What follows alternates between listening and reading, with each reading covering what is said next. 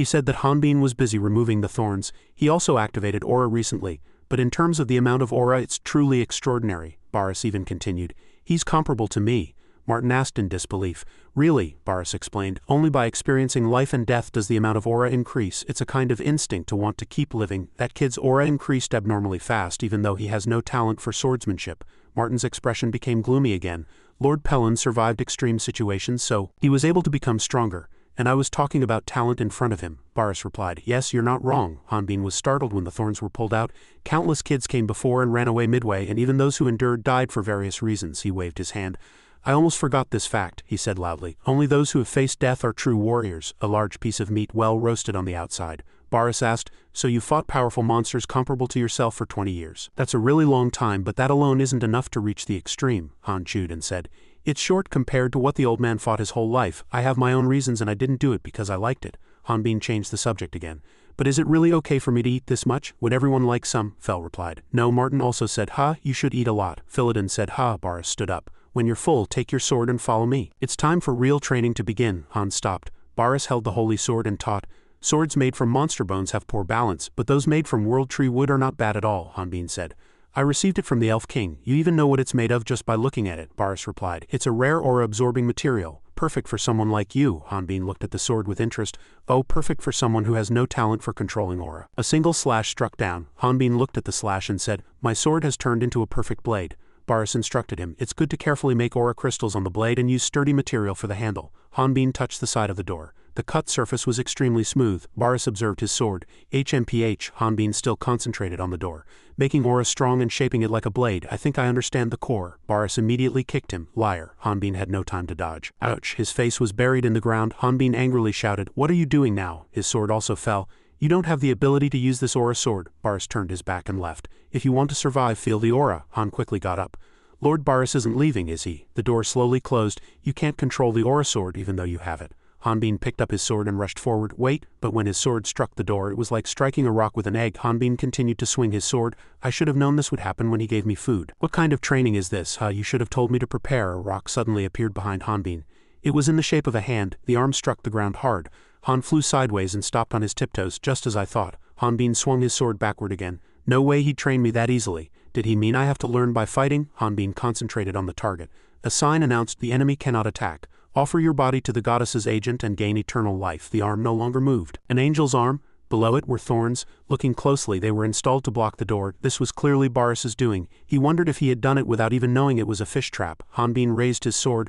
I feel sorry for the angel Boris caught, but this is the worst situation for me. A memory flashed. Kibbe's hair. Hanbin concentrated as much as possible. If I had that, I could break the rules and stop it somehow, but Kibbe's hair was in his bag. Who could have thought of this? Martin and Boris were outside.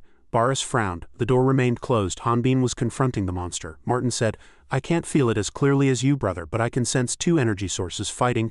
I don't know if it's because Sir Philodin is a Bantera warrior, but the difficulty of this training seems to be on a whole different level, Boris replied.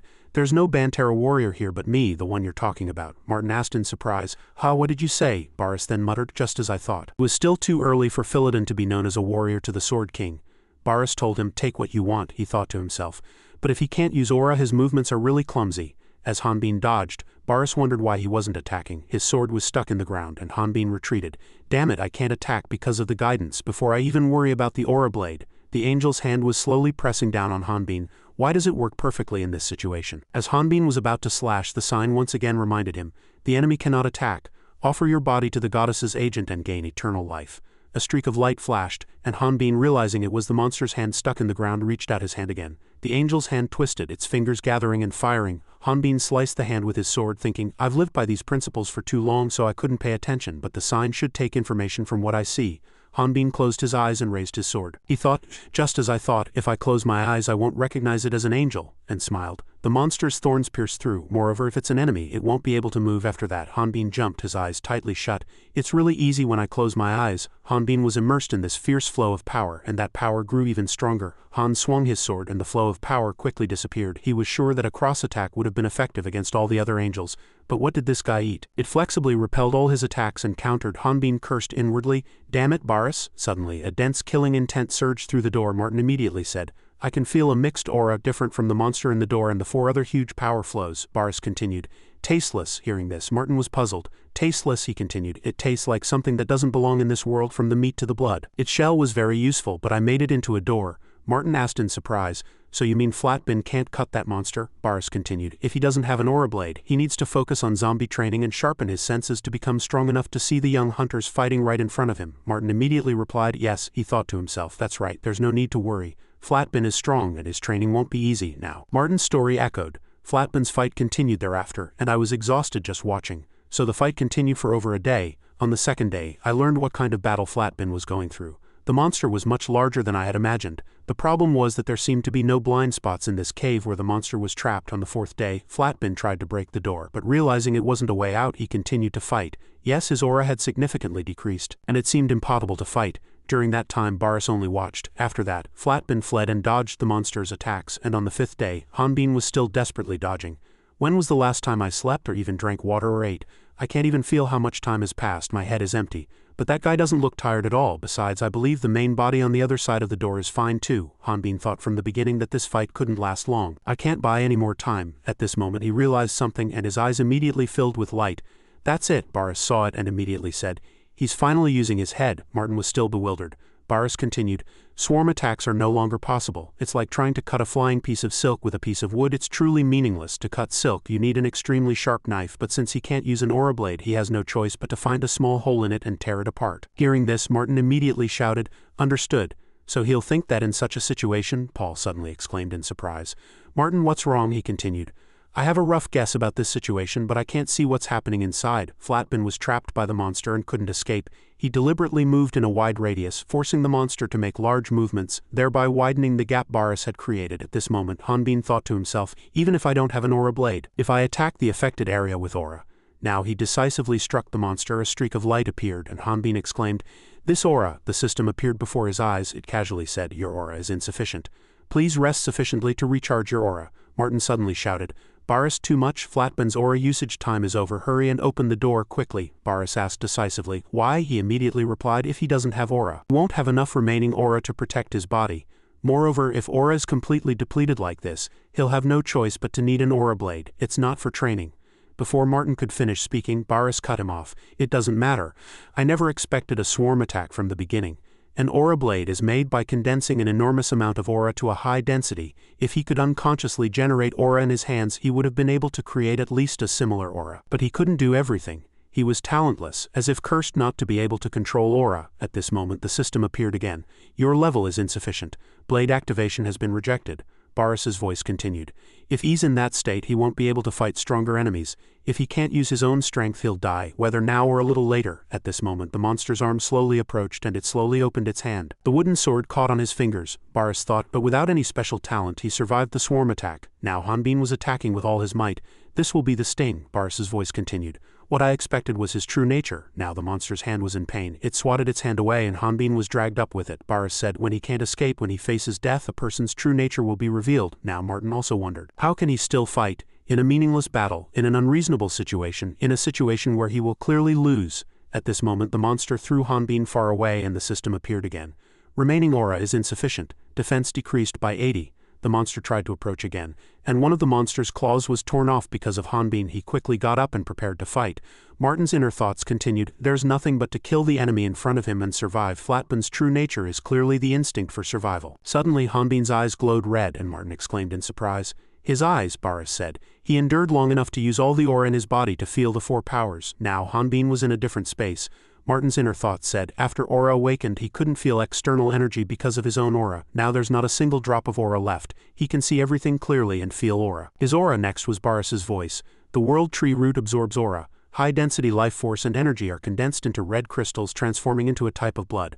Aura crystallization is called bloodline. You cannot use an aura blade, but you can create an aura blade using your aura. Now Hanbin opened his mouth. This shell, Elgum and Boris, why didn't you tell me? He quickly drew his sword. It was really easy. Now cuts appeared on that sturdy door. And there were dozens of other cuts. The monster's devotion was also cut off. Everyone who witnessed this scene was greatly amazed. Hanbin walked out of hell. The sword in his hand was slightly broken, and an intense presence enveloped Hanbin. He pointed with his finger and said in an angry voice, Boris, you bastard. Before he could finish his words, Hanbin immediately collapsed. Martin exclaimed in surprise, Flatbin. Now he was completely unconscious and reverted to the past. At that time, Han and Boris were fighting fiercely, and their swords clashed simultaneously. The two just grazed each other, but only Boris was injured, and his inner thoughts were, that was the first time. In fact, I couldn't defeat an opponent weaker than myself, and in fact my sword couldn't touch him. Now Gahan tightly hugged Boris. Boris glanced and immediately kicked Gahan away. The injured Gahan spat blood. Gahan immediately unleashed his power and said, "You don't look like an outsider, so I was just going to knock you down, but you're more dangerous than a monster, understood?" As soon as he finished speaking, Gahan immediately charged.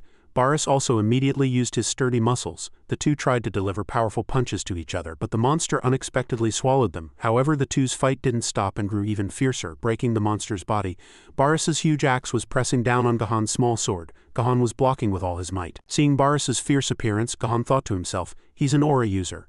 I can't beat him with strength. Suddenly, Boris's wound opened and blood flowed from his eyes, ears, nose and mouth. After that he collapsed, much to Gahan's surprise. Gahan, seeing this scene, thought, did he collapse because of his aura? But what is this wound? In this magnificent palace the butler's cries echoed, "Young master, you are the eldest son of the Andrew family, and you are destined to lead the family in the future. Not only have you invested a lot of money in the Hunters Guild, but you've also hidden your identity and become a low-level hunter yourself. What would your father say if he knew this?" Gahan replied indifferently. "Well, I suppose he'd disown me, but if you look closely at the lives of ordinary citizens, directly helping them is the most righteous thing I can do right now." Hearing this, the butler was even more flustered. "Young Master Gahan, if I die, how can I face your wife? Besides, who is that bloody barbarian you secretly brought in?" "How many times has this happened, starting with that stray dog?" Gahan replied. "He's much more dangerous than a stray dog. He fought me with wounds that would normally make it impossible for an ordinary person to even breathe. Isn't it cool to have such strength as a magic swordsman?" The butler continued worriedly. "Even so, he's still a barbarian. I'm worried he might hurt you, young master," Gahan said. "Don't worry, he won't be conscious for at least a month." Just then Boris appeared. The butler exclaimed, "Barbarian!" At this moment Boris unpleasantly said, "What is this fire? What did you do to me? Answer me or I'll kill you." Gahan was astonished, thinking, he can move in 2 days? Did he instinctively activate aura to increase his wound recovery speed? Thinking so, he smiled and replied, "I just healed you. You were unconscious. That power is one of the 4 great powers you displayed." Aura. Boris had a blank expression. Aura. Despite the butler's concern, Gahan continued, "Follow me. I'll show you how to use that power rationally. And don't you think you should receive compensation for subduing that monster?" Boris mumbled softly. "Compensation? In this crowded place," Gahan said. "In the Hunters Guild, you receive compensation when you accept and complete a request, so if you want to receive money you have to register as a hunter first. In this case you will be registered as a team with me and both of us will receive compensation." Boris asked again, "Why?" "I was the one who subdued that monster." "Are you kidding? Even a dead pig would know I did 80 of the work," Gahan retorted. "What are you talking about? If we convert it into percentages, I did 70. You can't even write your own name." Hearing that, he surrendered. "Then it's 50 PH per person," Boris thought to himself. "At that time, I thought everyone on this continent was a cunning swindler, but this man was a nobleman in disguise, and there was no doubt he had a lot of money. What on earth is he planning?" His terrifying expression intimidated the serving woman. She cautiously handed him a stone, saying, "Lord Bantera Boris, you need to have your level measured to register with the Hunters Guild." He suddenly picked up the object and looked at it. "What is this stone?" Gahan replied. "It's a new magical tool. It can accurately calculate a person's level and is basic safety equipment to prevent hunters from hunting recklessly." Boris immediately threw the object away, saying, "I refuse." Gahan said again, "Are you refusing because it's a magical device made based on divine magic? There's no harm in knowing your level," Boris continued. "I know nothing about divine magic. I don't discriminate against enemies. Knowing things like levels is useless. I have no intention of joining a cowardly group that can't fight without knowing their own level." Hearing that, Gahan lowered his voice and said, "What do you mean by cowardly? Not everyone is ready to risk their lives like you. In fact, the weak will be sacrificed immediately in front of monsters and evil forces. The Hunters Guild was established to help such people. Don't you think it's a fair way for hunters to use their power?" Boris replied. A good story from a young nobleman who hides his face and acts like a hero. The weak will die. As you know, the strong will survive. It's meaningless to seek justice in that. That's reality." At this moment, Gahan removed his mask and said, "You also have your reasons," he emphasized, "but if you have enough power, reality can change. You want to be the strongest person. Then follow me. I will let you fight strong enemies until you drop from exhaustion." Hearing his firm offer, Boris thought to himself, he might be a simple young nobleman playing hero. I can feel sincerity in his words. He cleared his throat and said, "You're crazy." And he thought again, he is filled with a kind of certainty different from mine. At this moment, Gahan also replied, "In my eyes you are no different." Boris thought to himself, I joined the team without measuring my level on the pretext of becoming Gahan's knight. Now the two began to talk. Boris spoke first. "If I have to fight even a small battle, you will be the first to die. Continental clothes are very expensive," Gahan continued. Then at least put on some clothes. If false rumors spread about a naked warrior, it's your fault, Barris's voice continued. After that, Gahan was abandoned by his family. Thanks to that, we were able to go much further. Back in reality, Hanbin said, sometimes I wear clothes, but it's your fault, old man, that I cross my arms and cover my chest. Barris replied with amusement, people on the continent love to spread rumors, so it's unavoidable. Hanbin was lost in thought again. But Gahan is different from what I expected. He's someone who acts for justice, so why did he change so much? I haven't been able to ask him yet, he said. Anyway, the rumor about the Bantera warrior is a bit shocking. It's wrong to say we don't measure levels because we hate gods. Then why don't you use artifacts? Is it because you don't go into dungeons often? Barris lightly replied. Quite the opposite. In the past, Barris said, we only took on jobs that hunters avoided, so we mainly focused on closing dungeons. At that time there were too few hunters who could clear dungeons, so we became quite famous. We also obtained many artifacts, but they all broke when aura was used. At that time it was difficult to use artifacts, so Gahan also struggled. The person who bought our artifacts at that time was Zenobia, who was researching divine magic. Seeing the items Barris had broken, she was quite despairing. He broke it. One artifact, Barris continued. Eventually, Zenobia joined the team to research dungeons directly. She must have been the first mage who always sought information to work as a hunter. Of course, she was very capable. We became famous enough to receive missions from NM nobles. The mission was to attack a noble family and subdue escaped slaves. But Gahan and I, who hated nobles, betrayed the NM noble family and freed the slaves. One of them was Horion. Horion joined the team and exposed the NM noble family's evil deeds to the world. The world called us hunters who helped the weak and realized justice, and looking back, many hunters suddenly started following us. At this moment, Gahan said in a firm voice, we just need to keep moving forward. This is just the beginning, Barris continued. That's right, he said again to himself. We fought non-stop. We faced thousands of deaths, but we never lost hope like a chain of light. I gained the power to become the strongest. Seeing Barris defeat a monster, Horion worriedly asked, Lord Barris, are you all right? Zenobia marveled again. To survive after being eaten, he's truly a monster, Gahan also said. See, I told you I worried for nothing. I really don't know if he's human or not, Barris replied. That's not for you to say. Seeing Gahan defeat dozens of monsters, Barris said to himself again, but I wasn't the only one who grew stronger. There is only one strongest person who can defeat all the strong and stand alone. The strongest is unique. Eventually the time would come for us to decide a winner. That time has come. Seeing Gahan's serious expression, Barris thought to himself, innate talent and tireless effort. At some point, Gahan began to create his own swordsmanship, and that magic swordsmanship reached an almost masterful level. At that time, Gahan raised his sword high and examined it closely, and Barris also swung his huge sword. He struck Gahan's sword. Burning technique, he thought to himself, so I had no choice but to acknowledge him, both in victory and defeat. True victory. At that moment, Gahan found an opportunity to stab Barris in the stomach just before Barris's blade reached him, but everything stopped at this moment. Judge Zenobia shouted with cheers, the match is over. The winner is Gahan. It was a breathtaking battle between Rodna's strongest teams. While the two stood with their arms crossed, Barris asked, what is this meaningless show? Gahan replied, everything is for justice. Compared to Rodna's monsters, hunters are still too few.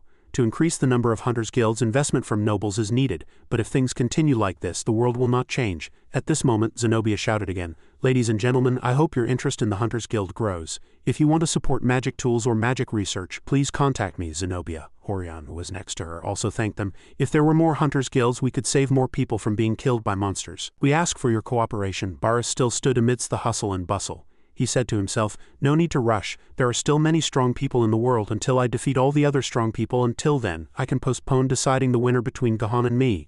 I thought so. At this moment, Gahan, who was next to him, had a blank expression. It was because Edward was watching him. He exclaimed, Father, Barris said, that name told us to wait a few days and return to our hometown, but he only returned after the seasons changed. At that time, he angrily pointed his blade at Gahan. Barris said, seeing you dodge so quickly, you don't seem to be a devil. Gahan calmly replied, yes, the problem took longer than expected. Barris said again, you didn't die, so why are you only coming back now, you damn bastard? Zenobia continued, clearly he got caught up in something meaningless.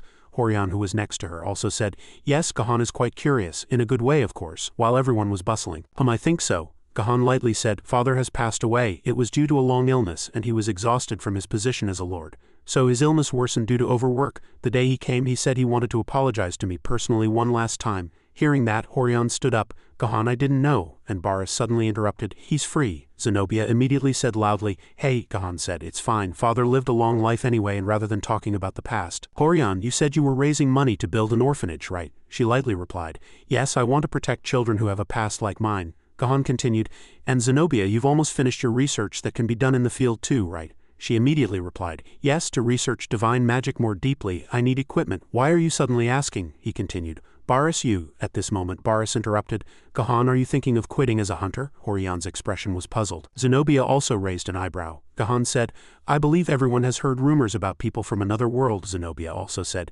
People from other dimensions. Does that mean it's not a rumor? Gahan replied. For now we don't know if they are human or not. There's still a possibility that they are monsters disguised as humans. Boris's voice was firm. So what? Even if they are monsters, what we have to do doesn't change, Horion said. But if they are people who came here voluntarily, don't you think we should treat them equally? Gahan immediately continued. That's why society will become even more chaotic. At the same time, the Game of Thrones among the lords has created innocent victims. So I must become a lord to prevent chaos among the citizens. As you can see, a lord cannot be a hunter. Just then, Boris grabbed him by the collar. He glared and the space was filled with tension. Nevertheless, Gahan was firm. I regret this matter, but I'm done. I've already made my decision. Hearing that, Boris said again, Then let's decide the winner. Gahan. Immediately a battle ensued. Two fierce and intense forces were very strong. Gahan's face was filled with determination.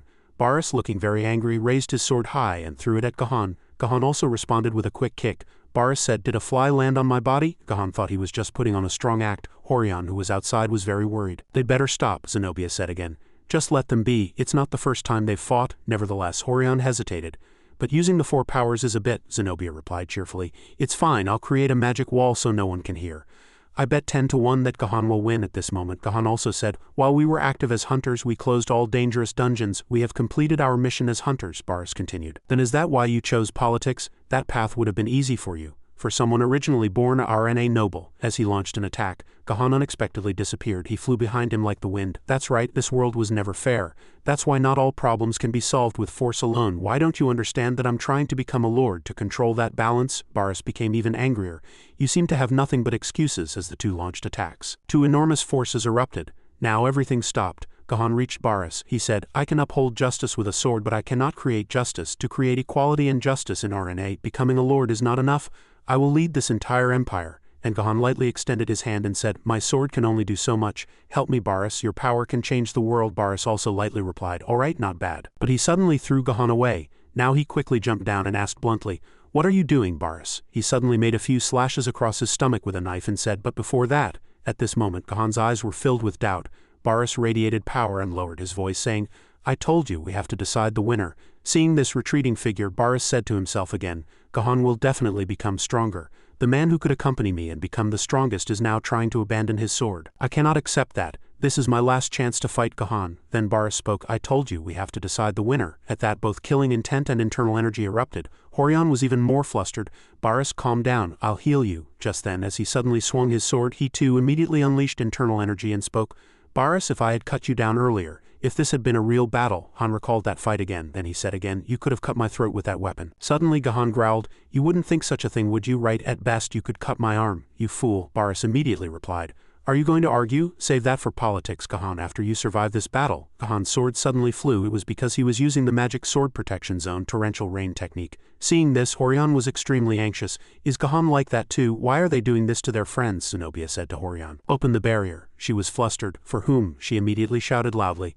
For this entire area, now 2 immense powers violently erupted, splitting the ground. This was the true fight between Gahan and Boris. Solid rocks shook. At that moment, Boris thought to himself, swords raining down like rain. If I get one step closer, then he looked at Gahan and thought, perfect defense. Boris shouted, nothing exists. Now he unleashed a terrible blow. Boris's gaze was filled with determination. Now Gahan also spoke. My tricks won't be able to stop your power, but if 2 swords aren't effective, I'll use 4. If 4 swords aren't effective, I'll block with 6. Don't think your power will always create miracles. Boris immediately continued, if power isn't effective, the answer is greater power. Now Boris struck Gahan. He quickly flew backward, gripping his axe tightly in his hand. As Boris unleashed a powerful blow, Gahan vanished. Boris began to shout, Is this all you've got, blocking my path and running away, Gahan? Suddenly he reappeared, gripping his sword tightly, and fiercely charged from behind Boris. His gaze was filled with anger and intensity. The moment Boris turned around, Gahan had already delivered a blow. Blood immediately spurted from his abdomen.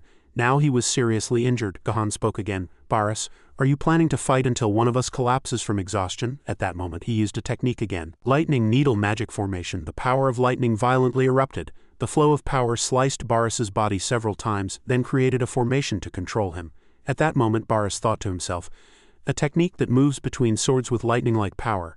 A technique that even an ordinary magic swordsman cannot replicate. He used it as if it were nothing, the pinnacle of technique.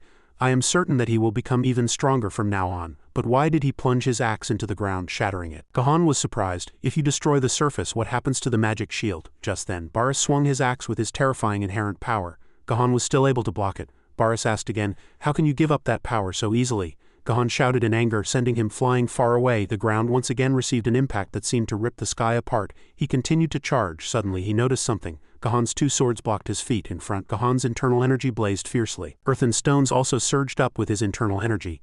Power is merely a tool, being the strongest is meaningless. Gahan quickly used the focused enhancement magic formation, Thunderclap Majesty technique. Now clumps of earth combined into a gigantic cannon. With Gahan's power, it poured forward like a storm. Baris glanced at it once. In an instant the place seemed to explode. His story still echoed, is being the strongest meaningless? At that moment Baris's axe flew from his hand, shattering along with the earth and stones. Baris was still curious, is power merely a tool? Is it meaningless? Blood droplets suddenly splattered. Gahan's sword pierced his arm. From above he quickly flew down, attempting to swing his sword. Gahan shouted fiercely. Baris did the same. He poured all his strength into his sturdy arm. As Gahan and Baris clashed, a voice echoed within Baris again.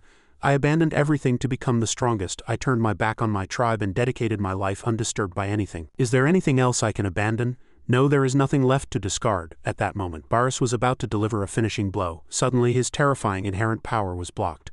The solid emerald barrier was Horion's power. She forced herself to say, I sincerely thank everyone who saved me. Unlike me, who can do nothing alone, you constantly strove to become stronger, and I deeply respect you.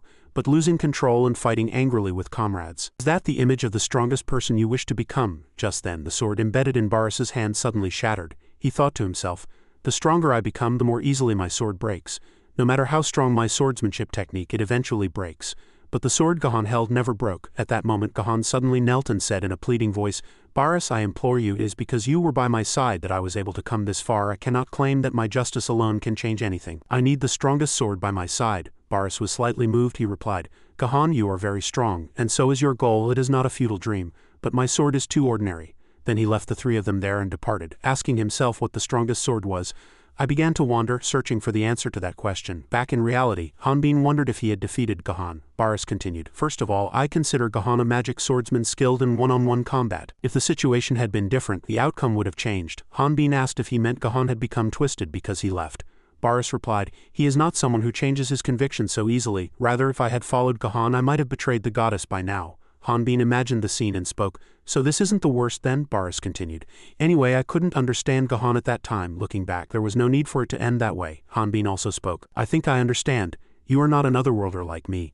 But a Bantara warrior received such treatment on the continent, and when you wanted to become the strongest, no one was by your side. Nevertheless, you met companions who walked the same path, and that journey ended. Perhaps you didn't want to accept that fact, Baris said. You're still a child. Don't act so arrogant, you brat, Han immediately continued. If you consider my age, I'm 40, Baris thought again. It seems we'll become quite nagging when we get older. Anyway, this story is tedious. Let's stop here. Hanbin, however, was excited. Wait, if you separated from your team, how did you fight them in the war against the Otherworlders? You all fought together, didn't you? Tell me first. Seeing this, Baris recalled how enthusiastic Syria was in her youth. So what happened? Baris spoke. You are the first person after Syria who has made me talk this much. Then I'll tell you the story. Han was immediately delighted. Good. Baris's voice immediately echoed. It was probably 20 years after I separated from them. I was still searching for true power, for what the strongest sword was, but I couldn't solve that puzzle and fell into an abyss. In the deep darkness he met a monster. Baris continued his story. I was in a crisis. At that moment the monster quickly opened its mouth wide and swallowed Baris whole. He continued to narrate that Kandori Gahan of the Millennium Empire participated in the battle. Mercy is the goddess's mission. My mission is to turn the Otherworlders to dust. Over the past 2 days, Kandori Gahan officially declared his intention to destroy the continent. Hearing this news, the old man immediately shouted, Oh my, that's too cruel. The boy next to him said, I heard that 3,000 rural residents on the continent died because of Otherworlders. Rumor has it that they are all level 80 or higher and can even level up by killing people, another person continued. That's right, that's why even mercenaries pass by our village. Ah, it's fortunate this village is by the sea, far from the war, the boy said again. Don't you know about that, old man? An Otherworlder might be hiding here. The old man immediately got angry. You damn brat, don't say ominous things, but why haven't the fishermen returned? They need to return my boat before high tide. Fishing, strange. But they borrowed my anchor, they asked for the thickest rope, so I thought they'd use it to tie up the boat or something. Anyway, how can they fish without bait? Just then, a bizarre aquatic creature suddenly leaped out. As the three people watched in surprise, they saw Baris wrestling with the aquatic creature and shouted in astonishment, What is that man doing? Then they immediately fled quickly. The alarm bell rang, and a loud voice announced, All villagers evacuate to the mountains.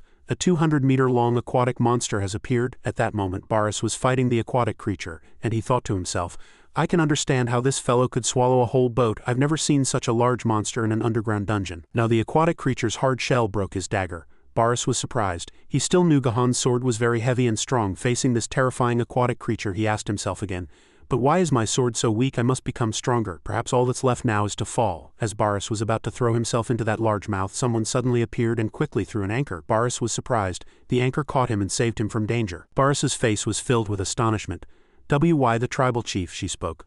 "I got tired of waiting." As you can see, the tribal chief had a gigantic axe slung across her back. Boris gripped the anchor tightly in his hand, and with his power he used it like a sword to pierce the aquatic creature's neck.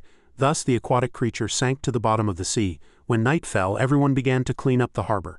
The monster was also brought up to be dealt with. At this water vendor's shop, Boris sat with the tribal chief and he recounted internally. Meeting after 40 years, we asked each other about our lives. Encountering the reality of my homeland after 30 years, I was appalled by our conversation. My struggles, my life, my path had created countless hunters. But in that darkness, the Bantara tribe still lived as mercenaries. As hunters' guilds developed on the continent, their work diminished. Extremists who lived by plunder and non-extremists who believed they must uphold their pride as warriors. The differences in opinion would not shrink. Facing the extinction of the tribe, internal strife was inevitable. The cause was probably me, the traitor who left the tribe to become stronger. But she did not hate me. Just then, the tribal chief spoke. We live on a small island, so we cannot keep up with the changing times. The fight ended with the victory of the non-extremists, but after father passed away, the tribe lost its central figure. Boris continued. So you became the tribal chief, looking at the sword on the tribal chief's back. He thought to himself, Gigant, the ceremonial sword given to the tribal chief who leads the tribe. Then Boris said again, but the otherworlders are not easy opponents. Fighting while carrying that powerless chunk of steel won't be easy. Moreover, with that injury, the tribal chief gently replied, although you caught me by participating in this war, the tribe earned next year's food. Furthermore, this is our last chance to make our tribe's name known, but at the same time, if I lose all the warriors I brought, our tribe will become extinct. Therefore, as tribal chief, I will protect the tribe to the very end. Boris thought to himself again. Her voice trembled slightly, not because she was afraid of fighting in war, but because everything I had ignored to become stronger was now resting on her shoulders. At that moment, the tribal chief walked away, her voice still sobbing. Boris, can't you fight with us? Boris suddenly recalled his old companions and replied, no, I cannot. The tribal chief continued. I understand. Brother hasn't changed at all. A person who abandons all weaknesses and pursues strength.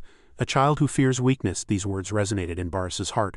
Under the blue sky and white clouds, a beautiful atmosphere enveloped the entire harbor. On the ship, a sailor was suddenly punched. Others were also in a miserable state. Boris said, truly disappointing. You're still young. I had high hopes, but why can't you defeat an old man? Those who can't defeat me shouldn't even think about getting off this ship at this moment. The tribal chief suddenly appeared. Boris, what are you doing? He immediately replied. War is impossible for children who haven't built muscle from eating properly. Stay on the ship and go back. The tribal chief immediately brandished her sword, threatening him.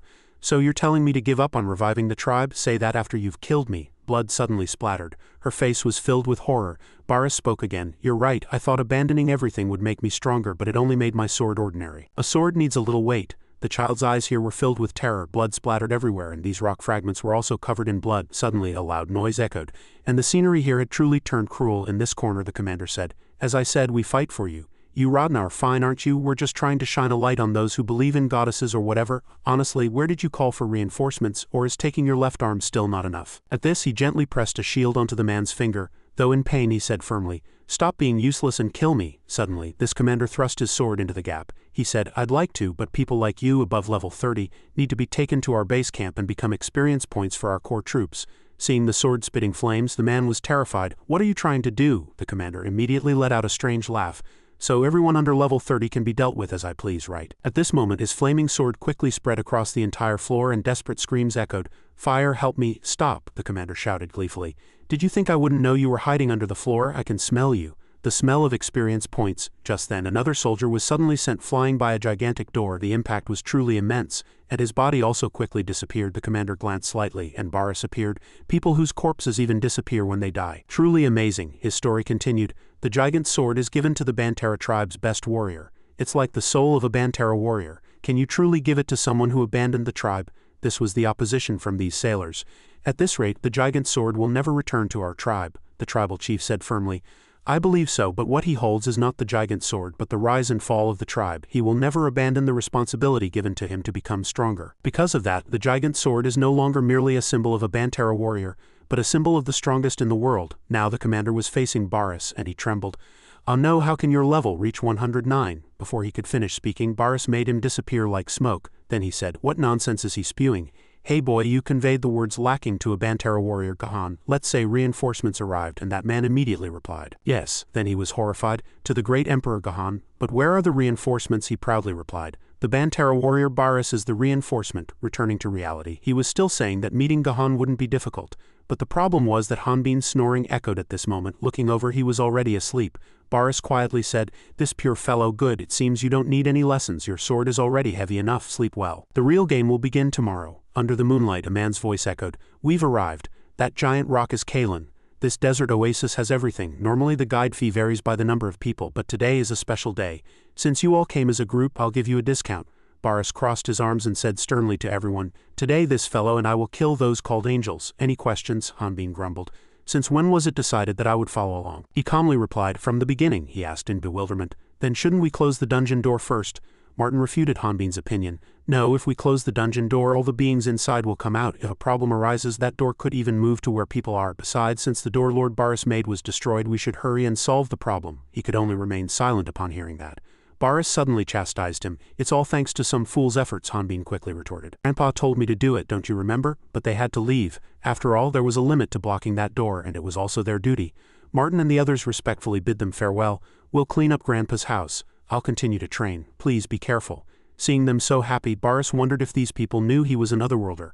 Hanbin waved his hand and replied, "No, the kinder people are, the less I want them to know I'm an otherworlder." A moment later, they arrived. Boris was carrying a large load. He pushed the rock away. The magic door opened.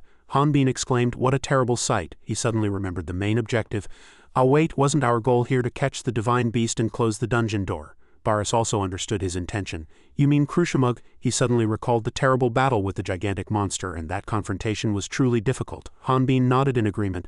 As expected of a divine beast, there must be a reason he wasn't easily caught. Boris also agreed. "That's right, it's not easy." He held a pointed spear in his hand and explained the method of dealing with it. "First, you have to cut off its horn, and only then can you kill it." Hanbin listened silently to Boris's words. He suddenly realized something was wrong. He already killed it. Upon hearing that, he calmly replied, It seems you don't read the system guide properly. My house is made of the divine beast bones." At that, Hanbin was horrified. "What? I was hoping to kill a divine beast and level up too." But Syria thought the divine beast was no longer alive. Boris silently let him explode. Did he intentionally lie? Unable to bear it any longer, he pushed Hanbin down the hole. Too many questions, he fell straight down. Boris also jumped down after him. Then he returned to Syria. She was lying drunk in a chair. "My head hurts." Kibby placed a glass of water in front of Syria. "Here's some water, it'll help with your hangover." She frowned and asked, "Kibby, what time is it?" She replied with a smile. "Today is the shop's day off. Artists went to buy things." Syria got up weakly, lamenting. "All right, it's a day off today. Someone feels like my head is being hit with a hammer." She suddenly remembered yesterday's events. "That's right, I asked about Boris yesterday." So Kibby replied as she tidied up. She said that when she's sober she can't talk properly about that issue, but when she talks about Boris she seems really happy. Upon hearing that, Syria's face suddenly flushed. "Shut up." Kibby continued yesterday's story. "Judging from her story, Boris is an eccentric but kind person," she awkwardly agreed. "Of course, he's a person chosen by the goddess after all. It's not something I need to tell you."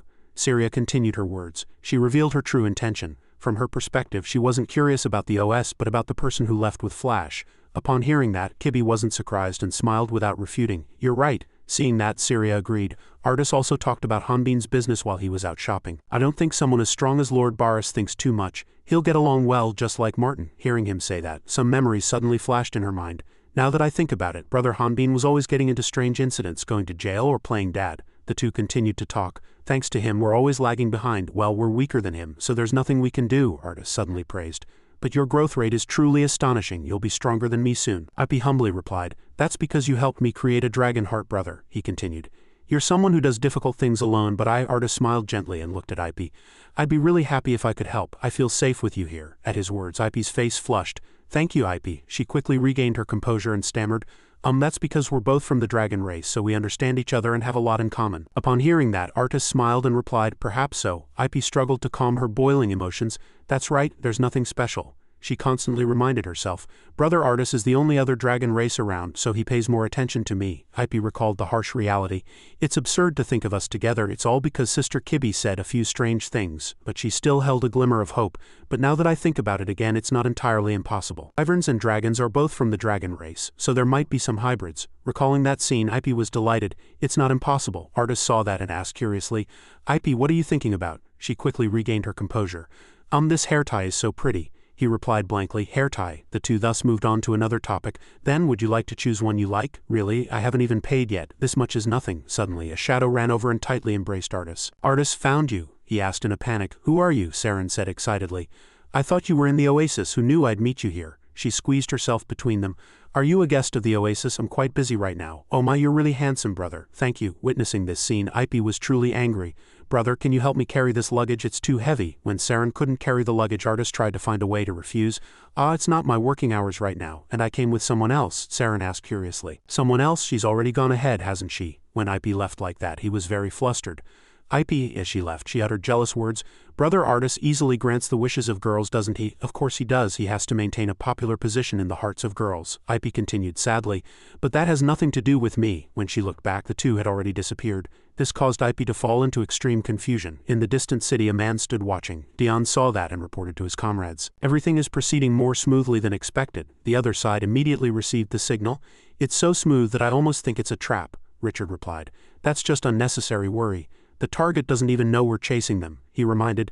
Be careful not to be discovered until the next command. Richard gave serious instructions. Silently deal with those groups. When everything was over, he asked about the situation on the other side. Bella, how's the situation on your side? Have you found the target? She was holding one person she had knocked down. She replied confidently. I think I'll know the answer as soon as I go in. Upon hearing that, Richard said, all right, deal with him carefully. Then he turned to another person. Saren, answer. On her side, Saren quickly led Artis to a secluded alley. She left Richard and his comrades anxiously calling out. William, Saren reassured Richard. She's probably too busy playing to remember any plans or anything else, but at least there's no risk of her failing. Upon hearing that, he felt much more relieved. Richard continued, prepare for the next step. Then we'll follow the traces of the Bantara warrior as planned, he commanded them in a stern voice. Now each of you deal with your respective targets. Upon hearing that, Dean aimed his bow downwards. Each person shot at their target with a blue stream of power. A few seconds later, he smiled contentedly. They're down. Ipe was caught off guard and fell to this attack. In a dark, secluded alley in the city, Artis was helping Saren move things downstairs. We've been descending for quite a while now. Where's the dormitory? He said anxiously. We need to go back quickly. Saren finally confessed the truth. It's my fault. The dormitory was a lie. She immediately turned and pushed him against the wall. Saren gripped Artis tightly with both hands. A strange smile appeared on her face. I'm sorry, it's been a long time since I've seen a man like you. What made Artis so special? Artis began to heighten his vigilance. Why is she doing this? Something's wrong. I need to stop her. Suddenly, two outsiders approached and asked, Excuse me, what are you two doing? The man shouted irritably. You two really treat us like trash just because we live in the slums? The person next to him quickly stopped him. Wait, isn't that Sir Artis? This isn't a place for tourists, so why don't you go back? Upon hearing that, Saren let go of him. Artis immediately noticed the item that had just fallen. Meanwhile, she approached the two men. Why, we were just telling them this isn't a good place to be, so they should go back. But Saren, completely unafraid, went elsewhere. Artis quietly read the paper that had just fallen. The assassin of the Elf King is Flatbin. The Elf King is dead. After reading it, he couldn't hide his shock at the news. When we left the Elf Kingdom, the king was still alive, and even Rondell witnessed the sight. Artis was very bewildered by this accusation. That's impossible. The Elf Kingdom wouldn't see us as suspects. There must be some circumstance. He suddenly turned his gaze towards Saren. At that moment, she killed the two men. Saren snarled, I hate big guys. She smiled cruelly with blood splattering everywhere. Then everyone will deal with Artis, right? He was shocked to see people falling. Artis, witnessing this scene, was incredibly terrified. Only then did he realize the seriousness of the problem. Who are you? Saren was still casually playing with a bubble wand. Oh, she introduced herself excitedly. I'm the magical girl Saren. I'm 14 years old this year. Saren suddenly forgot what to say next. Oh, what was I going to say? Fairy Alliance envoy. Upon hearing that, Artis immediately drew his weapon and slowly retreated. Fairy Alliance, that's the Fairy Alliance led by Horion. He glanced at the bubbles, guessing internally. Then if those bubbles pop, will the objects also be destroyed? This terrified Artis immensely. As the bubbles approached him, Artis quickly created flames to block them. Saren, seeing this, was incredibly intrigued. As he tried to divert her attention with this attack, she exclaimed, You escaped so quickly, you're really clever. As Artis fled, he guessed the plan they had set up. The only ones who could do such a thing are the four great heroes. When their identities were exposed to the Elf King, they killed him. Now they're trying to pin all the blame on us and corner us. After a while, he learned their main objective. It was Kibi, the incarnation of the goddess. Their goal was to capture or kill her. Just then, Bella seemed to be approaching the mission location, and Saren suddenly turned and ran in the opposite direction. Now it was Artis's turn to be the one chasing. This bewildered him immensely. What? As she fled, she created countless bubbles. They approached the people around them. Horrific explosions rang out with screams. The bubbles slowly gnawed at the bodies of innocent people. Artis was in chaos, trying to find a solution. This is a trap. I need to find Kibi and leave this place. Saren headed into the bustling city center with her weapon. There are too many people, I can't let her plan succeed. He immediately drew his weapon and launched an attack. Stop! A sharp chunk of ice formed and flew towards Saren. At that moment she turned and said, "That's right if you catch Saren." She quickly created another layer of bubbles to use as a shield which slowly broke the chunk of ice. This astonished Artist greatly. She even negates her own magic. What kind of strange magic is she using? He immediately tried to take out his gun, but the gun was gone. The magic gun. It was gone. Artist had probably accidentally dropped it in the city center. Here people gathered around IP endlessly whispering, "What's going on? She seems to have been hit by something and fallen." "Isn't she the waitress who works at the Oasis?" They quickly recognized her as IP. "Let's take her to the Oasis." But Dean approached and stopped their intentions. All right, please don't touch her." He began to spread false rumors about IP. "This woman is a criminal condemned to death. Everyone just mind your own business and pretend you didn't see anything." Upon hearing that, another person retorted, "What nonsense are you talking about? A girl like her couldn't possibly do anything so bad." Dean lost his patience and said, "Quiet." He quickly pulled out a wanted poster. Bonterra warrior Flatbin, the one who killed the Elf King. The girl on his team looked exactly like him. Dean said angrily, "Because of that guy I had to do disgusting and horrible missions. Are you also with them?" he asked in a stern voice. The arrow in his hand was also activated and ready to attack. "Are you with them or not?" Just then IP finally regained consciousness. She gripped her sword tightly and counterattacked. A huge force struck Dean directly in the face, but unfortunately he quickly raised his arrow to block the sword. I was startled by that attack. After that attack, Dean saw IP's shadow disappear. "I didn't shoot her in the head because I had some questions to ask her, but I didn't expect her to feign death and wait for an opportunity to counterattack." And IP continued to bleed as she fled. Her small body pushed through the crowd with all its might and disappeared. "All right, run as far as you can." With just a level 52 ability, IP kept looking back as she fled. But no matter how far she ran, because of the traces of the attack she had just sustained, IP was bound to be discovered. "You won't be able to escape my arrows." As IP fled, she guessed the main culprit. If the Elf King was really murdered, it must have been because of that guy, but now she had to worry about herself first. But where should I look now? IP leapt directly below a construction site. After studying this construction site, she decided to choose this place. "Here I can hide my movements as I flee." Suddenly, 2 arrows flew from behind her. What if the arrows hit other people? How can they be so careless? But they changed trajectory and flew straight towards IP. "No, this speed is too fast to see with the naked eye." This startled her immensely. "There's no wind, so how can arrows change direction like this?" No sooner had she spoken than they pierced her thighs. Another trace was carved. Only then did IP realize their existence. "This pattern, that trace, is created by the force applied to my target."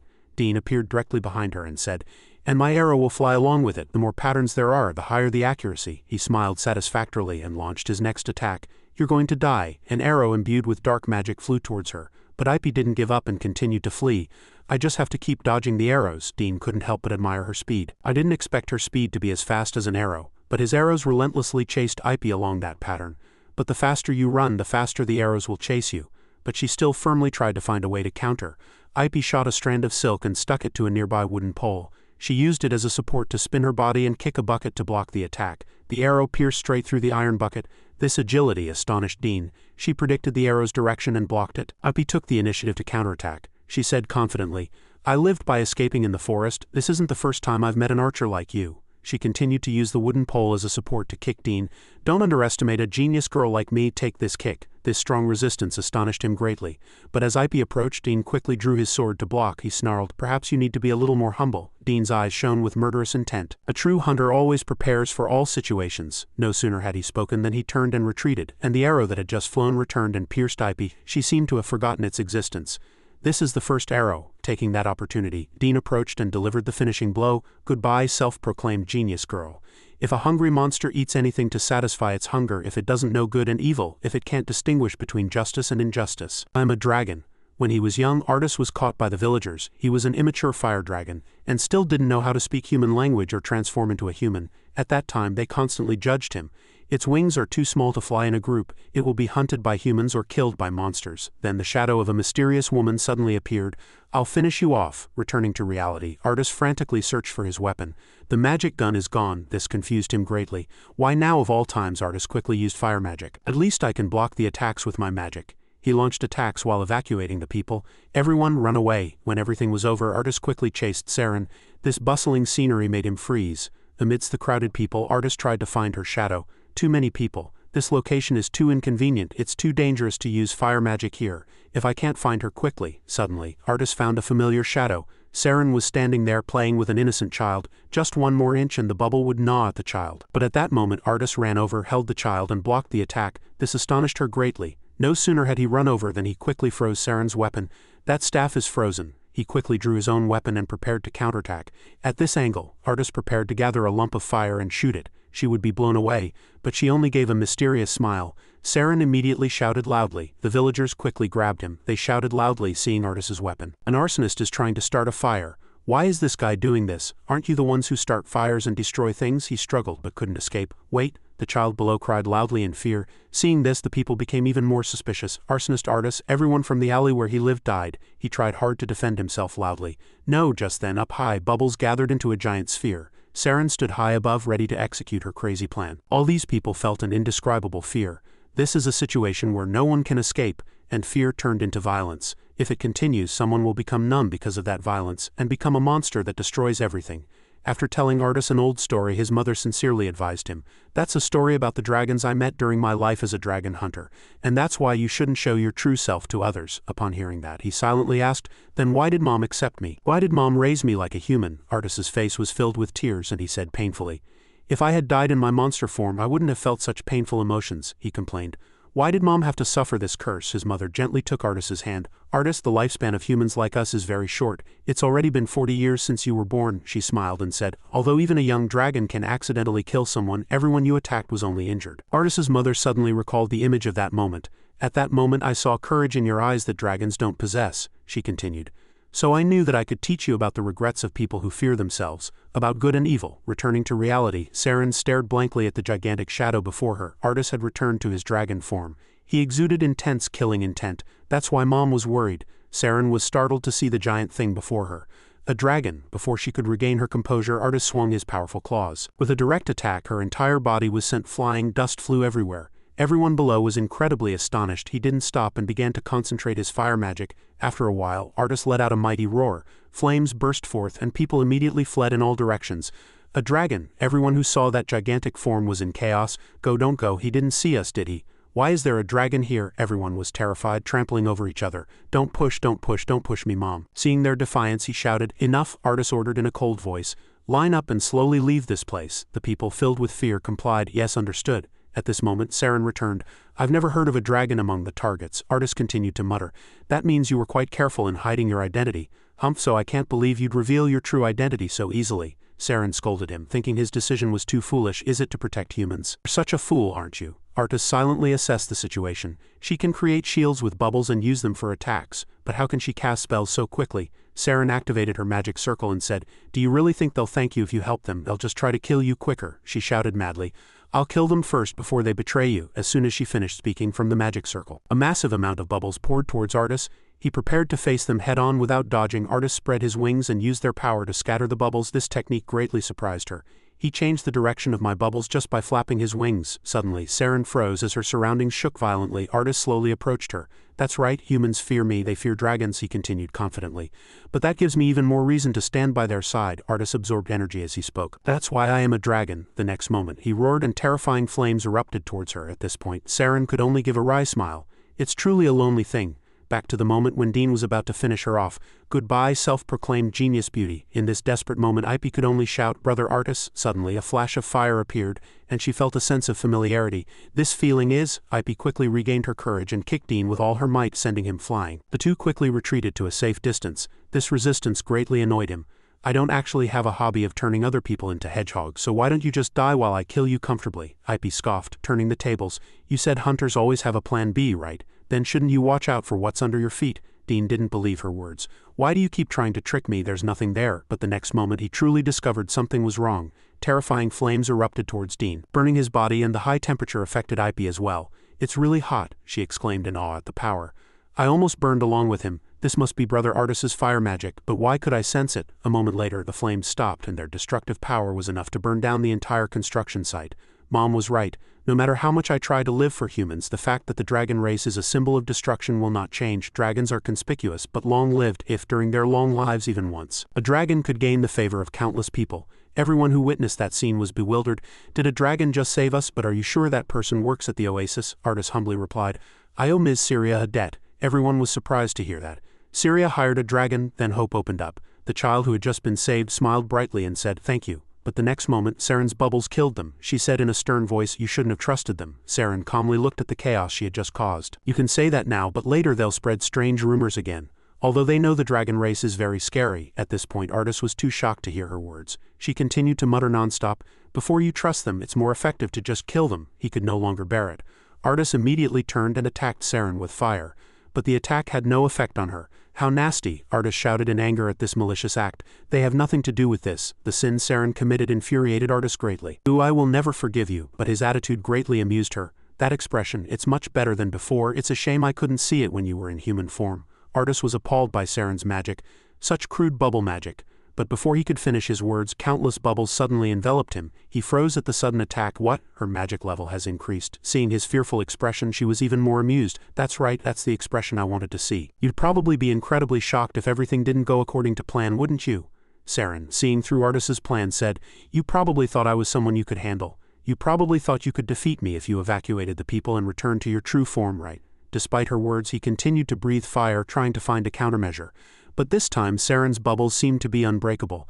"But darling, Saren's level is 93, she said arrogantly. "Isn't it funny, you little lizard at level 80, hearing that." Artis realized that she was from another world. While he was off guard, the bubbles wrapped around Artis's neck. In an instant it exploded and he seemed unable to escape. He suddenly recalled a conversation with his mother. "Artis, where does your stubbornness come from?" "From you, of course, Mom." She just smiled. "You don't need to learn Mom's coquettishness." "Then promise, Mom," she said seriously. "Don't be lazy in traveling the world, meeting other people and learning new things." These words continued to echo in his mind. "And remember to make friends who will be on your side no matter what." At that critical moment, Ip ran over and helped him up, smiling and teasing. "Brother Artis is really kind. Did you learn your lesson from this mistake? Never follow a strange woman." Seeing this, his face flushed and he stammered, "Thank you." But this scene darkened Saren's face and greatly annoyed her. In another part of the city, Bella was sitting arrogantly on a sofa. "You're the owner of the oasis, aren't you? I've come to know that all information about this place points to you," she said, pointing to the man sprawled behind her. He had boasted about it. "But rest assured I won't kill him." Bella finished speaking and turned her gaze to Key. "Who is that woman who's been glaring at me since earlier?" Syria smiled and replied, "Because of the danger from the neighbors here, she's my bodyguard." She continued politely, "I apologize if she made you uncomfortable." "Ah, I see." Then Syria immediately got to the point. "So the information you're looking for is about this man Flatbin?" Bella calmly replied. "My colleagues are already looking for him." My face is now filled with murderous intent and my voice has lowered. "The person I'm looking for is a woman named Kibby." Hearing that, Kibby still maintained a cold expression, put down a piece of paper and began to state her conditions. "But here information is power. What can you give me?" But Bella suddenly slammed the table hard, her power exploding, and threatened, "I apologize, but I didn't bring any money. Isn't it enough that I don't kill you?" Syria still calmly replied, "Understood, Miss Kibby, right?" She spoke to the person next to her, pretending not to know anything. "That bodyguard, can you find a woman named Kibby?" Syria gave Key a meaningful look. "Please find all her companions too. I'll give you a special reward." Key cooperated. "Understood." After everything was done, she turned and left. "The service here is good." Key began to speculate as she walked. Given the situation, it's clear that Gahan and Zenobia sent them here. If they're people who are always careful in their decisions, these people won't be easy to deal with. As soon as she finished speaking, Kibby moved even faster. "I need to find them quickly and return to the oasis." Bella still sat and spoke silently to Syria. "Thank you. Finding Kibby and her companions was truly a problem, but if others help them, it will become a problem." Her next words froze Syria. "I have no way of finding out who that person is. Thanks to you, I found out easily." As soon as she finished speaking, Bella swung her hand and preemptively attacked the incarnation of Kibriel. Hearing this, Key immediately turned her body. At that very moment, Bella cut Syria's throat cleanly. Her necklace fell straight down. Turning to Artis, the bubbles seemed to be about to burst, but fortunately, Ip ran over and quickly returned him to human form using a polymer necklace. In the nick of time, Ip supported Artis. This action greatly flustered him. "Thank you, Ip." She quickly scanned the opponent. "I understand the situation well. So who is this woman?" Artis provided her with information. "She's an assassin sent by the 4 great heroes. She's from another world." Hearing that, Ip understood. But seeing his bleeding wound, she panicked and shouted. "But what's that wound?" Artis calmly replied. "I think I got hurt when I was in dragon form." Saren witnessed everything and said annoyed, "I was having a good time with Artis, won't you stop interrupting?" Without giving Saren a chance to make any further attacks, he froze the spheres with ice magic. But he had no more strength and Artis knelt. Ip ran over worriedly. "Brother Artis," he urgently urged her to leave. "Escape while I stop her, Ip." But she didn't agree with these words. "What are you talking about? Are you telling me to run away alone?" Saren quickly broke free from the ice. "Artis, what are we doing?" Then he froze the place again. Artis continued to warn, "That woman is level 93. This technique won't last long." He desperately pleaded, "At least you escape and tell Hanbin and Key about this." I'm sorry for asking such a difficult favor, Ipe. She hesitated greatly upon hearing this. But only you who are very fast, can do this. At that very moment, Saren once again broke through the ice wall. The gigantic ice sphere shattered into pieces. She was furious from what had just happened. You bastard. Seeing them escaping, Saren decided to pursue them to the end. So you want to play hide and seek? All right, she said with an evil smile. But Saren prefers hide and seek. As soon as she finished speaking, an entire section of the city was trapped in a gigantic bubble. In other places, sounds of continuous breaking were heard. Ipe swung her sword and broke through the obstacles with all her might. Seeing her struggling so hard, Artis stopped her. It's no use, Ipe, you can't break these bubbles with your strength. If I attract her attention, there will be a gap in these bubbles. Before he could finish speaking, Ipe refused loudly. I don't want to use that. She suddenly recalled an unpleasant memory and sobbed. I've run away too many times. Good people died because of me and only I survived. But then Ipe's eyes were filled with tears. But you're telling me to abandon you, brother? You're telling me to lose another precious person? I absolutely don't want to do that. Hearing this, Artis also inadvertently recalled what his mother had said. He gritted his teeth and suppressed his emotions. Suddenly, a terrifying explosion echoed, startling them. Outside, Saren was constantly destroying with her power. She patrolled around, shouting loudly, Artis, are you dead? If you're alive, I can't find you, so come out quickly. Saren threatened when no one appeared. If you don't, I'll blow up this entire place. Ipe hid in a corner, watching the situation outside. Damn it, it's only a matter of time before she finds us. What should I do? While she was thinking, Artis approached and took her hand. How can we do it? He discussed with Ipe. Ipe, you said earlier that you could dodge my fire magic just by sensing it, right? She replied in a fluster. He warned her again. Again, she's level 93. When I transformed into a dragon, I was level 80. With that level difference, we have a chance, but a large dragon would be a slow and easy target for a mage. Right now, whatever we do, we can't defeat her. Thinking Artis was trying to chase her away again, Ipe resisted. No matter how much you persuade me, brother, I won't. He cut her off. I know. He seriously told Ipe the solution. I hate this method. It's unreasonable for you, but it will work for you. Because you have a dragon heart just like me. As soon as he finished speaking, an emerald crystal glowed brightly between their clasped hands. At this moment, Ipe understood Artis's intention, and her face was filled with determination. Because of this light, Saren discovered their hiding place, and she madly fired countless bubbles towards it. They found the two. The bubbles gathered and corroded the giant structure, but the emerald flash didn't disappear and continued to spread over a wide area. Saren, witnessing this scene, was incredibly surprised. Dragons have long lifespans, so they need a lot of vitality to level up. I will gather 10 times, even 20 times more vitality than a wyvern's from my dragon heart and level up.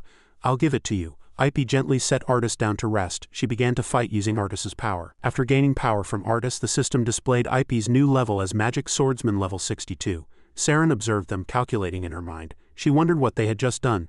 But was it just a few levels gained? It's quite interesting that she could do that in an instant, but this change didn't frighten her at all. Don't you need to try harder to gain more levels? But as soon as Saren finished speaking, Ipe ran behind Saren and kicked her, sending her flying. Saren quickly regained her composure and counterattacked. Quite fast, but is that all? Suddenly, Ipe's level increased. Magic Swordsman level 63. In an instant, another piece of information appeared. Magic Swordsman level 64. This event greatly flustered Saren. What? Her level suddenly shot up as Ipe closed in on her. The system also appeared. Magic Swordsman level 65. She launched an attack before Saren had a chance to react. Ipe's level continued to skyrocket. Magic Swordsman level 69. With each of her attacks, her level increased. Magic Swordsman level 70. How could her level? Saren continued to be sent flying by Ipe's attacks. She still couldn't believe her eyes. Did I misread her level? Is her level really increasing over time? Damn it. This fact greatly annoyed Saren. Don't toy with me. But in an instant, Ipe appeared before her. What are you? Saren tried to counterattack, but Ipe quickly dodged. Ipe immediately turned and counterattacked with a kick.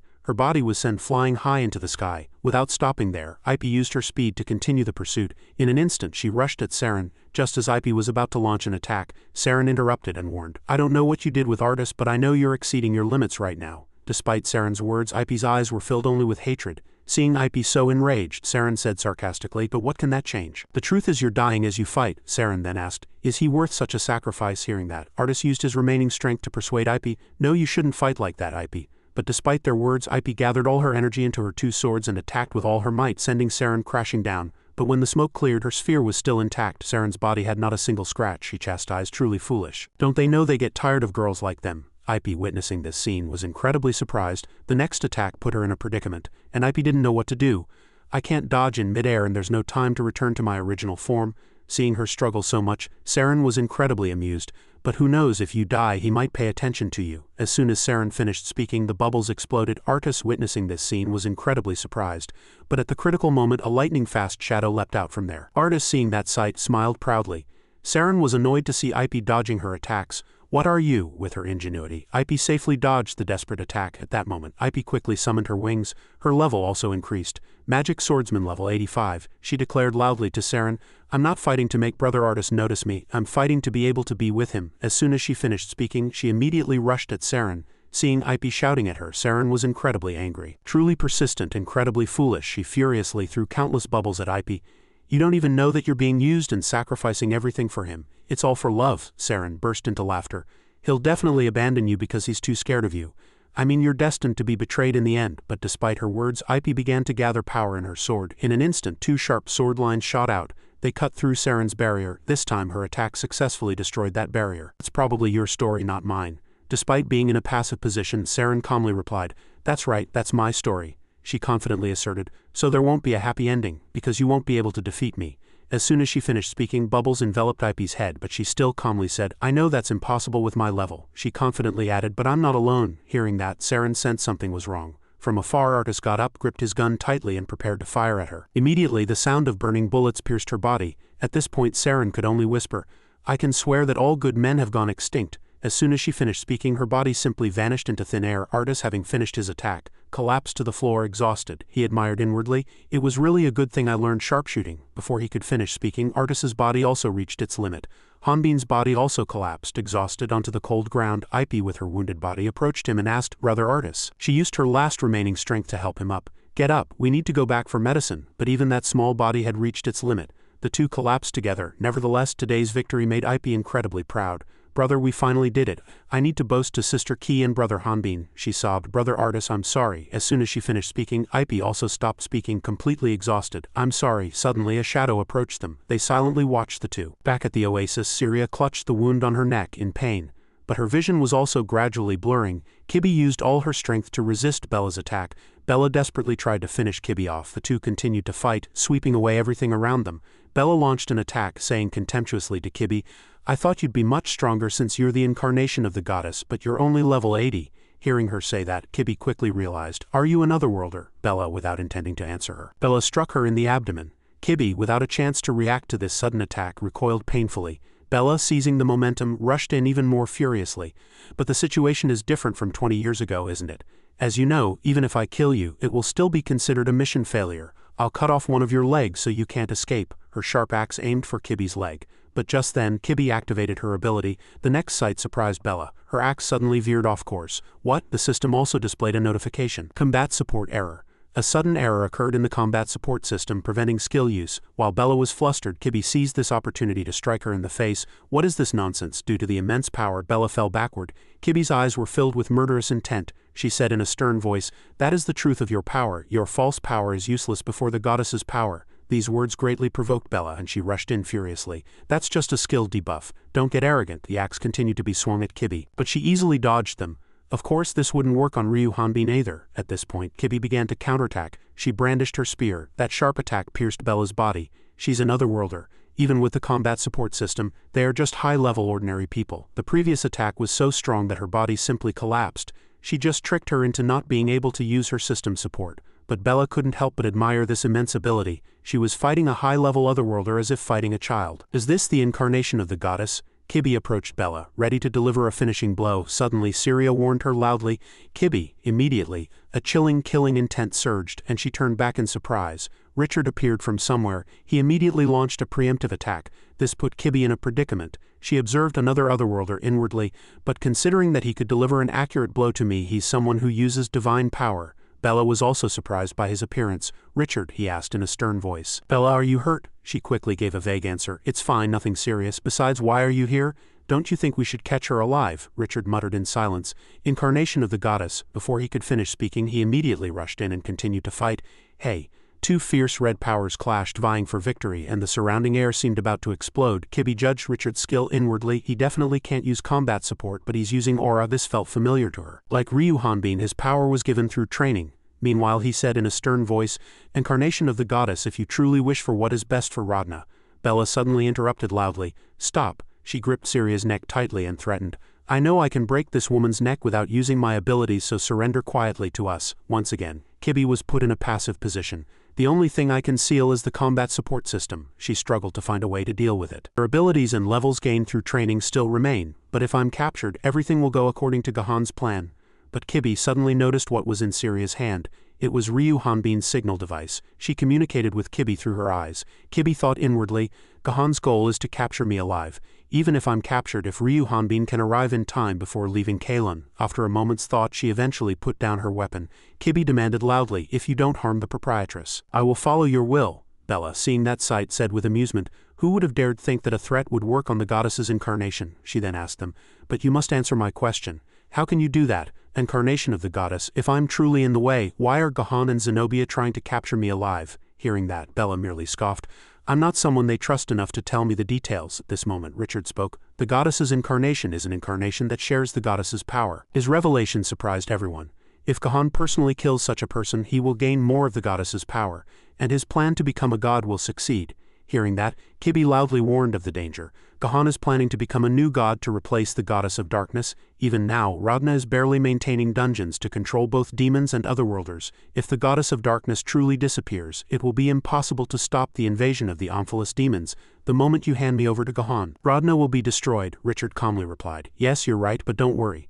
He approached Kibi and swung his knife, attempting to finish her off. If you die, Gahan's wish won't be fulfilled. Seeing Richard choose this method, she was incredibly surprised, and the other two also didn't expect him to use such a method. In the city center, Ipe struggled to get up. Sister Kibi, I need to go help quickly. But her strength still wouldn't allow it. Fortunately, someone held her back. Be careful, the person said softly. Both of them are still receiving treatment. But Ipe was still worried. Thank you for your help, but if I don't go, Sister Ki will. The person confidently assured her. Don't worry. I don't know who Sister Kibi is, but that person won't be able to do anything to her. Turning back to Kibi, just as Richard was about to attack her, a barrier suddenly appeared around her.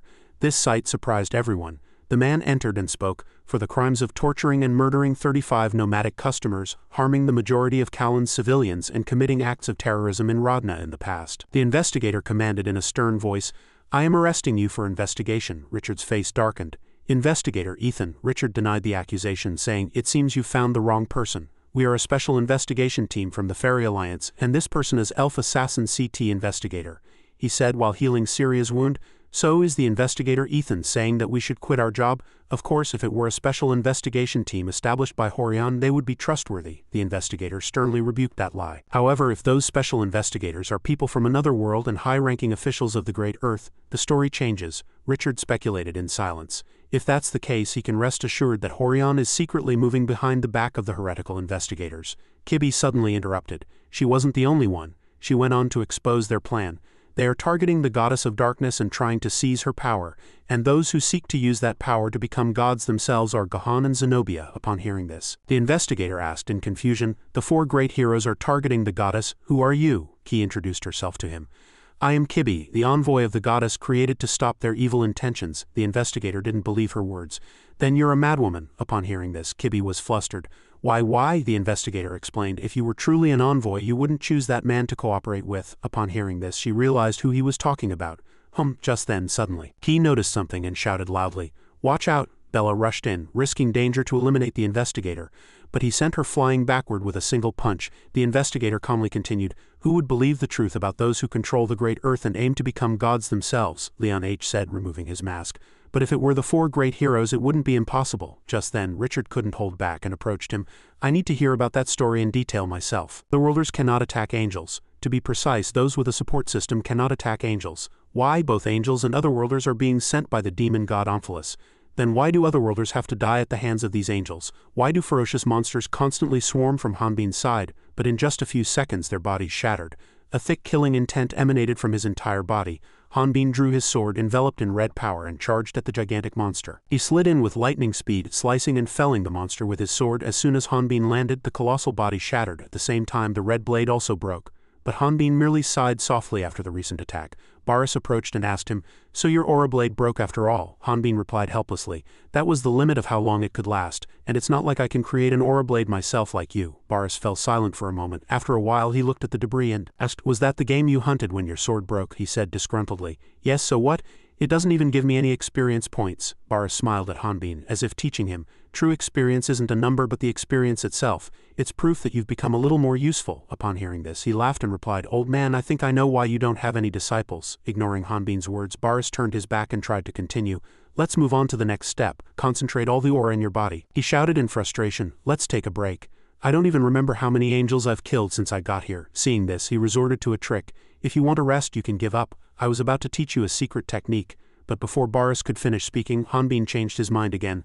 I still have plenty of energy, and so they continued to train his strength. Hanbin sat down and began to meditate again. Right, I forgot, I'm still level 5, compared to that. Boris's level, Sword King Boris is over 200, thinking about how the other heroes reached the same level as him. It makes me wonder how I can get stronger. But why doesn't Boris's name appear in the support system? Seeing his lack of focus, Boris reminded him. Kid, stop thinking about other things and focus on feeling the aura throughout your body. Han followed suit and asked, Is it like extracting aura from my body? If you could explain it in more detail, I think I'd understand. Boris replied curtly, Extract it using power, then condense it. But he still couldn't understand. That old man can't even explain properly. But I suddenly felt a surge of heat. Immediately, Hanbin's eyes glowed red and energy flowed through his body, and a few seconds later it caused a massive explosion, painting the space red. But the result was no different from the first time. It was still a failure. Hanbin shouted irritably, Is this a self-destructing technique or something? But Boris said calmly, Since you're still fine, it seems worth trying. Try again. Old man, are you trying to kill me? As they bickered, something fell from his pocket. Han stared at it blankly. This was, a moment later, he remembered it was the communication device Syria had given him. Elsewhere, beautiful red flowers bloomed. Paul and Elle talked to each other while decorating. Is it really okay for us to decorate the house as we please? He's only going to let us stay here for a little while. It's fine. Paul looked proudly at their handiwork and said, These people need a woman's touch.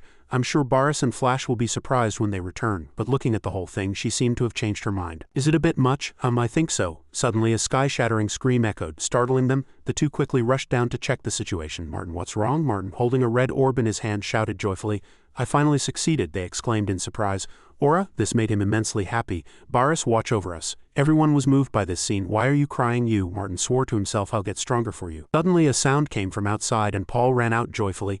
They seem to have returned. Will they be surprised if I tell them? This is nothing compared to those two. But as soon as the door opened, everyone was horrified. William had arrived at their hiding place. Seeing the stone in his hand glowing, Hanbin said curiously, A communication device from Syria. Boris also approached in surprise. Indeed, that woman even uses ordinary devices, but he was just guessing. The others were there too. And she sent me a signal? He quickly grasped the situation. Something seems to have gone wrong, but in front of them were countless monsters that needed to be dealt with. Hanbin immediately stood up and took a fighting stance. Did they smell the blood of the dead? How many more do I have to kill before this ends? Boris suddenly said to the kid, A Bantara warrior can kill 3 things. Hanbin asked in confusion. 3? He continued to explain. First, monsters. A Bantara warrior is not an assassin's guild. Upon hearing Boris's words, he couldn't help but laugh. Second, exceptions. You can kill those who wish for death. Who wants to die? Boris said, teaching him. So you have to ask first. If they want to die, you should give them a chance to reflect on their lives. Hanbin charged in and replied, And if they still come to fight, that means it's suicide, right? That's really complicated. With just a few slashes, the monster was completely defeated. Boris continued, Yes, but that's the attitude strong people should have, he advised him. If you understand that, go help your friends. While you're at it, check if Syria is okay. Upon hearing this, Hanbin smiled and left, asking one last question. Then what's the third? Boris continued to charge and replied, I'll tell you later. Upon hearing this, he immediately returned to his comrades. Understood. Back at Martin's side, he was panting heavily. The two people behind him were constantly using energy to heal Martin. The current situation had pushed them into a passive position. William calmly watched their struggles. Use everything you have to heal him. If he miraculously overcomes a 50-level difference and defeats me, we will leave as promised. Everyone looked at Martin with disdain. What a joke. Who said that? Leon shouted in frustration. Our comrade just burned my brother to death. Just then, Dean also laughed and said, Thanks to that, my brother has a chance to come back, so everything turned out well. Robert also said contemptuously, Although it's nothing compared to my incredible healing skills. They continued to talk as if Martin was nothing. Anyway, go find that damn Flash. But I haven't even used 57 techniques yet. Stop talking nonsense, there's no such thing. This made Martin extremely angry. Those damn bastards, they're toying with us. Elle and Paul, who were next to him, constantly cheered him on. Martin, don't give up, we'll heal you no matter how many times. Upon hearing this, Martin was comforted. You're truly reliable. I'll definitely punish them. Suddenly an arrow flew from somewhere and directly struck Elle. Leon and Dean looked pleased after the attack. You can't complain about this, can you? I'll bet 1 coin every time that meat lump lands a critical hit. That's truly brilliant. Let's decide that. Paul was flustered and quickly healed her. Seeing his sister being toyed with, Martin was furious. He charged and punched William, but he easily dodged. "You'll have to do better." As soon as he finished speaking, William swung his sword and injured Martin. "Otherwise it'll look like I'm bullying you." Blood flowed incessantly, but he was determined to fight for justice. "How can you be like this? We're all human." But no matter how hard Martin tried, all his attacks were easily dodged by William. He shouted in anger, "How can you treat human lives so lightly?" No matter what Martin said, William approached him and swung his sword, cutting his body. "This is what I don't understand." As soon as he landed, Martin collapsed to the floor. "Your level is low and you can't even fight me equally. My level is high and I can bring you to your knees," William continued coldly. "That's only natural." "Then why don't you use your power?" Martin struggled to get up. He whispered, "You guys wouldn't understand. I'm a hunter." Martin thought of his comrades and continued firmly, "My power is only," he emphasized loudly, "used to fight monsters, to protect my friends and comrades." As soon as he finished speaking, power erupted around him and flames enveloped Martin's entire body. But it was all for naught. William casually slid in and swung his sword, finishing him off. "Then you'll have to raise your level," he calmly reminded him. "Don't you know that in any world, the weak are the worst existence?" William brought the bloody body to Paul and ordered her with a sneer, "Keep healing him. I think I need to teach you a lesson." William insulted them, saying it was natural for the weak to be oppressed by the strong. Elsa could do nothing now either. Martin also lay fallen here, and he couldn't help but scold him, "And there's no need to think it's foolish and miserable." Leon, who had been watching for a while, lost his patience and said, "This is boring. Stop healing that woman and heal that meat lump." Dean also chimed in contemptuously, "You can't heal both with your abilities." But I think you'll die, because that meat lump has already fallen." Paul replied softly. "Kill me," she said seriously. "I'd rather die than be toyed with by you." "Even if we die," Paul loudly warned them, "Baris will kill you." Upon hearing that name, everyone was startled. Their faces were drained of color. Baris, all their subsequent actions also stopped. Leon, seeing Paul dare to speak so confidently, cursed loudly. "What does a monster like Baris have to do with punks like you? You're just spewing nonsense because you're dying." Dean also came to his senses and shot an arrow at her. "If you really want to die, I'll kill you." The arrow flew through the air towards Paul, but she didn't dodge and willingly took it. But at just an inch's distance, a blade blocked Paul's attack. Hanbin had finally returned in time, and he looked seriously at the surrounding situation. Seeing Hanbin, she couldn't help but burst into tears. "Flash Oppa," but they scoffed. "He's flatbin." They continued their contemptuous attitude.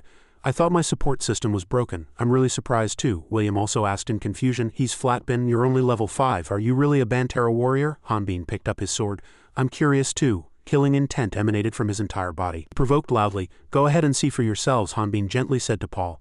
"Paul, keep healing him." But she replied, trembling, "I can't do it." Paul looked at her comrades and then burst into tears. "I can't completely heal him," she continued to explain. "If the 4 types of foxes are too strong within the wound, I can't close the wound. I can't heal him with my level." Han was silent and asked, "And how much time is left?" Paul reported painfully, 10 minutes unless he dies." "No, he can only last 5 minutes." Suddenly, a sense of pressure overwhelmed her and she was terrified.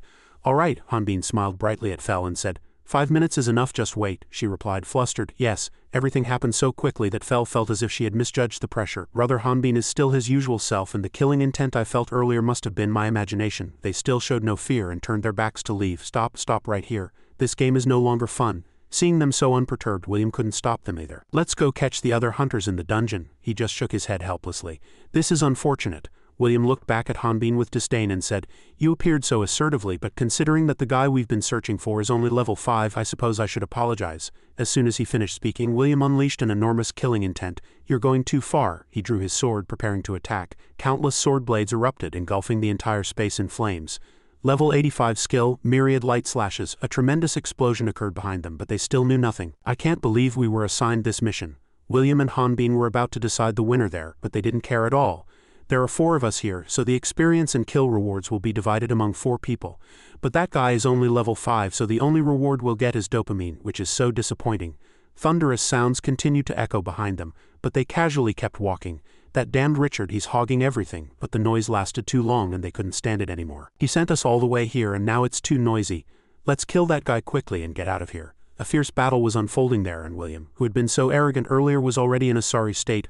Hanbin buried him in the ground and then said in a stern voice, "You guys can't leave, get out of here." This sight astonished them immensely. What's going on?" He slowly approached and pointed directly at Robert, saying, "Are you a healer?" he said, flustered. I am," Hanbin ordered Robert. "Heal my friends until they're completely recovered." This greatly surprised him. "Why should I do that?" He pointed to the spot and emphasized again, "Heal both of them until they're completely recovered, and then bow your heads to them and beg for forgiveness." The killing intent around Hanbin was denser than ever. He said in a stern voice, "And once they completely forgive you, my anger will subside a little." Despite his words, Robert refused. No, instead he used his power to heal William, who was behind him. Level 87 skill basic healing. Immediately his body recovered. William unleashed his next attack, but this time his level had been upgraded. Level 89 skill 243 Lotus. Warrior's Song 10 layer shield 80 strength 80 agility 120 reaction speed. From behind attacks were simultaneously supported. Level 87 skill, severely poisonous wheel slash. The two put Hanbin in a difficult position. Countless sword blades erupted and in an instant the massive ground was sliced into pieces. They were shattered into fragments and scattered everywhere in this chaos. Hanbin still stood unperturbed. Ren seized the opportunity and rushed forward, but he casually blocked his attack with one hand. In an instant his body was lightly sent flying by Hanbin. William also seized the opportunity to launch a fierce attack, but he didn't care at all and swung his sword in retaliation. Han turned his body and delivered a kick, sending him flying. Ren simultaneously rushed forward again and he quickly changed his stance to block his attack. In an instant his body was sent flying again, but from afar an arrow flew towards Hanbin. He quickly noticed it and blocked it with a sword blade. Hanbin was incredibly annoyed by this surprise attack. Seeing his attack blocked, Dean was greatly surprised. He's only level 5, but his skill is this good? Impossible. He refused to accept defeat there and unleashed an enormous amount of energy, preparing to deliver a decisive blow.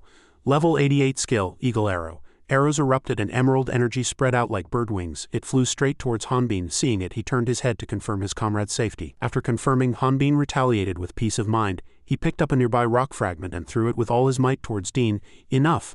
The rock and arrows flew towards each other, and the arrows continuously pierced through and shattered the rock into countless fragments. The debris then rained down on Dean. Although they were just fragments, under immense pressure, they were launched with tremendous destructive power. Suddenly, countless illusions of Ren surrounded Hanbin. He shouted angrily, "How dare you do that to my brother?" Hearing that, he was incredibly dumbfounded. "Brother, you overestimate family too much." In an instant Hanbin discovered Ren's true form. As the main body was attacked, the illusions gradually disappeared, but he didn't give up. Ren drew his dagger and rushed towards him. Level 93 skill, Shadow Assault. A chilling, killing intent flashed in his eyes, but Hanbin was even bolder. He blocked the attack with his bare hand. Seeing Hanbin react so quickly, he was terrified. He blocked the attack, but I used an assassination skill. Before he could regain his composure, Hanbin twisted his arm backward. Ren's arm twisted like that, letting out a painful scream. He said in a stern voice, "Let's end this here. I know how much Rodna people hate Otherworlders, but I don't know the exact extent. Because I was only level 5, I was able to avoid that situation, but if it weren't for that, there might have been a moment where I had to kill someone, whether it's taking someone's life or meeting death before realizing it. Or an outcome where someone is used, returning to reality." Hanbin said in a stern voice, "It's time to stop. All of you are being used by Gahan." He continued to persuade them, "If you have a magic seal on your body, you can ask the mage on my side to remove it. Ultimately, it's meaningless for one side to completely die, isn't it?" Ren asked suspiciously, "Are you saying you won't kill us if we surrender?" He suddenly laughed loudly. "If it were 20 years ago, I might have believed it, but now it's too late." Before Ren could finish speaking, countless warts suddenly appeared on the hand that had just blocked the attack, draining it of blood. Seeing that, Hanbin tried to remove his hand from the sword, but he couldn't move his body due to the poison. At the same time, countless arrows flew towards him. "This is the poison of the Terra tree, which paralyzes muscles." Ren explained to Hanbin, "Anyone with blood flowing through their veins will be poisoned. It's especially effective on muscular people like you." While he was speaking, arrows flew and restrained his weapon. This made Hanbin lose the initiative he had earlier. Ren smiled and continued, "Your proposal isn't bad, but the traitor Richard said the same thing, which made me angry." Hanbin asked curiously, "Richard, the leader of the Great Earth?" Hearing him say that, he couldn't help but laugh loudly. "You think that guy is the leader of the Great Earth?" Ren punched Hanbin directly in the face. He shouted loudly, "Impossible!" Ren shouted with hatred. "The Great Earth created by Gahan is a fake. He's just a puppet controlled by Gahan, and he can't even remove magic seals. But we are different. If that damned Richard hadn't sold us out to others, there wouldn't have been the 4 great heroes of Rodna." Hanbin seemed to understand everything upon hearing that. "Then you are the Otherworlders who started the war 20 years ago," Ren admitted without hesitation. "That's right, we are the true Great Earth." But he was suddenly greatly surprised to see his arm gradually losing blood. At this moment the anger in Hanbin's heart exploded. He said in a stern voice, "Then you are the reason why I had to live by hiding my identity." He exploded with his power and began to counterattack. "You damned bastards who enjoy life by massacring Rodna people." Ren watched in horror as the poison flowed back into him. Impossible. He used aura to reverse the spread of the poison. And as the poison spread more and more, he became extremely flustered. "Dangerous. Damn it, damn it, damn it. Damn it, damn it, damn it, damn it, damn it, damn it, damn it, damn it, damn it, damn it, damn it, damn it, damn it, damn it, damn it, damn it. This damn guy is absurdly dangerous." In a critical moment, he rushed over and cut off Ren's arm to save his brother. He quickly threw a weapon to Ren. "Brother?" He immediately caught it and delivered a finishing blow. "Don't leave him alive for even a moment." The two quickly cooperated and rushed towards him. "This is our last chance now that his sword has been nullified." They thought to themselves as they rushed forward, "Where on earth did we meet a guy like this? Just as they thought they had taken the initiative, Hanbin escaped from that confinement. His sword was then covered in a red aura. This greatly surprised them. This is our last chance. It was at this moment that they seemed to recall the moment they confronted Baris. Do you still wish to die? The immense pressure at that time terrified them. It was the same right now, Dean pleaded, terrified. Please don't kill us. But Hanbin ignored them and cut them down directly. Han said in a stern voice, you missed your chance. The collision happened like that and the area was covered in dust. Paul Hell witnessed this sight and was greatly surprised. But William, who was next to her, suddenly let out a bizarre laugh. He said admiringly, excellent, truly amazing, William continued. Compared to me, those two are just trash, but they were never weak, he praised them generously. But that aura blade could kill those two with a single slash, and that immense power too. At this moment, Hanbin's aura was activated, and a red aura surrounded his massive body. The system also calculated this level, but an error occurred, stating that the level could not be verified. But this greatly amused William. You are indeed an opponent I wouldn't be ashamed to fight against. He suddenly went mad and stabbed himself with his sword. Hanbin silently observed what William was about to do. He said excitedly, humans will reveal supernatural power when they face death. William said, exploding with an enormous amount of aura from his body. Because I forcefully injected the aura blade into my body, the aura will constantly be generated and injected into my body, so it will continue to circulate. At this moment, all of William's muscles tensed up. The sword was also covered in a layer of red energy. Level 110 skill, corpse. After activating the skill, he excitedly prepared to charge. I'm still not used to this power. In an instant, William rushed towards Hanbin, pressing him. So watch my deadly moves closely. But before he could enjoy his victory, Hanbin's sword blade pierced his body.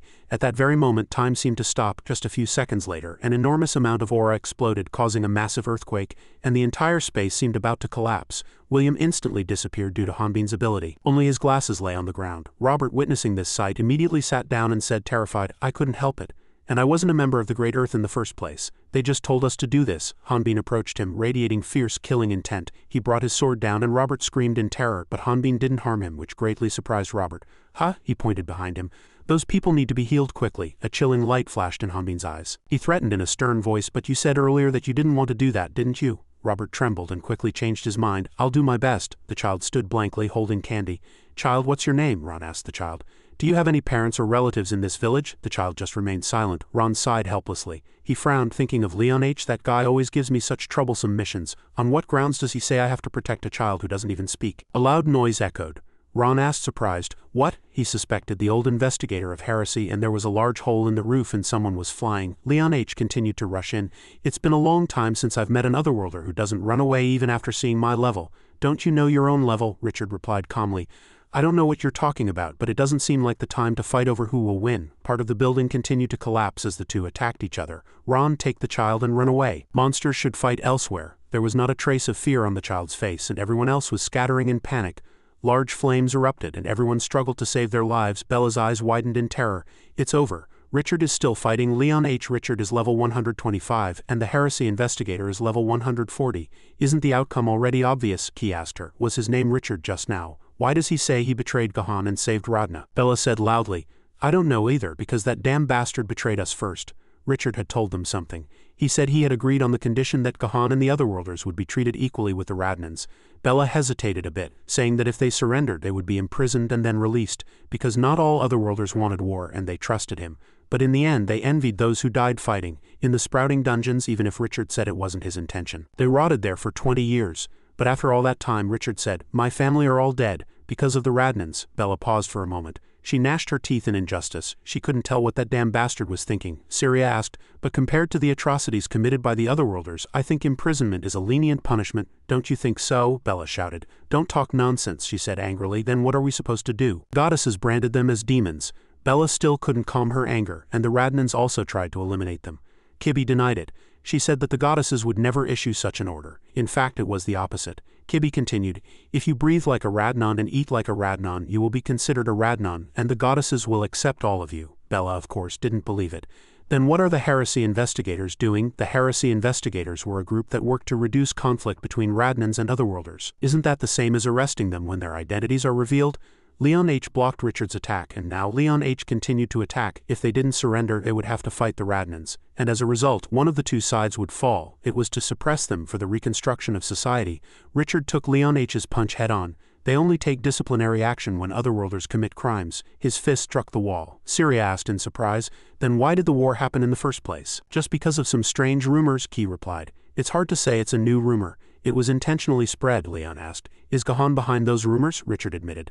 That's right, that disgusting Gahan, one of Rodna's heroes. His plan started 20 years ago. Richard stood up and aimed his sword again. There's nothing easier than inciting people, if you stop them with black and white logic. Because hatred spreads like a plague, he charged at Leon H. This was an endless repetition in Earth's history too. Leon H. easily blocked those blades. Indeed, it was a rumor that could not be quelled even by the efforts of those brothers. So it was intentional propaganda. Leon H. only defended and didn't attack. If what you say is true, what is your relationship as an otherworlder? Richard said. Because I know all past losses are still there, how terrible the grinding of human bones and tragic outcomes can be. Blood splattered, and a scratch appeared on Leon H.'s face. The hatred you created eventually killed your family. Is this your revenge? Richard gripped his sword tightly. Only if the goddess's envoy died would Gahan's plan come to nothing, and as a result peace would come to Rodna. He swung his sword and shouted, if you want to prevent suffering and want peace in Rodna. As Richard swung his sword, Ron and the child sitting next to him dodged. Richard and the child's eyes met and Leon H. clenched his fist. It looks like you're misunderstanding something. He broke Richard's blade. Leon H. had a serious expression again. If the goddess's envoy appears, my mission is to protect her and follow her orders. Nothing else matters, Richard asked. Do you mean that Rodna's lives don't matter until you achieve your goal? You, Gahan, and we are no different. Leon H. put his hand on the ground. Ron and the child were protected inside a square box. I am a heresy investigator and a member of the Brotherhood of Darkness. In any situation, everything is up in the air. Even if there are mistakes, I will not do evil in the name of Kiriel. The entire city was covered in blue. Richard couldn't believe it. He had created a barrier to protect the entire village while fighting him, but he still looked so full of energy. Leon H. concentrated his aura and clasped his hands together. Whatever excuse you make, your sins will not disappear. Richard was detained, and the spiritualist sealing technique, Shield of the Sinner, was used. Leon H. used the spiritualist materialization technique, Pillar of Judgment. He pointed his finger forward and said, I will send you to the goddess of darkness. In the name of Kiriel, Richard could only stare blankly. I will punish your sins with death. Kibby appeared and blocked him. Stop, she said. If they die, Gahan and Zenobia will definitely know. There's no need for the situation here to be exposed to them. It will be more advantageous for us to capture them and get more information about Gahan. This is the proposal your comrade compromised with me. Richard asked in disbelief. You mean Bella? Kibby said. Your sins are very grave. You have harmed Rodna and attempted to murder the goddess's incarnation. But I think it's wiser to cooperate with you rather than condemn you. Think about which choice is better. Leon H. closed his eyes. According to the teachings of the goddess of darkness, he continued to condemn. In the name of Kiriel, your sin shall be punished. After a moment, a sword appeared before Richard. Didn't he tell me, this is the command of the goddess's incarnation? Stop, Leon H. was not happy. Growl. He clenched his fist. If she is truly Kiriel's incarnation, then why? Just then another person appeared. Hanbin kicked Leon H. in the face. What are you doing, you bastard? Richard was incredibly surprised. Hanbin stood in front of Kibby and said, Are you all right? I'm sorry I'm late, he said. It was a bit busy downstairs. Anyway, leave everything here to me. Kibby held his hand and said, That's not the problem right now. Hanbin said loudly to Leon H. You're supposed to be a high-ranking spiritualist. What are you doing to the goddess's incarnation? Leon H. gnashed his teeth in injustice. That's impossible. A guy like you could never be chosen to accompany the goddess's incarnation. How did you threaten her? Hanbin and Leon H. started arguing. Now that I think about it, you're not an investigator. You're a fraud. Let's fight and see who's right. You don't have to go easy on me this time, okay? Fine, Ron persuaded them from between them. Calm down. Robert was kicked towards Richard. From what I see, my brother lost a bit in the BS way. Lord Leon H. is just sulking because he wasn't chosen by the goddess. Leon H. and Hanbin simultaneously turned around and shouted, I didn't lose. Shut up. As Leon H. turned away, Hanbin stood blankly. Ron said awkwardly. Oh dear, how embarrassing, Ip said with a laugh. I told you I'd shock them, Hanbin still said in disbelief. Leon H. said. Before that I had to pretend to kill him. Hanbin happily embraced Ron. You bastard, you should have at least told me something. Ron was also very happy, but contacting them in Rodna is useless. Haha, Kibby smiled as she watched them. Still alive, Martin charged. You otherworlder. Fel and Elza had to hold him back. Martin, calm down, Ron shouted in surprise. Because of you, my brother, a gigantic monster appeared. Martin charged. This time I'll definitely kill him. Something hit the ground and Hanbin knelt. I'm sorry, please stop. Martin was still angry. Why should you apologize for this, brother Philad? You know what kind of bastards they are, then why are you doing this? Hanbin said, because I'm also an otherworlder. Martin, Paul and Elza all froze. I won't ask for forgiveness. I won't ask you not to hate me for deceiving everyone and for Brat's death. Martin bit his lip tightly. But this man, please believe that Jean Ron was being used and that's not his true self. Please believe that not all otherworlders are trash. Martin's lips drooped. I know I don't deserve to say this, but please just believe me. The sword dropped. Martin left. L followed him. Martin, Hanbin bowed his head. Thank you, Ron said with guilt. Because of you, brother, you, Hanbin interrupted. You fool. He still smiled brightly. You said you wanted to create a world where otherworlders and Radnans could live together. Since I said I'd help you, I should at least do this much, Ron shouted excitedly. Hanbin said in a fluster. Stop, let go. Ron covered his ears in surprise. Is he an otherworlder too? He proudly boasted. Brother Artis and I defeated a level 80 otherworlder girl. Hanbin praised them. Oh, you two have both gotten incredibly strong, as expected. Moving your body and expending energy is a good thing, he reminded them. Ahem, I also directly dealt with an otherworlder. Hanbin asked, wasn't the match itself unfair? Artis and Ron looked at each other in surprise. Hanbin pulled Kibi's ear. They were all gathered in one place. Hanbin still smiled brightly. Richard had done that in the past as well. Robert said, Brother Richard, if you let me go I can use magic. Richard cut him off. Stop it, he said. There's no reason for us to fight them now. I'll atone for my sins, the blade flashed. Please don't mess around. Then what was the point of me escaping from Aaron? Robert felt wronged. Are you telling me to let the heresy investigators catch me? That bastard stabbed Robert. Gasp. Richard looked on in surprise. That bastard was still calm. Ron hastily embraced the child. Stop it, what are you doing? Richard was furious. I should kill you. As soon as he finished speaking, Robert's body was instantly cut into several pieces. Leon H. killed him. Another voice echoed, have the Tarun people arrived too? If most of them are dead, they've probably failed too. A wisp of smoke rose, as if I expected it from them. Anyway, we figured out the general location. There was a magic circle on the rock, and then should we punish them? He was the one who noticed this strange point. Elsa asked a pensive Martin. Martin, are you all right? Martin replied. It's terrible, he said in a bitter voice. Brother Philad knew I was the one who threw the spear that day. Hanbin always helped me, even though he knew I was the one who killed his friend. Martin's eyes were filled with bitter emotions.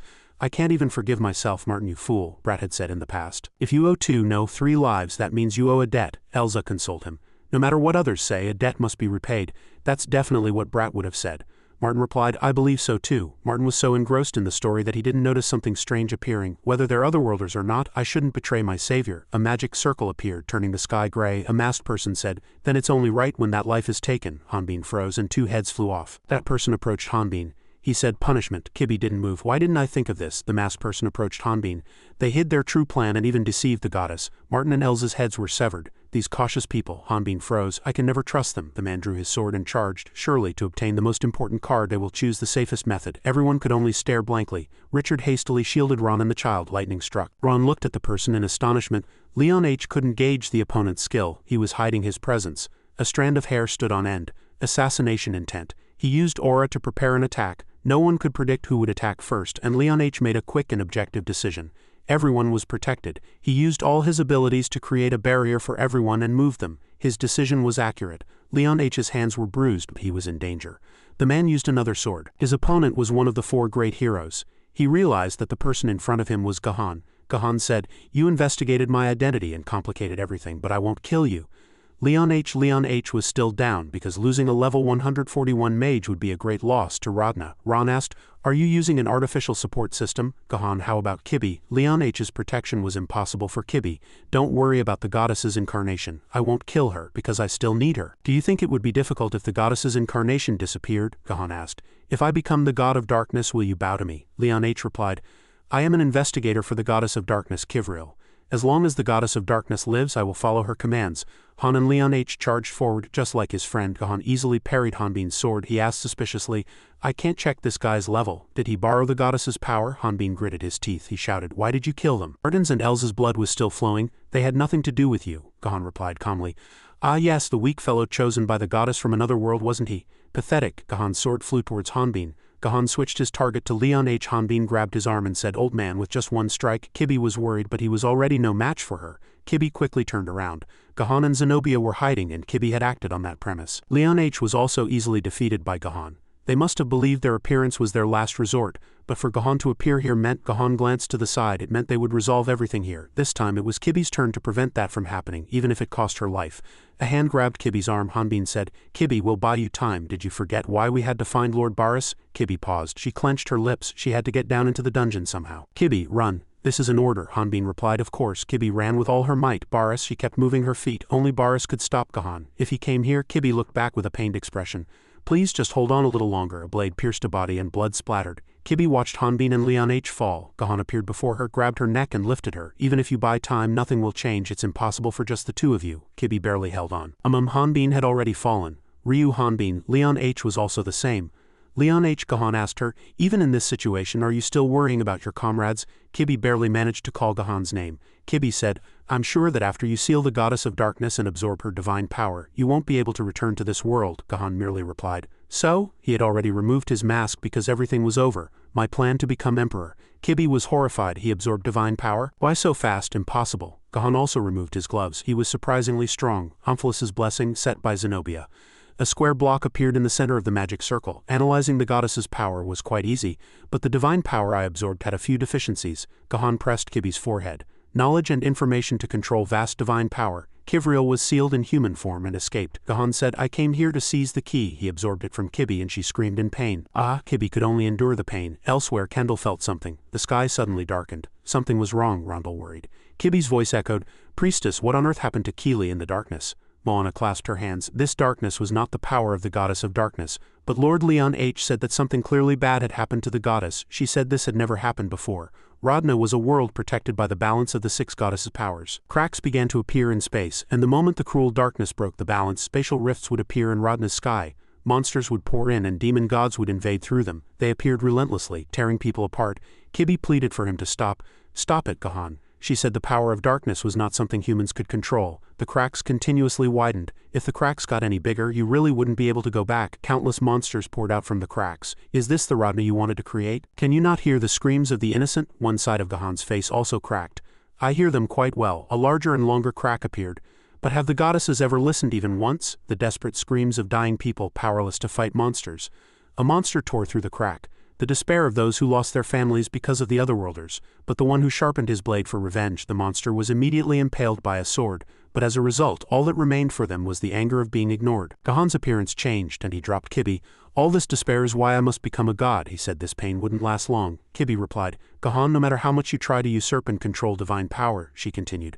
Everything won't go your way, Gigant, Gahan scoffed. Indeed, someone else is tearing through space again. I knew the lion would try to persuade him, Baris said. I wondered why so many spatial portals were appearing. But it seems they were made by a familiar face, he continued.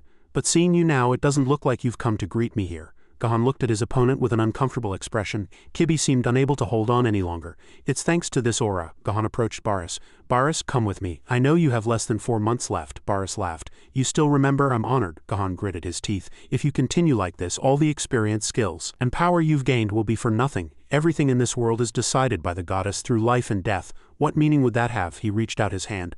Zenobia resisted it. But for you, I would willingly share this divine power with you, Gahan had said to him in the past. Let's save Rodna together, we can change reality. Baris asked, if you had the power to do so, wouldn't you? Nonsense. That's enough. Hanbin got up, leaning on his sword. There are people who have already died because of your actions, and you call them justified sacrifices. Hanbin barely stood upright. You sound like a foolish child going through puberty. What are you talking about? Saving the world? Kibi was still motionless. There are people in this world who are willing to sacrifice themselves before sacrificing others. Artis was fighting monsters. There are people who fight to protect others, even while living in hiding. IP was also dealing with monsters, and there are people who always smile and do their best, even if they can't protect anyone. Hanbin charged with his sword. There are many people in this world who are much better than a damn bastard like you. Gahan frowned and said, indeed. He controlled the sword stuck in the monster. The sword aimed directly at Hanbin, the one from another world in the future. Baris blocked the sword and kicked him in the stomach.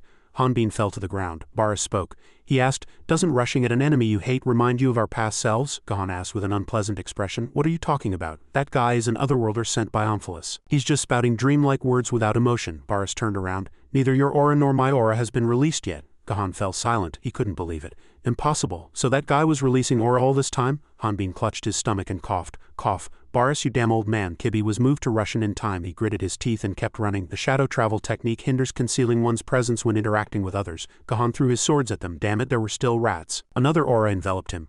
Baris released an enormous amount of aura. He said, what's the fun in chasing a rookie? I'll play with you one last time, Gahan asked. Is that ultimately your answer? Russian kept running.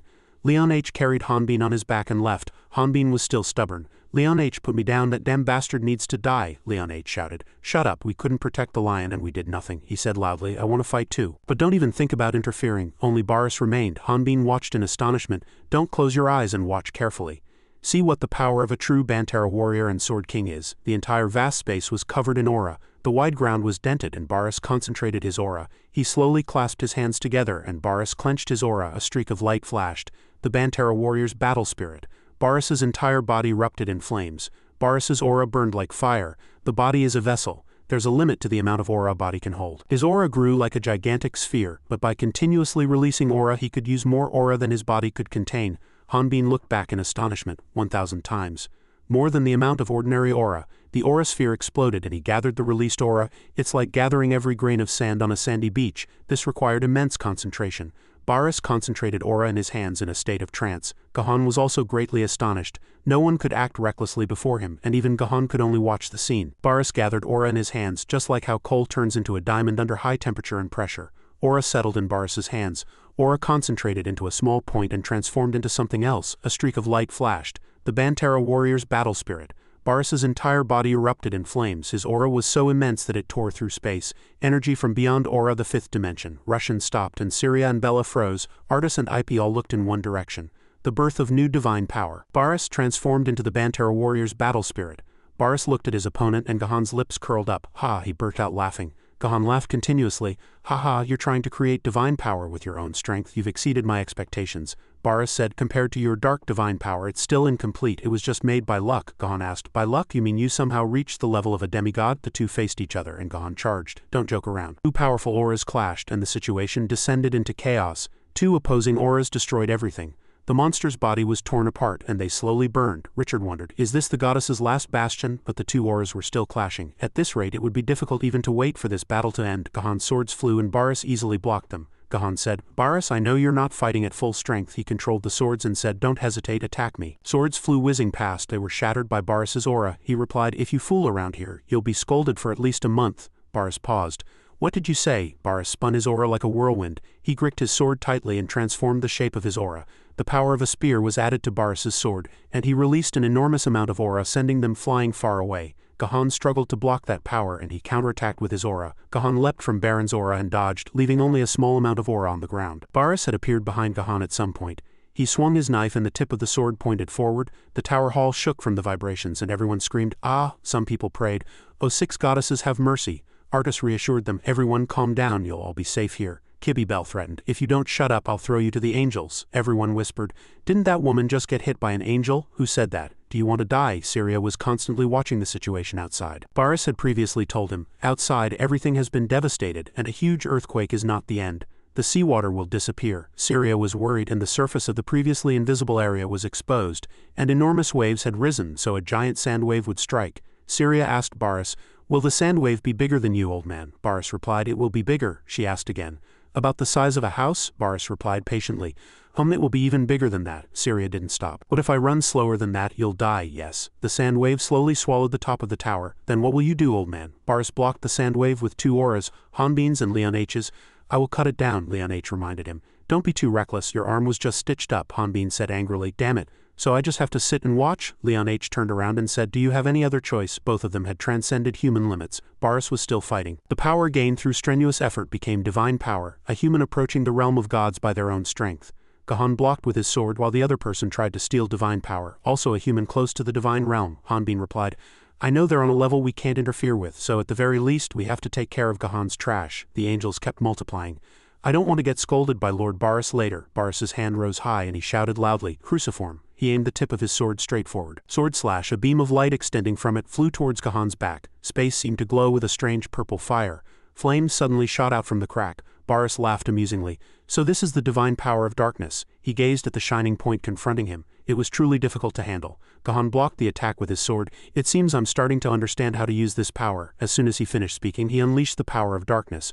Boris barely managed to erect a shield to block it, but with one wrong step, Gahan grabbed his leg. He twisted his lips in a sneer. This is the image of the goddess descended from heaven and the sword saint. A scene that insults the gods of heaven, the manifestation of divine authority. Gahan lunged in anger, brandishing sharp claws. This is the true power of the Almighty. This is a completely different dimension from your clumsy one. Holy war, holy sword. Seeing the sword tip appear, Boris was surprised. Is that a divine sword? Nevertheless, he infused aura and clenched his fist, asserting that a sword is just a sword. Boris quickly punched that barrier with the following technique. First martial art, martial slash. The pointed hand firmly gripped the enormous hilt of the sword. Whether a sword is sharp depends on who wields it. He used the axe technique with all his might. The entire space seemed to be torn in two and the sword body shattered into smoke and dust. Suddenly, Gahan appeared from behind. In the end, there's no way to defeat the Sword King. Heavy footsteps stomp hard on the ground and Boris instantly changed direction as blood burst from a scratch on Gahan's left chest. Gahan opened his mouth. "If all swords are yours," he declared in a low voice, "then every piece of darkness is mine." An undeniable truth follows. Darkness exists everywhere. A blue arrow grazed Boris's side and he groaned in pain from the injury. Red liquid clung to the sword body. Gahan, like a rope, contorted into an X shape wrapping around Boris. "Boris, why don't you realize? Why do you think I chose the goddess of darkness among the 6 goddesses? Light and darkness are the 2 most fundamental powers, but light truly exists and darkness does not." Within the almost sealed sword circle, he continued to explain, "That's why there's no power that can surpass the power of darkness." Eventually, Boris's figure disappeared. Suddenly, he shouted loudly, breaking the X shape. The sword stuck in the ground also snapped in 2. Gahan's created hand pressed him down hard. A few seconds later, Boris found himself being pushed upwards. The scene at this moment looked like 2 gods fighting. The manifestation of divine authority, the divine sword. Boris's sword pierced straight through Gahan's hand and thunder appeared, assisting in the battle. Boris confronted Gahan. "No matter what you say, you are not the god of darkness. You are merely a worldly human deeply immersed in the mire of life and death." He gritted his teeth and maintained his advantage. "The same goes for you, Boris." 2 small shadows appeared and disappeared from the sword tip. It pierced Gahan's X shape. His sword was engulfed in red flames and both simultaneously stabbed each other. The little girl hiding nearby was surprised. Syria softly called Boris and tightly held his hand, but the night sky changed and space seemed to swallow the sword body of the holy sword. In an instant it rolled inward. Everything gradually blurred, and eventually only darkness remained. A few twinkling lights appeared from somewhere, but soon darkness took over again. Only the intense clash between Boris and Gahan was visible. His voice echoed, "There is a wall that only those who reach the edge of the world can feel, a conclusion that no human power can change. Despairing and foolish, I am sure you feel everything deep in your bones. After all, you are the last survivor of Bantera," he asked him. What happened in the end? In the middle of the night sky, a bright and dazzling golden light flashed. The goddesses made a gentle sound. "Each of you has not only reached the pinnacle of humanity through endless dedication, but also made great contributions to defending Radna by fighting against invaders from another world. In honor of your achievements, the 6 goddesses of Radna bestow upon you the title of hero. Your bodies will return to their most powerful era, allowing you to continue your dedication. We will let you know when your lives will end, and that will help you reach higher realms on your journey." Boris knelt and bowed his head. Longshim thought, "I'm tired of even hearing how much longer I'll live. It wouldn't be strange if I died tomorrow. Even if I live another 20 years, what I need to do won't change." Boris glanced sideways at Gahan's surprised demeanor. But how short 20 years must have been for him. Under the dazzling lights, Horion was happily conversing with the nobles. Zenobia was also demonstrating magic outside. Fireworks exploded loudly. Boris was outside. He suddenly spotted Gahan and exclaimed, "Surprising, I thought you were used to such grand events." "Gahan," he replied. "Boris, I'm just getting some air." Surely you haven't been walking around like that all this time. Think about what others see," Boris replied. "Noble attire doesn't suit me," Gahan gently continued. "But this appearance is more reassuring. You must have received many invitations from nobles." Boris thought they seemed to want to build a bridge connecting their island territory with the continent. "That wouldn't be difficult for the Bantera people though," Gahan replied. "So I'm worried about what schemes they're up to." The same goes for the nobles. Having a good relationship with the Sword King tribe will play a big role in maintaining peace. Boris immediately said, "Maintaining peace, you say? Then it seems our role is over," Gahan once again said firmly. "Not yet. Your transcendent power is the shield that protects peace. If you hadn't been here, the war would have lasted at least 5 more years. Not only you, but thanks to Horion, the fairy race and humans could fight together. Without Zenobia's magic and magic tools, Radna's soldiers would have been incomparable to those from another world." His voice was filled with sorrow. "Because I was planning to prepare for battle against those from another world. Without the things mentioned above, it would have been impossible to fight them. During that time, the goddesses simply ignored those people." At this point, Boris spoke. "But they recognized all the hardships we endured, and even bestowed upon us the title of 4 great heroes," Gahan shouted in anger. "They knew, yet they gave us the punishment of death, and instead they considered accepting those from another world as Radnans." At this moment, Horion was rushing over. Gahan's shouts continued. "Later, if the 3 of us die and only Horion remains, those from another world will start another war. There's no way to prepare for that in 20 years. Without us, there will be no peace." He gritted his teeth. "The goddesses abandoned us and abandoned the world." Boris looked at him with surprised eyes. Just as he was about to say something, Gahan appeared before Horion. "Boris," her voice was urgent. "Bantera Island." Now Boris's inner voice echoed.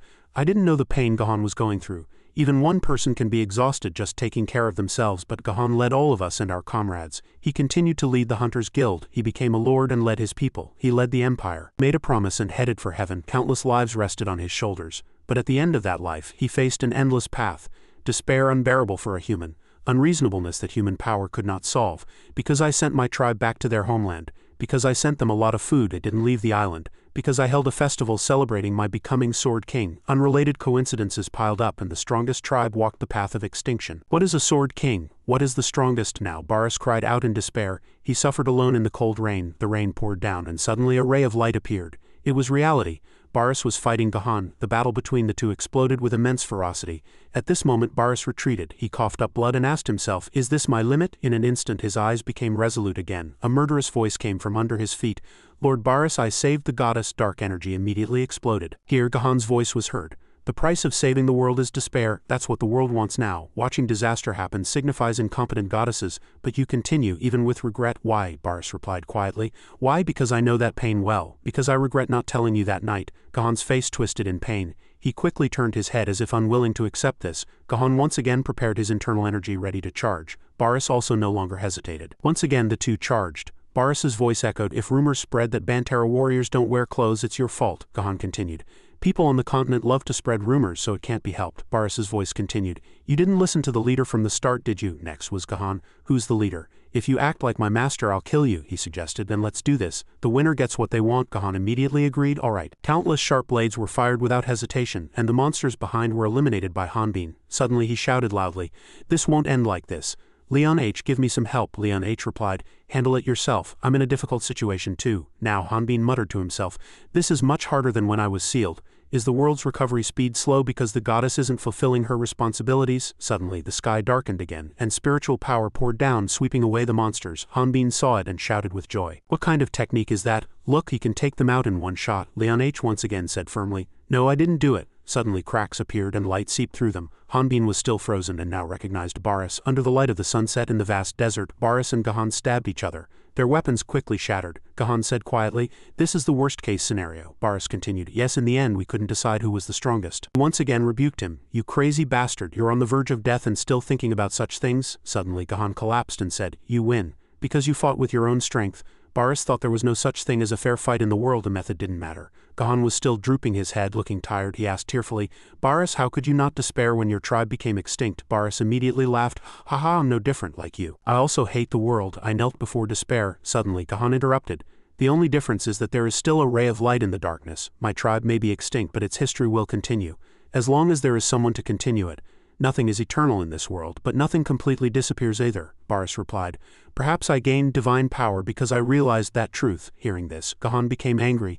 "You believe that's not the problem," Boris quickly retorted. "You also believe the problem is no longer there. You know it well, don't you, that darkness is just a shadow and light is what exists." At this moment Gahan was still in despair and he said tearfully, "Can I accept that?" Just then, Zenobia's voice echoed, "No." She suddenly appeared and stabbed Boris's heart. "Think about the people who sacrificed their lives for him. If he gives up now, that sacrifice will be meaningless. This world cannot do without him." Boris, seeing his old comrade, said quietly, "Zenobia," she continued, "Gahan isn't the only one who gained divine power. Look, Gahan, you're unnecessarily hurt. Let me give you first aid with my divine power." Gahan's eyes turned to anger and he gripped Zenobia's hand tightly. His voice was incredibly heavy. "Zenobia, I think I told you not to interfere between me and Boris." Zenobia quickly used spiritual power in her eyes. Gahan immediately collapsed and she sighed. "Gahan, think objectively. Let's go get treated first. If you truly become a god, then personal feelings would be meaningless." Now Zenobia slowly turned, when suddenly a surge of power erupted. Even with blood gushing, Boris still had the will to fight. "We've reunited after so long. It would be too regrettable to leave so soon."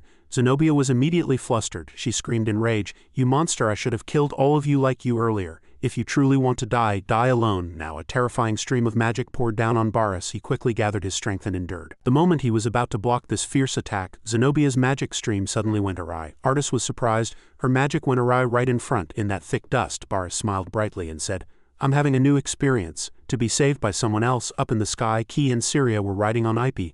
Leon H also appeared. He used his magic and said, "I don't think I can block any more magic attacks like that," Artis quickly continued. "But at this distance, there's no way to block the attack. There's only one way." At this moment, Kibi shouted loudly, "The opponent has severely injured Lord Boris. This is our last chance." Ryu Hanbin targeted that damned Zenobia, the final boss.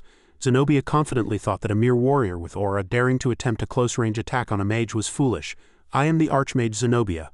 Prepare to disappear like a speck of magic power." At this, she activated the Archmage's Calamity magic technique and launched it straight towards Hanbin's party. Now Hanbin pulled out a gigantic sword. Seeing this, Gahan's eyes were filled with horror. He immediately shouted, "Zenobia, summon the transfer gate." Right at this moment, Hanbin's sword was imbued with Leon H's internal energy, enhanced physical abilities, and Artis's spiritual power, the magic dispel spell. Only then could Hanbin unleash a cross-stitch enhanced attack. Hanbin's story flowed.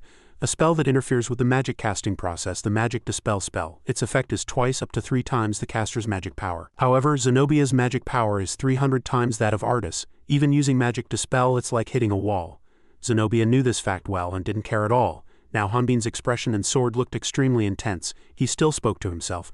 But what she didn't expect was that the effect of magic dispel was amplified by aura. Now Zenobia also froze before this immense attack. Combining the two's powers, Hanbin unleashed an attack with terrifying destructive force. Gahan had already sensed this situation. He quickly pulled Zenobia away. She was still confused. My magic was destroyed by ordinary magic? Gahan inwardly understood that Zenobia had used most of her magic power for spatial transfer magic, and now had no ability to block physical attacks. And he inwardly shouted, "Enough! Zenobia, activate spatial transfer." Right at this moment, Hanbin rushed in like a mad beast. Gahan muttered to himself, "Already." Now he quickly pushed Hanbin's attack aside and blocked it. Gahan suddenly opened his mouth. "Is this the human side of those from another world, rushing at an opponent when they're weakened?" Hanbin immediately replied in anger. "You're saying that while 2 of you are fighting one? Truly amazing. If you're so confident, fight me." Seeing her 2 severed arms, Zenobia cursed inwardly. How dare you, how dare you, how dare you knock me down, you piece of trash." The moment she tried to sneak attack Hanbin, a spiritual power bullet flew towards her face and it created a shield. Zenobia was horrified. What? Artis unleashed an attack and spoke inwardly. "I can't believe her defense is still strong even with so little mana left, but this should be enough to disrupt her magic." After thinking, he immediately fired another bullet. Gahan quickly cut down the bullet with his sword. He opened his mouth. "Zenobia, we've achieved our goal. Don't waste time here with pointless acts." Hearing that, Zenobia reluctantly opened the spatial transfer portal, ancient spatial transfer magic circle. Another rope suddenly grabbed her wrist. It was Kibi. She spoke clearly. "Zenobia, are you running away, you who are called the Archmage?" Zenobia still slowly entered the spatial portal, saying, "Don't worry, incarnation of the goddess. The next time we meet I'll tear you to pieces." Zenobia used magic to cut the rope, and Ki frowned unpleasantly. At this moment Barris's voice echoed again. Gahan couldn't see through Ryu Hanbin's swordsmanship. A fighting style that uses the advantages of a gigantic sword to instinctively attack weaknesses is like a monster. But if he attacks instinctively like a monster and avoids critical hits, all movements become easy to predict, and Gahan can launch a feint attack to create an opportunity to retreat. The moment he tried to escape, he thought to himself, "If I return after fully recovering my divine power, these obstacles will be easily dealt with." "What did you see in this guy, Barris?" At this moment, Hanbin suddenly grabbed Gahan's arm. He thought it wasn't over yet. Suddenly, Gahan was horrified to see Barris's fierce appearance. "I told you, we have to decide the winner." Back in reality, Hanbin shouted without mercy, "You damned bastard." He immediately cut off one of Gahan's arms. Now he seemed to have noticed what was latent within Hanbin. "This guy, he's dangerous." Now Hanbin launched a cross-stitch attack, but Gahan blocked it. While he exposed a weakness, Gahan thought to himself, "If I don't kill him now." Suddenly, Gahan saw something. It was Barris. He was receiving treatment from his comrades. Barris also slightly raised his head and looked meaningfully at Gahan. Right now, Hanbin was kicked and sent flying. Gahan didn't kill him and let him live. Hanbin's face hardened as he watched Gahan escape. Gahan still left a final word. "Ryu, Hanbin, prove it. That Barris was right." The spatial portal closed and Hanbin barely managed to shout, "Stop." Artis's expression became serious. Leon H. continued to treat Barris with a painful expression. Kibi also sighed in disappointment. Hanbin's voice quietly echoed, "We let it slip from our hands. The chance Lord Barris risked. Our last chance." Then he shouted in helplessness. Hanbin thought to himself, "It's really over." At this moment, the giant sword suddenly flew and embedded itself behind Hanbin. This surprised him quite a bit. Barris opened his mouth. "If I were your enemy, I would have killed you 60 times, kid." "Why the worried face? It's not over yet." Hearing that, Hanbin softly muttered. Barris, Syria, who was next to him, was horrified. "Barris, stay still. You need to be treated immediately." Seeing Leon H. stop his magic, she immediately asked, "Why did you stop? His wounds are still." He gently replied, "It's too late. Lord Barris no longer has a heart to be treated." All space fell silent, and only Leon H.'s words remained. "The only reason he's alive right now is because the aura remaining in his body is preventing blood from flowing. But even that won't last much longer." Now Barris opened his mouth. "I don't have much time left." Hearing that, Syria sobbed and said, "Lie," Barris continued. "But there's another problem. It's the power that Gahan and Zenobia used. It's like the support system of the Otherworlders." Hanbin immediately froze. "Omphalus's blessing," IP exclaimed in horror. "You don't mean that if Lord Barris dies they'll gain experience, do you?" Artis immediately replied, "It's possible. If so, Gahan and Zenobia's levels will increase." Barris opened his mouth again. "Today we barely managed to make the 2 of them retreat. If they level up, no one will be able to stop them. But if someone else kills me in a suicide attack, that won't happen." Hearing that, Hanbin seemed to freeze. Syria was even more surprised. "What are you talking about? You don't mean what I think you mean, do you?" Barris said. "The third case where a Bantara warrior can use a sword is in a true warrior's battle. There's no time." Hanbin frowned and said, Baris, at this moment Kibi suddenly stepped between them and shouted, I cannot accept this. I cannot accept this method. Baris said, Kibi, I believe you know this is the only way to save Radna. She immediately replied, even so, you don't know how much Ryu Hanbin blames himself, the pain he's had to endure, and yet you're asking him to take your life. I'll do it in his place. Now Hanbin stepped forward resolutely. Thank you, Kibi, but Baris knew well that the strong Russian Martin and the otherworlders could become obsessed with slaughter. Nevertheless, he ordered me to do this, because a true warrior knows what they fight for with their sword. Hearing this, Baris smiled brightly. Haha, thank you. Beside him, Syria struggled against Leonh's restraint. No, let me go, Baris gently said. Syria, you've always loved listening to my stories since you were a child, all the stories about the Bantara tribe and its history. You are the last witness of the Bantara tribe. Syria sobbed and replied, I haven't heard it all yet. I don't remember anything, so please tell me everything again. Tell me the story of how the Sword King became invincible. Seeing her compassion, Baris finally understood. Now I know why death is so terrifying. That's the reason. After thinking, he shouted again, Sword King immortal. As he was about to leave this world, Syria cried out in pain. Baris, his quiet voice continued to echo, the Sword King will not disappear. At this moment, Hanbin also rushed in with the gigant sword. Ki quietly turned her head. Now Baris's sword shattered. His eyes were filled with satisfaction. Baris's last will echoed again. You survived that terrible darkness, didn't you? Yes, you are the strongest, the one who remains. Thanks to you, Sword King. Now Baris completely passed away in Hanbin's arms. Leon held the sobbing Syria. Artis was also comforting the weeping Ipe next to him. Hanbin tightly embraced Baris's cold body from behind. Kibi buried her head in his back and sobbed, I'm sorry, I'm so sorry. Tears were also streaming down Hanbin's cheeks. A system notification rang out.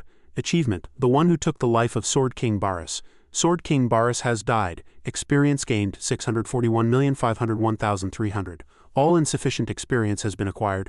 Leveled up. In another scene, 20 minutes later, the light disappeared and a chaotic darkness covered the entire world. At the same time, a white monster angel was born in the primal world. This resulted in 4 of the Radna continent's population dying or going missing. As the Sword King's death became known to all, the world was filled with fear of the end. Now there's no going back. It can't be stopped. In this room, Horion was sobbing. And it was because of Baris's death. 4 weeks after the Night of Silence incident, monsters swarmed like ants on the eastern coast of Nim Kingdom. Screams echoed. They're breaking through the defenses. The monsters swept away all the soldiers and screams echoed. The left flank has fallen. In the chaos, this girl suggested, no, Count, the front line can't hold out any longer. We must retreat immediately, the Count said angrily. Don't speak such weak words. We are the great army of the Nim Kingdom. If we fall here, monsters will invade the kingdom. Immediately reorganize the ranks. Before he could finish speaking, he was killed by a monster. Dungeon monsters do not leave the dungeon. This old truth was shattered overnight. Suddenly a realm of darkness appeared, followed by 20 minutes of the Night of Silence incident. Since that day, monsters would emerge from the dungeons at night and attack all life in Radna. Because the goddess of darkness no longer protects Radna's night. A bloody catastrophe. At this moment a ray of light suddenly appeared in the sky, and an arrow imbued with spiritual power immediately killed the monster. Thousands of other spiritual power arrows also quickly flew. All the monsters were eliminated in an instant, and it was the power of Horion. She appeared as a very tangible source of hope. People who saw her coming rejoiced and cheered. Everyone shouted in unison, Horion, Horion. At this moment she saw the corpse of this woman. She looked sad and thought to herself, I cannot let this tragedy continue. In this magnificent palace, Horion's voice echoed, this will only lead to more soldiers dying. We lack capable hunters to go into the dungeons, and we haven't yet identified all the newly created dungeons. All of this began after the Night of Silence, and it's related to investigating those from another world. Your Majesty, please grant permission to investigate the otherworlder Ryu Hanbin. He immediately replied with displeasure, nonsense. Didn't we send troops to deal with the otherworlders? Your Majesty, do you not trust my army? This was Minsel Harriet, the 18th king of the Nim Kingdom. Horion thought that if he truly was the one who killed Baris, then no matter how elite our army was, it would only lead to more casualties. Yet, Min argued that there was only one otherworlder, and it would be criticized for the Queen of the Kingdom to handle such a minor matter, even if that otherworlder killed the Sword King. The Sword King was still just a human. Surely it was because he was old. These words infuriated Horion, causing her to emit a strong killing intent. Min immediately felt that killing intent and was startled, stumbling slightly. The court ladies next to him, seeing this, worriedly said, Your Majesty, please be careful of your health. Suddenly, Min burst out laughing, speaking in a sarcastic tone. Haha, my apologies. Who would have thought I wouldn't recognize the representative of the Fairy Alliance? How dare a humble person like me from the Nim Kingdom disregard a hero? Horion was one of the 4 great heroes. Horion replied, flustered, Your Majesty, that's not it. At this, Min firmly pulled down her face covering. He threw it to the ground and spoke again in an elegant voice. Then you know I am the king of the Nim Kingdom. You are a queen, not an empress, so don't stand there talking nonsense. Protect the kingdom and keep your people loving you. That's why I keep an ugly and vulgar woman like you in the palace. Now get out. After saying this, Min turned coldly and walked away. Grumbled, a slave who doesn't know the palace rules. Just then, Leslie suddenly shouted, Do you think you can do anything you want just because you're the king, who ruined this kingdom? Watch your tongue before I cut it off and feed it to monsters. Here, Horion tried to imitate that harsh tone. Do you think you can do anything you want just because you're the king? Who do you think is maintaining this kingdom? Before I cut your tongue and throw it to the monsters. Before she could even finish her sentence, she spoke sadly again. I know I can't, this is too difficult. Leslie immediately got angry. Why not? You asked me to teach you how to defeat others. Why didn't you drag him out of the room and give him a good beating then? You're the queen after all, Horion replied softly again. You make it sound easy. If I became a traitor, I'd be giving Secretary Leslie a chance to escape, she replied calmly. I'm an otherworlder after all. Hearing this, Horion seemed to realize something and muttered softly. You were an otherworlder? Leslie asked again. Do you want to meet them for revenge? Horion quickly replied. Of course I will never forgive the one who murdered Baris. But I'm not so sure. When the night of silence happened, I felt something in the darkness. I felt that agonizing aura was more intense than ever. I couldn't believe Baris lost the battle that day. And though it was a short time, the people I met in the Elf Kingdom didn't seem like bad people, so I want to confirm. Even if they had a reason to hide their identities, couldn't not all otherworlders be bad people? Surely there are good people like Leslie in front of me. Leslie immediately retorted, Don't include me. Considering what I've done before, I'm a bad otherworlder. Saying that, she thought to herself, Horion is the one who saved me from Zenobia. The only one who sees me as a human, not an otherworlder. Thanks to her, I was able to break the bloodthirsty curse Zenobia cast. In return, I cannot tell the truth. At this, Horion said, I'm not the only one who feels sadness over Baris's death. Zenobia must be suffering too. And they can't investigate clearly. Here, Leslie exclaimed in shock. What did you say? Zenobia immediately replied, I'm sure that otherworlder killed Baris. If he hadn't delivered the finishing blow, Gahan would have gained all the experience. Hearing this, Leslie realized inwardly, those pieces of trash, the real culprits were Gahan and Zenobia, and she asked again. But isn't it possible that someone else on that team killed Baris? Zenobia replied. I don't think they could do that. Otherworlders need to level up to be strong enough to fight us. Hearing this, the truth became even clearer. To be strong enough to fight us, Gahan is wary of Ryu Hanbin after all. Zenobia probably didn't expect me to know those people. If I approach them now and join forces with Horion, there'll be a chance to win, Leslie asked again.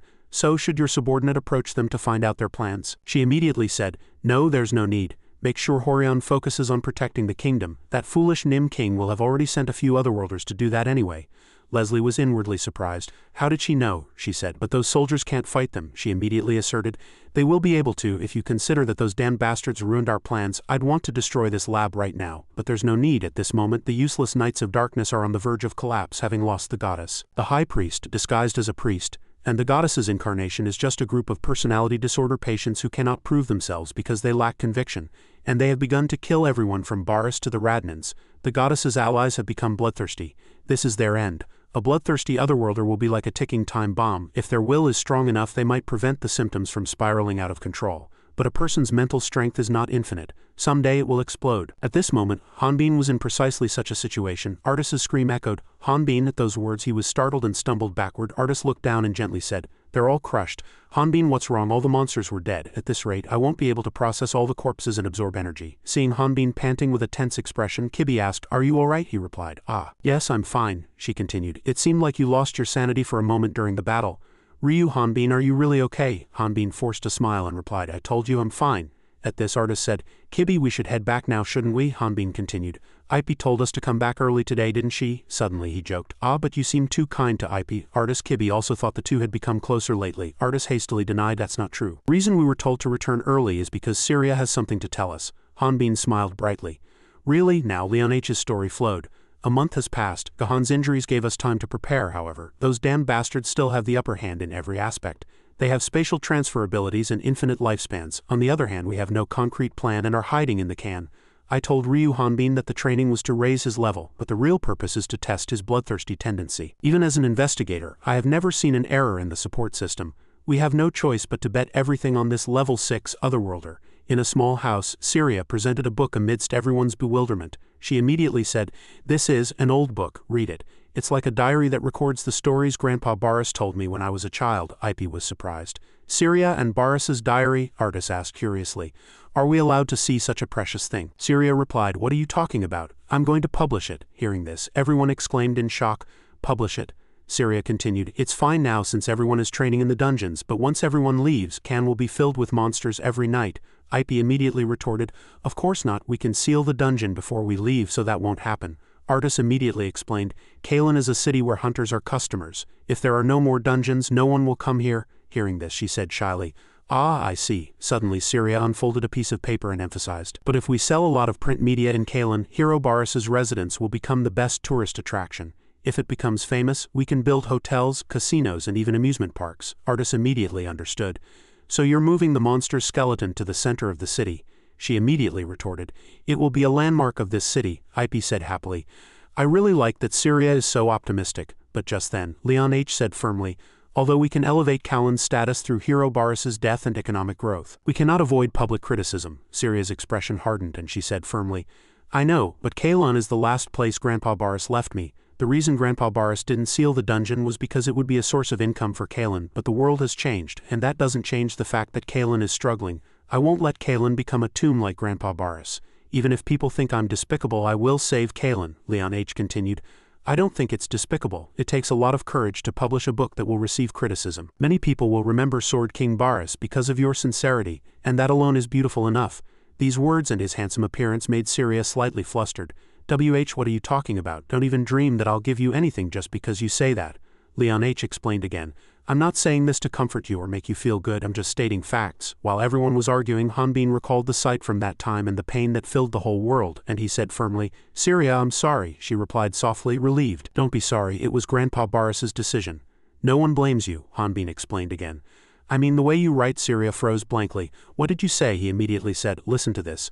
Lord Boris swung his sword and Lord Boris was strong enough to split mountains in two. Enemies were destroyed by his power. Your description is too simple. I don't think anyone will buy it. Leon H. immediately defended her. You fool, this book is Boris's last record, so it has extremely high academic value. Hanbin thought that writing was a problem, but the reason the content was difficult to understand was that Lord Boris's childhood was not described. Suddenly, Kibby asked in a sweet voice, What are you talking about? Leon H. At this, an angry Syria lifted the table and threw it at Hanbin. He protested. Why am I the only one who gets hit? Her voice became sharp. I'm sorry, I'm not good at writing. I only know how to run a bar. Just then, hurried footsteps were heard. Rusin immediately threw the door open. We have a big problem. Seeing him come in, Hanbin said. Jian Rusin, perfect timing. You read a lot of novels, don't you? Want to read this? Rusin was excited. Yes, a novel. Just then, Lao hastily interrupted. This is no time for that. We need to escape from here immediately. The Elf Kingdom's army is heading this way. The sound of people debating echoed in the room. I never thought Zenobia and Gahan would do such a thing. It seems such things are happening all over the world, so I should thank you all. He smiled and excitedly asked, So you believe us? Then we should tell everyone the truth about Zenobia and Gahan and change the situation. Hearing this, the elf general replied, Excuse me, but that's impossible. If we accuse them without evidence, it will definitely lead to a war with the Gahan Kingdom and the Magic Kingdom. Furthermore, since the Nim Kingdom already considers everyone an enemy, we are likely to lose. These words startled Kibby. The Nim Kingdom, Horion sided with Zenobia, the story continued by the other party. Fortunately, she still seems hesitant to act. They are in a situation where the Nim Kingdom has made an agreement with Zenobia. Diplomatic pressure on our Elf Kingdom is very difficult to handle. At this, she bravely asked, Is this why the general brought the elf army to Cannes to arrest us according to Zenobia's will? Hanbin suddenly interrupted. But I have no intention of just standing by and being captured. No sooner had he finished speaking than the other party quickly drew his sword. I didn't expect you still haven't realized. It seems Lord Leon H. hasn't told you anything yet. Key's group turned to him.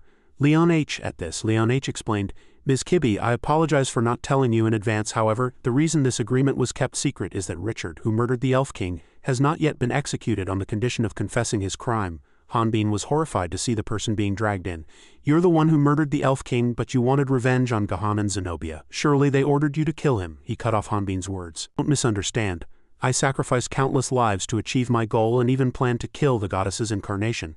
There's a reason for all evil. If you ever forgive my sins, you'll eventually forgive Gahan's as well. Don't forget that it's never too late to forgive someone's sins, even after they've been punished. He gloomily agreed with Richard. While the elf army may have arrived in Kalin, the otherworlder Ryu Hanbin was not there. However, they successfully apprehended Richard, who had killed the Elf King. The elf general explained that this was what would be publicly revealed to the Elf Kingdom, and these were his terms. Since he knew many secrets and had been arrested, Zenobia wouldn't be able to act too recklessly against their kingdom. Therefore, he wouldn't be executed immediately. The same applied to his comrades. Of course, it would be much safer if everyone secretly hid in Kalin. Kibby hastily stretched out to stop him. Wait, Elf King. If you can deceive Zenobia, will you cooperate with us? Since Gahan is injured, now might be the most opportune time to act. Hanbin on his side thumped his chest and added, That's right, I've also leveled up and am learning Sir Boris's combat techniques. At the very least, I can fight Zenobia. but a question was posed to them. Will they fight fairly? Hearing this, she immediately paused. The elf general turned his head and said gloomily. According to you, they seem to be in a situation where all we need to do is hide in a two-dimensional space and observe their movements. Since our kingdom owes you, we will pretend not to have seen anything. You have already become Radna's enemies. This battle has taken on a different aspect. The battle between Radnans and Otherworlders will only continue to repeat itself. That day, the moment you turn your backs on Gahan and Zenobia, they will win. A while later, Artis was gloomily seated in a chair and Ki was also dispirited elsewhere. Leon H. was no exception. Hanbin stood against the wall and IP bit her lip with an unpleasant expression, then soon shouted loudly, "Fool, fool, fool, fool, fool, all right. It's understandable for their kingdom to do so as it's wartime, but aren't there other regions? Do we only have to seek help from the Alliance of Darkness?" Hearing this, Leon H. explained. If we were to say that Otherworlders were officially recognized as allies by the goddess, they wouldn't believe us, and even if we hide our identities, as we are doing now, trying to pass through the identity verification process would simply be a waste of time. IP smiled and asked again, but the current situation is extremely urgent. Do the other goddesses really not know what's happening? This time, Kibi explained. If something unusual happens in Radna, she will sense that something has happened to the goddess of darkness. However, the goddess is the creator and administrator and doesn't record every event in the current world. If that were the case, it would be like generating and storing infinite data in the current universe, which could overload the amount of information and cause errors in the calculations that form the real world, weakening us and allowing alien monsters to invade. Artis continued her words, saying that this means the goddess doesn't know that Zenobia and Gahan are behind this. I've thought of all sorts of solutions, but I truly don't know. Even Zenobia's spatial transfer magic. I can't think of anything else, I'm sorry. At this, IP couldn't hide her disappointment. The room fell silent again. After a while, Rusin poked his head in and said, "Brothers, are you here? Why does everyone look so gloomy?" Leon H. replied, "There's a reason. Is something wrong?" Hearing that, he scratched his head and replied, "It's a bit embarrassing, but I tried writing using Ms. Syria's draft, and I really can't think of any words to describe Sir Barris's younger days. So I thought if Brother Hanbin, who is quite similar to a Valeria warrior, read my writing, he might feel something." He pointed to one side and guided them. "He's over there," Rusin asked back, confused. "I don't think so." At this, Leon H. blushed and said, "Don't tell that guy." At this moment in an underground area, Hanbin said softly, "It seems Mr. Barris was also worried about Syria." Seeing him hide artifacts like this, his hand reached out and a blue light immediately appeared from the sphere in front of him. As Hanbin spoke, Leon H. stopped him from touching it. "Leon H., you know that just sitting around isn't the solution." He asked what his purpose was in clearing Callan's dungeons and if there was a way to enter those damned guys' two-dimensional space. Hanbin explained, "Surely, by investigating their subordinates we can find something out." Approaching him, he added, "How can you be sure you won't carelessly kill Radnans? Is there a definitive way to tell whether or not you've truly fallen into a bloodthirsty state?" Leon H.'s hand grabbed Hanbin's, but the cube he had made was already cracked by his hand. Leon H.'s eyes furrowed.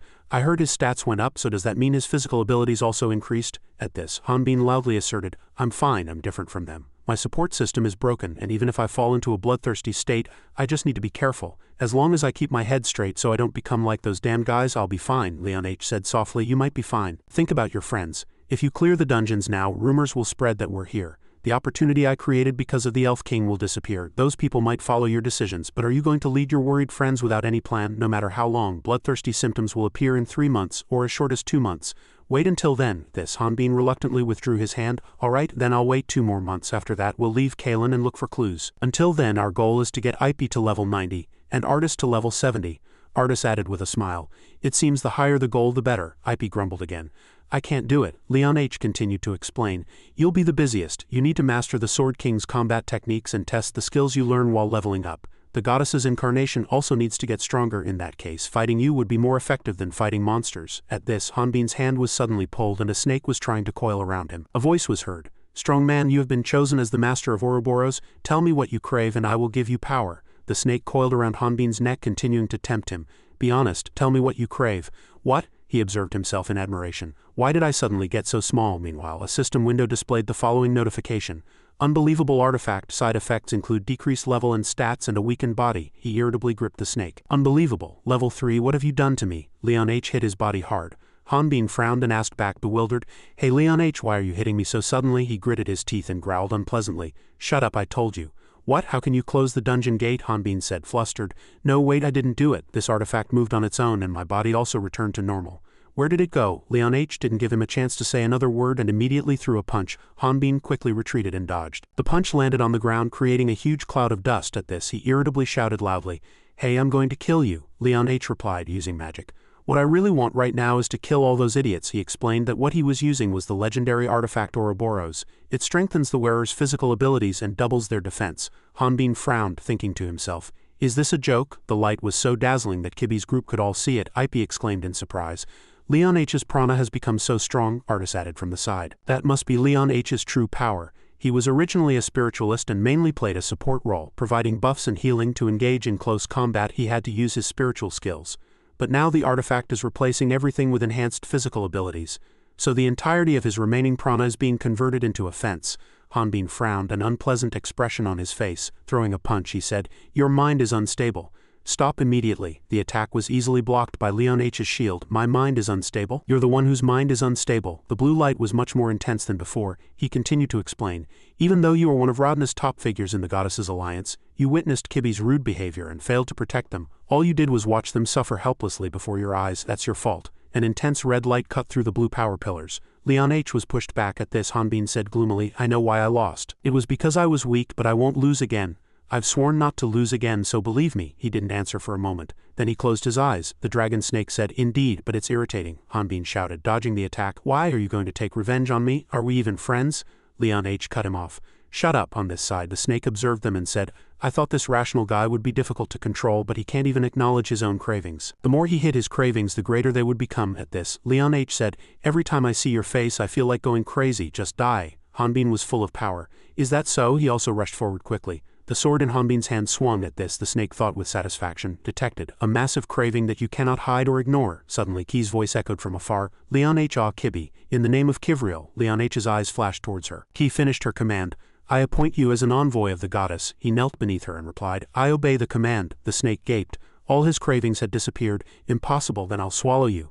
But he couldn't swallow anything and was split in two by Hanbin. The sky was filled with twinkling stars at this moment, and the snake's head rolled on the ground. Exclamations of admiration rang out. "It's one of the 4 great artifacts of the dungeon, and I can't believe you split it in two, but this is useful." What he held in his hand was a legendary artifact, transformed into the Ouroboros gauntlet. Leon H continued to say, "It's not noisy and it can transform into any shape I want." At this, Hanbin reluctantly added, "If my level was normal I could have used it." He continued, "You would have been swallowed by Ouroboros, but how did you figure out the thoughts deep in my mind? How did you know I was in an unstable state of mind? It was too obvious. You also failed to protect Kibi. A self-righteous guy like you wouldn't blame me like that. You have a conscience." They continued to discuss under Ki's gaze. "But you attacked me with all your might back then. Right, because an idiot like you always annoys me.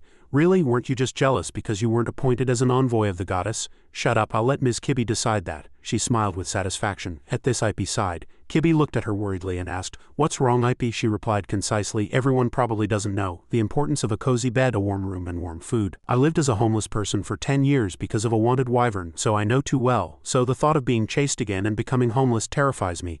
I absolutely have no plans to leave Can." At this, Artis suddenly said, "Speaking of that plan, I have an idea." Ip's face immediately brightened. "Really, Artis?" Ki was also curious. "You mean you found a way to enter the 2-dimensional space?" He explained. "Not really. It's a bit embarrassing to call it a plan, but if we do it well, we won't need to enter the 2-dimensional space." Over there, Leon H was still arguing with Hanbin. "Ah, I am your senior, so behave properly. All right? Speaking of those chosen by the goddess, I am much more qualified than you." "No," Artis said softly.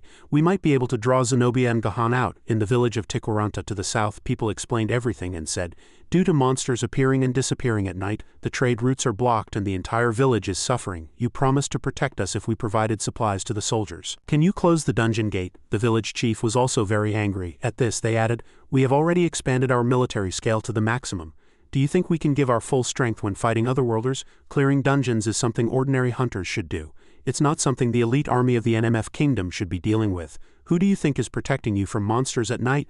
But Antony still shouted helplessly. "But all the young girls in the village were found torn apart and eaten by monsters." "Yes. If this wasn't the work of monsters, then who did it? Is there perhaps another worlder in the village?" When Choi swung his fist and hit Antony, his gaze burned, and Antony's face also turned pale. "You're another worlder, yet you dare mock the elite army of the Nim kingdom?" Choi asked irritably.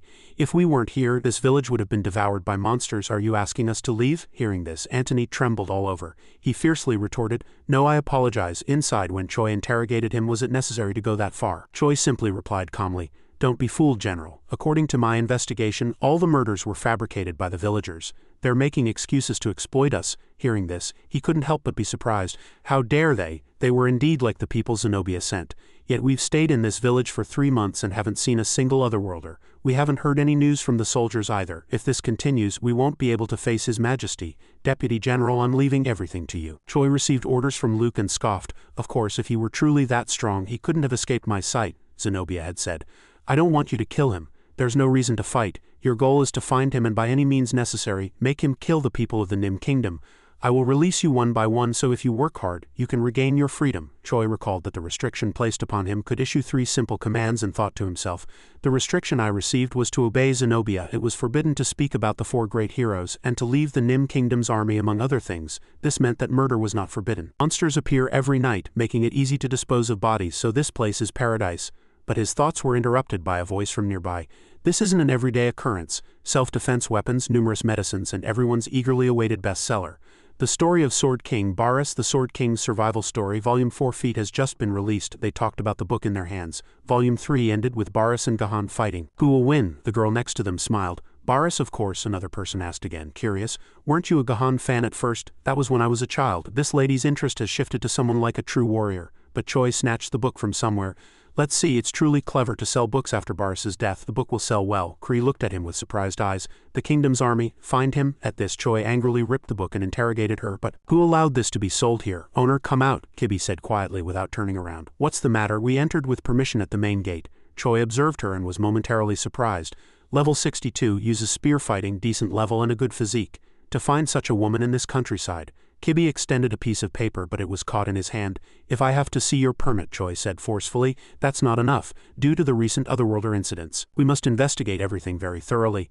Come to my office in a moment, then I can verify it at my leisure. Kibi pulled her hand away and advised, it would be best to stop here. For your own good. Choi's eyes grew more sinister. For my good, I'm truly curious how things will turn out, but before Choi could react, his body was dragged and slammed into the ground. Then he was hit again. Choi gritted his teeth and thought, who is this piece of trash? Hanbin slowly approached. His hand grabbed Choi's hand. As Choi looked at him in disbelief, he introduced himself.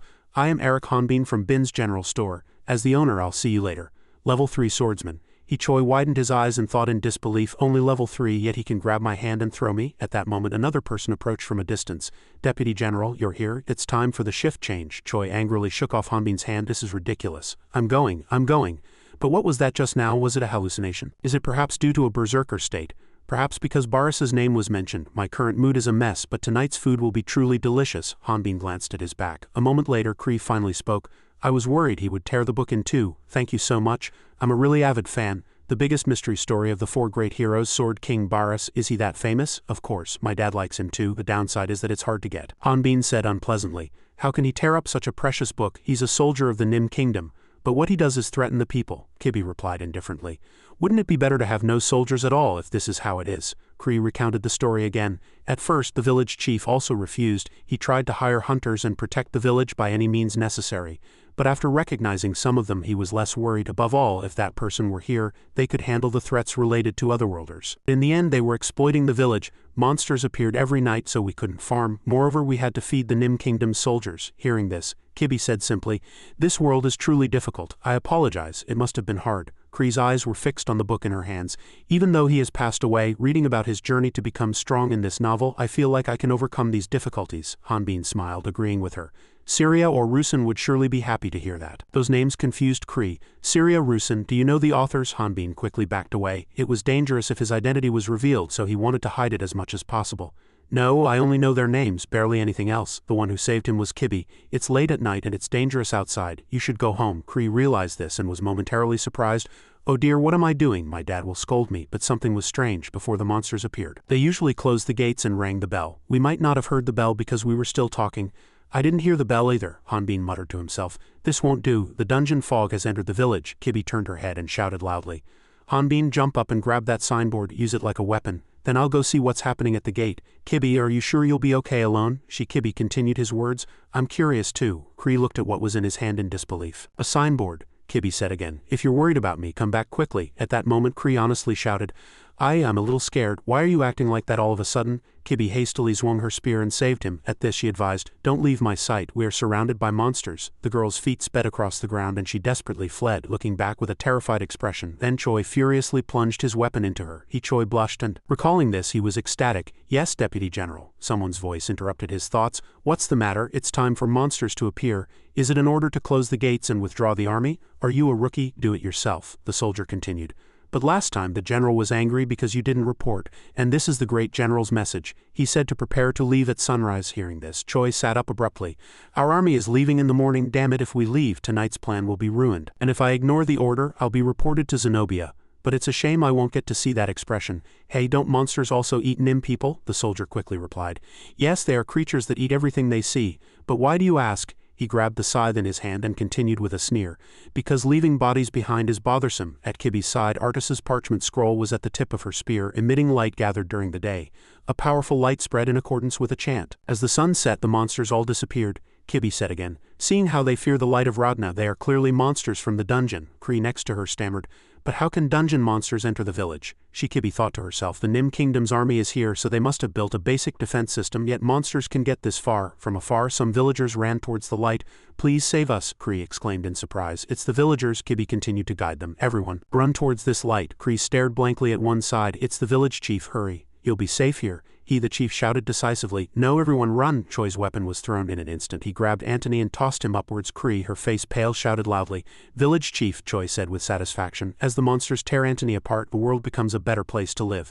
Because I can kill people as I please, and by simply blaming it on monsters, no one will suspect I'm an otherworlder. Is it your doing that monsters entered here? Kibi cursed. You're truly foolish. Do you think those monsters won't kill you too? Choi continued to swing his weapon, repelling the monsters. He said with a laugh. If you think these ordinary monsters can harm me, you're wrong. Yes, that's the expression I want. The face of someone facing despair and death. Good, I'm really curious what expression you'll make when you die. Show me. The moment that beautiful face contorts in despair, but her attitude confused Choi. You're smiling. Don't you know what kind of situation you're in? My level is. But at that moment his weapon was plunged into his rear, and he fell to the ground, his face pale. Kibi's party remained silent. They started talking about a gigantic shadow that had just appeared. Did a powerful monster appear? Kree also stammered. What on earth is happening? At this, Kibi said. Sometimes it's easier to see for yourself than to explain. Choi's scythe continued to strike the monsters' faces, slashing and cutting these trashy monsters. Choi was swung around like a weapon by Hanbin. His face was already contorted. As he Hanbin threw Choi, Choi still thought in disbelief. Who is it? Who is it? Hanbin's figure vaguely appeared. The light emanating from his weapon revealed Hanbin's identity. Hanbin level 6 on this side, a gun was held high. Artis muttered about sealing the dungeon. Choi thought in disbelief. Is it that guy? Who is it? What kind of monster is it? Reveal your identity. I'll expose you so you can't hide. Hanbin's steps didn't slow down at all. Everyone there had the same thought.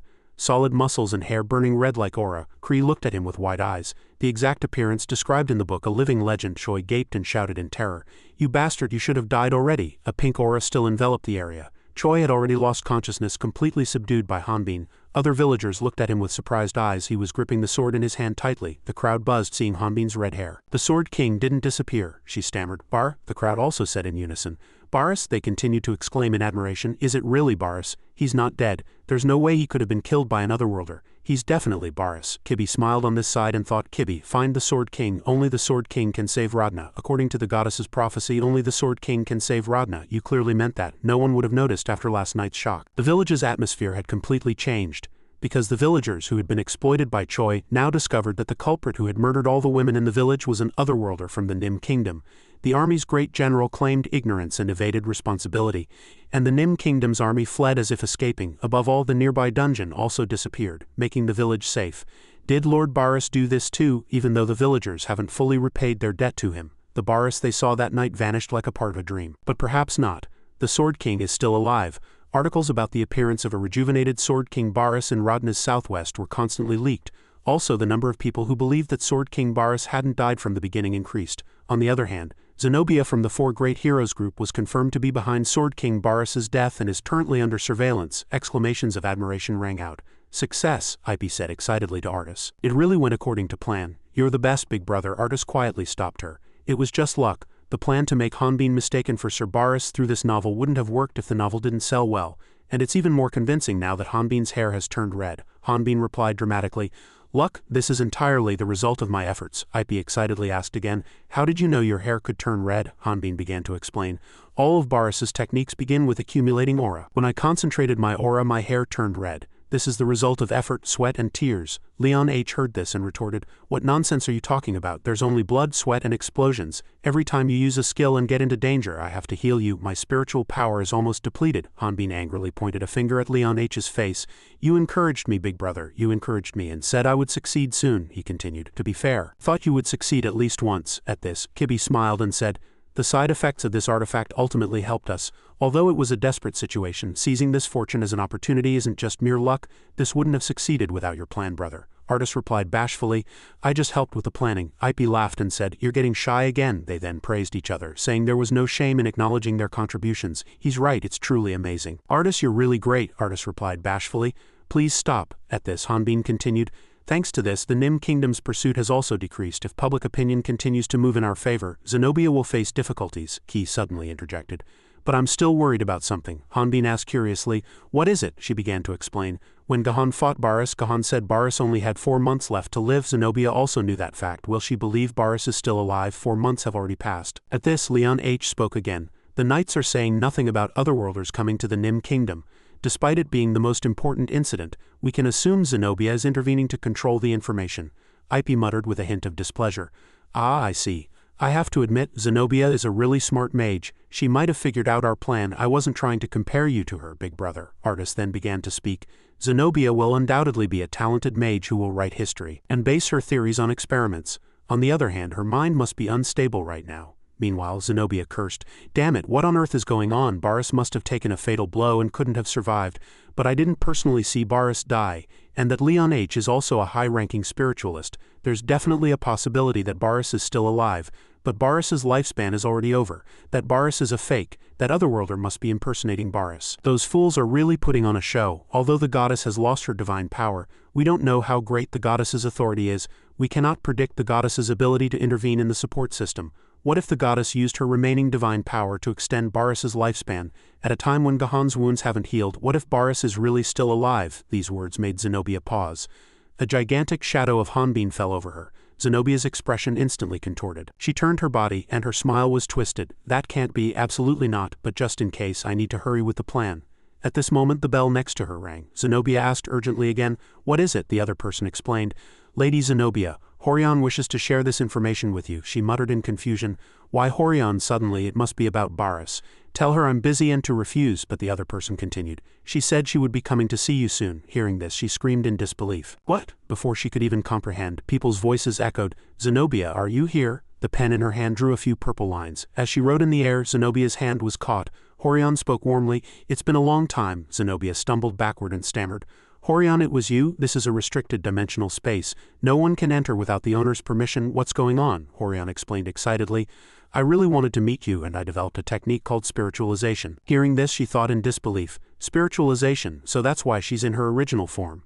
This can't be explained like that." At this, she looked around and said, "So this is Zenobia's lab?" She nodded briefly and replied, "Yes, fortunately, she doesn't seem to know what this place is." At this, Horion had a book in her hand. "That's right, that's not important. Have you read this book?" Zenobia took the book and muttered, "A novel with Barris as the main character. What is it?" She explained, "I was wondering if you were the author." Zenobia flipped through the book and asked curiously, "Why would I write something like this?" Horion agreed. "No, right." At this, she paused. "Wait, what is this?" she explained with a slight panic. "But that novel describes things that happened in the past, and even things no one but us knows. Considering how vehemently you opposed Gahan writing his autobiography, I believed you wouldn't write a novel, so as the rumors say. Perhaps Barris is really still alive. Perhaps he wrote it to secretly tell us he's alive." As soon as the words left her mouth, they touched a raw nerve for Zenobia. "No, that can't be. He's dead. Dead. Dead." The space fell silent at this moment. Horion frowned and spoke worriedly. "Zenobia, what's wrong? You seem to be afraid of Barris." Zenobia hastily changed her demeanor. "I'm sorry, I guess I was too sensitive. Now that I've accepted Barris's death, I should change the topic." "But that appearance, it's like a ghost, isn't it?" Horion replied softly. "How should I explain it? It's more than that, it's like a duplicate of a soul, like the spirit goddess, a duplicate of a soul that holds memories." Her lips curled up in a smirk. "I see, I'm glad you came here," Horion explained again. "I want to confirm if the rumors about Barris are true. Will you check with me?" Before her eyes, a fierce wolf rushed forward and the shadow of a small person was encircled. Hanbin's expression grew more serious in thought. "If I don't fight, I'll die. I have to fight to survive. Always be vigilant and overcome pain." A malicious voice echoed towards him. "Capture that otherworlder." They rushed towards him, weapons in hand, ready to attack. Hanbin's eyes widened in surprise, and he tried to explain. "Wait, listen to me. I don't want to kill anyone. A bright shining notification struck his eyes. You have received a reward after killing one Radnon. Hanbin's eyes widened and the notification continued to urge him, kill all Radnons. Key's hand reached out and the system changed the notification accordingly. An error has occurred. External interference detected. Hanbin woke up with a start and quickly turned his head. What greeted him was Key's gentle smile. Good morning. The city was quiet in the morning. White cloth was hung out to dry, fluttering in the wind. Kibby continued. We decided to start selling late today. Hanbin rubbed his head and replied, it's fine to wake me up early, but Key, you haven't slept properly for days. Hearing this, he spoke softly. It must be because of the pressure we felt when we entered the village. Archmage Zenobia is planning to lift the ban on the 4 Forbidden Lands. Zenobia plans to hold a monster hunter competition, revealing one of the 4 forbidden lands that have been hidden for 15 years to hunters. And it will be an opportunity for powerful hunters to reassure the residents through the competition. Reading this, Hanbin exclaimed in surprise. Aren't there sacred beasts in these 4 forbidden lands? Kibby looked at him and continued. Only 3 remain actually. Baris already cleared the Khan residence. She seems to be planning to open the Labyrinth of Oblivion to the north to recruit the strongest hunters. With Zenobia behind it, there must be some kind of plot. He smiled brightly and thought, if we go there, becoming famous won't be an issue anymore. And once the world knows about the wicked deeds of those 2 trash, our positions will be reversed and we can say goodbye to this annoying street vendor life. After a moment, Kibby quietly began to speak. This life isn't bad either. Hanbin agreed with her. You're right, I was lucky too. Others had to eat and sleep in dungeons, so compared to that. Kibby cut him off decisively. Hurry up and transform and get to work, Hanbin replied with a slight hint of disappointment. You spilled all my coffee. But she growled back, isn't that better than being covered in monster blood? Hearing this, he was speechless. Damn it. Very quickly, Hanbin went into battle mode and fought the monster. People constantly shouted, Burrow, Baris. Amidst the cheers, Burrow. Key gestured towards the meeting point. The crowd continued to call out his name. Baris? Hanbin nodded to her and replied, all right. The yellow light of the system suddenly appeared. Hanbin's body reacted instantly. He heard the call and covered his face. Burrow again, damn system, I'm used to it now. But the space blurred for a moment. At this, a bottle flew towards him, and a voice mixed with curses was heard. Are you kidding me right now? Hanbin reached out and caught it. The other person continued to curse. What kind of hero then saved me too? Go catch that otherworlder and kill him, whether it's Philad or Ryu. Hanbin, whatever his name is, that bastard ruined my life. At this, Hanbin recognized him with surprise. Father Emin, isn't it? The other person looked at him with a red face, eyes wide, and replied, You're Philad? He showed no reaction, but the people around whispered, I wondered when that guy would cause trouble. It's okay, Sir Baris is trustworthy, so he'll forgive him. In the nearby forest, Emin, tied up, loudly cursed. You're saying Gahan and Zenobia attacked the goddess and caused all this? Damn it, I was fooled once but not twice. Do you think I'll believe an otherworlder's words? And you, Leon H., you're a high priest. Shouldn't you be ashamed of being an otherworlder's minion? At this, Leon H.'s hand suddenly reached out and he warned. Watch your mouth. Hanbin hastily intervened. Hey Leon H., calm down, he growled. I'm not that fool's minion. The one I serve is Priestess Key, the goddess's envoy. Emin shouted unpleasantly. I don't feel any divine power from her. Leon H. continued to explain. Didn't we tell you she was stripped of her divine power? But he continued challenging. If you want, kill me. I have nothing left to lose anyway. This attitude displeased IP. How annoying. Why can't a priest believe people? Honestly, Emin shouted firmly. A wyvern talking, that's impossible. Unless it's a dragon created by the goddess of darkness. Is this truly her power? Kibby hastily denied. No, but she quickly covered her mouth. Of course, IP also chimed in with all her might. It's all thanks to Priestess Key's blessing that a foolish wyvern like me has human intelligence. Key immediately changed. I apologize, messenger, please forgive my rudeness. Hanbin and Leon H. whispered on one side. Is it really because of the goddess's authority? IP is just a mutant. At this, Artis suggested, then could you explain it to the priests of light with me? But Emin, with a sad expression, refused. That's impossible. I've been excommunicated from the church. Hanbin replied in surprise. Excommunicated? That's why you have to work even harder. But he suddenly shouted, cursing, it's because of you. Who would believe me when my ally is an otherworlder? Hearing this, Hanbin explained softly. I apologize, but I'm really not a murderer, he replied briefly. I know, I also tried to persuade others that you weren't the culprit, but no one believed me. I know that's why I ended up like this. And I heard that the priests of light don't believe in the Baris character who has been rumored for a long time. That means they're targeting you. At this, Key spoke. This is really annoying. If the priests of light are targeting us, it will be very dangerous to participate in Zenobia's hunter competition to attract attention. Abi looked at the bundle of documents with curious eyes. It's about the 4 forbidden regions, right? I've read about it too, Artis continued her words. It's a good opportunity, but if it involves the Church of Light, we should stay out of it. Leon H. added, the fact that Zenobia is planning this so suddenly shows how desperate she is, so we've gained something too. We won't need to fall into the enemy's trap this time. It is said that at the end of the Labyrinth of Oblivion, the venue for this competition, a sacred beast and a memory storage artifact are hidden. System notifications kept ringing. Searching for memory storage artifact. Suddenly, Hanbin opened his mouth. I know it's a trap, but with something this good, how can we not go? In front of him was the search result. Memory storage artifact required level 1 can copy, store and transmit users' memories. People around looked at the banner and program information with curiosity. I heard this competition is difficult, but there are really a lot of hunters participating. Please give us a word of resolve. Jontro laughed arrogantly. Resolve, that's what weaklings say. We, the Golden Knights, risk our lives and adventure every day. His words were cut off before he could finish. Then what do you think about Sir Baris? Jontro explained again. I am the one called the second Baris. I consider him a rival, the reporter asked again. Then have you ever met Sir Baris? He stammered, admitting. Ah well, not yet. At this, Ipy turned her head, looked around and said, I thought many hunters would participate because of the big reward, but surprisingly few. Artis continued her words. There are still a few more starting points. If you add up all the participants, there will be over 100. Leon H. also agreed. No one would go to the 4 forbidden regions unless they wanted to become famous or were confident in their abilities. It's tantamount to suicide, Kibby spoke forth. Above all, many hunters seem not to have participated because of the news that Sir Baris is not participating. I was worried the Church of Light would come, but thankfully they didn't. And Hanbin had the last word. Then it's fine, but where's that ship? Surely we're not going to the 4 forbidden regions in that old fishing boat, are we? There's no way. At this, something flying in the sky caught his attention. Hanbin admired it with a sneer. At least that's what it should be. A gigantic airship cut through the sky. At this, someone cast an etherealization spell. Leon H. began to explain. Now no one will be able to eavesdrop on our conversation. Have any otherworlders joined the competition? Hanbin muttered. No one has reacted to my level yet. Kibby continued his words. It seems Zenobia is no longer using otherworlders, Hanbin added. Everyone seems to be a high-level hunter. Ipy was admiring the scenery outside. So high? Someone quietly asked back. Why are you so excited? Haven't you ever flown? Ipy honestly explained. Flying this high is dangerous even in the demon world. Airships are very rare flying objects only seen in the demon world. Hanbin was surprised by these two words. Demon world? Zenobia will attack the airship, but Artis just smiled brightly and replied. She couldn't even find Sir Baris, so how could she? Kibby began to explain. The reason Zenobia is holding this competition is to confirm if Sir Baris is still alive. Of course, she might be planning another scheme. So you must hide your identity.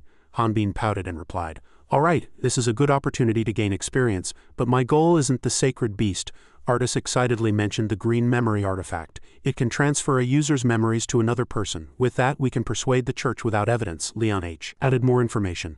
The problem is that it's in the labyrinth of oblivion. Many hunters have tried to enter, but only a few have returned alive. Those who survived have no memory of the place at all, so we don't know what to do, Hanbin concluded. Then we have to adapt flexibly to the situation. As long as we survive, we'll have to cooperate with other hunters to conquer that place. Heavy snow fell, and a fierce wind blew. Hanbin was asleep in a dark corridor. An unpleasant expression reappeared on his face, and someone's curse echoed in his mind. It's an otherworlder, catch him. Their shadows rushed towards him. Hanbin tried to explain, wait, it's not me. Please listen to me. But in his hand was a radnon. I have no intention of harming anyone. The person's face was unclear and only a resentful voice echoed, I can't forgive you. How could you kill Sir Baris, you otherworlder? Hanbin's eyes widened in horror as lightning struck outside the airship. Hanbin bumped Leon H's head and fell. He cried out in surprise. What's going on? At this, a notification was delivered. Hunters, urgent announcement. Everyone please gather in the lobby. I repeat, everyone please gather in the lobby. Urgent announcement. Everyone please gather in the lobby. Hanbin looked around wondering, what's happening? Kibby explained. The weather seems bad, Ipy was yawning. So sleepy. Jontro and his companions were also curious about the current situation.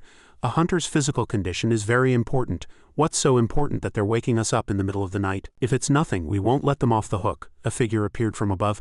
I apologize for waking you up so early, and thank you for gathering here. I am Lady Katara, the provisional captain. Despite being a knight commander, I will participate in this competition, and I am very much looking forward to it, the crowd murmured in surprise. Really? The Knight Commander? If the Shadow Cult had interrogators, the Church of Light had knights. They played a crucial role in the war against the Otherworlders 20 years ago. Their strategy isolated the Otherworlders, giving the 4 great heroes a great opportunity to eliminate them. This woman had led the knights for 40 years. She refused the blessings of the goddesses and always kept her face covered. The church was chasing Hanbin. It would be very dangerous for us to continue participating in the competition. At this, Katara spoke again. Unfortunately, Sir Baris is not participating. As you all know, this ship is heading to the Labyrinth of Oblivion, one of the 4 forbidden regions. We are going there now. The most dangerous thing in the forbidden region is not monsters but the harsh cold. Once you arrive there, you cannot return without this ship. This item will help you determine the ship's location. If an accident occurs, do not panic and return to the ship immediately. Do you have any further questions? Hanbin's hand went up. Kibby next to him was surprised by his action and widened her eyes. Katara replied, What is it? He began to explain. I should have told you earlier, but I get severe seasickness, the other party hastily demanded. Then go to the window. Hanbin ran at full speed without hesitation. The rays of light he emitted scattered in the wind. Hanbin had an almost dying expression. At this a blue light appeared next to him. He looked over in surprise, listening to what the person was saying. You'll be fine soon, he replied softly. Thank you, the girl continued excitedly. You're welcome, the girl quietly began to speak. Oh, we've met before, haven't we? Hanbin observed the person's face. He thought to himself, is she an elf? No, a water elf. And I can feel prana too. But Kibi had already grabbed the girl's hand. The girl asked back in surprise. Hey miss, what did I do? Kibi calmly pressed. Who are you? Katara, seeing this scene, smiled and said, young people are full of energy. At this, artist spoke again.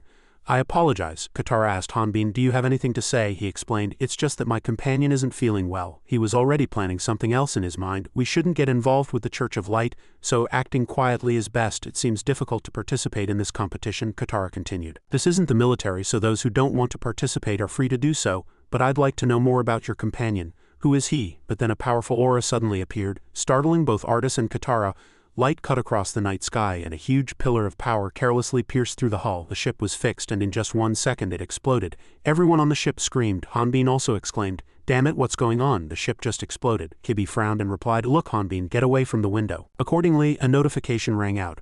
Warning, emergency in the engine room. Passage 7 has been destroyed. Katara worriedly hugged Artis's head. Are you alright? He politely replied. Yes. Notifications kept ringing.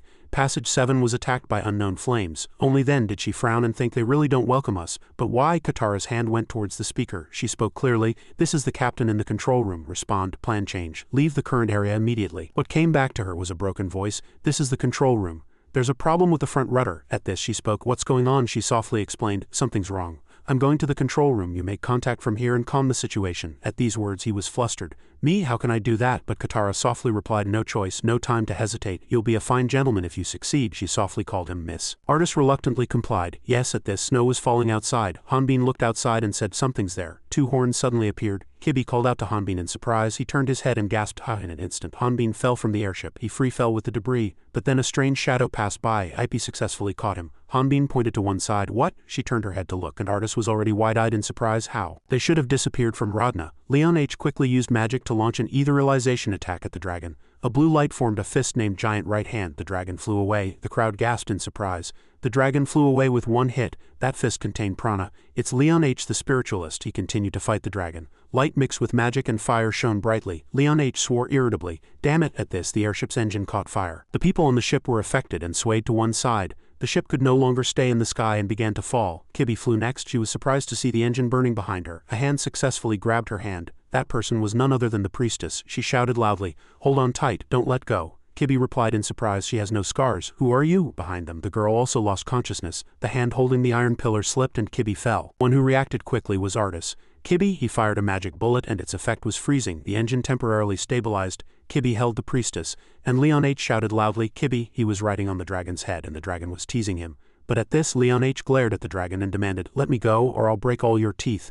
Ipe was flying towards Kibi at full speed. How can I fly faster? I can't close the distance. Kibi's eyes widened. She bit her lip tightly and thought, what on earth are you doing? Ryu Hanbin tried because he didn't want to be useless. But he couldn't become strong like Sir Baris. In an instant, Hanbin's shadow appeared in the mist. Hanbin's voice echoed behind her. Ipe immediately turned around. Hanbin, he declared to Leon H. Leave them to me. Hearing this, he turned around and changed direction. At that moment, Kibi was still falling with the girl in her arms. Fortunately, he caught her just in time. Ryu Hanbin, why did you jump out without a weapon? He chuckled and asked back, what do you mean it's right here? The skill name was shouted loudly. Cross/. On the other side, Leon H again cast etherealization, Giant Right Hand. He punched the dragon consecutively. The dragon roared in pain and counterattacked. The two fists collided, causing a powerful vibration in space. Leon H admired inwardly. Strong. This dragon must be older than Artis. Over 200 years old, probably 300 years old. The dragon's soul has already reached its limit. The dragon prepared to breathe fire. The fire spewed from its mouth shattered the blue armor Leon H had created. The dragon's eyes were fixed on its enemy. Fortunately, Leon H was rescued in time. Ipe, then Kibi, she quickly explained. Hanbin went to save her, Leon H continued. Then you, Ipe asked again. But why does the dragon look so angry? It looks really fierce, he replied to her. I don't know. Couldn't we use the transformation necklace? Hearing this, Ipe explained, if I use that, I'll turn into a human and will fall. Leon H put his hands together. It seems there's no other choice. I'll give you more power. Ipe excitedly accepted. Okay, after that, they both flew towards the dragon. Ipe successfully hit the dragon once. Leon H, who was above, also cast a spell following up the attack and the dragon cried out in pain. Leon H continued to explain, I found the main body. Keep going, it's working. IP loudly replied. Got it. The blue light emanating from their attacks continuously poured onto the monster's body. The monster growled. Humans, I will kill you all, IP said, surprised. It talks. Leon H., who was next to her, also marveled. Has it regained consciousness? His eyes narrowed and his gaze focused on a single point. Is the spirit stone in its chest its weakness? They rushed towards that spot again, and the blue light emanating from their attacks headed for the spirit stone. The two collided, and the impact sent IP flying far away. Only then did Leon H. think, since the dragons became slaves, of course we can't kill all of them. There are still a few dragons left alive like Artis, but it's really unfortunate. But an ancient dragon is still alive, Katara said softly. Are you the ones who did this to this child? In another area, movement was detected under the snow. Hanbin soared up with Kibi in his arms. It's cold. Kibi, are you alright? She replied softly. Your body heat is completely covered in snow. Only then did Hanbin exclaim in surprise. Then what about our ship? Kibi smiled and explained. Fortunately, the engine broke down, so the ship landed not far from here. Hearing this, he asked in confusion. Fortunately, it broke down, she continued to explain. Don't worry, I checked. We are currently not far from the ship. We should be grateful that our belongings are still on the ship. Hanbin became serious again, but his stomach rumbled. I hope they're alright too. Kibi burst out laughing at this unexpected action. Seeing her, Hanbin reluctantly explained. Kibi, we're worrying about life and death, but you're worrying about the ship. Fortunately, we're still alive, thank you. Hanbin asked confused. Thank you. If you want to thank someone, thank the Order of Light member who caught your hand when you fell. The space was silent for a moment. Before they could notice her absence, find that girl quickly, Kibi hastily reminded. Don't reveal your identity, but he ignored it and said, it's fine, help me find her quickly. He quickly searched for traces of the girl. Hanbin rushed forward. He lifted the girl with both hands. You're not dead yet, right? Right? If you die, we'll be in trouble. He stared blankly, seeing that the girl had no head. Oh no! At this moment, Kibi's voice was heard. Ryu Hanbin. He quickly hid the girl behind him. What's wrong? But at this moment, Kibi was holding the girl's head and replied. Katara manipulated the rudder and said, this is why you can't trust flying machines. At this, someone rushed in to report Commander. Dragon attacked the airship, she replied concisely. Understood. Well done, young man. He asked again, curious. Then what about the control room? What happened? Katara softly explained. The dragon destroyed the airship before we even arrived. At this, Lord Aide quickly shouted. Land quickly in a place without dragons, she replied. I want to, but the rudder is broken. But the airship is still flying, isn't it? We're going to hit a mountain soon, he said firmly. Do something quickly. Then Katara gestured for silence again. Artis had already moved, he thought to himself. Even if it's a machine, it's powered by magic stones. I need to understand its flow. Fortunately, there's still one engine that's not broken. Then I need to reverse the engine. Very quickly it worked. The ship successfully brushed past the side of the mountain. After that, it powerfully moved forward. Xandro exclaimed in surprise. It dodged. Katara was also surprised. This young man can really remain calm even in this situation. He's different from other hunters. Besides, he looks familiar. Artis then spoke. I reversed the engine to control the direction, but I couldn't control the fuel flow. I hope it can land safely if we keep going down like this, she replied concisely. Well done. I'll leave the rest to you. He asked again, curious. Where are you going? Katara continued to explain. I have to stop the dragon. Hearing this, he was flustered. Are you going to jump? Katara simply said. It's a piece of cake for me, Artis called out. Wait, Katara promised. Don't worry, I'll do my best to save your comrades. But he retorted, no, the dragon is in danger. The dragon is about 250 to 300 years old. Judging by its horns, it's clearly a stone dragon. Although it dislikes flying due to its weight, it attacked the airship and even covered its body with a layer of slime. This dragon has reached the final stage of the dragon's curse, which is why it's so fierce. Katara was surprised. That young man knows that too. He continued to suggest, if you remove the slime it will calm down, but if you destroy the core of the curse it will die. We need to know why it's here, so please be careful. Then Katara loudly said, Henry Banster. You are a member of the Banster family, a dragon hunter family. Artis admitted without hesitation. That's right, although our family's work has declined, I am Artis Banster. Please take care of me, she replied with satisfaction. That's what I should say. I'll leave this airship to you. After speaking, she jumped down. Katara murmured this name to herself. Artis Banster, I owe this family again. Fate is truly strange. So currently she is witnessing the scene of capturing that dragon. The ancient divine dragon. They were the first dragons created by the goddess of darkness. However, they were believed to have died 10 years before the 4 great heroes appeared. Katara opened her mouth. Are you the ones who did this to this child? I stopped you from committing a greater sin. Ip trembled and replied, it's nothing. Her appearance startled her. Talking wyvern? She flew away in a panic. I'm sorry, please don't eat us, Leon H. softly reassured. Calm down, Ip. If he wanted to kill us, we'd be dead already.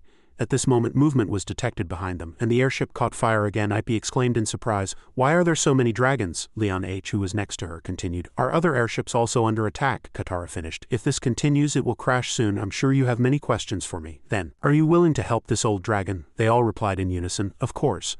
Leon H. thought to himself, I hope she's all right. On the other hand, Kibi had something strange next to her by the snow-covered tent. Holian said, I don't know how to repay you two. At least let me introduce myself. I am Holian, the queen of the River Fairy tribe, the representative of the Fairy Alliance and the prophet of life and death. They were silent and she cleared her throat and repeated, I am Holian, the queen of the River Fairy tribe, the representative of the Fairy Alliance and the prophet of life and death. Hanbin suddenly stood up and slung Holian's body over his shoulder. This thing is broken. I'll throw it away. Hibby pointed with her finger and reminded, take the head too, she said firmly. Wait, I'm not done yet. Of course, as you two saw, I'm not myself. I had no choice but to use this method to participate in this mission. I can't leave due to the kingdom's safety, so I use soul magic to separate a part of my soul and put it into a Doinia doll. I'm only using 1/10 of my power, but my memories and soul are intact, just like how the goddesses create their representatives. I'm relying on you. I hope to meet Lord Baras. No matter what, I'll return and tell you the truth. At this moment, Hanbin discussed with Kibby, it seems they've also created an artificial proxy for Holian, just like she's an incarnation of goddess Kivriel. Is it possible? She honestly explained. No, creating intelligent life is the domain of the gods, but considering that Lord Baras reached the realm of a demigod through training, Zenobia and Holian can probably do similar things. The problem is that our goal is to find Lord Baras, who is rumored to exist, and that's you, Holian continued. I put off meeting him, saying I was busy, but I forgot that 10 years for humans is like 1 year for river fairies. I thought we could meet again, but I want to meet Lord Baras again. Please help me. Kibby pointed her weapon at her face. She asked back in disappointment, you don't trust us, but if you learn the truth about Lord Baras, please go to the River Fairy Kingdom and inform Lady Holian. She'll be very happy to see you, she replied softly. Even if I'm not welcome, we'll go see him. Holian closed her eyes. Hanbin's hand reached out and grabbed Kibby's spear. He softly said, listen to me, should we really kill Holian? Kibby turned around and said, I know why you stopped me. Holian is clearly being used, but we need to kill her before we're discovered, he added. That might be what Zenobia is aiming for. If we hide our identities and use a memory syringe to prove our innocence, then we can lure her in. Kibby thought to herself, his words make sense, but it's just a hypothesis. He knows nothing is certain, but Holian was Lord Baras's friend, and he killed him because of Lord Baras's name. He got entangled in everything, and his responsibility grew even greater, but that's not why I'm putting myself in danger. Then Hanbin reminded again, if you want a reason she saved you, isn't that enough of a reason? Kibby's eyes widened. He's usually foolish, but in this situation he's not fair. As soon as he finished speaking, they threw Holian's body to Hanbin. Kibby crossed her arms and reluctantly agreed. When the storm ends, we'll go look for the airship. So you handle it. I don't want to explain why a head is talking, Holian replied forcefully. Thank you. The airship was still flying, but it hit a mountain. Xandro shouted irritably. Can't you drive better? Artis spoke bluntly. I'm doing my best. This airship will crash soon due to the air currents. We can't get through this canyon with one engine. I don't see a place to land. At this moment, someone shouted loudly.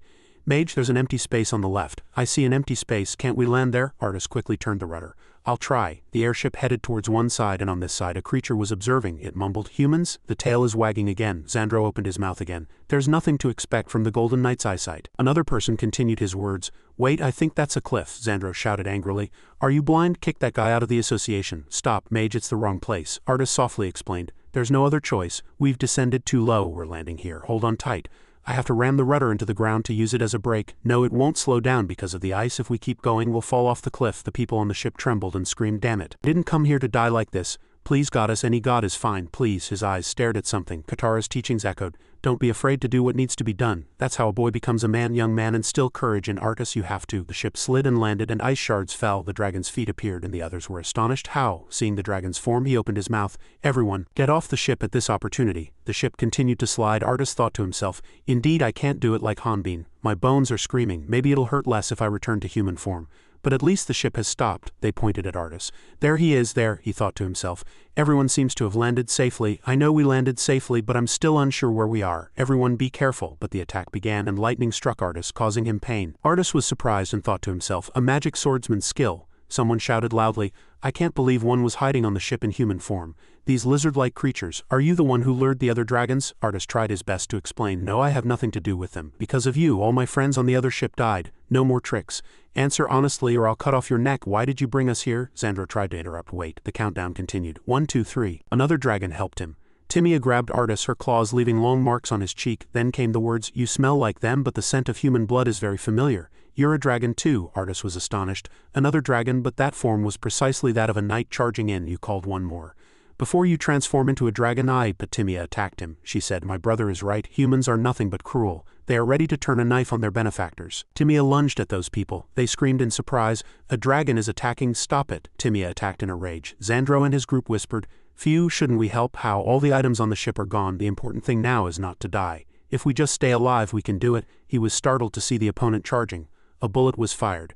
Timia fell to the ground before she could deal with him. Xandro cried out in alarm. Please don't kill them. She looked at her wings and began to explain. My wings are frozen now, but the next shot will burn them. You'd better stop. Timia shouted in fury. This damn bastard, why are you protecting those pigs? They're trying to kill you, you idiot, Artis warned again. I told you clearly, stop. What should I do? There's no more room to retreat. Now there's only one bullet left. Can I stop this situation with one bullet? Unexpectedly, a yellow light suddenly appeared and a dragon majestically soared, its power covering the sky. Artis looked up in disbelief, mumbling, I thought I had completely suppressed it, but it's still alive. This is the Thunder Dragon, Electrian, he said slowly.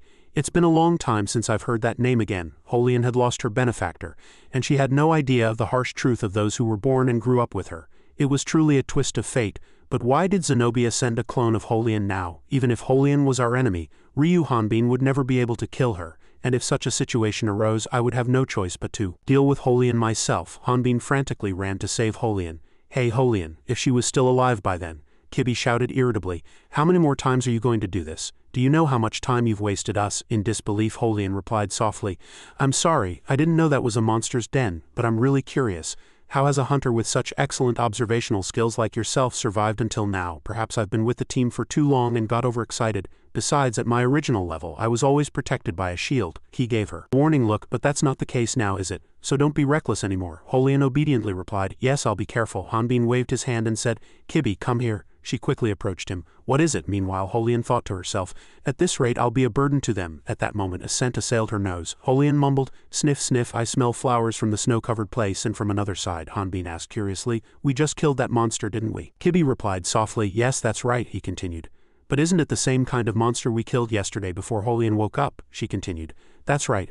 I gained about 15,000 experience points then, Hanbin exclaimed again. I just gained the same amount.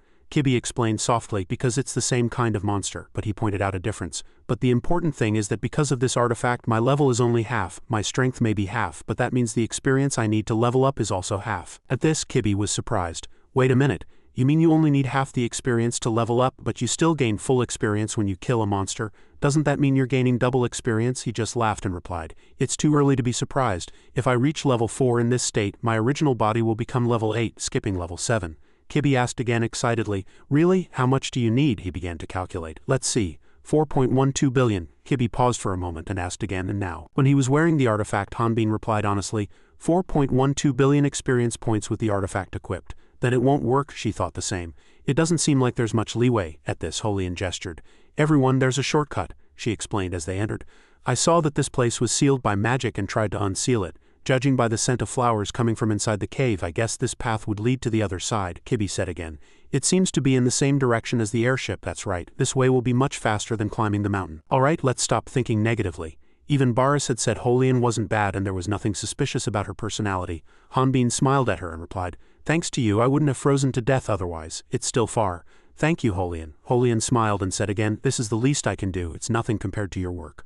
But he said bashfully, All I'm good at is physical labor. She smiled brightly and replied, But when I see you make clothes and swords, you must be a very skilled person. Kibi flinched at their conversation. Perhaps, she deliberately squeezed between them and reminded, This is not a place for romantic acts. This is a forbidden area where no one comes anymore, but isn't it strange that you found a sealed place with no one around? Be careful. You never know what's ahead. Holian admired. Indeed, modern hunters are different. I feel an amazing charm from her, Hanbin softly added from the side. I think she's angry. She seemed enthusiastic. I'll do my best too. At this, Hanbin asked again, Holian, weren't you pretending to be a priestess of the Order of Light?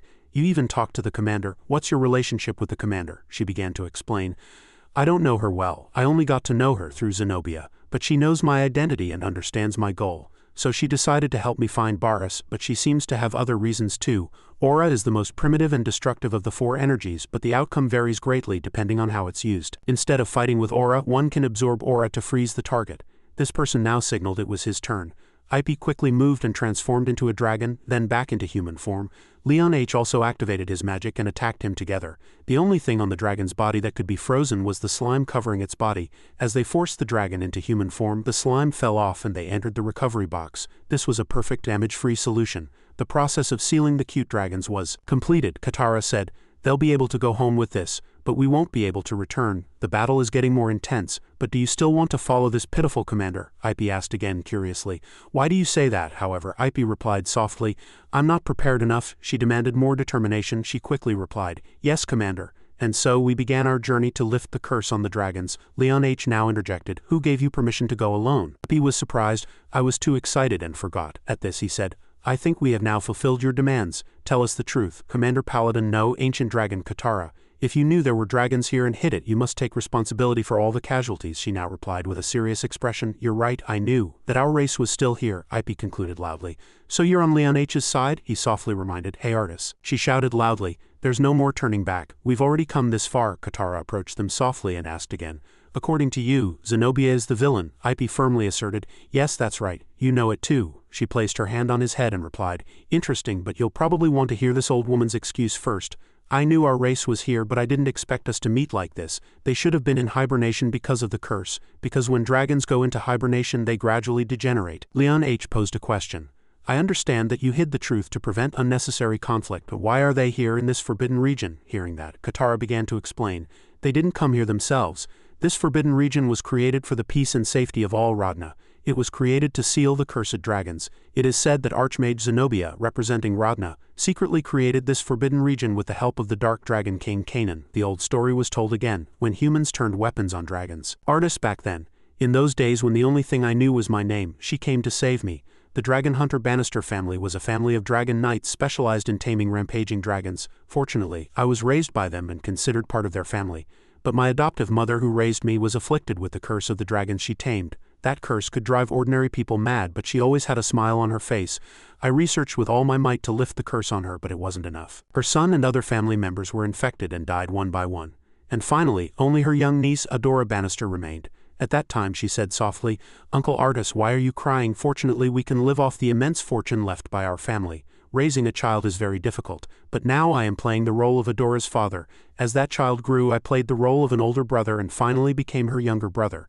The last Dragon Knight. She became a Dragon Knight recognized by everyone. But my age, my level, all of these increased very slowly, simply because I was a dragon.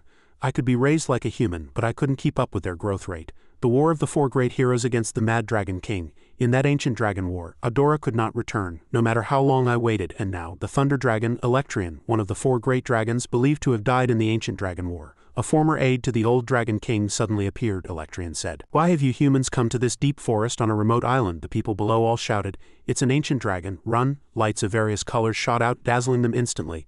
A voice echoed, I can't believe it, you're fleeing so weakly, one person exclaimed in awe. The sky is splitting in two. What appeared was the beautiful dragon Zafreha, she said gloomily.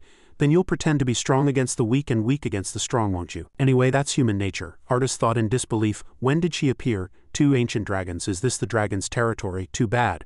Dragons really hate humans invading their territory. Electrian changed his form again and said, it's a bit difficult to converse in this form. Timia maintained a hostile attitude from beginning to end. At this he said, you really have a knack for making noise. Artis thought in astonishment, since when? But at this he flinched at the sight of her bloodied hand. Artis's face turned pale as he hurriedly froze the spot. A fist flew towards Timia's head. Electrian reprimanded her. You damn brat Timia, I told you not to pick fights recklessly. Timia made a pained sound. While Artis was still reeling, he was too fast, he continued.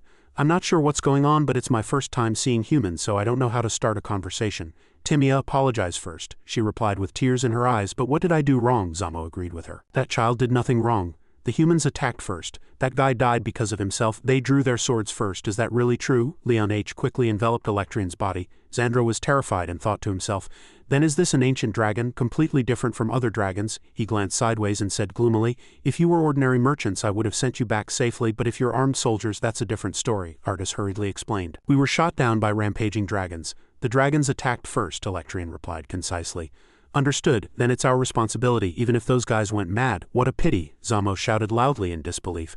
Whose side are you on? Even if they didn't know this was dragon territory, the responsibility lies with you humans. Because you didn't follow your own laws, Zenobia was the one who made this a forbidden region to stop the cursed ones among our race. Zenobia, did she send us here knowing this was dragon territory? Artis bit his lip thinking, so we have no grudge? Is this her goal? Xandro said.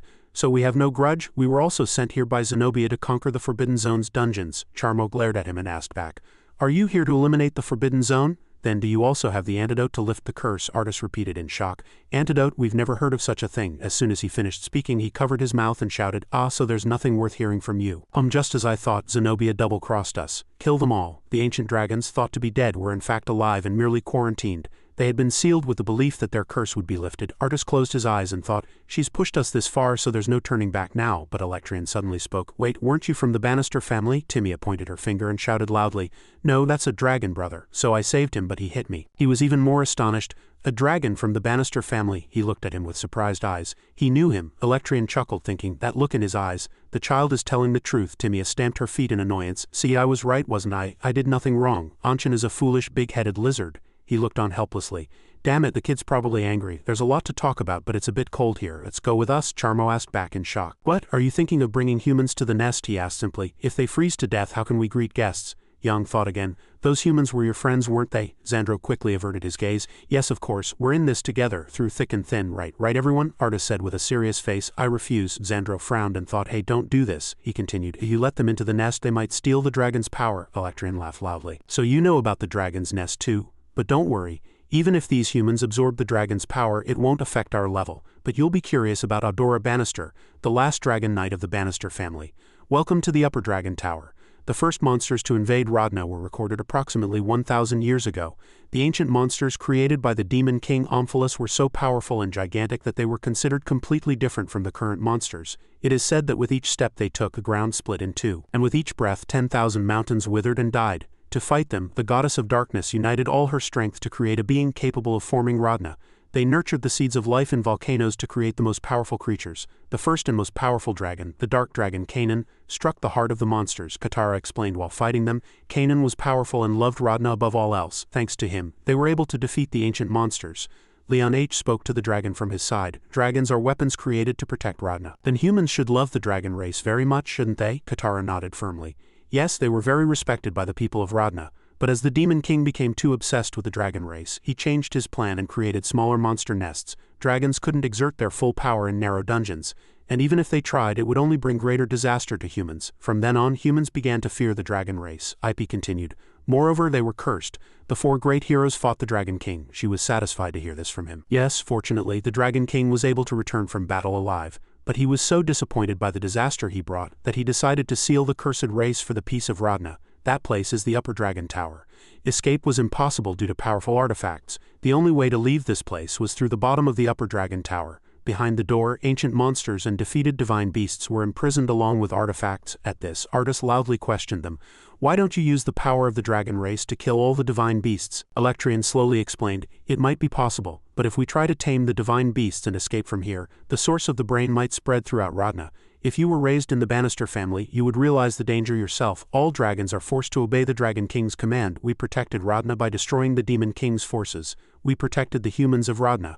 Our mission as descendants of the Dragon King is to protect Rodna and prevent the curse from spreading. Hearing this, Artis roared with anger. People are still dying because of the curse, and you talk about responsibility while still being indifferent. Charmo lost control and swung his claws at him.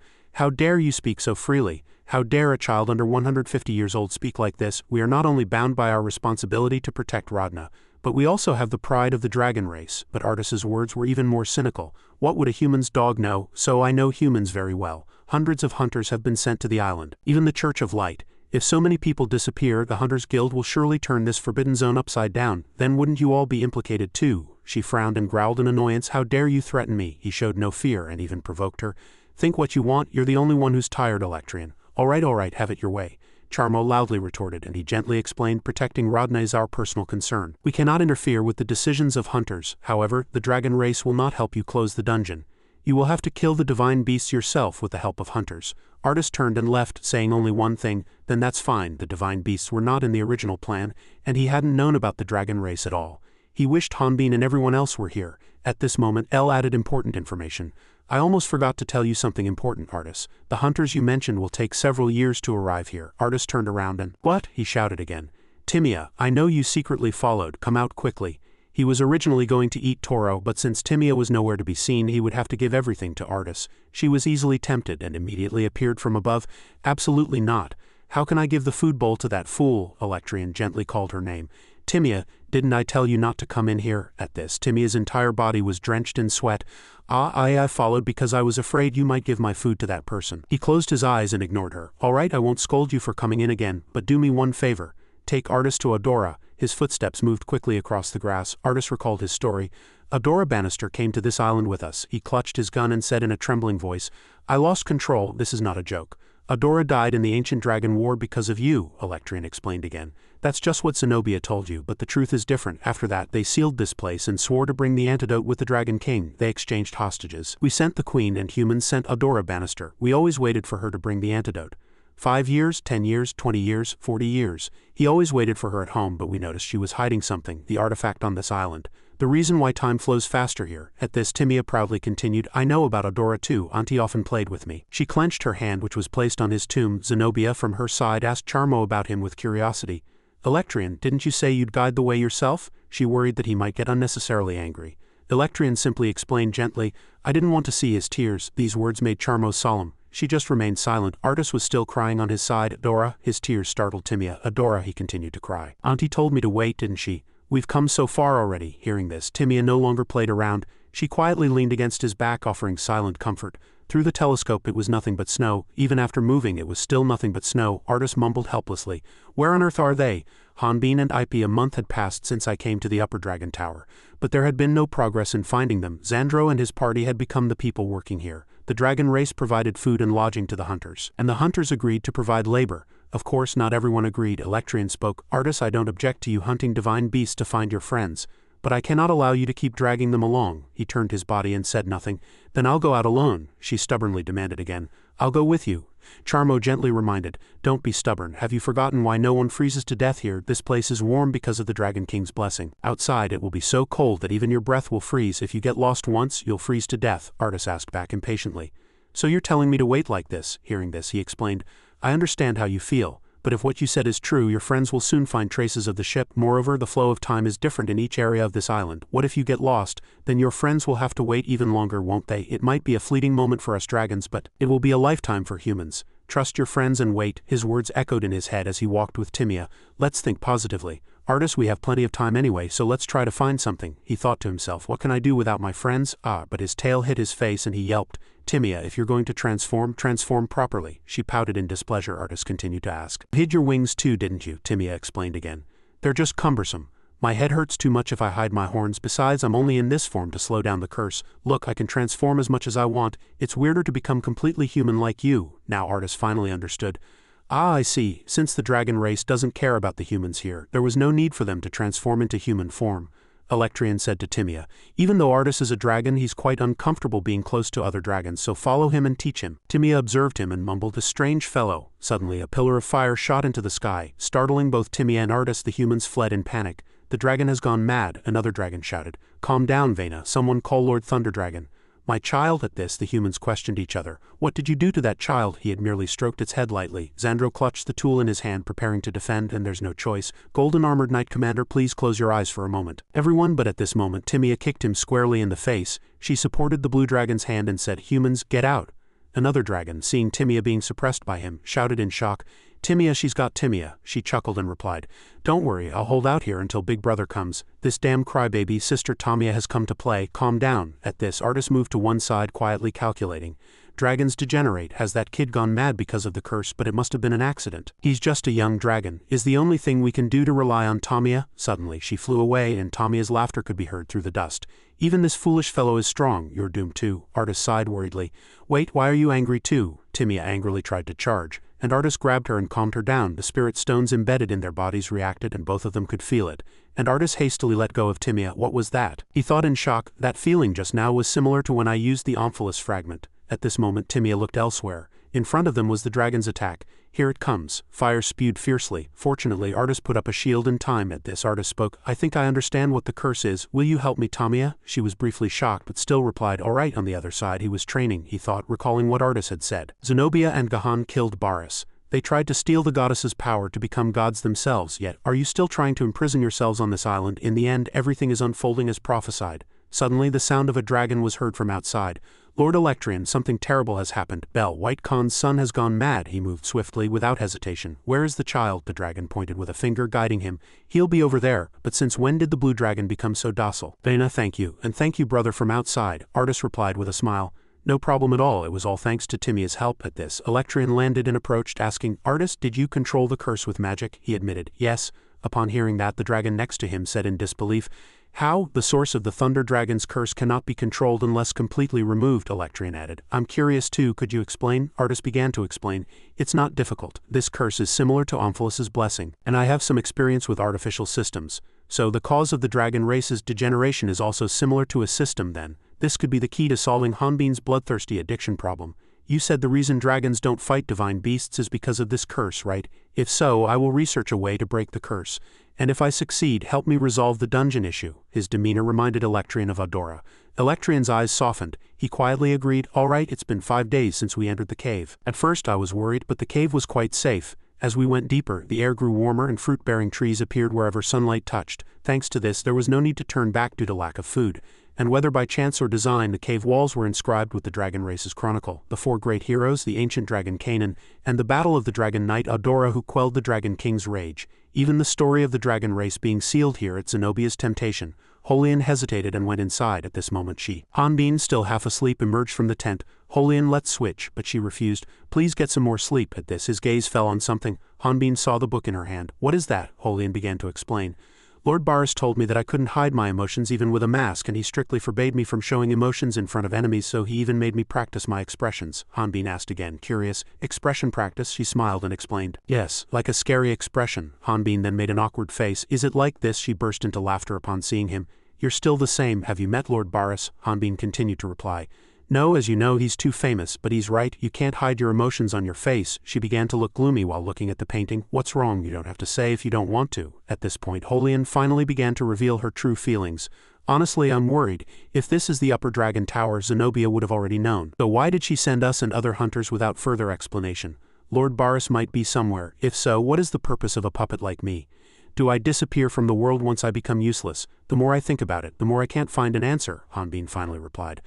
I also know someone like you. She was born for one purpose and she was a puppet, and she had to go through a lot for this purpose, but in the end she couldn't achieve it. The world isn't easy, is it? Having lost her purpose in life, she prepared to embrace death as if she had lived long enough, opening her arms. That puppet ultimately cried her heart out there. Key was startled to see Benthan appear in one corner. Why are you saying such things? Hanbin continued. But she overcame despair. Now she's more vibrant than ever and doing her best to find out what she wants in this life. Holian was amazed to hear this. That's truly amazing, Hanbin agreed with her. Of course, but Holian herself still didn't believe in herself. But compared to her, I still have a long way to go. I just got here by luck. Nevertheless, Hanbin pulled the fishing rod and continued to explain.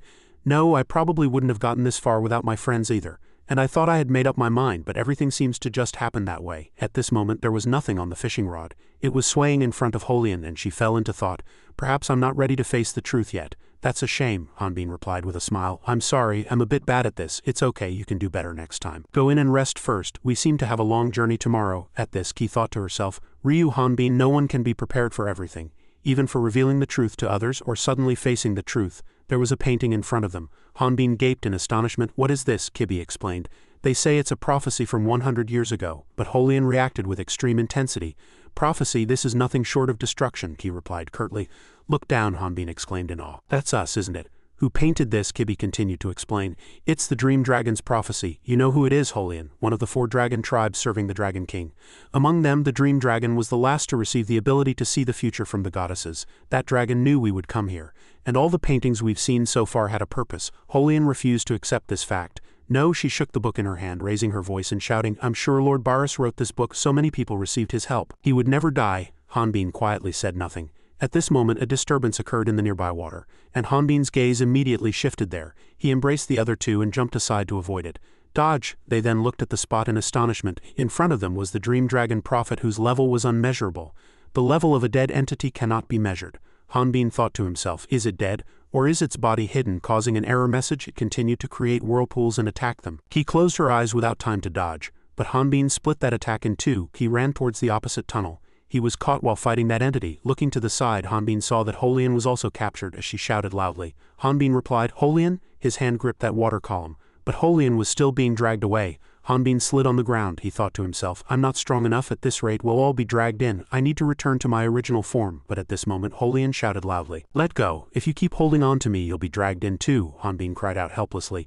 Damn it. Kibi's spear cut it in time. She jumped up, split it in two, and smiled at them. Hanbin replied with a similar attitude in an instant. Kibi left with Holian in her arms. She shouted from behind, Eric, why are you saving me? I'm just a puppet. Upon hearing that, Ki explained nonchalantly, You said you had things to do, didn't you? If you're a puppet, act like one and focus on your mission. It's better not to be there right now. Holian's eyes widened in horror. Meanwhile, the dragon on Hanbin's side was still active. At this moment he returned to his original form. His presence overwhelmed it. It seems we have something to settle between us. All right, let's begin. Then come out of the water and fight me. As soon as he finished speaking, she threw a sword at him.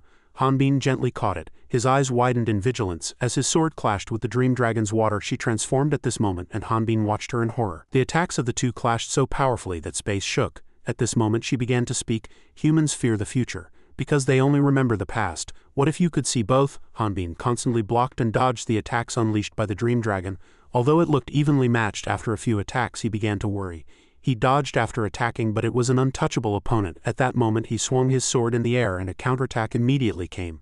As if waiting for that opportunity, he clearly saw the attack coming, but the only thing he could do was block it. How does it feel to be able to see the future? No matter how much you try, you won't be able to escape the future. You cannot run from an unchanging future. The dream dragon unleashed a powerful blow. The painting behind her was also affected at this moment. Hanbin, covered in a red aura, snarled, "Future or not, you're pretty noisy in someone else's head, but why should I block this weak sword? Lord Barris's sword is much stronger." "You're a fake," she replied. "What a venomous tongue. Then you're not a fake, then I'll show you the true future." At this moment, Hanbin was startled and cried out as tears gushed out at an incredible speed.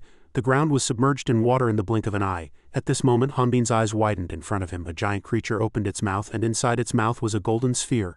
Hanbin closed his eyes and dodged. After the light passed, only a small golden dot remained. It looked like a star floating in the sky. The scenery in front of Hanbin changed. The shadow of a giant tree engulfed in fire. The world tree. Too big. Surely it's not an ancient dragon. Why is an ancient dragon burning the world tree? A monster charged furiously from behind, but Hanbin gently dispatched it. He looked around and muttered, "Angels, what on earth is happening?" He then unleashed numerous sword slashes and charged towards the angels. Hanbin's eyes widened and he glanced sideways, observing with vigilance, then unleashed sword slashes again. But what was in front of him was Holian, and he slashed her once. "Eric Kahan," Hanbin cried out in horror. "Holian, wake up! Holian, Kibi, where are you, Holian?" At this moment a hand touched his face again. The person in Hanbin's arms instantly changed into Kibi. She muttered softly, "Who are you?" The other person, Barris, Eric Kahan, Beladot bin Choose. Everything vanished like that, and only Hanbin remained alone in a white space. At this moment the dream dragon appeared and said, "I have seen countless futures in my life, and I thought the future could change. But prophecy is absolute. I cannot see all futures personally, but the futures I have seen have never changed. Knowing an unchanging future in advance is not a blessing but a curse. If you are afraid, I can make you forget everything." Hanbin couldn't hide his displeasure and gritted his teeth. He glared at her, raising his voice and shouting, "Prophecy or not, I don't care." These words astonished the dream dragon. Soon a smile appeared on her lips. A hand reached out and the dream dragon continued to speak. "Very good, if it's you, you might be able to endure. My last prophecy, a prophecy I cannot tell anyone." Hanbin stared at the place in astonishment. The world tree in front of him had somehow changed strangely. In one cave, Ip groaned tiredly. "Artist, please, I hope he's all right." Leon H., who was next to her, softly repeated, "How long are you going to complain? He's a dragon. Don't worry, he won't die." Nevertheless, Ip was very worried, but unlike us, he's alone. The priestess is too harsh-tongued, too cold-hearted, he still insisted. "I am a follower of the priestess, not a follower of dragons, so I don't care." Katara burst into laughter at this conversation. "Don't be so emotional. It's common for a young woman to worry about someone she likes." Hearing this, Ip blushed and corrected her. "I'm worried about him as a comrade." She gently stroked her head. "Don't worry, even though we only met for a short time, Artis is a very brave child. He'll definitely be fine. Trust the words of an 800-year-old dragon." Ip's face instantly brightened and she replied, "Yes." At this moment, Leon H. suddenly raised his hand, blocking Ip's front. "Wait, something's coming." They quietly stared at the space in front of them. Then they cried out in astonishment. "That's Kibi, who's behind her," Katara said. Holian, that name astonished them and they couldn't help but exclaim, "What?" At this moment Kibi quickly demanded of Leon H., "Come here and help me." His hand was raised high and then brought down forcefully towards Hanbin, who was collapsed on the ground, coughing badly. It took Hanbin some time to regain his senses. Leon H. pressed, "You fool, how many more times are you going to commit suicide?" At this, Hanbin continued, "Where is that dragon?" But Leon H.'s reply made him disbelieving. "What dragon? You were the only one there." Hanbin, remembering that slight touch, asked nervously, "Then Kibi, is she all right?" Leon H. continued to explain, "She's waiting outside with Ip, so that your identity won't be revealed." Hearing this, Hanbin slumped to the ground in relief. "Thank goodness." At this moment, Leon H. opened his mouth out of curiosity. "It's a bit strange. What happened to Kibi?" He calculated carefully. If he told this man about the prophecy, he would clearly gain nothing. He would only worry his comrades. At this, Katara unexpectedly spoke. "If you say so, I wonder what I showed you to make you say that. Aren't you the rumored Sword King Barris, Eric Kahan?" Hanbin vehemently denied it. "I don't know anyone by that name." Hearing this, Leon H. continued, "First, what prophecy did you see?" "What will happen to Kibi?" she repeated in surprise. "A gigantic ancient dragon will appear and burn the world tree." "Are you absolutely sure?" "I already told Leon H. and the Nim Kingdom's great dragon. That's all I saw. Holian covered her head and said, "But this doesn't make sense," he continued her words. "I don't know when it will happen, but is it that serious?" Holian continued to explain. "The world tree is the first creation made by the goddesses of Radna. It provides oxygen and food to all living creatures in Radna," Holian continued. "Not only that, the world tree emits immense life force to protect this world. It acts as a shield to protect Radna from other worlds. It is one of the few protective devices made directly by the goddesses. If the world tree burns, the shield will also disappear. Complete destruction awaits Radna, a more terrible catastrophe." Two Omphalos dimensional gates opened simultaneously. Hanbin was lost in thought. At this moment, if Kahan and Zenobia continue to control the goddess's authority, the situation will worsen. At this, Ipe suddenly became curious. "But you mentioned ancient dragons. The goddess's creations would do that." "Why?" Hanbin crossed his arms and explained again a somewhat ambiguous part of the prophecy. "So I can't guess the exact meaning. Therefore I don't think what I saw should be definitively identified as a dragon." At this, Katara interrupted with a definitive statement. "No, it's definitely a dragon. The only flame that can burn everything, even the goddess's creations, is a dragon's flame," Leon H. said gloomily. "If the current dragon race's curse continues, this wouldn't be impossible." Hearing this, Ipe's eyes widened in admiration. "A prophecy? I really don't want to believe it. I can't believe it." Kibi anxiously asked again. "Are there any other prophecies, like what happens after that?" Hanbin said, as if he remembered something. "After that, there's a war with angels." He inadvertently recalled Kibi weak and embraced in his arms. At this, Katara interrupted, still with a gentle smile. "That's enough, there's no need to know now, so let's continue." They continued through the stone cave and their footsteps were the only sound. Suddenly, Katara spoke. "A prophecy is like a death sentence. You never know when it will be carried out. The moment you know it, it's no longer a prophecy but a curse. So there's no need for others to bear it with you, is there?" Hanbin nodded, agreeing with her. Her words were right. Especially now, it's not the time for Holian. Her comrades slaughtered each other, and eventually the person she loved most lost their life. Her mind was already confused before hearing the prophecy. If he told her everything, it would be difficult for Holian to accept it calmly. "Holian, we humans don't have much time, but thanks to the demon god's blessing, eternal life is no longer a dream." She recalled that painting and closed her eyes, trying to convince herself, "Kahan, Zenobia, it's not like that. Barris must still be alive." Hanbin from his side had a rough idea of Holian's thoughts. "She'll definitely think that. But it's hard to be sure about Kibi's death." Then she disappeared like a phantom. "And there's another concern. The last prophecy, there was definitely something different, but I can't remember." Seeing his helpless state, Katara gently comforted him. "Don't worry too much. Even the prophets didn't tell us, even those prophets. Sometimes ignorance is bliss," she always said that. "But the person who said that and remained in this world waiting for you was to deliver the last prophecy. There must be a reason," Hanbin asked again out of curiosity. "A reason?" Katara just smiled and speculated. "Perhaps there's something about you that attracts her." Hearing this, he replied jokingly, "Then did the captain also get attracted to me?" Katara did not completely deny it. "That's right. My identity is still the captain of the Paladin Order." At this, the sight before their eyes shocked everyone. "This is clearly inside a volcano, isn't it?" Ipe finally spoke. "Henry, the air is getting hotter and hotter. Is it because of this volcano?" Leon H. looked around and added his opinion. "But there's no volcanic smell," Kibi quietly concluded. "It doesn't seem like an ordinary volcano." At this, the person who explained it to them was none other than Katara. "Sharp, this isn't a natural volcano. The tormented Dragon King Cantron, who burned down cities while cursed, sealed himself in atonement, burning all his remaining dragon power to prevent the dragon race from freezing to death here. The result was this volcano, the Dragon King's burning underworld. It's truly tragic." Hanbin hesitated, wanting to ask more. "Captain, are you also?" Katara cut him off. "But everything must have an end." At this, there was an object in her hand. Katara's voice echoed again. "The end of the curse." Holian looked at it with a curious expression. "Is it an antidote?" Katara gently explained the object in her hand. "It is the only way to lift the dragon race's curse." At this, Leon H. said gloomily. "Then releasing the dragon race from the curse was the captain's main goal. But if that's true, if you had told us in advance, we would have gladly helped you." Hanbin also excitedly continued. "That's right, because lifting the curse is a prerequisite to preventing the dragon race's prophecy." But Katara gently explained again, and the orb began to change. "Because no one knows what will happen." It floated in the lava and the purple light shone brighter and brighter.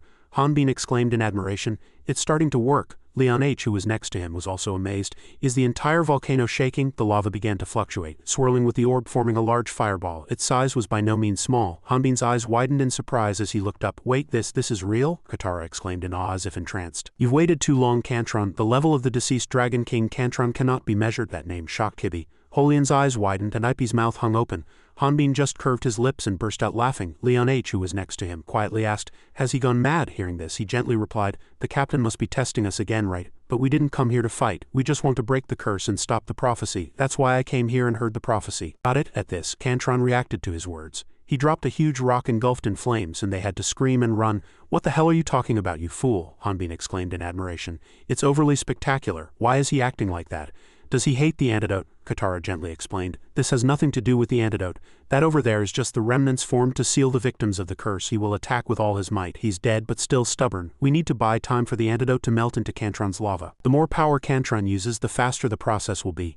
Ip shouted in disbelief. "We have to make him stronger now. If we dawdle, we'll all turn into fossils. And the exit is blocked." Her gaze was fixed on the stone-blocked exit. At this, Holian, looking back because of the flames, reminded, "Everyone, we need to escape quickly." A huge fireball flew towards them. Ip screamed in surprise. "Damn it, how do we avoid that?" Hanbin reacted fastest. "Ip, lend me a sword." He charged toward the fireball without hesitation and successfully cut it into 4 pieces with 2 powerful sword strikes. Holian below also admired it.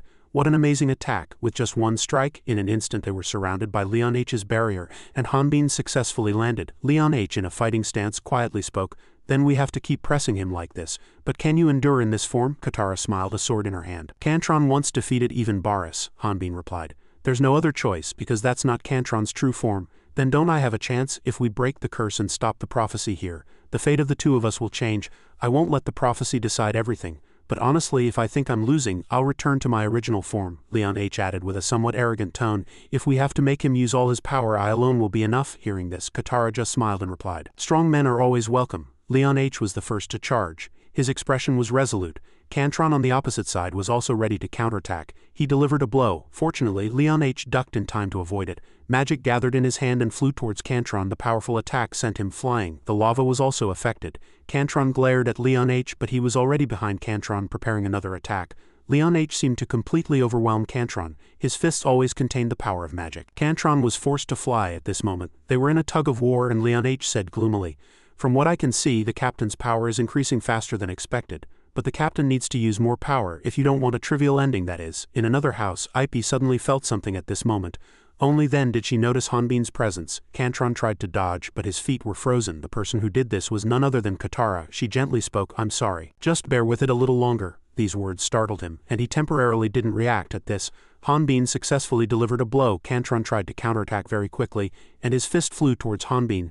But Leon H reached out and blocked it, even successfully striking Cantron's hand. Holian on one side exclaimed in surprise, "It's truly unbelievable. I'm a spiritualist, but I can't even imagine such a fighting style." He constantly enhances himself, predicting his comrades' movements and setting up appropriate supports. At the same time, Eric charged as if everything was predetermined. Ip also exclaimed in surprise, "I thought the 2 of you were always bickering and didn't have a good bond, but they cooperate much more skillfully than I thought."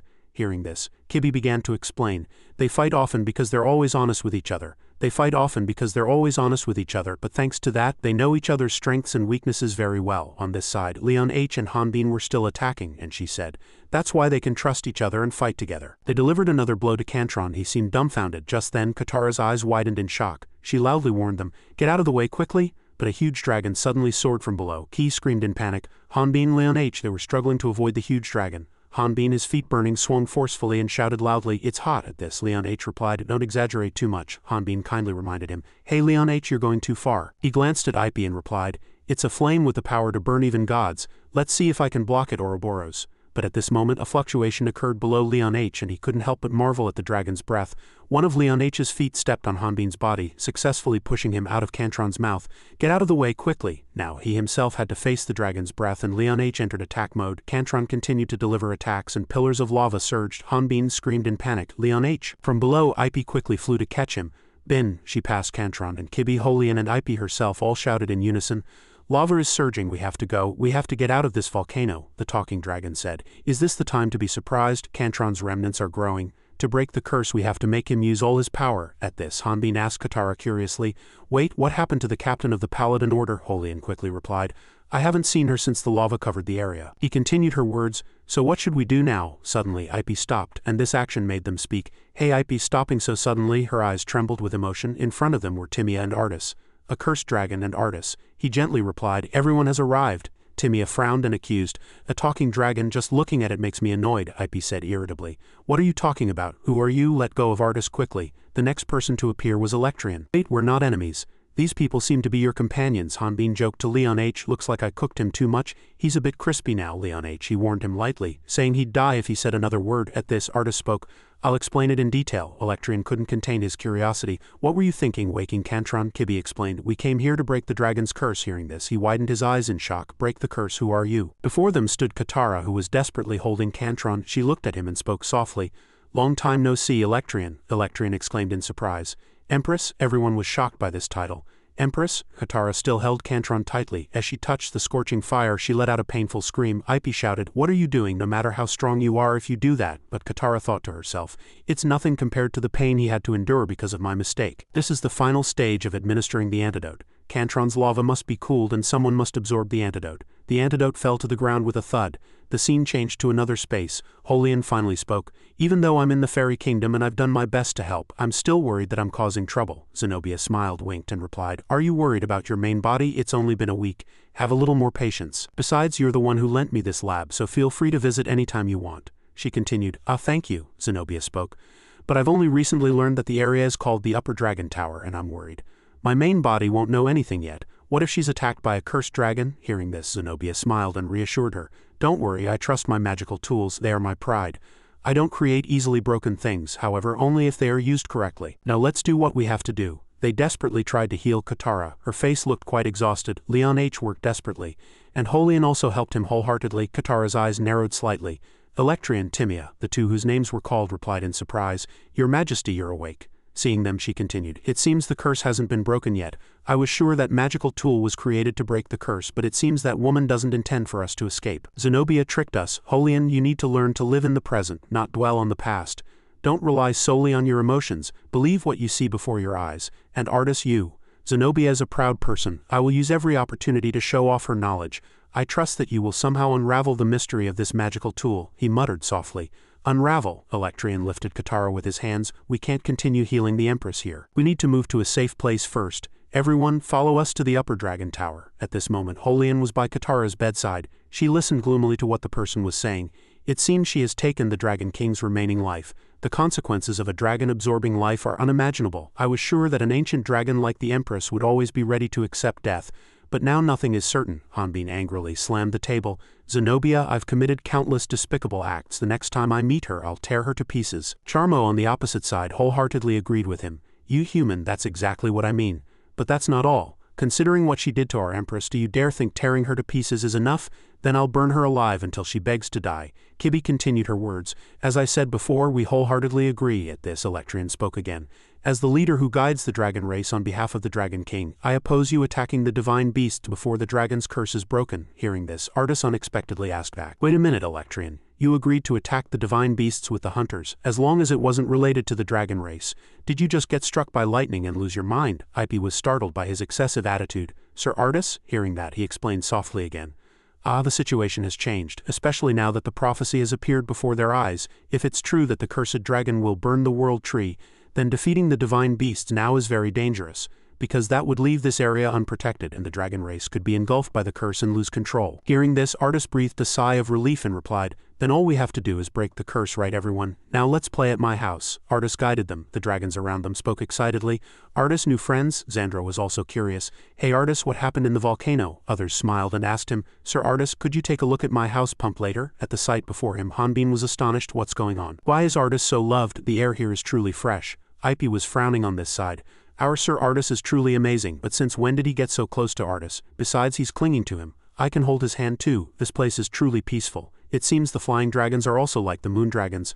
I don't know the way here, so it's better to hold Sir Artis's hand. Right when her hand missed, Ipe's face instantly hardened. She stopped and was momentarily disconnected from society. At this, Artis spoke to Timia. Timia, what's wrong? You almost tripped me just now, she replied coquettishly. A bug was flying towards Big Brother, and she scoffed at Ipe. Ipe frowned and thought to herself, Childish, is this fun? Do you think this is the first time I've seen someone cling to Sir Artis? At least I should act like an adult. In the end, she ignored them and desperately pulled him for herself. Hanbin smiled from one side and suggested, Should we stop them? Otherwise Artis will be torn in two by Artie and Smarty. Ipe glared at him and replied, You should remember this lesson too. He admired, bewildered. What are you talking about? At this, Ipe desperately pulled Sir Artis, saying, Let's go this way. but Timea firmly disagreed. This is the right way. You're new here, how would you know where our house is? At these 3 words Ip paused. Our house. Very quickly they arrived at the house. Timea excitedly introduced, this is where Artis and I live. We've lived here for 5 years, Ip asked back in a trembling voice. What did you say? Hanbin now continued. Artis, what is she saying? Artis began to explain. I should have told you earlier, but everyone seemed to be far away, so I'm only telling you now. Time here flows faster than outside. I don't know how much time has passed outside, but 5 years have passed here. Hanbin's mouth hung open as he explained. Only 1 week has passed for us. He still couldn't accept this information. Living together for 5 years. At this moment, small feet appeared and a strange dragon appeared and hugged him. Why didn't you tell me? Timea stroked her head and gently admonished. Say hello to everyone. Hi. Ip was even more shocked. They even have children. Numerous baby dragons appeared together. Kibi said a word. Cute, on the other hand. Ip completely collapsed. They shouted in astonishment. Ip, meanwhile, the dragon in Artis's arms opened its mouth out of curiosity. Teacher, why is that unny like that? The story Artis told about his 5 years here was as follows. I'm the children's teacher. I need a core to research the curse. Timea helped me a lot. Hearing this, they all exclaimed in unison. Then you should have told us earlier. Oh my god, Artis, Hanbin said a word. 5 years? That's quite a long time. I'm sorry for being late. You must have been worried. He smiled and replied. This is why I get a little flustered when I talk to everyone. The people here are really good to me and the climate is warm. I don't have to worry about anything, because I'm sure my friends won't be in danger risking their lives here, Ip called out softly moved. Sir Artis, at this, Kibi spoke again, mentioning the difference in time. That goes against the rules set by Radna, Leon H added a word. A source of power strong enough to defy Radna's rules. Is it an artifact? Hearing this, Artis began to explain. As Sir Leon H said, there's an artifact here that can control time, but I think the memory cylinder is just a decoy and doesn't actually exist, Kibi sighed. Since it's something we need, there's nothing to be surprised about anymore. He continued to explain. But thanks to that, I had time to research the degeneration of the dragon race and the basic laws of magic. Radna magic is activated by natural mana and the world tree is said to be the source of natural mana. But this curse is different. It draws energy from specific magic stones within the host's body. Omphalos magic is activated by magic crystals. Of course, after dungeons began to appear, the people of Radna began collecting magic crystals from monsters. But Radna magic and Omphalos magic are different in both essence and usage. Hanbin interrupted and said a word. You're talking a lot, but I don't understand anything. Please explain it in a way I can understand. Artis picked up a piece of chalk and continued to explain briefly. Omphalos magic causes the degeneration of the dragon race. And there's one magic we all know. The Otherworlder's Guide. This news. Hanbin's mouth hung open. Are you saying the guide and the dragon's curse are the same? But Artis quickly frowned and corrected him. Of course not. I think the dragon's degeneration is an experiment with only the guide's killing ability. Leon H folded his arms and added, Otherworlders began appearing 40 years ago, and the dragon's degeneration began 100 years ago. So that hypothesis is sufficiently convincing. So they experimented on the dragon race first. Edo also seriously expressed his opinion. Yes, from Emperor Omphalos's perspective, after defeating the ancient monsters, the dragon race was a thorn in his side. Kibi concluded, in the end, only Omphalos can break the curse. Artis closed his eyes and explained again, yes, I thought so too. But my thoughts changed after seeing the spell engraved on this magical tool. This is not an artifact from a dungeon.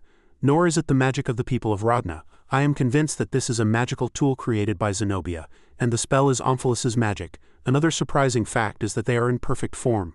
Seeing the magic circles before them, Kibi exclaimed in shock, are you saying Zenobia can use Omphalos's magic? Ip incredulously interrupted.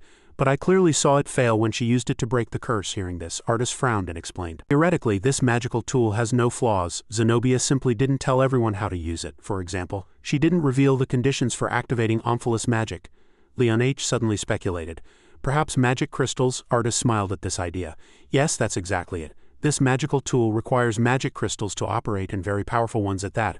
There's only one monster with such powerful crystals. The key to solving everything, the magic crystal of the sacred beast, Hanbin scoffed a word. It's easy for you to say. Baris struggled to kill even one, he replied with a similar scoff. No matter how much you object, you're still going to hunt it, aren't you? Hanbin's group shouted in unison. All right, let's go together and pierce that sacred beast to death. Then we can get out of here. We'll definitely do it.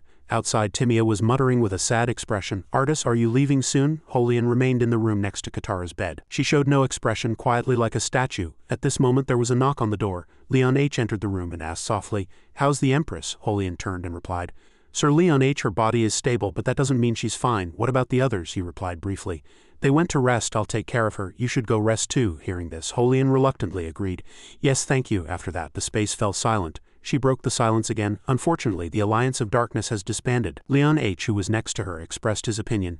That's just a fitting end for those who were too arrogant while serving a god. They fell silent again. Suddenly Holian raised a question. Could the goddess of darkness losing her power be related to Zenobia and Gahan? Leon H. thought for a moment and did not answer. After a while he spoke softly. Yes, hearing this, Holian replied softly, I see, I'm sorry. On the other side, Zenobia's artifact was held high. Is this the key to breaking the curse? Artus explained to Electrian. After several attempts, it seems there are no traps in this magical tool. Perhaps Zenobia is too confident in her magic, or she thinks we're fools and to use it, he continued. It requires the magic crystal of a divine beast. Timia informed me that she might be leaving this place soon. He said he wouldn't allow Artus's plan. Artus replied sadly, I understand Timia's feelings, but this is the best we can do. However, Electrian corrected him. It's not just because of Timia. Only then did Artus ask back, perplexed. Then why not? This is the best way to break the curse. The more he spoke, the more unreasonable Artus felt it was. Only then did Electrian open his mouth. Perhaps I still have many shortcomings in this position, but right now I am the leader of the dragon race on behalf of the Dragon King. For a long time I have always considered what is best for the dragon race. Artus, this curse cannot be broken for the safety of the dragon race. Key looked at her face in the mirror. Then she applied powder to cover the unsightly black marks. Key closed her powder compact. At that moment someone's voice was heard from behind her. Excuse me, I have something to say. My breath was taken away after seeing you. May I know your name? My name is Xandro Lee. Key asked back, perplexed. What did you say? His companion whispered, hiding by his side. Why are you so flustered? Why are you speaking without knowing anything? He's actually a legendary player and the author of the Golden Armored Knight's dating manual. He's just acting to make a good impression on the other person. Only then did Key ask again.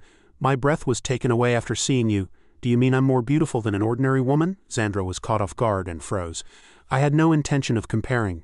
But if I had to put it into words, yes, that's probably highly likely, she replied with a gentle smile. I understand. I feel relieved. My name is Kibby. Her actions startled him so much that he disappeared. She laughed. Golden Armored Knight's Dating Manual, Article 102. If a woman smiles at you, it's a sign that she's interested in you. Then Ms. Kibby, what kind of man is your ideal type? She asked back. My ideal man, he replied without hesitation.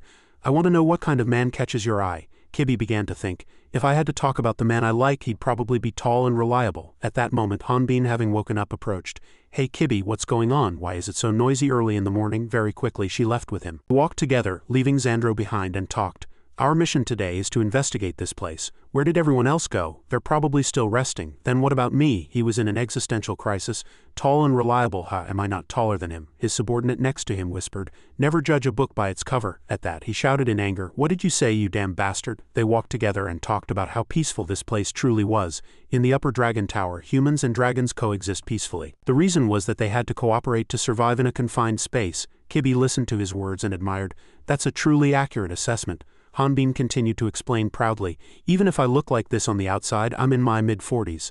My survival knowledge is by no means ordinary. At this she was curious. But aren't you uncomfortable? He honestly replied. Quite the opposite. Since my body is smaller than before, people seem to pay less attention to me. Anyway, this is my original appearance. Key heard this and fell into thought.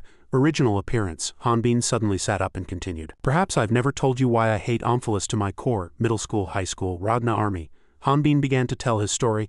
Just a little longer and I could have started a wonderful romance in college, Key said indifferently. That's a truly grand dream. Would anything be different if you lived with that personality in this world? Hanbin raised his voice and retorted. What do you mean my dream is truly grand? To live happily with my family in a house with a small field. I just want that simple life. She laughed and continued. You'd probably be a little interested in that too. You and Artus are so close that I thought the two of you had feelings for each other. Hanbin said softly, you're saying something that's easy to misunderstand. Artus helped me immeasurably during the hardest time of my life. Of course we're close. Reliable people like him are rare. Artus heard this and clenched his lips. He approached them and greeted, Ms. Key, Mr. Hanbin, you're here. Hanbin looked at him and replied softly, Artus, why haven't you been around since last night? Ado was looking for you, he explained with a bright smile. I had some things to think about, but Ms. Kibby, could I borrow Hanbin for a moment? At that he asked, perplexed. Me? Very quickly they headed towards a door together. Perhaps behind that door lay a sleeping divine beast, but to open that lock the dragon race of this dungeon buried underground must be present. Even someone like you can't open it. When are you planning to go in? Artus replied softly. I'm not going in. Hanbin asked back in disbelief. What? He frowned and explained seriously. We have to stop the plan. We won't break the curse and we won't conquer the dungeon. Electrian is still training. Artus began to explain the reason. The dragon race has always been a source of fear for humans, and that fact won't change even if the curse is broken. Killing the divine beast and breaking the seal here will definitely lead to war between the dragon race and humans. Hanbin frowned and asked back, perplexed. But we told you about the prophecy. Hearing this, Artist turned around and replied, the world tree being burned by a dragon is still just speculation. The surest way to prevent the prophecy from coming true is to keep this place sealed. That would be best for the dragon race too. Hanbin's eyes narrowed. He stretched out his arm and loudly accused him. Even if that's true, it's strange for you to suddenly change your mind. What did that damn Electrian say to you? But Artist shouted loudly, you want to live like a human, you said you wanted an ordinary life. No one will chase you here. Even if everyone knows you're an otherworlder, I can protect you. And a world where humans and dragons coexist peacefully is also what I've always wished for. Hanbin's eyes widened in astonishment. Artist continued, this is the only place in all of Rodna where we can all be happy. Please convey my message to the others. Charmo, hiding in a corner, heard all of it. At night in the tower, Electrian heard her story and said softly, he did really well. I feel really sorry for Artist, but I can't convince his friends alone, he continued to explain. If the seal is broken, some dragons will want to leave to find freedom. Then Zenobia will deal with them to prevent them from interfering. Then even dragons not affected by the degeneration curse will be bound by the ancient Dragon King's law and unable to fight humans. In the end, this will be the best for the dragon race. Hearing this, Charmo gnashed her teeth in anger. She glared at Electrian and raised her voice and shouted, don't lie, you won't break the curse for the safety of the dragon race. Is it for our safety that we give up avenging the Empress and live trapped here? You just want to protect Adora and her memories. However, Electrian suddenly embraced her. His voice cracked. Please, Charmo, only you will understand me. Tears began to stream down Charmo's face. In one room, Holian was asleep, and next to her was a book about Hanbin. He was also asleep, but Timia was sadly waiting in the common house. Has Artist not returned yet? The dark forest was illuminated only by a few stars in the sky. Artist staggered as he walked, and his eyes immediately filled with vigilance. The person in front of Artist was Ipe. Hanbin, on the other hand, stood still in front of the dungeon entrance. Baris, what would you have done? Hanbin wore a serious expression. At that moment, a voice came from behind. Are you still asking such questions even after coming all this way? He immediately became vigilant. Who is it? It turned out to be Leon H. Now I understand. You like to follow people. Hearing this, Leon H. replied curtly, shut up. I was here before you. And if Baris were here, he would have definitely pierced the divine beast to death. You know him better than anyone. Hanbin looked at the door with him and replied, but Artist's words are also true. If we break the seal here, the dragon race will lose their home and have to fight humans again. Sacrificing the many for the few is ultimately no different from what Gahan does. However, at this, Leon H. scoffed. What are you, a fool, trying to think about racking your brains? Hanbin retorted in anger. What did you say? At that moment he spoke his philosophy of life. Everyone seeks happiness, even you from another world, but my happiness includes destroying all enemies of the goddess of darkness. The dragon race is currently off guard. They wouldn't imagine that we would challenge the divine beast unprepared. This is a good opportunity where no one will interfere with us, but if you're still hesitating, then leave. As the seal fell to the ground, a light opened. Hanbin replied softly, this time I'll do it. I'll fight the divine beast alone. Leon H. watched him go inside and echoed, it's your right to fight alone and die alone. But if you really die, Ms. Kibbe will definitely not let me off the hook, Hanbin said seriously. I'm the one who has to do this. Baris did it too, however. Leon H. still supported him. Soul barrier. I'll do my best to prevent sound from leaking out, but the space is too wide so it won't last long. If you don't want to be discovered, finish it before sunrise. Hearing this, Hanbin replied in a much softer voice, there are too many restrictions, but thank you. After speaking, he immediately leapt down. This damn bastard. Leon H. stood vigilantly muttering, your foolishness has infected me too. Hanbin, left alone below, said, why is it so dark? I can't see anything. Surely nothing will jump out, right? Suddenly a light appeared. He looked at it and cried out in surprise, is that a bronze statue? It's too scary. Such a frightening ornament, but in an instant it transformed. Hanbin began to move, seeing a faint space. The weapon in his hand was raised high, ready to prepare for attack. Above was the shadow of something. Upon closer inspection, it was a demon's head. Suddenly its eyes opened, and red eyes fixed on him, followed by the appearance of a gigantic creature. Hanbin was startled by its ear-splitting scream. His eyes were still filled with vigilance. He said softly, indeed a high-level monster. That's a truly terrible scream. However, at that moment, there was nothing in front of him. The monster suddenly leapt high, ready to deliver a blow. Hanbin's eyes widened in surprise as he looked at it. The monster gathered strength in its hand and delivered a full power blow. A soft voice said, where did it go? As soon as the opponent appeared, the battle began. If there is no information about the opponent when attacked, don't evade. Trying to escape will only waste your energy. It's best for someone as tall as you to endure the attacks. If the opponent hits you a few times, they'll surely let their guard down. That's when you push them back with your strength. As expected, they'll be very surprised and show an opening. Hanbin's hair turned red, and his weapon was also strengthened. When Hanbin attacked this monster, it cried out in pain and was pushed back. Only then did Hanbin sigh softly and calculate, if I had dealt a fatal blow with the first attack, the battle would have been easier. The monster still had its face covered. He continued to observe its movements and calculate. But if I have to fight a monster like a divine beast, it might backfire. As soon as he finished speaking, his body was slashed. Blood also splattered into his mouth. However, he scoffed and said softly, I knew this battle wouldn't be easy, but it's been a long time since I've encountered such a difficult monster. Level 178. Those horns glowed red in this dark space. Ipe's voice echoed from the forest. Artis, he immediately looked up. The person in front of him was none other than Ipe. She raised her voice and accused, Is what you told Hanbin true? No, it can't be right. You must have another plan, right? However, he simply walked past Ipe and replied, I only spoke the truth. I just want Hanbin to be happy, and everyone here to live happily. Ipe raised her voice and retorted, But Sir Artis? However, he cut her off and said, That's right, I do have a plan. To deceive the enemy, you must first deceive your comrades. I had no choice but to say that to make them let their guard down. As expected, I guess I couldn't fool you. Ipe's expression immediately brightened, but she was still angry and insisted on an apology from Artis. Of course I wouldn't fall for that, she replied poutily. Sir Artis, you're a terrible actor. He gently responded yes 3 times, then 7 times like a father. You haven't seen it yet, have you? Hanbin was definitely fooled, right? Ipe muttered, recalling him. Hanbin looked quite thoughtful, but Hanbin will be fine. No matter what others say, he'll ultimately do what he believes is right. Meanwhile, inside the dungeon, a fierce battle was raging between Hanbin and the monster. He gritted his teeth, dodging the monster's attacks and retaliating. Blood-red blades continuously poured out, but Crack was not to be outdone, striking Hanbin with a fist that he had to block with all his might. All the while, Hanbin thought to himself, This guy is huge, but he uses aura more precisely than I do. If this battle drags on, I'll lose. With that thought, he launched another strike downwards. Krell screamed loudly, and Hanbin continued to calculate.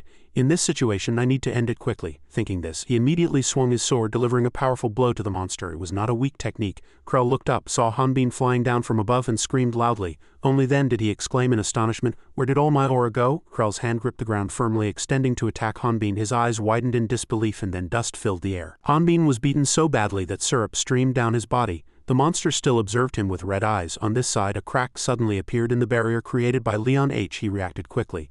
A blade appeared and a crack formed. Sound waves were weakening it. Even Hanbin's amazing defensive ability couldn't stand against that immense aura. When the monster's cry dispelled the aura, he was no different from an ordinary person.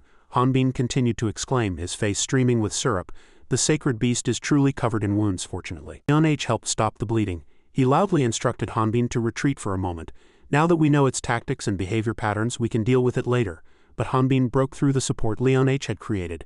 This action made him incomprehensible. Only then did Hanbin scoff and ask again, I told you not to interfere, didn't I? Aren't you tired? I'm not tired either. The monster, Guru, now radiated a threatening aura in front of him. This guy, syrup, continuously streamed onto the ground. Leon H. loudly advised him, You fool, this is not an opponent to boast about. You're really going to die. But Hanbin simply replied calmly, Perhaps, but that's why I have to do it. As soon as he finished speaking, he charged to attack the monster. Boris's words echoed again at this moment. Newbie, do you know why otherworlders can't reach the top levels? Krell charged to attack him. The words continue to resonate. Isn't it because they don't receive the blessings of the gods because they're earthlings? You're half right. The answer is that they easily know the enemy's level. Even I check if the enemy's level is higher or lower than mine before battle, and I never fight enemies stronger than myself. Thinking about it, just defeating a few suitable enemies was enough to level up. At this moment, Hanbin successfully defeated Krell. The wise always side with those who will save them, but they ultimately died. Did they die fighting enemies stronger than themselves? His sword pierced the monster's body. They died at the hands of weaker enemies. Syrup began to gush out. Krell's expression was more astonished than ever. Those who want to survive will never become strong. Ultimately, only those who bravely face challenges to become strong can survive. As soon as he finished speaking, Hanbin gripped his sword and shouted with all his might. Ultimately, only those who bravely face challenges to become strong can survive. As soon as he finished speaking, Hanbin cut off Krell's head. A space outside, unlike where Hanbin was, remained quiet. Ipe closed her eyes, feeling the aura that enveloped her, then opened her eyes wide, seeing something burst forth. Only then did Leon H. speak after saving Hanbin. All right, we failed again. I'm out of prana, that's enough for today. But Hanbin shook his head and objected. No, just one more time, Leon H. sighed. I don't want to say this when you're training so hard, but that technique, Vantarian's Kai, is an extraordinary skill. It's unreasonable for a human to possess such divine power, even with the goddess's blessing. That means only Baris can use Vantarian's Kai. At this, Hanbin explained philosophically. Then you didn't know? Leon H. asked back, confused. What? He began to explain. Look closely. Baris is human, right? He nodded in agreement.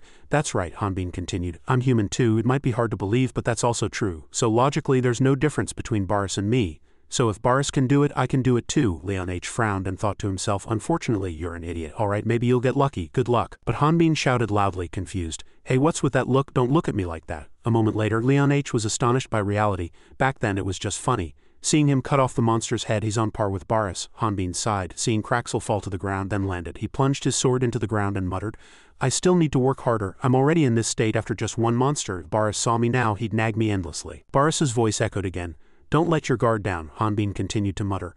Oh right, even Baris struggled when fighting a sacred beast, so this battle can't be over. At this, Kraxel rose again. Hanbin muttered irritably, damn it, I definitely cut off its head. The monster extended its hand ready to attack. But the next action was different. Kraxel's hand pierced its own body. Hanbin muttered in astonishment, it's piercing its own body. A moment later, the monster pulled out an object. This was Kraxel's artifact, the Horn of Doom. On the other hand, the space was still eerily quiet. Holian was in a deep sleep and Kibi was too. They lay side by side on two beds. Suddenly, Holian spoke. Ms. Kibi, are you asleep? After a moment of silence, Kibi replied.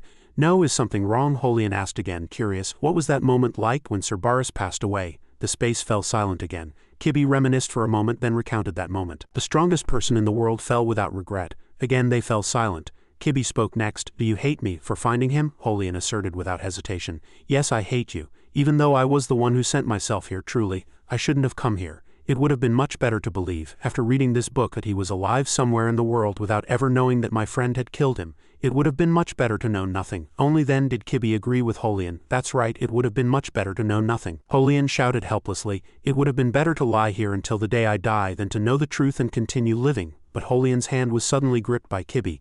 She pressed down on Holian's body and interrogated her. Are you serious? Sir Baris's death, his sacrifice, do you truly want to delude yourself that none of it happened? Holian hesitated. At this moment, Kraxel blew the horn loudly. The sound reached their ears. Kibi recognized the sound and was astonished. A notification rang out again. Artifact activated. All stats reduced for levels below 150. All confused for levels below 100. All skills unusable for levels below 50.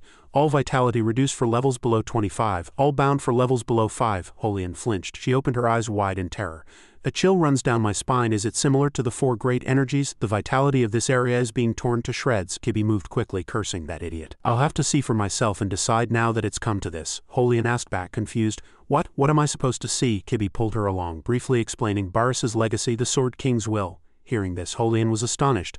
The door opened, but inside was their bedroom. Kibi spoke confused. This room again. Holian also continued from the side. This door should definitely lead outside. It turned out that the one who did this was none other than Charmo. Where are you two hurrying off to? Don't interfere and stay here quietly. Electrian knew how to handle it himself. Leon H. replied in a low voice. We apologize for waking you. We apologize for the noise at night. Electrian approached and replied, you can't unspill spilled milk. But if you stop this battle and seal the sacred beast, Leon H's barrier immediately blocked him. It seems Artis hasn't clearly conveyed his concerns to you two. If this continues, our friend will be in danger, Leon H replied calmly. I know, it's clearly a battle he can't win, but that fool seems genuinely determined. So we firmly refuse your interference. Electrian was also ready to fight. Then I thought you were a rational person. Electrian looked down from above. His expression was not good. Very quickly, Electrian flew away. At the same time, Artis and Ipe were moving cautiously. Ipe spoke in a low voice. Will Hanbin be all right? Artis replied as he walked. Since his opponent is a sacred beast, he won't be all right. So we can't waste the opportunity he's given us. Even if he gets the sacred beast's magic crystal, it's useless without the magical tool containing the conversion magic. So your goal was the vault from the beginning, she excitedly suggested. I'll handle that. But Artis quickly stopped her. No, if you try to open it by force, the items inside the vault will be destroyed. Ipe immediately asked again. Then do you know the password? He replied calmly. No, Ipe was flustered by this. Then what do we do? I'm terrible at solving riddles. He presented constellations. Ipe still looked around with anxious eyes. What should I do now? There doesn't seem to be any clue around here. If we stay here too long, we'll be discovered, as expected of Sir Artis. Surprisingly, he opened the vault on his first try. He continued to speak to her. Thank goodness the curse didn't activate, Ipe exclaimed excitedly. There are lots of other things inside, Artis replied worriedly, but rummaging through Electrian's personal belongings. But she just encouraged him. Maybe you'll find something useful, and they looked through it. That's right, records. A piece of paper suddenly fell out of the notebook. It was a picture of Abdora. Artis thought sadly. Electrian. At this moment, Ipe shouted, Sir Artis, look here. This is. He looked at it and exclaimed, eggshells? Why is there something like this? But then Timia's voice came loudly from behind. Artis, she growled irritably. Meanwhile, Ki began to ask questions. The degeneration of the Thunder Dragon will drive all dragons mad, so no matter how much effort is put in, it's like a ticking time bomb that could explode at any moment. So why doesn't Electrian want to break the curse? Why is he taking away the freedom of the people here? Is he keeping this struggle a secret and sealing the island? At this, Charmo frowned and explained, this is the conclusion Electrian reached after much deliberation as the Dragon King's representative. I'm just following orders, Ki replied gloomily.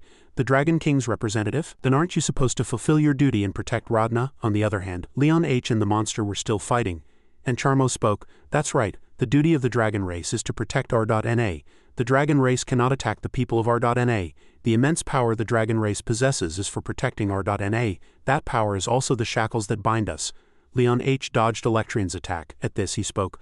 I know very well about the seals Zenobia frequently uses on otherworlders. Leon H. sent him flying. But Electrian concluded firmly, no, humans know nothing. Even Zenobia's sealing magic is ultimately just a responsibility counterfeited by the Dragon King. 1,000 years ago, Mana, Aura I, and Ki Arna's 4 great energies were originally taught to humans by the dragon race. But humans constantly developed and evolved. The help and advice of the dragon race gradually became useless. Charmo also relayed a similar story, and after several generations they even forgot our role. Ultimately, we became the victims that humanity feared. We were hunted like monsters and had to hide. They spoke of their past, but the Dragon King never forgot his duty as a guardian. We had to endure because we were stronger. We had to wait, and that's how we endured everything without harming humanity. They retreated and fought again. At this, Electrian spoke again. This is the situation. Before this curse fell upon us, thanks to the curse, we were able to curb our duty as guardians. Leon H. continued his words. But I'm sure that the Dragon King Cantron being shattered was also a result of the curse. The Dragon King must have felt guilty and wanted to seal everyone here to reflect on his actions. But did only he feel that way? That tragedy was caused by human greed. In the past, about 150 years ago in external time, that's when humanity actually began hunting dragons. The dragon's voice resonated majestically. Everyone is gathered here. The Ash Dragon King Cantron, he continued. It's fortunate that all the chieftains could come here, even though all tribes nowadays have their own difficulties and travel is quite inconvenient. No humans followed, did they, Electrian? He quickly explained. We've created a clone 30,000 miles away, so I'm sure no humans would have noticed. Cantron replied with satisfaction. Good, and I'll show everyone. Beautiful, mysterious, this is the future of our dragon race. At this, in his hand was a small, almost invisible egg. Laughter echoed, and Cantron was completely captivated by this egg. Did everyone see? It just moved. This one is young, but it already has the temperament of a general. A scolding voice came from the corner. Could you speak a little softer? Katara appeared. Are you going to keep demanding like this? Surely you don't want the whole world to know we're hiding here, do you? Lower your voice or make yourself smaller, Cantron replied gently. All right, I didn't think I could have a child even at this age, so I got a bit excited. Thank you, my dear. Thank you so much. I'm sure this egg will become a bridge between humans and dragons. Dragons have long lifespans, but their breeding period is also very long. So every time a new dragon was born, all the tribes sent congratulations. Especially for an egg of the Dragon King and Queen, they celebrated the birth of a new king. At this, Katara summoned Electrian and instructed him. Electrian, I've become weak from sending energy to the egg. The Dragon King has the responsibility to protect this land, so I must stay by his side. So, could you go to the temple and ask the gods for this child's name? All dragons in Radna are given a true name. Without a true name, a dragon cannot be born. Being entrusted with the responsibility of bringing a true name to the egg can be likened to becoming the child's godfather. The Dragon King mentioned a future where humans and dragons coexist peacefully. Perhaps that future will begin with the birth of a new king. This is what I thought. True names were created to prevent Omphalus's invasion. Dragons were so powerful that they were difficult to consider as a single species, so dragons were treated as an alien species in Radna and had to be given names by the gods to exist. That is the essence of true names, because that name is etched deep within the heart of every dragon. Even family members did not know each other's true names. Electrian's voice echoed. Thank you, Dream Dragon. The Dream Dragon replied softly. My duty is to be a bridge connecting dragons and gods. Your duty is to protect the Dragon King, and that egg's duty is to be a bridge connecting dragons and humanity. He smiled and agreed. If it truly happens, I will be sincerely grateful. I'm sure Her Majesty will be very pleased to hear your words. At this, she said one more thing.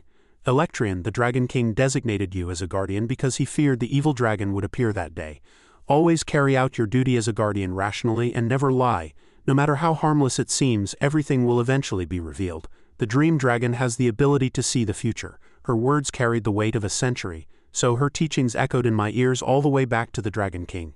At this, a scream came from below and a woman's silhouette came into view. Please help me, monster, the cry of a girl who looked like a slave was suspicious. A girl wouldn't appear alone in the middle of such rugged mountains, and I'm not alone, am I? Instead of bothering with useless things, I should quickly return to the Dragon King.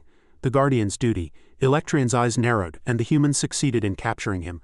So the rumors were true. Dragons often fly here and cannot harm humans, Electrian replied. Humans, you seem to be conducting experiments on dragons. But do you think you can subdue dragons with these crude methods? Do you think you can't inflict pain worse than death on us? The opponent scoffed and replied, Of course not. If we were as strong as you, what couldn't we do? But don't underestimate the cunning of the starving. If you trifle, that child will die, the girl mumbled helplessly. I'm sorry, many attacked us by exploiting the dragon's duty to protect humans. The Dragon King's kindness in loving humans became a heavy burden. Put a rope around our necks. If I do anything and the rope moves, that child will die. As long as I'm conscious, I can't do anything. These evil things. Suddenly a scream startled him. Captain, we found a treasure chest outside, Electrian immediately asked.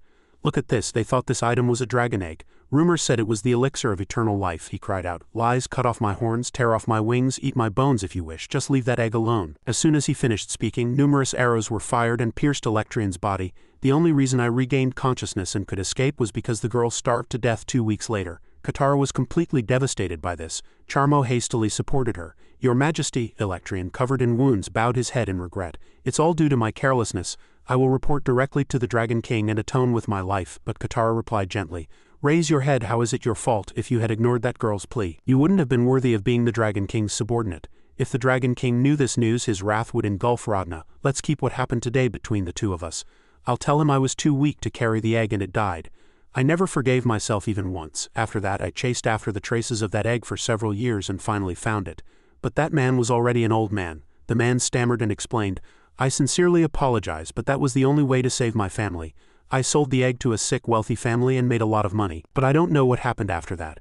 I don't even know who that person was. A flash of light announced his death and the egg disappeared from then on. The only things left were revenge, the scent of the dead and this curse. Currently, Electrian was still throwing punches. He clashed with Leon H and two powerful forces intensely confronted each other. At this, Leon H spoke. So you didn't get your revenge, what more do you want? Electrian raised his voice and replied. I want nothing, I just know that if this curse is lifted, history will repeat itself.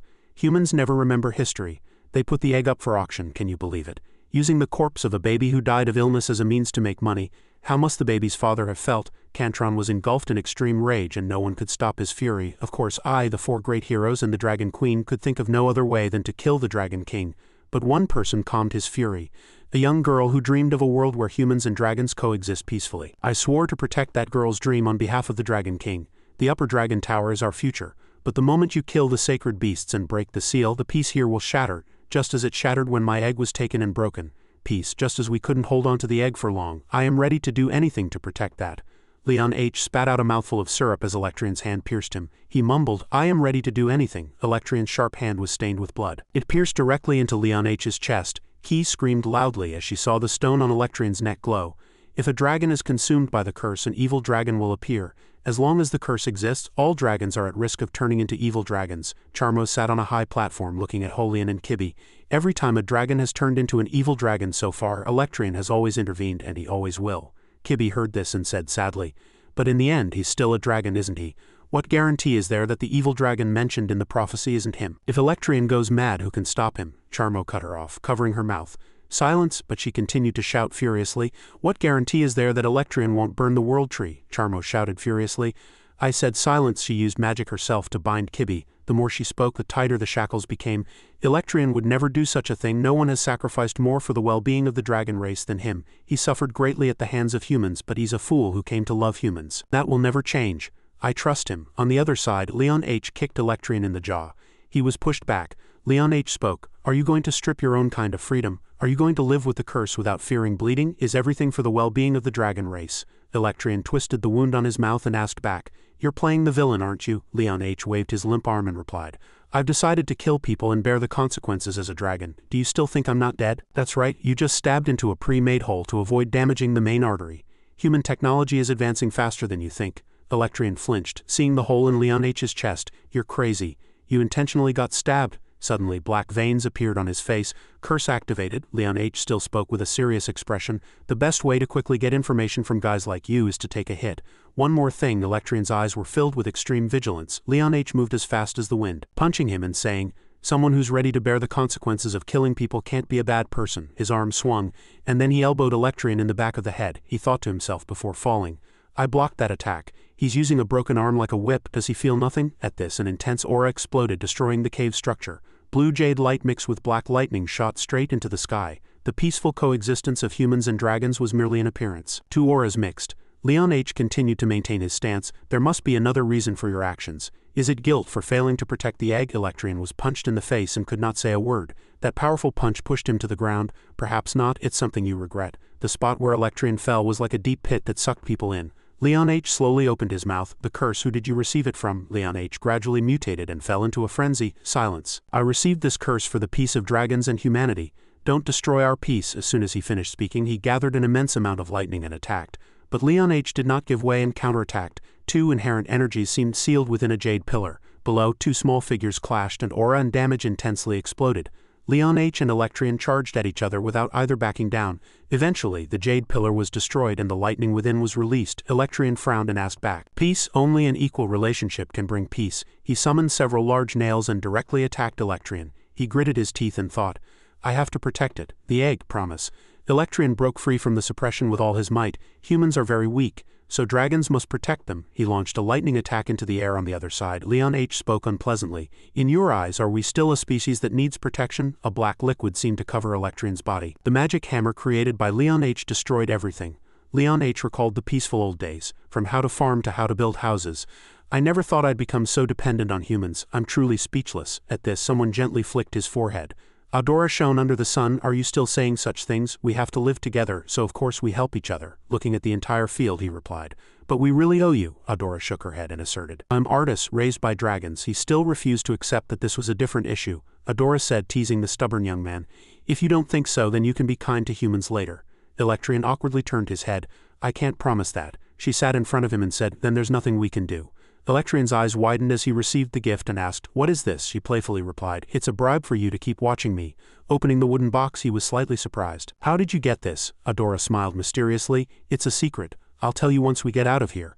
And Lady Audora Bannister will, on behalf of humanity, make a peace treaty with the dragon race. Returning to the fight between Leon H. and Electrian, his mask was shattered, revealing an awkward smile. Humans and dragons coexisting peacefully, that's truly laughable, Electrian stammered as he got up. Keep laughing, but that dream is why I've lived until today. The upper dragon tower is the egg of that dream, and I will protect it at all costs.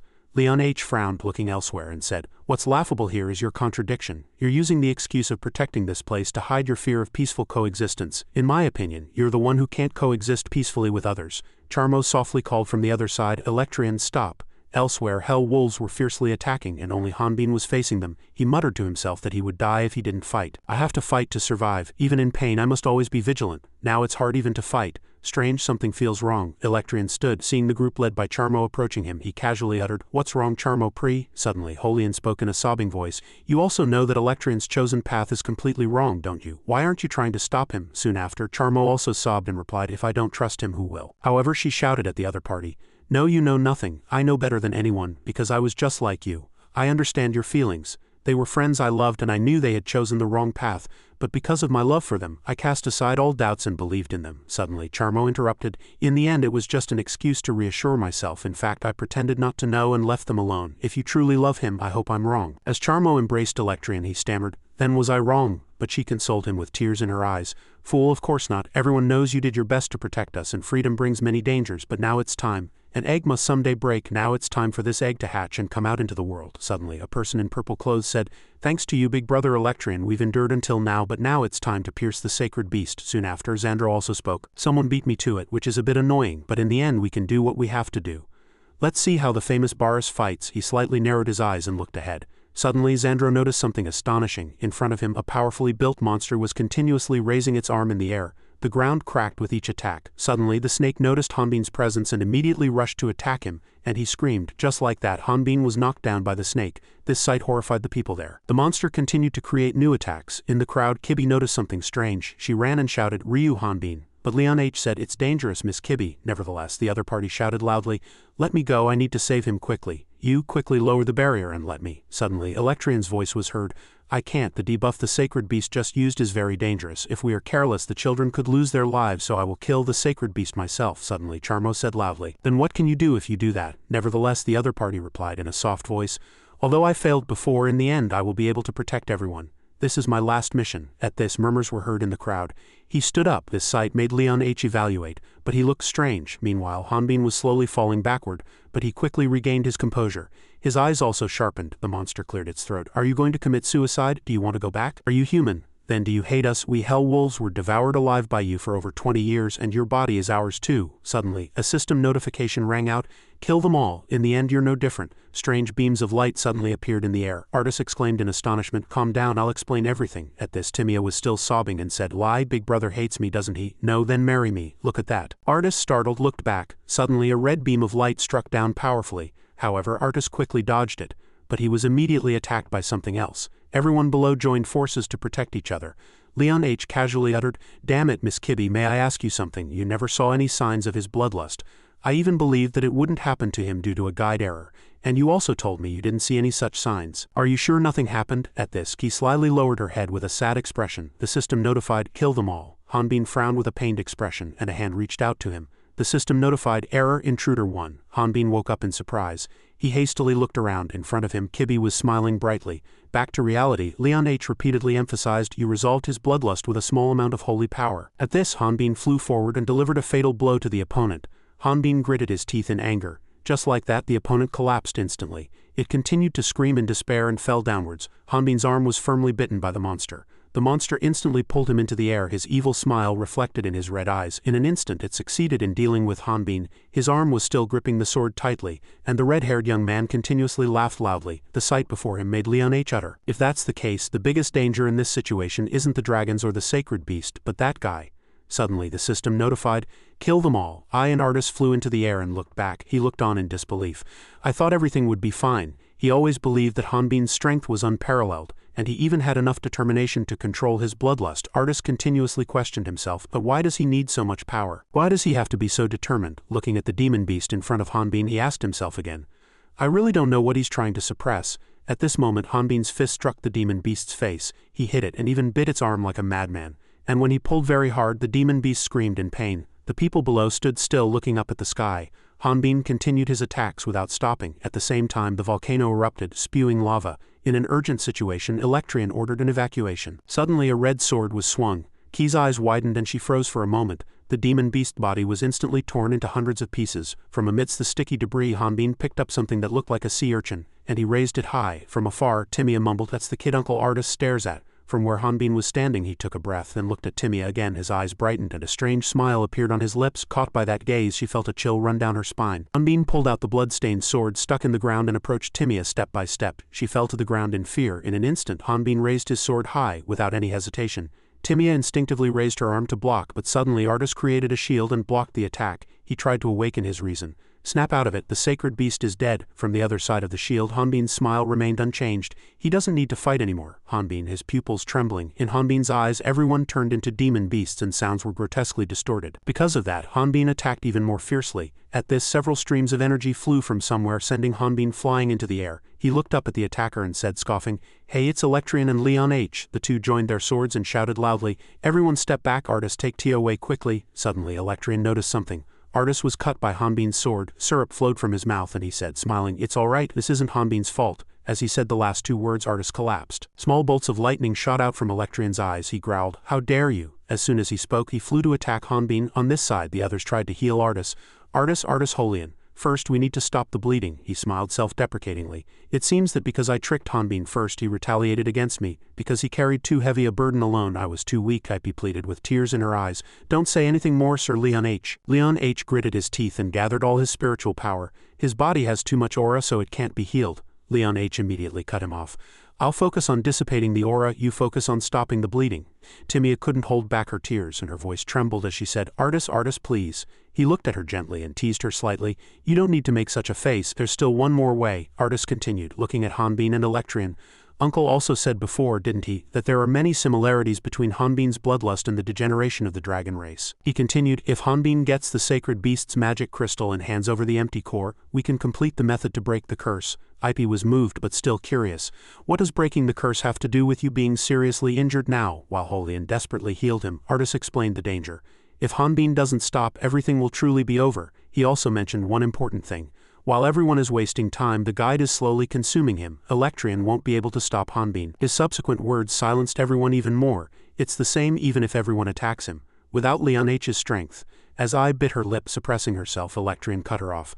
I only ask one condition of you. He took off his coat and put it on him, saying, Don't die. If you die, that guy will become a murderer. Hearing this, Kibi also continued, I know, you always have a plan, Artis. I will also do my best to stop the guide, Timia screamed in panic. What are you talking about? What about the wound? Isn't he your friend? Ip was already standing up ready. I'll go get the crystal ball, so don't die. Promise me, I replied with a smile. After that, the three rushed towards the fight between Hanbin and Electrian. Timia mumbled, are they all crazy? She lowered her head and kept repeating the same words. Isn't he your friend? Don't you love Artis? How? Why? Why are you leaving him? Hanbin hastily spoke so as not to regret it. They are granting Artis's request so as not to burden him. I spoke. They're truly wonderful friends, aren't they? Timia called Artis's name in an agitated voice. He looked at Hanbin and Holian looked at Timia again. Timia spoke softly and slowly. I have one last request for you two. Several pieces of armor mixed with blood. Electrian summoned his true form as a thunder dragon. He gathered his power and attacked, shouting loudly. Thunder dragon strike. A dragon clearly appeared and destroyed. Immediately a golden dragon charged at Hanbin, and he also swung his sword in defense without backing down. Hanbin frowned and gripped the sword hilt tightly. In an instant he kicked Electron's jaw and powerfully swung his weapon. A blade struck the golden dragon. Electrian looked on in disbelief. That dragon inwardly assessed that he was incredibly strong. He wasn't this strong when fighting the sacred beast. Taking advantage of the momentary lapse, Hanbin quickly approached. He delivered a powerful blow, slamming Electrian into the ground, and dust flew everywhere. As Electrian tried to get up, a voice suddenly echoed. Don't drop your guard, Leon H. warned, holding several shields, unless you want to die. But at that moment his attention was on Artis. Are you alright? Where's Artis? Leon H. replied gravely. I've done all I can. Now the problem is him. Leon H. looked somewhat wary at Hanbin, who stood amidst the ruins. For some reason his current level is 6. That means even with the divine beast's debuff he possesses monstrous strength, enough to pierce a divine beast. Kibi, who was nearby, continued. Fortunately he tends to prioritize high-level enemies. Looking at the magic crystal, she continued, and we need that magic crystal. Ip appeared holding her weapon. Since you two are higher level than us, please be the bait. We'll seize the opportunity to take it. A resolute light flickered in her eyes. Please wait a moment, Sir Artis, no matter how much he tries to hide it. His body is constantly trembling. Electrian, who was behind, began to think differently. Cooperating with humans, and even a wyvern, he smiled. It seems your world is wider than mine. Returning to the fierce battle covering the sky, someone exclaimed in awe. I truly can't believe it. Timia stared in astonishment. Is that a battle between humans? Artis opened his mouth. No, ordinary humans can't fight like that. He smiled, watching the battle above. They watched their friends desperately trying to stop Hanbin. They're my comrades. Above, Leon H. summoned his technique. A vortex of green aura flew fiercely. Hanbin resisted fiercely, unleashing a red glowing slash that shattered Leon H.'s magic. At the same time, Electrian also cooperated perfectly. Artis said. I thought everything was hopeless. My comrades had become very strong, but so had our enemies, and there was less and less I could do. My growth rate also slowed noticeably. I thought I would soon become a burden to them. Kibi seized this opportunity to attack Hanbin from behind. She covered his eyes. It wasn't just Hanbin. The system unexpectedly sent a notification. Abnormal intrusion detected in guide. Ip also charged at the same time. The system warned Hanbin while Kibi was covering his eyes. Kill them all, Artis mumbled. Kibi and Ip too. At this moment, Hanbin raised his blood sword high and a powerful slash shattered everything. Artis said, they all surpassed me, so when I left I tried to leave them and live here. Living here for 5 years I also changed a lot. I came to like this place. But until the very last moment I didn't tell them. For one reason only. I was so happy when they came to find me. I didn't want to lie to them. I promised myself I would tell them someday that I could no longer be with them. But even though we had only been apart for a week, Ip greeted me as if she hadn't seen me in 10 years. On the other side, Ip was struggling. Artis continued to speak. So I couldn't say anything. Hearing this, Timia couldn't hold back her tears. You foolish boy, she lifted her face, trying not to let her tears fall. That means you like that girl, doesn't it? Artis lowered his head and smiled. I'm sorry, Timia, I'm sorry, Ip. In the battle, Ip desperately vowed in her heart. I need to be faster. Artis is waiting for me. I need to be faster. Currently she was facing Hanbin. His face was contorted. 10 strikes. The sword's tip was aimed at the small girl and a red light flickered in her eyes. Leon H. stared, unmoving, and Electrian looked up wounded while Kibi was in confusion. The space seemed to stop and Ip's steps also slowed. At this moment she seemed to be leaping into hell. Ip closed her eyes and recalled. The fastest swordsmanship. The image of that young man appeared. Ip moved as fast as lightning, dodging all attacks. Swordsmanship of the descending Thunder Emperor. The volcano erupted with heat. Timia approached the cliff. We've arrived, Artis. We can watch the battle from here, right? She frowned and warned. But the lava is right in front of us, so be careful. Artis gripped the empty orb in his hand and said, Close your eyes. Thank you, Timia. Although moved, Timia didn't forget to tease him. You don't have to act cool with me even at a moment like this. As Artis dropped the picture, Timia complained and continued. Since I've done you a favor, just lie down and keep getting treated. She noticed the picture flying high. Timia ran angrily to catch it. Oh no, what if you lose this? Unexpectedly, a magic circle appeared. Sir Artis? Timia turned around in surprise. Returning to Ip, she was facing a powerful Hanbin. He unleashed 10 strikes. Ryu Hanbin continuously unleashed basic slashing techniques he had honed thousands of times. The technique was so fast that one would be hit even if they just blinked in 1/10 of a second, so it looked like a single attack, but in less than 1/10 of a second. In the world of 1/1000th of a second, gaps appear, but even if one could see the gaps with their eyes, their body wouldn't move fast enough to dodge the attack. That's why, if one uses electromagnetic wave swordsmanship instead of the nervous system, brain can send signals directly to the muscles, resulting in an exceptionally improved reaction speed. That reaction speed rivals the speed of lightning, reaching 100,000 kilometers per hour. At this very moment, Ip was using her fastest high-speed movement technique. A powerful explosion occurred. Electrian froze for a moment. My eyes can't keep up with her movements. Hanbin's muscles tensed, he thought to himself. She truly is a wyvern. Leon H. spoke at this moment. It's not strange for you to doubt. A talking wyvern itself is hard to believe. Watching Ip desperately block Hanbin, he continued. She's using swordsmanship she's only seen once. For a wyvern like her to replicate Thunder Emperor Gahan's technique is beyond imagination. Leon H. paused. But before his eyes, Ip was gradually losing strength. He thought, that's not enough. She might win in a speed battle but not in a power struggle. And looking at Hanbin, what does she look like to him? It's like a 3-year-old child swinging a sword. He mercilessly threw Ip to the ground and she collapsed, seemingly unconscious, leaning on Kibi. As Hanbin approached fiercely, Leon H. continued, ultimately the key is to find a way to make him wield his sword with both hands. He wondered if it would be effective. Suddenly, Hanbin paused at a groaning sound. Please, Ip clutched his leg tightly and said, please snap out of it. Hostility flashed in Hanbin's eyes. Ip informed him, Sir Hanbin, Sir Artus is seriously wounded, she pleaded tearfully, he might die. On the internal game screen it was a scene of Hanbin throwing Ip. A low voice echoed, I told you to kill them, he replied. I don't care about the weak ones, the Hellwolf retorted. Then, Hanbin concentrated and controlled. I'll focus on the strong ones first. The Hellwolf nodded. All right, you're going to kill us all anyway. Returning to the battle, Electrian and Leon H. flew to where Hanbin was charging to level up. Ip desperately tapped her leg on one side. Move, she cried out. Move, Kibi reminded her loudly. Ip, this state is because you used a technique you couldn't handle. You need to rest for a bit. Ip clenched her leg tightly. There's no time. Another fierce battle was unfolding before her eyes. Everyone is still fighting. They could die too. Leon H. snarled from behind his mask. This damn bastard. I taught you to use aura perfectly, but how can this guy turn into the ultimate bug in an instant? The blood sword pierced Leon H. Hanbin's eyes gradually turned white as if asking, is this enough experience? Gigantic claws rose from the volcano crater. The strongest enemy, it was the fire dragon, Cantron. So you were here, Hanbin. Hanbin smiled eerily and joyfully. Electrian's eyes widened in surprise. The Dragon King's presence, how? Ip and Kibi were also astonished. They looked at Cantron before them and asked themselves, the magic crystal hasn't been delivered yet. Then how? Suddenly, Ip paused. She seemed to have seen something. Timia and Holian were approaching them. Timia, Holian? She suppressed her emotions and asked, where is Sir Artus? On the opposite side, Hanbin had already changed his target and unleashed several sword strikes at Cantron. Cantron was not to be underestimated. He retaliated with fire. Cantron opened his mouth wide and flames condensed inside, spewing out instantly.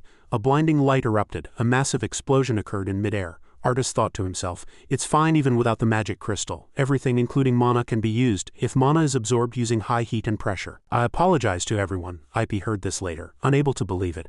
But there's no other way. The stone around Timia's neck shattered. Artus thought again. I knew from the start that two exhausted people couldn't stop Hanbin. But knowing that neither of them would agree to my sacrifice, I had no choice but to lie. Everyone watched Cantron flapping his wings in the sky. This is the Forest of Night, the source of the dragon race's degeneration and Hanbin's bloodlust. Artus merged with the lava, making a decision. I will use all my strength to end everything. Finally, he gradually disappeared. Nothing could be seen because of the blinding light. Ip was crying under a sky full of flowers. Artus's sacrifice caused an earthquake. As the Dragon King's body shattered and turned to ash, scattering, the ash fell like snowflakes, freeing the dragon race from the curse. Everyone could feel it. The game screen shook towards Cantron's face. A few tears welled up in Hanbin's eyes. Artus's mana was mixed with the ash, but it wasn't enough to suppress the bloodlust. Seeing Hanbin's crazed, battle-ready face, Leon H. said, this is different from a curse. It's a higher stage. We've conducted countless deactivation experiments, but all have failed, especially when the bloodlust is at its peak. It seems the guide has already merged with his soul. Holian froze upon hearing this. So did we fail? He barely replied. The best solution now is to leave this place with the recovered dragon race. Watching Cantron fight Hanbin, he suggested, and seal this island with him. Timia firmly objected. Don't joke like that. Then what about Artus's sacrifice? She cried incessantly. He jumped in, sacrificing his life, and we're just going to end it like this. Kibi suddenly stood up and supported her. Timia is right. She clenched her fists and gritted her teeth. Everyone put their lives on the line. We cannot accept this outcome. Kibi decided, I'll infiltrate Hanbin's guide myself. In the meantime, activate the flame formation. Leon H. objected to this insane decision. No, that's too reckless. Kibi, you can't do it. Ip spoke at this moment. Think about it. Even if you infiltrate without Sir Artus, that magic can't be cast. The more she spoke, the more helpless she became. Without Sir Artus, everything is meaningless. Without Sir Artus. At this moment a soft hand stroked Ipe's head. Listen, child. Timea recognized the person before her as the Empress. On Dragon King Contran's side, Artus became one with the lava. Everyone here was filled with rage. Regret, despair, is this the Dragon King's memory? Is that child Adora? Adora must have calmed the Dragon King's rage. What magic did Adora use? Artus paused in midair. A part of that memory began to unfold. Adora, this is the amulet that has always been with me since your grandmother found me. Adora's eyes widened and she held the necklace, asking curiously. An amulet, he quietly replied. Yes, it will protect its owner. At this moment, Adora worried about him. Then what about Sir Artus? Don't you need an amulet, Sir Artus? I'll be fine without one. Hearing this, she ran and hugged him, and confidently declared, Then I'll be Sir Artus's amulet. I'll always protect you, Sir Artus. On the other hand, someone was holding Artus's amulet high. The owner of this eggshell is Aya, my only family and relative. As she made a firm decision, a huge water droplet fell onto Adora's head. Then what happened? Those were Contran's tears, she asked herself. Is he still alive? With a confused expression. This child, a memory from long ago, resurfaced, on a snow-covered mountain peak. I can sense the evil aura of the witch Zenobia. If she learns of the existence of the bloodline, no one knows what will happen. In the worst-case scenario, outsiders won't be able to enter the upper dragon tower. Contran earnestly implored Adora, keep Artus a secret. She hesitated slightly, but then emitting a faint aura she said, Don't you want to meet him? He's your lost son, isn't he? Contran tilted his head and smiled faintly. When the time comes, if the gods permit, we will definitely meet again. And like a vow, he and Artus met. Contran smiled gently. Child, you were born in an era when the dragon race was far apart and must have had a difficult time. Artus was slightly surprised to hear this. He had to face a harsh world alone. Of course I have no right to say this, but Artus hastily shook his head slightly. No, father, you don't need to apologize. Thinking of my companions waiting outside, I am not alone. Then he looked at Contran again and said, Is it too late? If you want to meet again, will she be happy? Is Adora here too? Suddenly Contran burst out laughing. He looked at one spot. Adora, that child was always by your side. Suddenly the land of fire split open and something icy poured straight down from above. Ipe called out his name loudly, cutting through everything, and he widened his eyes in surprise. Ipe, why are you here? But there was no reply. His soul was split into two pieces, and then immediately rejoined. He warned worriedly, You'll melt. Ipe held her weapon and declared loudly, I refuse. Everyone did their best. Kibi, Leon H. Electrian, even the queen came. Everyone is doing their best. Ipe used her body to shield him, trying to give it to Artus. Here I brought the magic crystal. I kept my promise. Adora's image appeared before Artus, saying, You must keep your promise too. Contran pushed Artus's soul forward, creating a vortex that enveloped the two of them. Contran and Katara opened the way together, saying, Do what you have to do. As their friend, Artus froze for a moment, then frantically cried out, Father, Mother. Outside, Hanbin landed a blow on Electrian, sending him flying. Leon H. met the same fate. He clutched his head in pain, staring intently at the pillar of fire floating above the lava. As a result, the egg was cracking. The two energies of fire and ice covered the sky and finally disappeared, leaving only a dazzling light. Artus spread his ice wings and embraced Ipe. Timea looked at this scene with curiosity. Holian, supporting Leon H., admired those wings. At this, Artus, taking Ipe's words, carefully landed on the ground. Leon H. said from the side, I was sure he was a fire dragon. Why was he reborn as an ice dragon? Electrian, clutching his wounds, replied, No. On the other side, Hanbin and Artus were about to clash.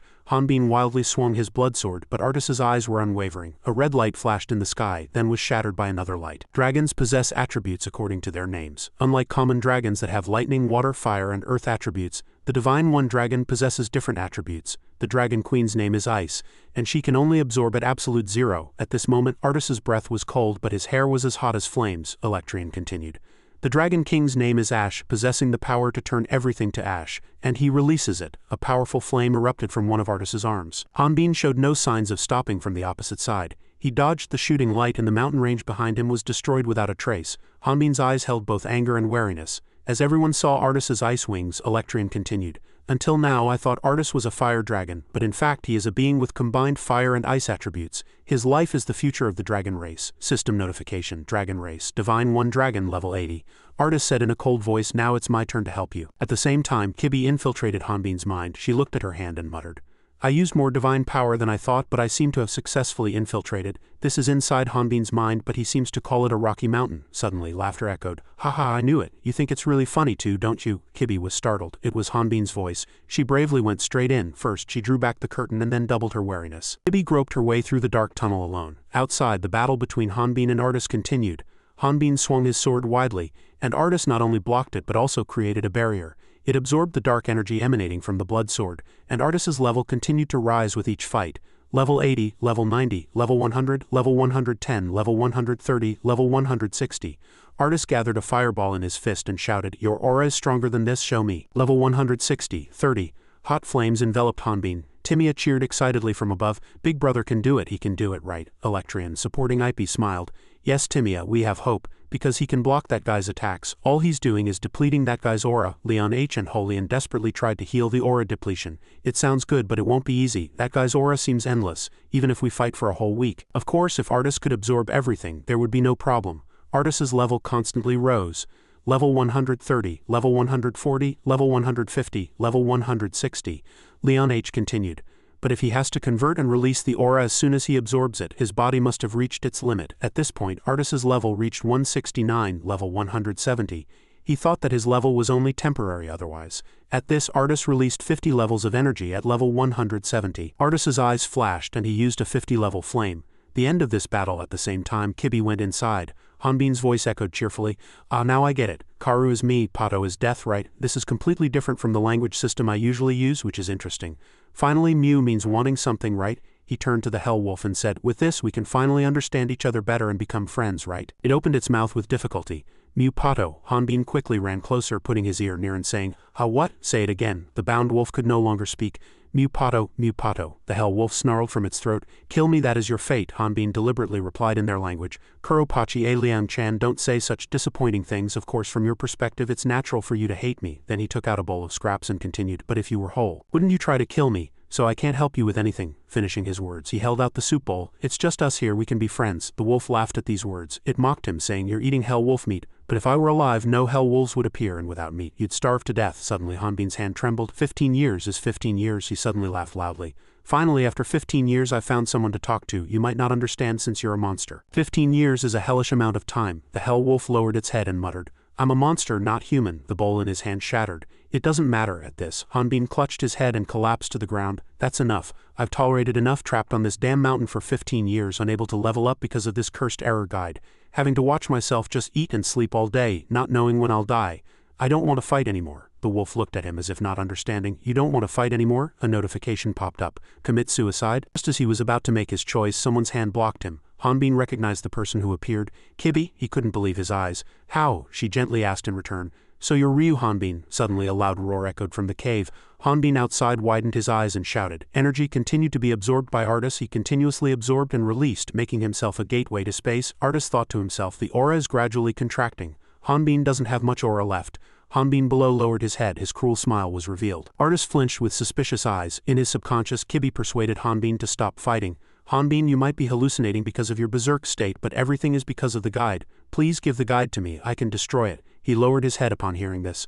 "I can't." The Hell Wolf's voice carried a hint of victory. "That guy is nothing but a living corpse. Fighting is for survival, the weak die and the strong live." That hand stroked Hanbin's head. "Do you still hate fighting? A guy like you should just die." Hanbin swept back his red hair and gave a contemptuous smile. "Survival is for those who like it." These words silenced Hanbin. "And a damn guy like you should just stay outside." Outside, several cracks appeared in the shield Artis had erected, then it shattered. Artis was so surprised. The aura has stopped spreading. Could it be? Suddenly, energy exploded from red-haired Hanbin's body. Holian couldn't believe her eyes. "The aura is gathering. What's happening?" Leon H. next to her gritted his teeth. "Damn it." Leon H.'s pupils constricted. The dragon thought to itself, "Why did I only realize it now?" The damned reason he always failed when fighting the Vantarian people was not because he lacked aura. Seeing the energy flow furiously gathering in Hanbin's body, he realized there was so much aura that it would explode if condensed. But now that all the aura in his body had been drained, Leon H. warned, "That is the Vantarian people's fighting will. At least we have to stop him from using that technique." Artis level 180. One of Artis's arms transformed into a dragon's head. In an instant he made a decision. "If I fire this, I can stop him. But then Hanbin will." He desperately tried to awaken his consciousness. "Hanbin, please fight." In his inner subconscious, Kibi muttered, "In the end you couldn't endure this endless struggle, so you created another self." Hanbin put down the game console. He muttered, "You're disappointed, aren't you? That's the kind of person I am." He helplessly couldn't lift his head. "I just tried to survive because I was afraid of dying, and I constantly found reasons to fight. In the end, I'm not the person everyone needs in future battles. The one who can become strong like Baris is that guy, not me. The person this world needs is." Kibi reached out and cupped Hanbin's face. She kissed him. The evil system was also released and bound. The kiss ended, and she smiled at Hanbin.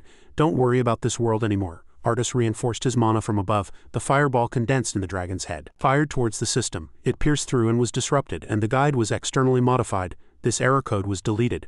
A code was etched into Hanbin's pupils. The system gradually disappeared. The system announced Omphalus's blessing has been removed. Hanbin then fainted. It said there was no longer any need to fight.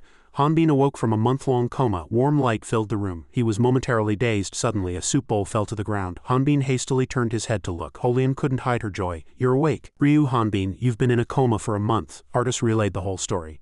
The Dragon King's curse had disappeared, and the Dragon King's promise that the dragon race could not attack humans had also disappeared. Instead, the time to transform into a complete dragon form was significantly shortened. Nevertheless, humans and dragons were somehow coexisting peacefully. He smiled from the side with Timia. A new era has begun where humans and dragons live together. It's all thanks to you. Hanbin heard this and looked outside. I see. He realized this was not a dream. At his next words, Artis was surprised. How are your wounds? He smiled and reassured him. I'm fine. Ip also chimed in. See, not even a single scar. Leon H. stood quietly with his arms crossed on one side. Ip scurried over. We were waiting for you to wake up, big brother. Let's go conquer the dungeon together. Now let's go get the artifact. Hanbin replied with a bright smile. No, I'll stop here, he muttered. I'm leaving the team. Suddenly, Leon H. grabbed the bandage wrapped around his chest. He asked angrily. Are you running away? Hanbin didn't hide it. Yes, you're right. Leon H., you're the chosen one. I'm not. Leon H. frowned and snarled. What nonsense are you talking about? Ip, not wanting him to blame himself, explained. What's wrong? The berserk state is over. You don't need to leave, Hanbin. Hanbin silently reached behind him and grabbed his sword hilt. Leon H. immediately went into a defensive stance and Ip also instinctively stepped back. The space fell silent and then Hanbin spoke. See? He smiled at his test results. As everyone knows, even after the berserk state I'm still dangerous, Ip said, flustered. No, that's not it. Sir Artis came from behind and saved her and he must have thought a lot by now. Thank you for being a friend to the dragon race. He smiled gently and replied, the same goes for me, Sir Artis. Ip, thank you. Even when I hid the fact that I came from another world, both of you became my friends. Sir Leon H, thank you. Thanks to you I saved my life a few more times. He uttered a low curse. You're a damn bastard, Hanbin continued speaking, and Holian's eyes widened. Yes, he extended his sword in front of him. I'm sorry for deceiving you and for disappointing you about Baris. This huge burden feels too heavy for me. Are you all right? And he shook his head and looked back. Kibby, are you all right? Let me see for a moment. Kibby lowered her head inside and growled. Go, it's just CPR, no need to exaggerate. The two blocked each other with the door. Kibby said softly, I'm fine, go and live happily. This world will exist without you. Hanbin smiled and thanked her. And Hanbin turned and left. Seeing his retreating figure, Holian asked softly, if you just let him go, you'll regret it. Emotions are not easily hidden. This might be the last time. Kibby's face contorted. Since this is the last time, I hope he doesn't remember me with this ugly face. These words were truly heartbreaking. Hanbin held a compass in his hand. The continent was to the northwest, Electrian suggested. It would be faster if I took you than this old boat. He shook his head and refused. I don't like attracting attention by riding a dragon. Hanbin cast his gaze far away. I want to live an ordinary life. Charmo frowned with a displeased expression. An ordinary life will be difficult for someone as conspicuous as you. As he boarded the boat, she rushed over. Why aren't you helping Sir Artis? Electrian, standing next to her, reminded. Charmo, after disembarking, he opened his mouth. Artis will be fine without me. He's very strong. And there are others too. At this, Electrian bit his lip. He offered a few words of comfort. Don't feel guilty about what happened. If blame must be assigned, I should take responsibility. 150 years ago, blinded by hatred, I failed to protect and even tried to kill someone. At that time, someone told me it was a way to break free from the Dragon Emperor's curse. I was deceived by someone calling themselves the White Angel. Hearing this name, Hanbin was slightly surprised. White Angel. Seeing his strange expression, Electrian asked, Does that name ring a bell? He stammered in reply, No, and I don't want to interfere in anything anymore. He feigned knowledge and said, I'm sorry. Then he mentioned Artis's party. By now, Artis and his companions will be going to close the dungeon. If they take the artifact, the island's seal will disappear. Then you'll be able to go out into the open sea.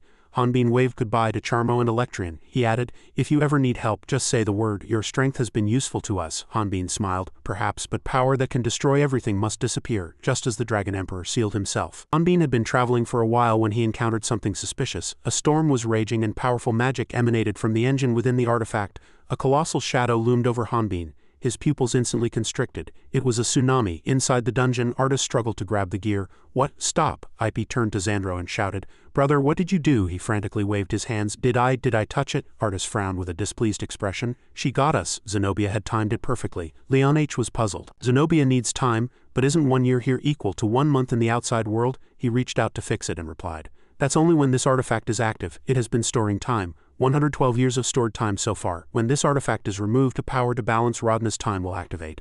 All the stored time will pour out in an instant, like it or not. The moment the artifact is disarmed, Zenobia will continuously gain time. This fact sent shivers down everyone's spines, Xandro said, trembling, but I only touched it slightly. Is it all right? Artis rubbed his jaw, calculating.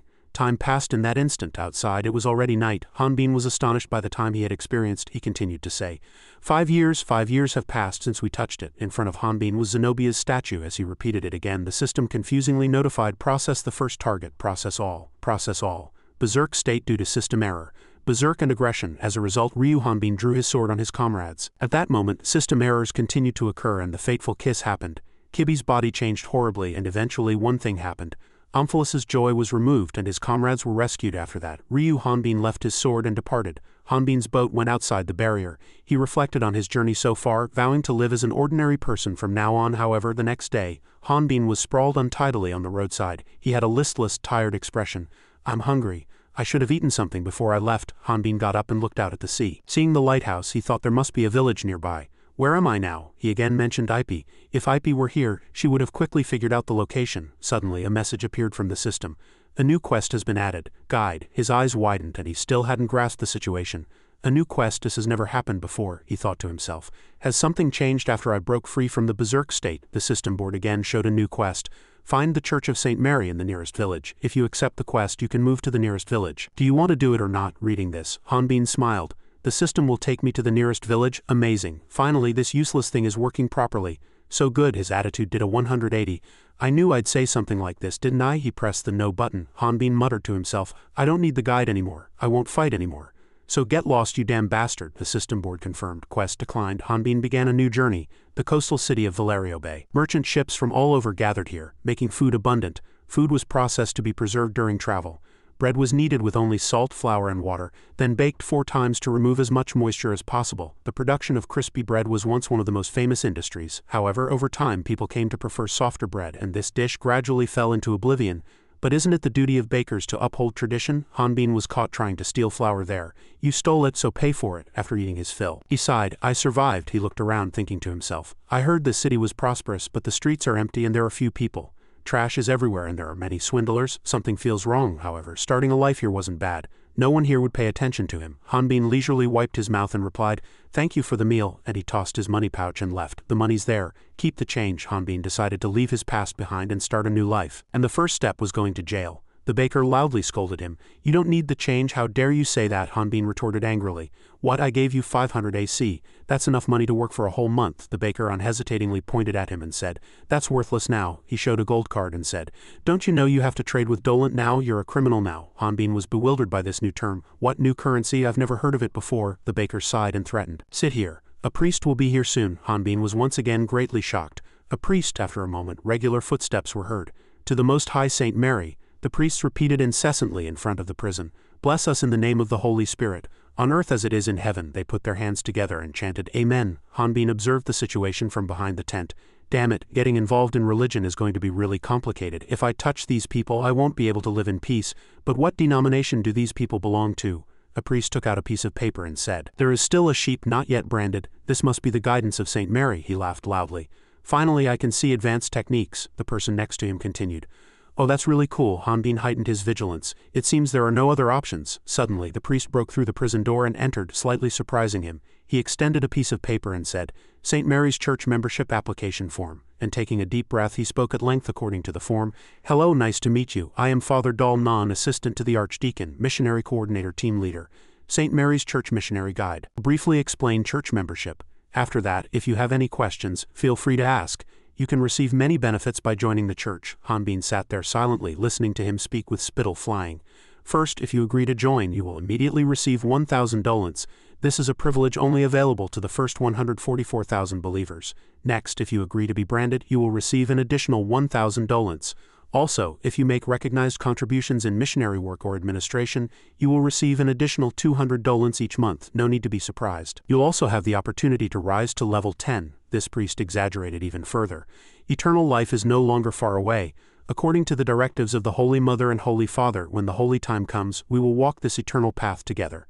Amen. When these words ended, the accompanying priests expressed their admiration. Hanbin endured this situation on the spot. He opened his mouth. Punishments for betrayal and other crimes range from 1 year in prison to the death penalty. 2 people massaged his shoulders and poured water for him. Holy Mother, your missionary skills are truly excellent. This rhythm and vibration make me want to be re-enlightened from the beginning. Do you remember how he said his last words? It was so soft. The praised priest said contentedly, you're exaggerating too much. I only spoke for 15 seconds, Hanbin asked, bored. What are you doing here? He emphasized the last word. He shouted in fright, why you? Hanbin crossed his arms and said casually, What? Why are you acting like you've seen a ghost? A priest supported him and wiped him. Father Dalnan, who is that person? He laughed and excused himself. Ah, that person seems crazy. A new quest appeared on the system board. Join the Church of St. Mary. Hanbin put his mind to it and realized. He growled in anger. What the hell is this? The Hunters Guild is disbanded. The currency has changed. What the hell is St. Mary's Church? He remembered Zenobia's statue and gasped. Don't tell me St. Mary is Zenobia? The two priests' faces darkened and they drew their swords on him. He growled. How dare you casually utter the name of St. Mary? The other person continued. You're a heretic, aren't you? A level 6 heretic. Hanbin's eyes widened in surprise. How do you know my level? There was a jewel embedded in the back of each of their hands. Omphalus's blessing. Beginner. His pupils constricted. Omphalus's blessing. At this moment a shout came from outside the prison. We caught a monster. The two priests fled in a hurry. Hunters, why are there so many heretics today? This made him even more curious about this world. Hunters are heretics. What the hell are you talking about? Dalnan suddenly grabbed his collar and pulled him forcefully. His face contorted. Why did you only come to your senses now? After 5 years? Hanbin asked again with a blank expression. 5 years, he sighed and said. It seems you know nothing. It doesn't matter what you were doing or where you were during that time, but everything is over. The next information he spoke was a huge shock. Radna is over. It's now under his control. During Hanbin's disappearance, the world tree collapsed and war began. The world tree's evergreen leaves withered and fell amidst everyone's helplessness. The world tree, Radna's guardian deity, once emitted abundant life energy, but now only bare branches remained, resulting in an energy imbalance in Radna.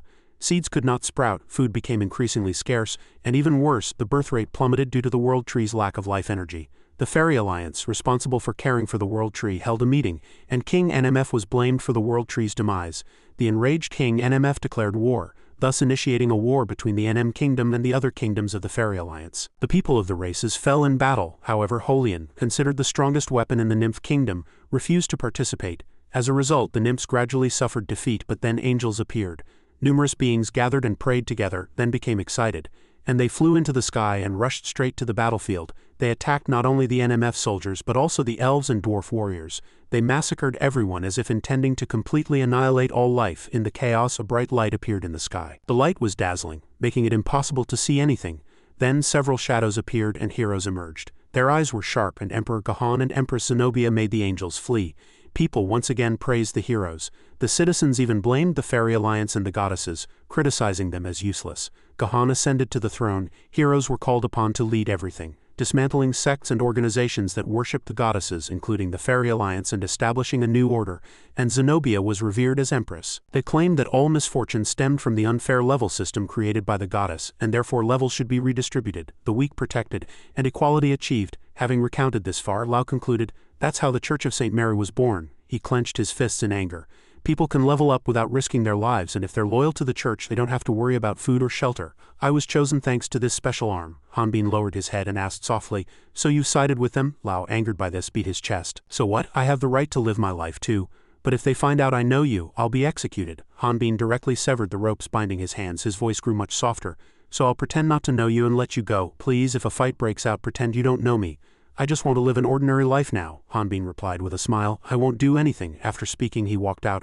I don't meet everyone's expectations. Hanbin reminisced about the past, recalling what the red-haired Hanbin had said. I'll leave the rest to you. If you don't want to fight, then die. He no longer needed to fight. Hanbin remembered Kibi's kiss and gentle words. Live happily. At this thought, his steps halted. Where should I go now? He picked up the flyer Lau had given him again. If you have nowhere to go, I don't know what you can do. The world has changed and people have to adapt to it. Hanbin muttered. Adapt? He looked up and saw a lit tent nearby. It was very noisy inside. A spear was swung in the air. The circus here was very lively, and a man was doing somersaults in the air. Some drunken men shouted excitedly, You took our money and that's all you can do. A woman fell, and the masked man below leapt up and caught her. Suddenly, some people outside shouted, holding placards, Chase out the hunters, chase out the hunters. Doctrine chapter 1 verse 3.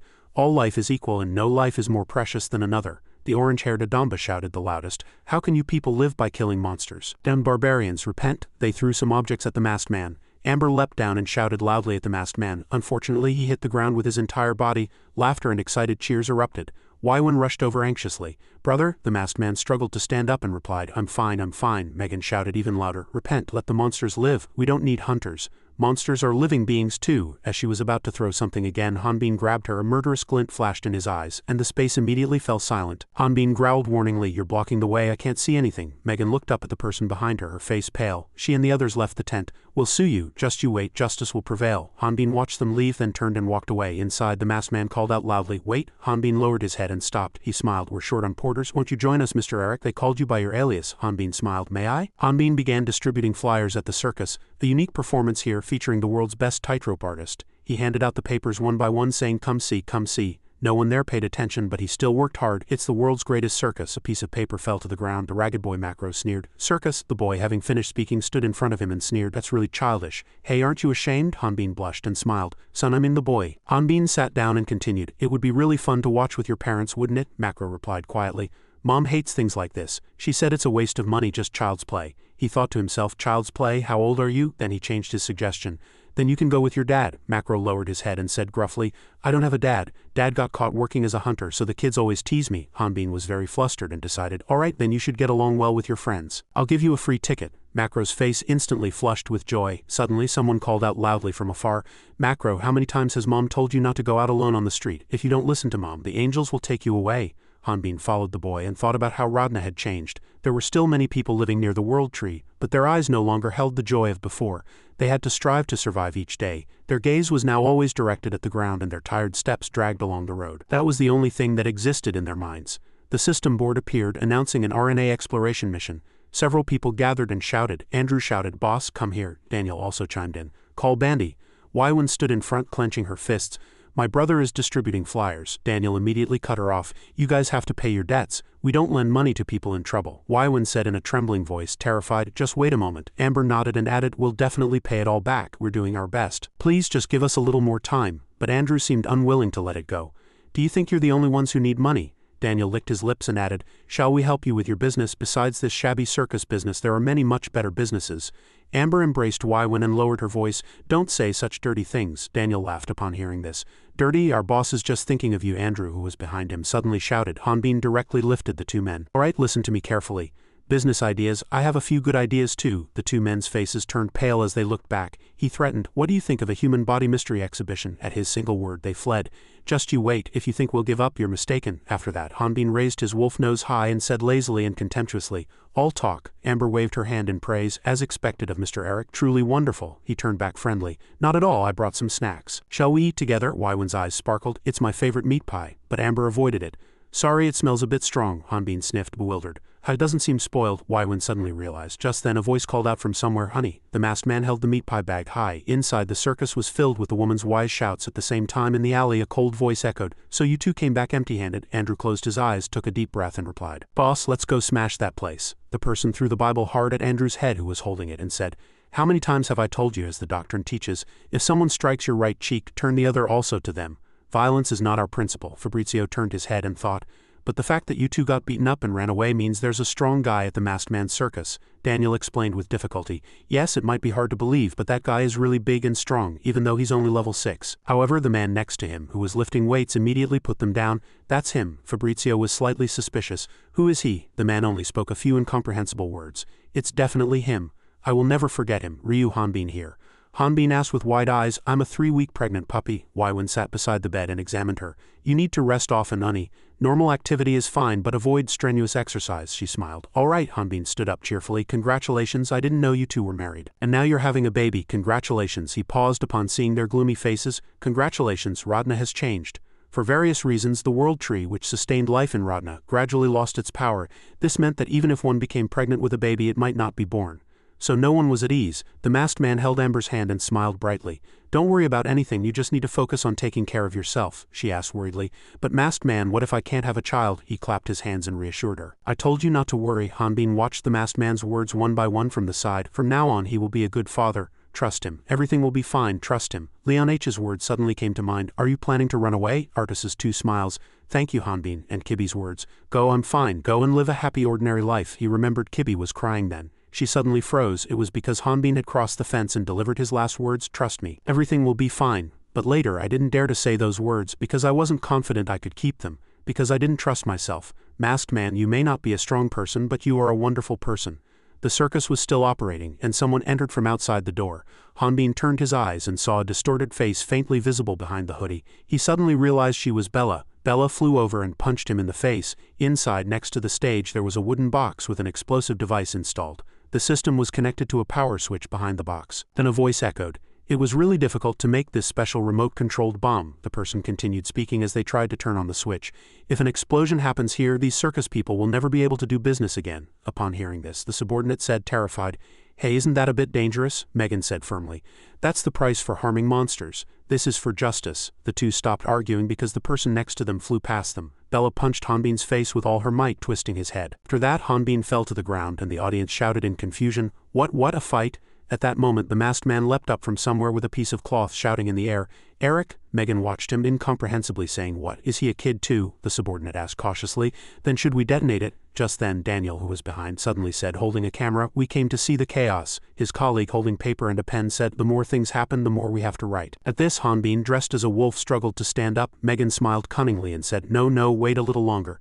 Ah, she said excitedly, it seems something interesting is about to happen. On this side, Bella warmed up and seriously suggested, Get up, you promised to stop Zenobia and Gahan. She shouted in anger. So what are you doing? What are you doing? Bella scolded furiously. Richard trusted you so much. At this, Hanbin lifted his eyes, knelt down and said honestly, I'm sorry, I'll explain and I'll endure any beating, Hanbin firmly declared, but not here. It would be too troublesome. He lowered his eyes and hesitated, saying, Me too. Bella ran out of patience, raised her hand, prepared to punch, and shouted loudly, What nonsense are you talking about? Suddenly the hall went dark and she stopped her punch and looked around, flustered. Hanbin looked up at the ceiling, very surprised.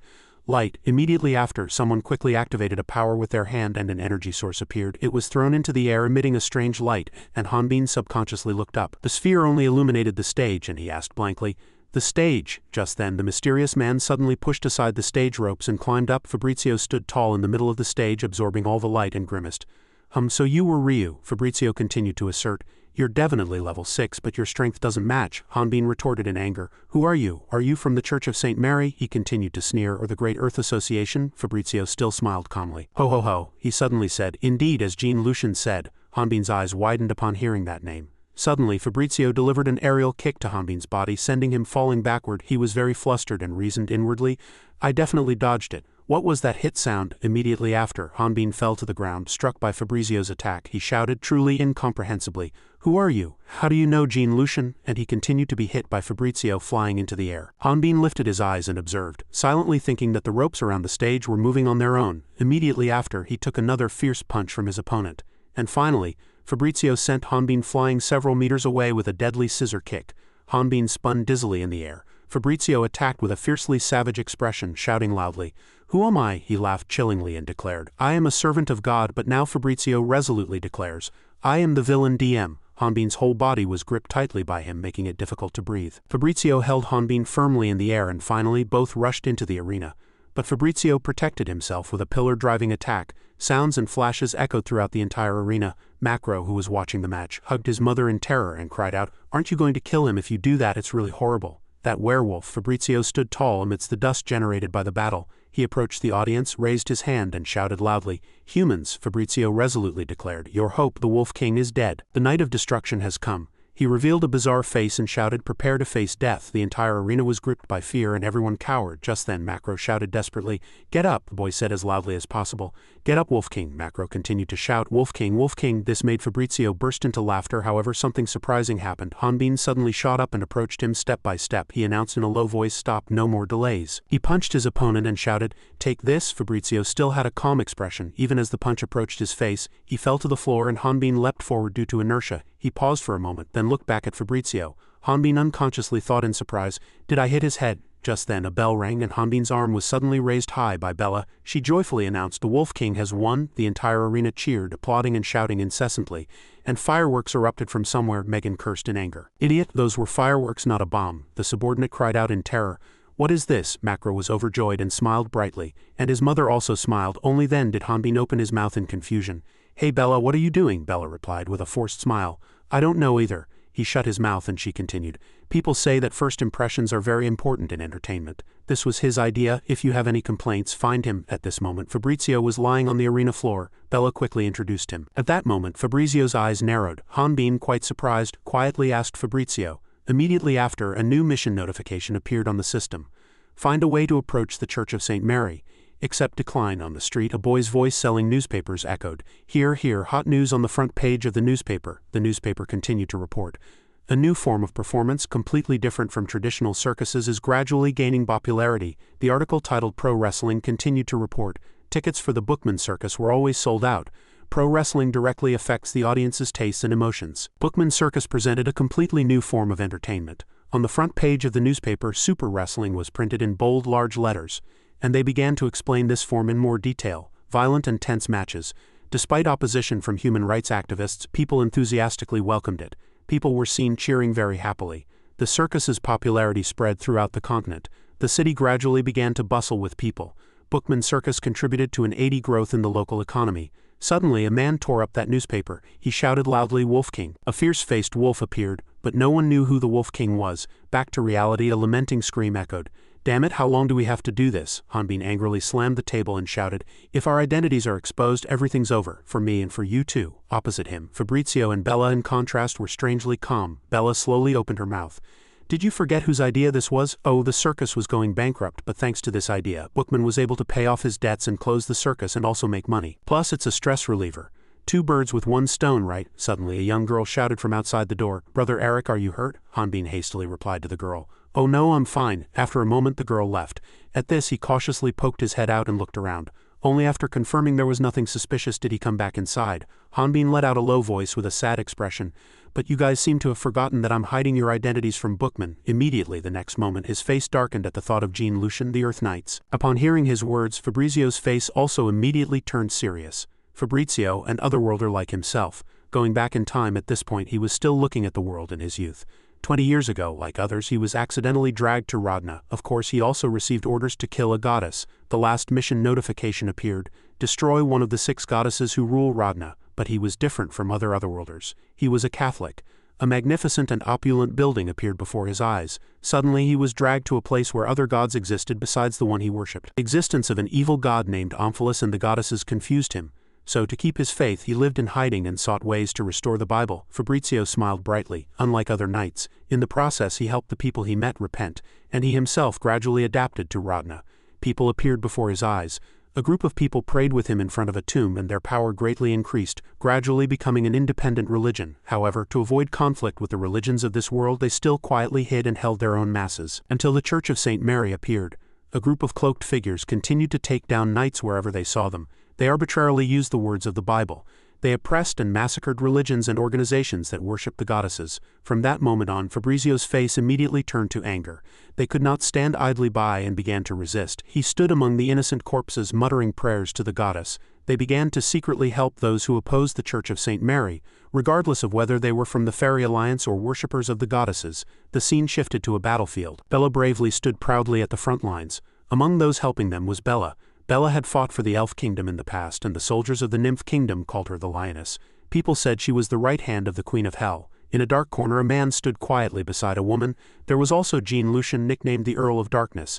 He infiltrated the Church of St. Mary to carry out a secret mission for the Earth Knights. His lonely figure gradually approached the light, and then communication was suddenly cut off. Suddenly Fabrizio slowly broke off his words. His mission was to provide information needed for the Alliance's counterattack. Right now we are doing our best to find him.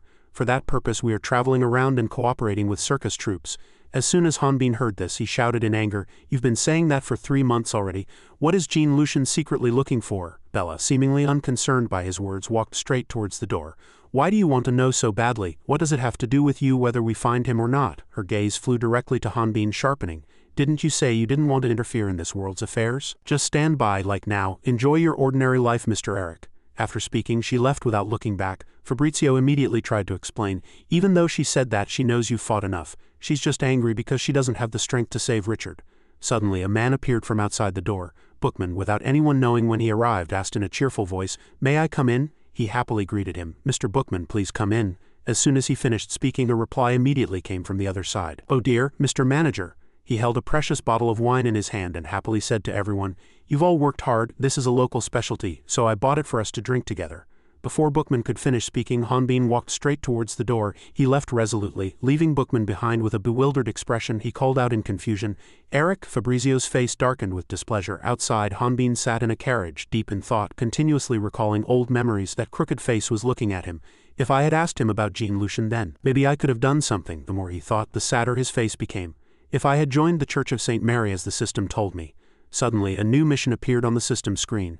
Find a way to approach the Church of St. Mary. Accept decline. He shook his head hard. He couldn't trust the system. It might be a trap from the beginning. This strange mission didn't appear for other Otherworlders. He raised his hand to press the decline button. It was truly unbelievable. The moment Hanbin pressed the decline button, the system screen appeared again. Mission accepted. He was startled and shouted in anger, "Damn it, I declined this damn system." The system continued to explain patiently. "I will guide you to the optimal coordinates for performing the mission." Hanbin's pupils constricted and his eyes glazed over. The system really sent point coordinates. Phone, 3 minutes and 24 seconds until the event starts. The scene shifted to the outskirts of the city. Darkness covered this place. In the closed underground dungeon, monsters were lined up in iron cages. Natural monster, poisonous mushroom level 7. Natural monster, ground squirrel level 2. Natural monster, dirt golem level 12. In the corner a special cage caught his eye. Natural monster, Haku level 5. Hanbin, in shock, lifted the dog and mumbled, "Damn it, he looks pretty tired." After speaking, he looked around and couldn't help but exclaim, "What kind of place is this? Who has such a wicked hobby of collecting natural monsters?" Small iron cages lined the cave entrance all the way to the end, and Hanbin cried out, "There are too many." A system notification rang once. Hanbin has arrived at the designated location. 3 minutes and 52 seconds until the event starts. He stared fixedly at his surroundings and thought, "Isn't there some mistake? I definitely followed the guided coordinates." Suddenly, a strange voice caught Hanbin's attention. "This is different from what we talked about.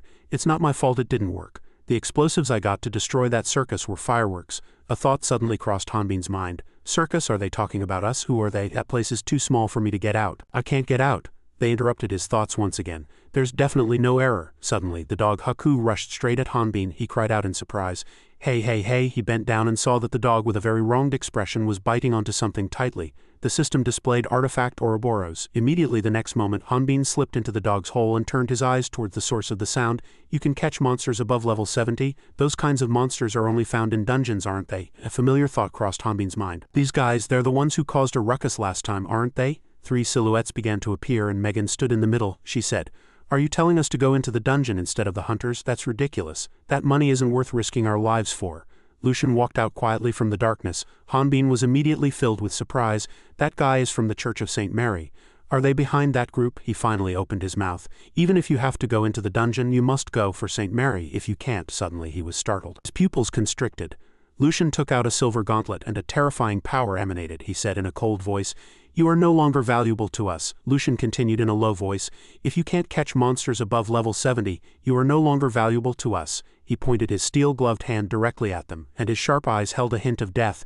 "It would be better for you to disappear." The 3 people all trembled at those words. Hanbin could no longer bear it and immediately leapt in to stop them. "Wait a minute," he thought to himself. "He has his own plan. He must have cut off communication because he was on a mission." As he thought that, his face lit up with joy and he turned to Lucian and said, "You were safe." Jean Lucian frowned upon hearing that name.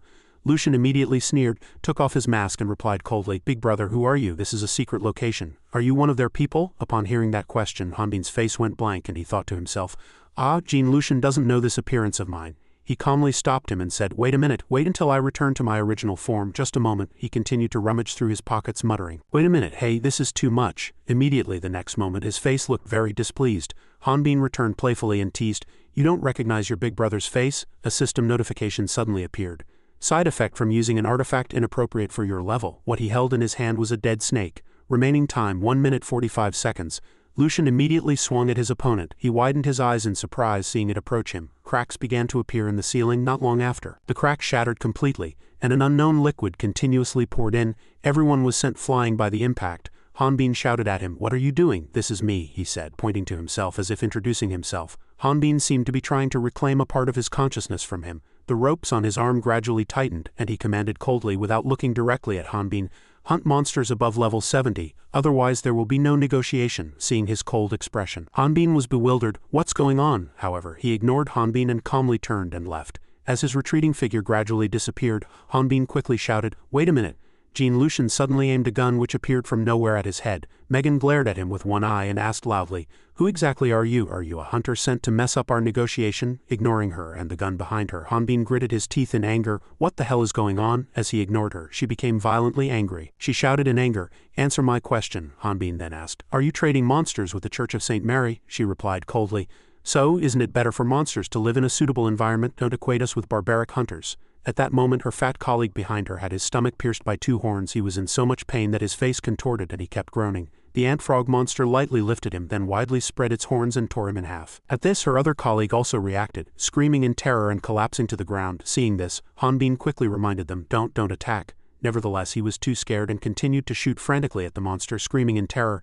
No, a thud echoed and his blood splattered on Megan's face. She touched the blood on her face in shock. The monster was now close in front of her and she seemed to be its next target. She was so scared that she quickly forced a gentle smile. It's okay, you were scared because there were too many people, right? It's okay now, isn't it? Good baby? As she spoke, the monster's mouth came close to her face. She was terrified and quickly pulled out a gun from her waist, aimed it at him and screamed in terror. Suddenly, the monster flew into the sky. Hanbin was holding its head at this moment. He slammed it hard to the ground. Because he slammed it so hard, the ant bounced back into the air after hitting the ground. Then it fell to the ground and shattered into pieces. Hanbin now stood in front of Megan with his muscles relaxed. She was extremely terrified, sweat streaming down her face, and she looked at him with astonished eyes. He looked at her coldly and said in a low voice, "Negotiate with me."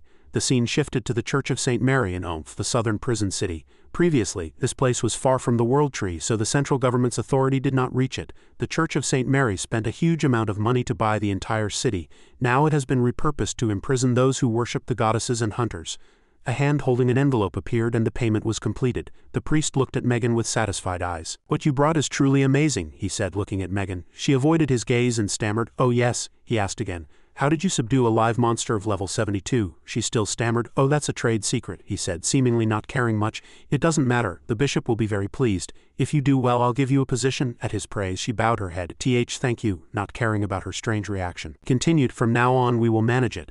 See you next time." At this, she closed her eyes tightly and thought regretfully, "Damn it, why did I get involved in this?" Going back in time, she was tied to a chair at this point, and Fabrizio smiled with satisfaction.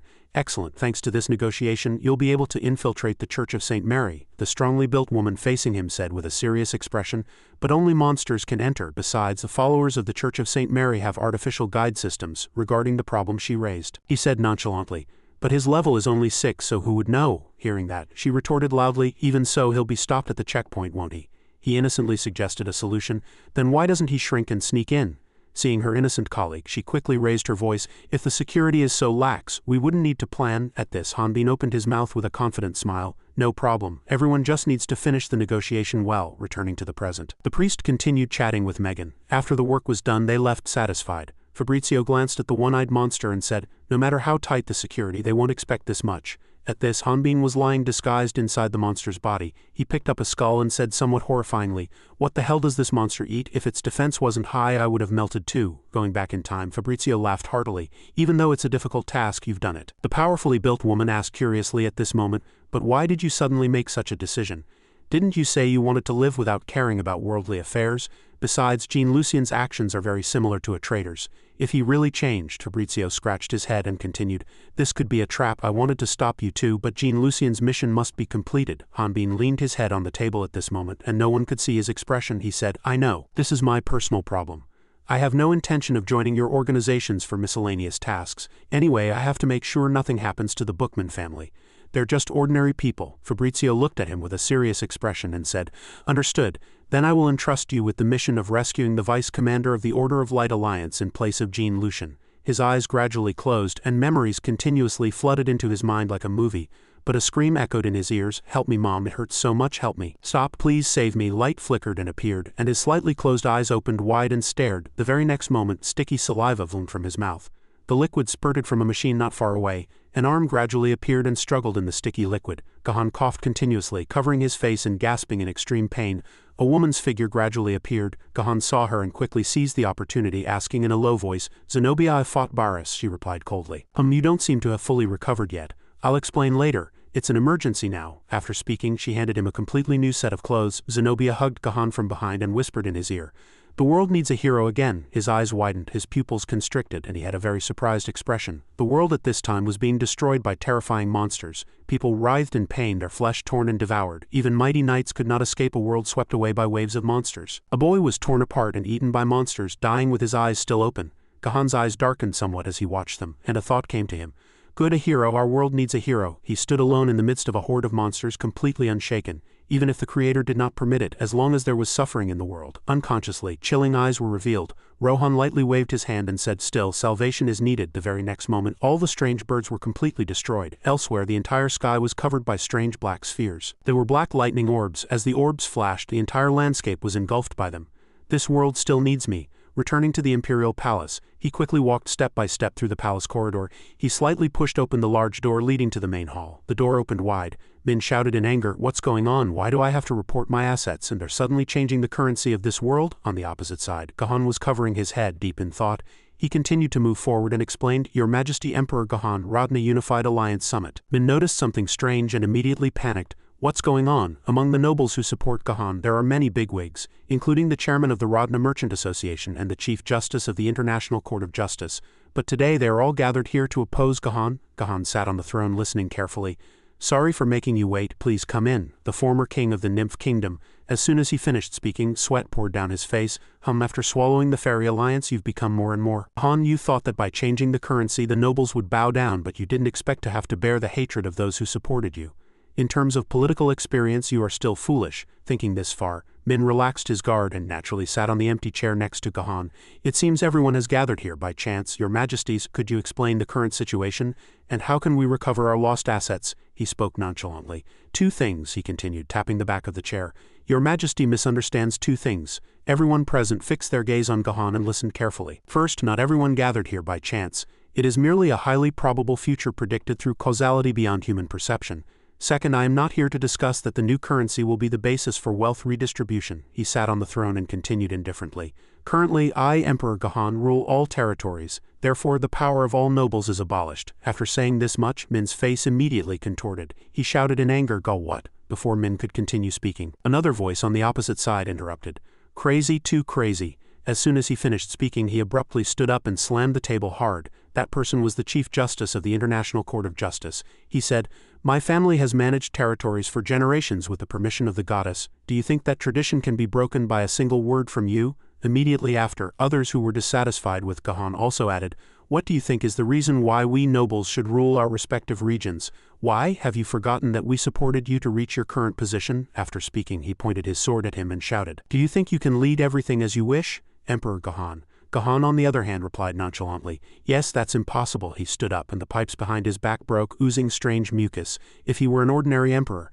But I am the one who heard the suffering of all life." He rolled up one side of his clothes, and his body seemed to transform into a small universe as he said nonchalantly, "Monarchy has one fatal weakness. No matter how wise an emperor is, they will eventually grow old and their minds will become muddled.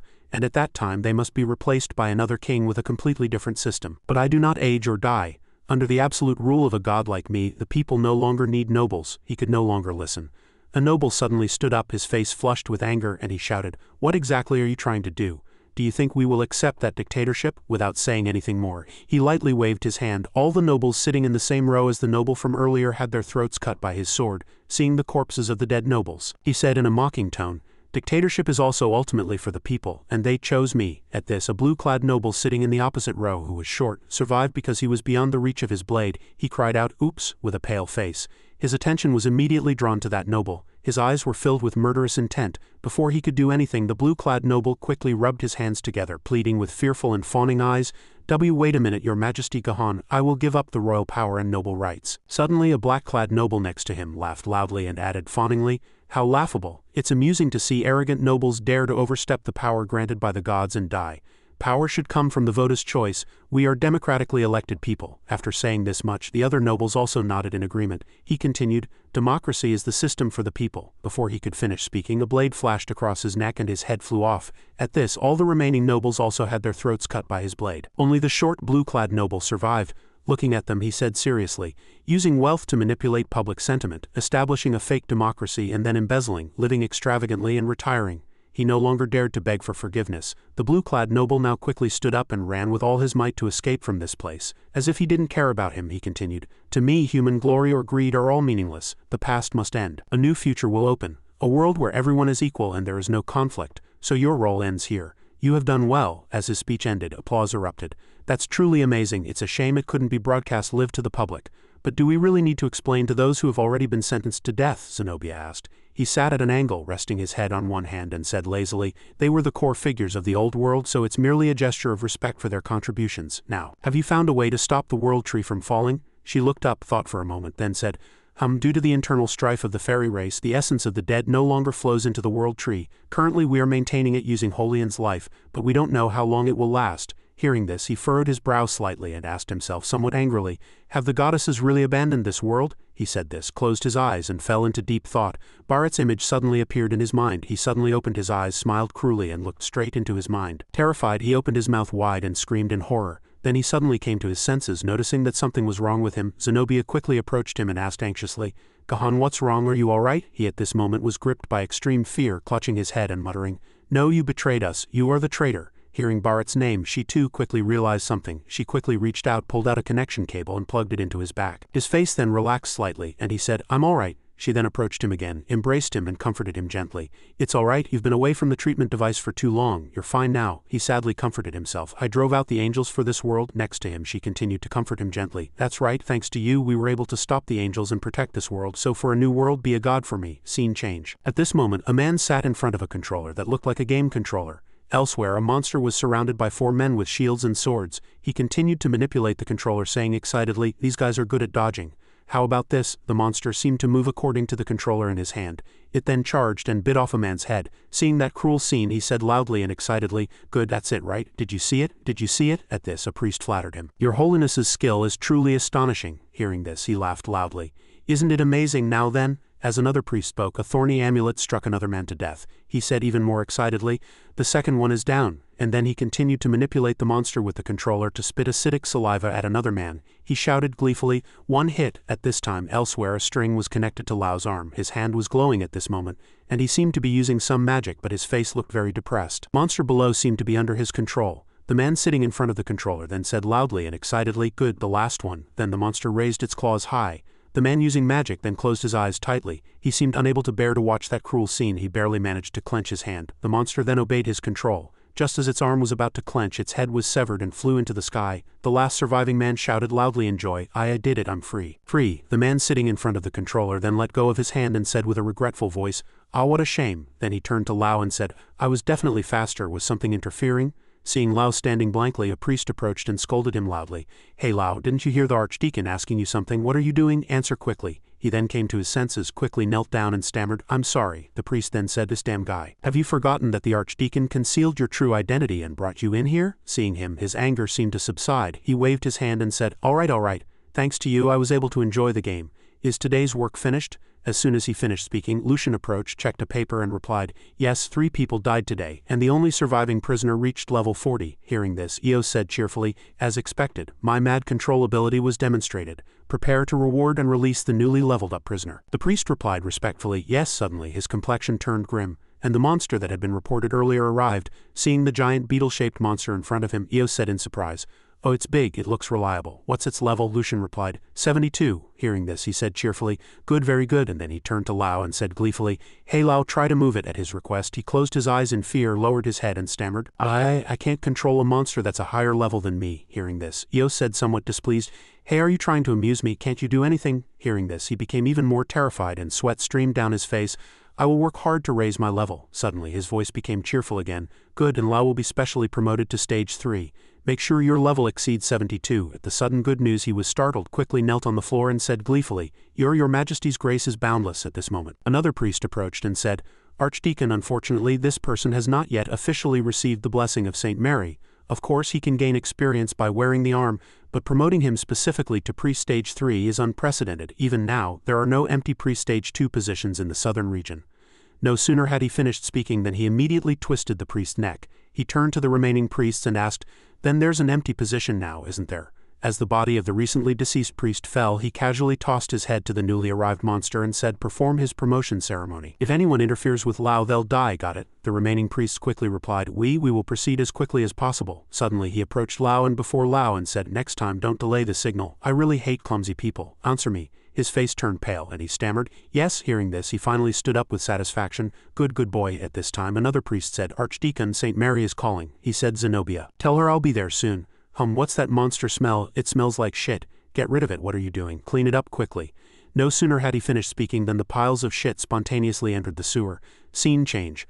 I was born the fifth child in a poor family. Like other farmers, we had no land and had to work on other people's land to live. Nevertheless, my father could not abandon his honor, and even when my mother was sold to a nobleman, he did not kneel and beg. If my father had abandoned his pride, my mother would not have been sold that way. Drank alcohol every day, so there was no reason for him to die. No, if he had been strong in the first place, he wouldn't have had to kneel. He knelt and pleaded desperately, "Please forgive me. That's the money I saved to return home after being released." He held up his wallet and sneered, "Who do you think you survived thanks to? I also risked my life to protect you. Be grateful that you were released in one piece." No sooner had he finished speaking than Rude immediately turned and left. The man angrily called out to Rude, "You're a hunter too? I thought you'd be different from those priests. It was you who killed them, not the monster." Hearing this, he flinched. Scene change outside the house. Rude fell silent. "I have to survive no matter what. Pride is useless in this world." He couldn't help but recall what the man had said. Hunters do the right thing. That person intends to kill you. Conversely, those who had never fought monsters, those who always envied hunters, could now level up easily. Hard, patient, painful training. None of that is needed anymore. All one needs to do is accept that the world has changed. Rude then turned his wallet inside out and searched it thoroughly. How much had he saved in 1 second? Rude was surprised. They were all the same. Rude then opened his mouth wide and his eyes widened in surprise. A girl ran into his arms and hugged him. He looked down at the girl, twisted his lips and said, "I told you not to scare me, didn't I?" remembering the things I had done. He sighed inwardly. "Oh my God, I can't believe I got caught up in this." Seeing the girl's eyes, he couldn't bring himself to look away and lowered his voice. "Child." The girl's eyes widened and she looked at him, stammering, "Ow." He gently knelt down, rebuttoned the girl's buttons and said, "It's cold. Why did you run out? I told you to wait at home. Why don't you listen to me?" The girl then pointed to the sky and stammered, "Ow." He followed the direction the girl was pointing and wondered, "Hey, home. Who's coming?" Scene change. Lao frowned at this moment. Steam was rising thickly in his bathroom. He clutched his shoes in fear and asked, "Is it you? Jean Lucien, you came here because things didn't go well, didn't you?" Seeing the woman's figure visible behind the screen, he asked blankly, "You, who are you?" The hidden truth behind it gradually unfolded. The Order of Light Alliance. They were the faithful warriors of the goddess of light, Antia, the Holy Knights. They had existed throughout Rodna's history. They manifested justice on behalf of the goddess of light, purifying human sins with divine light and awakening their consciences. That noble light purified their souls once again. Not only that, but the sword of light even cut through pain and regret. There were no screams, no suffering, no struggles for survival on their battlefield. Not even time was eternal. But in the end, they were destroyed by the Church of St. Mary. The power of the Earth Knights was now too weak to stop the Church of St. Mary, which was gradually invading Rodna. It was difficult, because our team couldn't fight from the beginning. Fabrizio walked calmly forward with his hands clasped behind his back. Even though the Holy Knights Alliance was disbanded, we could not harmonize with them. Hanbin immediately grasped the situation upon hearing this. It was probably because the Earth Knights were a group of people from other worlds, therefore it would be difficult for the Holy Knights to immediately harmonize. Fabrizio fully agreed with his opinion. That's right. To them, we are the same beings. Even when the Holy Knights were disbanded by Gahan, their personal hatred for aliens did not disappear. Instead, that anger accumulated without being resolved. If this continues, conflict will arise within us before we even fight the Church of St. Mary. That's why we need it. He paused, then continued. A hero, the leader of the Holy Knights, he was once the vice-commander of the Order of Light Alliance, and when the commander's whereabouts were unknown, he was the sole leader, and the savior Fabrizio is referring to is Phyllis Ancio, along with Leon H. of the Order of Darkness Alliance. He was regarded as one of the most likely candidates to become the next generation hero. Bella, who had been watching the other knights argue, glanced sideways. Currently he is imprisoned in the southern prison. If he can be rescued, those guys will immediately obey. So, Ryan was given the mission to rescue him. However, even after waiting anxiously, there was no news, and Hanbin began to worry again. Ryan, it seems there's a problem. Fabrizio then led them in front of a giant crab. Anyway, it won't be easy. Even if we infiltrate the city this way, we don't have a map and the prison is too big. Seeing Hanbin moving forward, he bent down and hesitated. Thank you. Fabrizio then expressed his guilt to him. I apologize for dragging someone like you who has already retired into this. Once this is over, I promise I will do my best to create a new identity for you. Sensing his anxiety, Hanbin reassured him. I like that promise, and don't worry about the map. I think the system will help with this. The next moment, he requested the system blueprint of the Church of St. Mary in the south. Moved to the hiding place, Fabrizio was startled by the sight before his eyes. A guide system? Even Bella Raggio didn't know what Hanbin was doing. I don't know why only your guide system has such a function. She also looked at him with a suspicious expression. Are you sure? Can you trust that guide system? Hanbin couldn't give her an accurate answer now, but he would definitely try. I don't know, but I'm curious who wants to drag me into this war. Hanbin resolved to track down the mastermind behind it all. In the murky waters beneath the sewers, hungry monsters gnawed at innocent people's bodies. These were now ravenous hordes drifting without a place to call home. Rodna's creatures had lost their way. They followed no rules, rejecting death, weakness, divine power, and blessings. But these ravenous hordes couldn't run wild for long because Hanbin had arrived. As soon as he landed, he unleashed a powerful shockwave, catching the monsters off guard and purifying the physical damage. Hanbin slowly raised his blood-stained hands. With the goddesses failing in their roles, this world no longer functioned normally. The Church of St. Mary likely had no answer for this either. Am I some kind of sewage cleaning service? On the surface he seemed to be blaming the system, but in reality, Hanbin was very excited. Hanbin was now ready to confront the monsters. Was there no better way? Meanwhile, Lao and Antia were sitting opposite each other, having breakfast.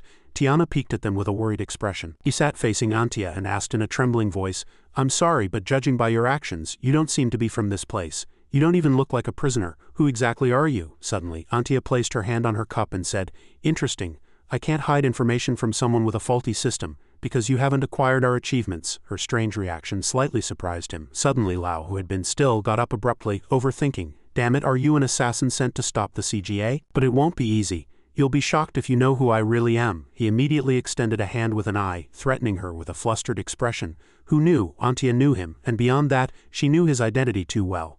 Lao was Arito's son and Parius's son. He had 7 children. Because of his father's debt, his mother had to be sold to a nobleman. At that time he awakened his abilities and left home to become a hunter. Hearing her speak without an ounce of hesitation, he broke out in a cold sweat.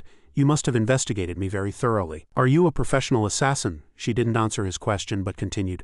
"But while working as a hunter, he attacked a man and unfortunately he got hit a few times." Hearing this, Tiana couldn't help but cock her head. Seeing Antia know all the details so well, Lao felt extreme fear. "How do you know? Who exactly are you? How do you know such secret information?" Lao reached out to attack her but was stopped. She immediately pointed a finger upwards and said firmly, "Who did you expect to hear that from? There's nothing I don't know." Hearing this, Lao froze for 5 seconds. While he hesitated, the ceiling suddenly collapsed. Nevertheless, Antia remained calmly seated, and the one who brought down the ceiling was none other than Hanbin. As soon as he found himself sitting on top of Lao, he was very surprised. "Ha Lao, why are you here?" he replied angrily. "This is my house and this is a hideout. Are you crazy?" While the two argued, she calmly ate her bread. Lao immediately turned his face towards Antia. "Do you know this woman? And what is this all about?" As soon as he opened his eyes, Hanbin's mouth dropped open in surprise. "Lady Holian, how is Lady Holian here?" He couldn't get over the shock of seeing both familiar people here. Antia didn't answer Hanbin but simply turned her face away and said, "The smell is too strong." Even Lao smelled the sewer stench on Hanbin's body and said, "Go take a shower first." Hanbin immediately followed Lao's words and washed away the sewer stench from his body. He stood under the shower drained of energy. Hanbin's eyes were filled with contemplation and confusion at this moment. "I came here following the guide, but Lady Holian, her demeanor is completely different, like a different person.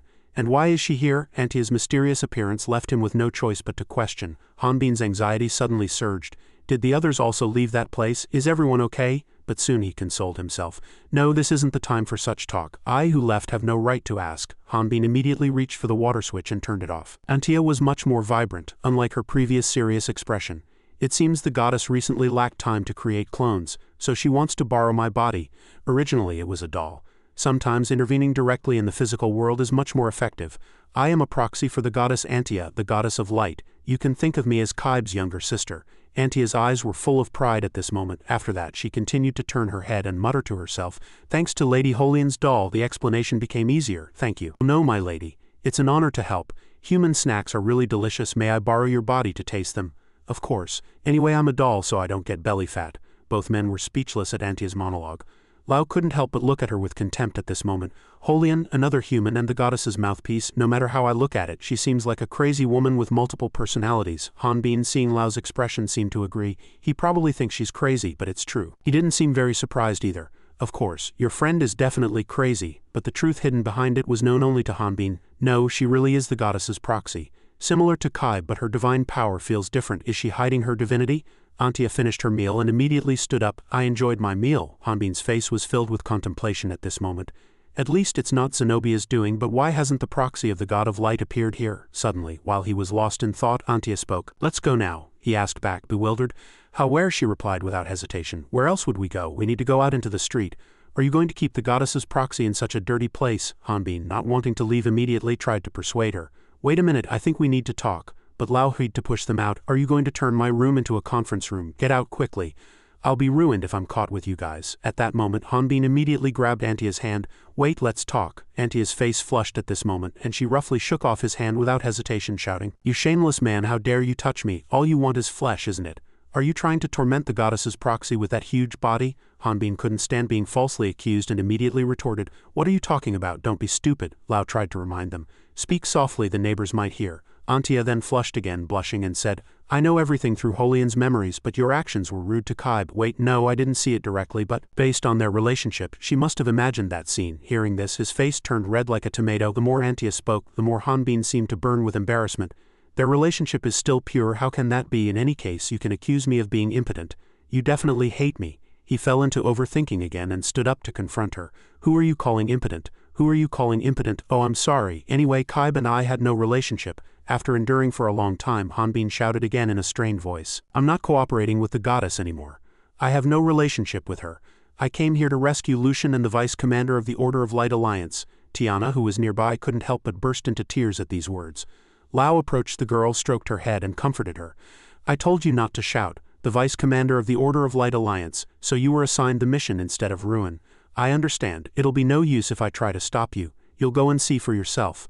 Lao no longer intended to tell him much of the harsh reality, but to let him experience it firsthand. In the sewer cave below, prisoners lay sprawled on the ground. Lao slowly guided Hanbin inside, briefly explaining some information. This place is called a prison city, but it's much more terrifying than that. Hanbin, looking around, couldn't believe it. This place treats people like livestock. He didn't deny it either. That's right, this is where prisoners receive special care, because this was the old prison for the members of the Order of Light Alliance. When he said this much, Hanbin was startled. They're all knights? Lao immediately corrected his actions. Don't shout like that. I know this situation is truly terrible. Even if they are holy knights, they are still human. Their powers have been sealed and they are given very little food. Everyone here seems crazy and out of their minds. They won't be able to survive without medicine. I think it might be much better to kill them. The God of Light wouldn't be able to bear seeing this sight. Perhaps they were left alive to deny the goddess. Hanbin at this moment couldn't suppress his curiosity and asked, but with so many people, why isn't there a riot? Especially if they are holy knights. Lao then looked at him with strange eyes. That person said the same thing a long time ago. After that, he explained in more detail.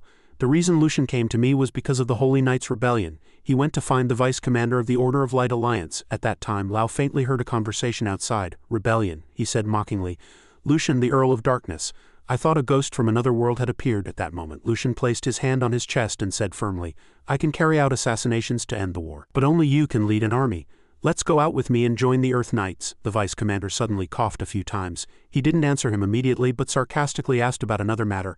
How many of your own kind have you killed? How many Earthlings have you killed? You're asking me to shake your hand with someone who has harmed his own kind? To this question, Lucian hesitated, explaining his actions as for justice. The vice commander laughed mockingly at these words. Justice? Are you weaker than me talking about justice? You weren't there, so you don't know what the true enemy is like. He approached Lucian, slightly surprising him. The vice commander now appeared with black-rimmed and strangely sunken eyes. But I saw it with my own eyes. What do you think we are fighting against? A war between humans? A civil war between fairies? He laughed as he spoke. After that, the vice commander expressed his views. It's all child's play. We are all insignificant pawns. The archangel. You can't kill such a being. Radna's heroes drove out such angels. A being with such power branded us as devils. Radna, which we always protected, blamed us. The goddess we believed in called us blasphemous. And now you're urging a rebellion? For what? Deep within his heart lay a profound hatred that was difficult to reject.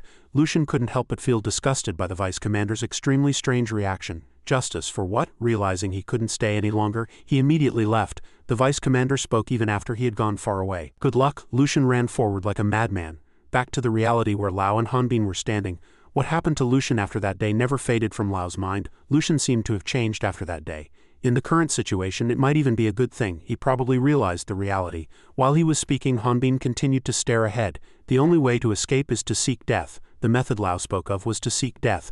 Lao didn't stop there but explained the situation in more detail. The day after Lucian visited, he committed suicide. He somewhat understood the deep reason behind it. He probably realized he could do nothing and decided to give up. His subordinates had also decided to give up a long time ago. Radna had abandoned them. There was no longer a reason to fight. A battle with no path to victory. Perhaps that was the greatest shock to them. Lao merely informed people, not seeming to care much himself. Of course, for someone like me with nothing, it's normal. There have always been countless villains who couldn't be defeated from the start. As soon as he finished speaking, he put his hat back on and turned around. I don't know what's so fun about upholding justice. It's best for you to leave this place and live an ordinary life. That choice itself will be a blessing to you. Despite his advice, he still stood in the same spot. Now silence enveloped the two men. Suddenly, Lucian appeared and asked about his condition. Hearing this, Lao confirmed that his guess was correct. So it was your doing after all? A conversation immediately took place between the two. Why did you bring him here? It was just a coincidence. I never imagined he would be alive. I never imagined he would pass through the security checkpoint so easily. Lao, not in the mood to answer everything, pointed behind him with an irritated expression. Then go say hello to him. Your hero has come to find you. Lucian explained that he had no intention of meeting Hanbin right now. It's not time yet. Anyway, I betrayed the Earth Knights. Suddenly, Lao roughly grabbed Lucian's cloak. He could no longer stand his absurd behavior and shouted in his face. No matter what I say, I betrayed the Earth Knights. Do not participate in the Earth Knights anymore. Even if I have to live in a lightless room, that room in this damned world is the safest place for you and me. That's all we can do. When the joke fell flat, Lao's expression hardened. He grimaced like a monkey that had eaten a chili pepper and warned, if you try to mess things up, I won't forgive you. Lucian's eyes were now vacant like someone soulless. Then I'll have to bid farewell to that room. Hearing this, Lao was bewildered and flinched. The very next moment he held up a piece of paper. There will be a promotion ceremony tomorrow morning. If you become a high priest, you can get a bigger and more convenient house. Hanbin was now trapped in his own prison. The Earth Knight's mission had failed, but Lucian did not report it, probably to avoid internal conflict from escalating. Most importantly, the Holy Knight's unity had failed to be restored. This could be the worst-case scenario, but in a situation where everything seemed to have reached a dead end, Hanbin had now found a solution. Now there was Antia's incarnation. If she summoned the Holy Knights in the name of the goddess, they would be revitalized. Who would have thought she would shake her head and refuse? Hanbin was bewildered by her reaction. What? Why are you refusing to help the people who worship you? Antia felt that Hanbin's proposal was completely unreasonable. Are you asking me to summon the Holy Knights to eliminate Gahan? If so, how am I any different from the Church of St. Mary? Hanbin also retorted with logic, not backing down. What are you talking about? You also gave orders when Otherworlders appeared. Although it wasn't a slaughter order, you clearly instructed the people of Radna to capture Otherworlders, Antia immediately retorted. That was because the Otherworlders attacked the people of Radna. When faced with the threat of invasion, the goddesses have a responsibility to hold a Radna council and take appropriate action. But the current angelic invasion has temporarily ceased. The current war is merely a conflict between old and new powers. Power struggles among humans are inherently ordinary. We are people who prioritize free will above all else. That is why we do not intervene in this matter, even if it leads to the destruction of Radna. Hanbin could not accept Antia's reaction and pressed her. So you're just going to watch? Now I understand why Gahan hated the goddesses. Even she could not deny what he had just said. Not only Gahan but doubts about the goddesses had spread throughout Radna. Even if the goddess were to call for a gathering as he said, very few would support her. This was because she knew better than anyone that humans had lost their will. Hanbin immediately pressed Antia with an irritated attitude.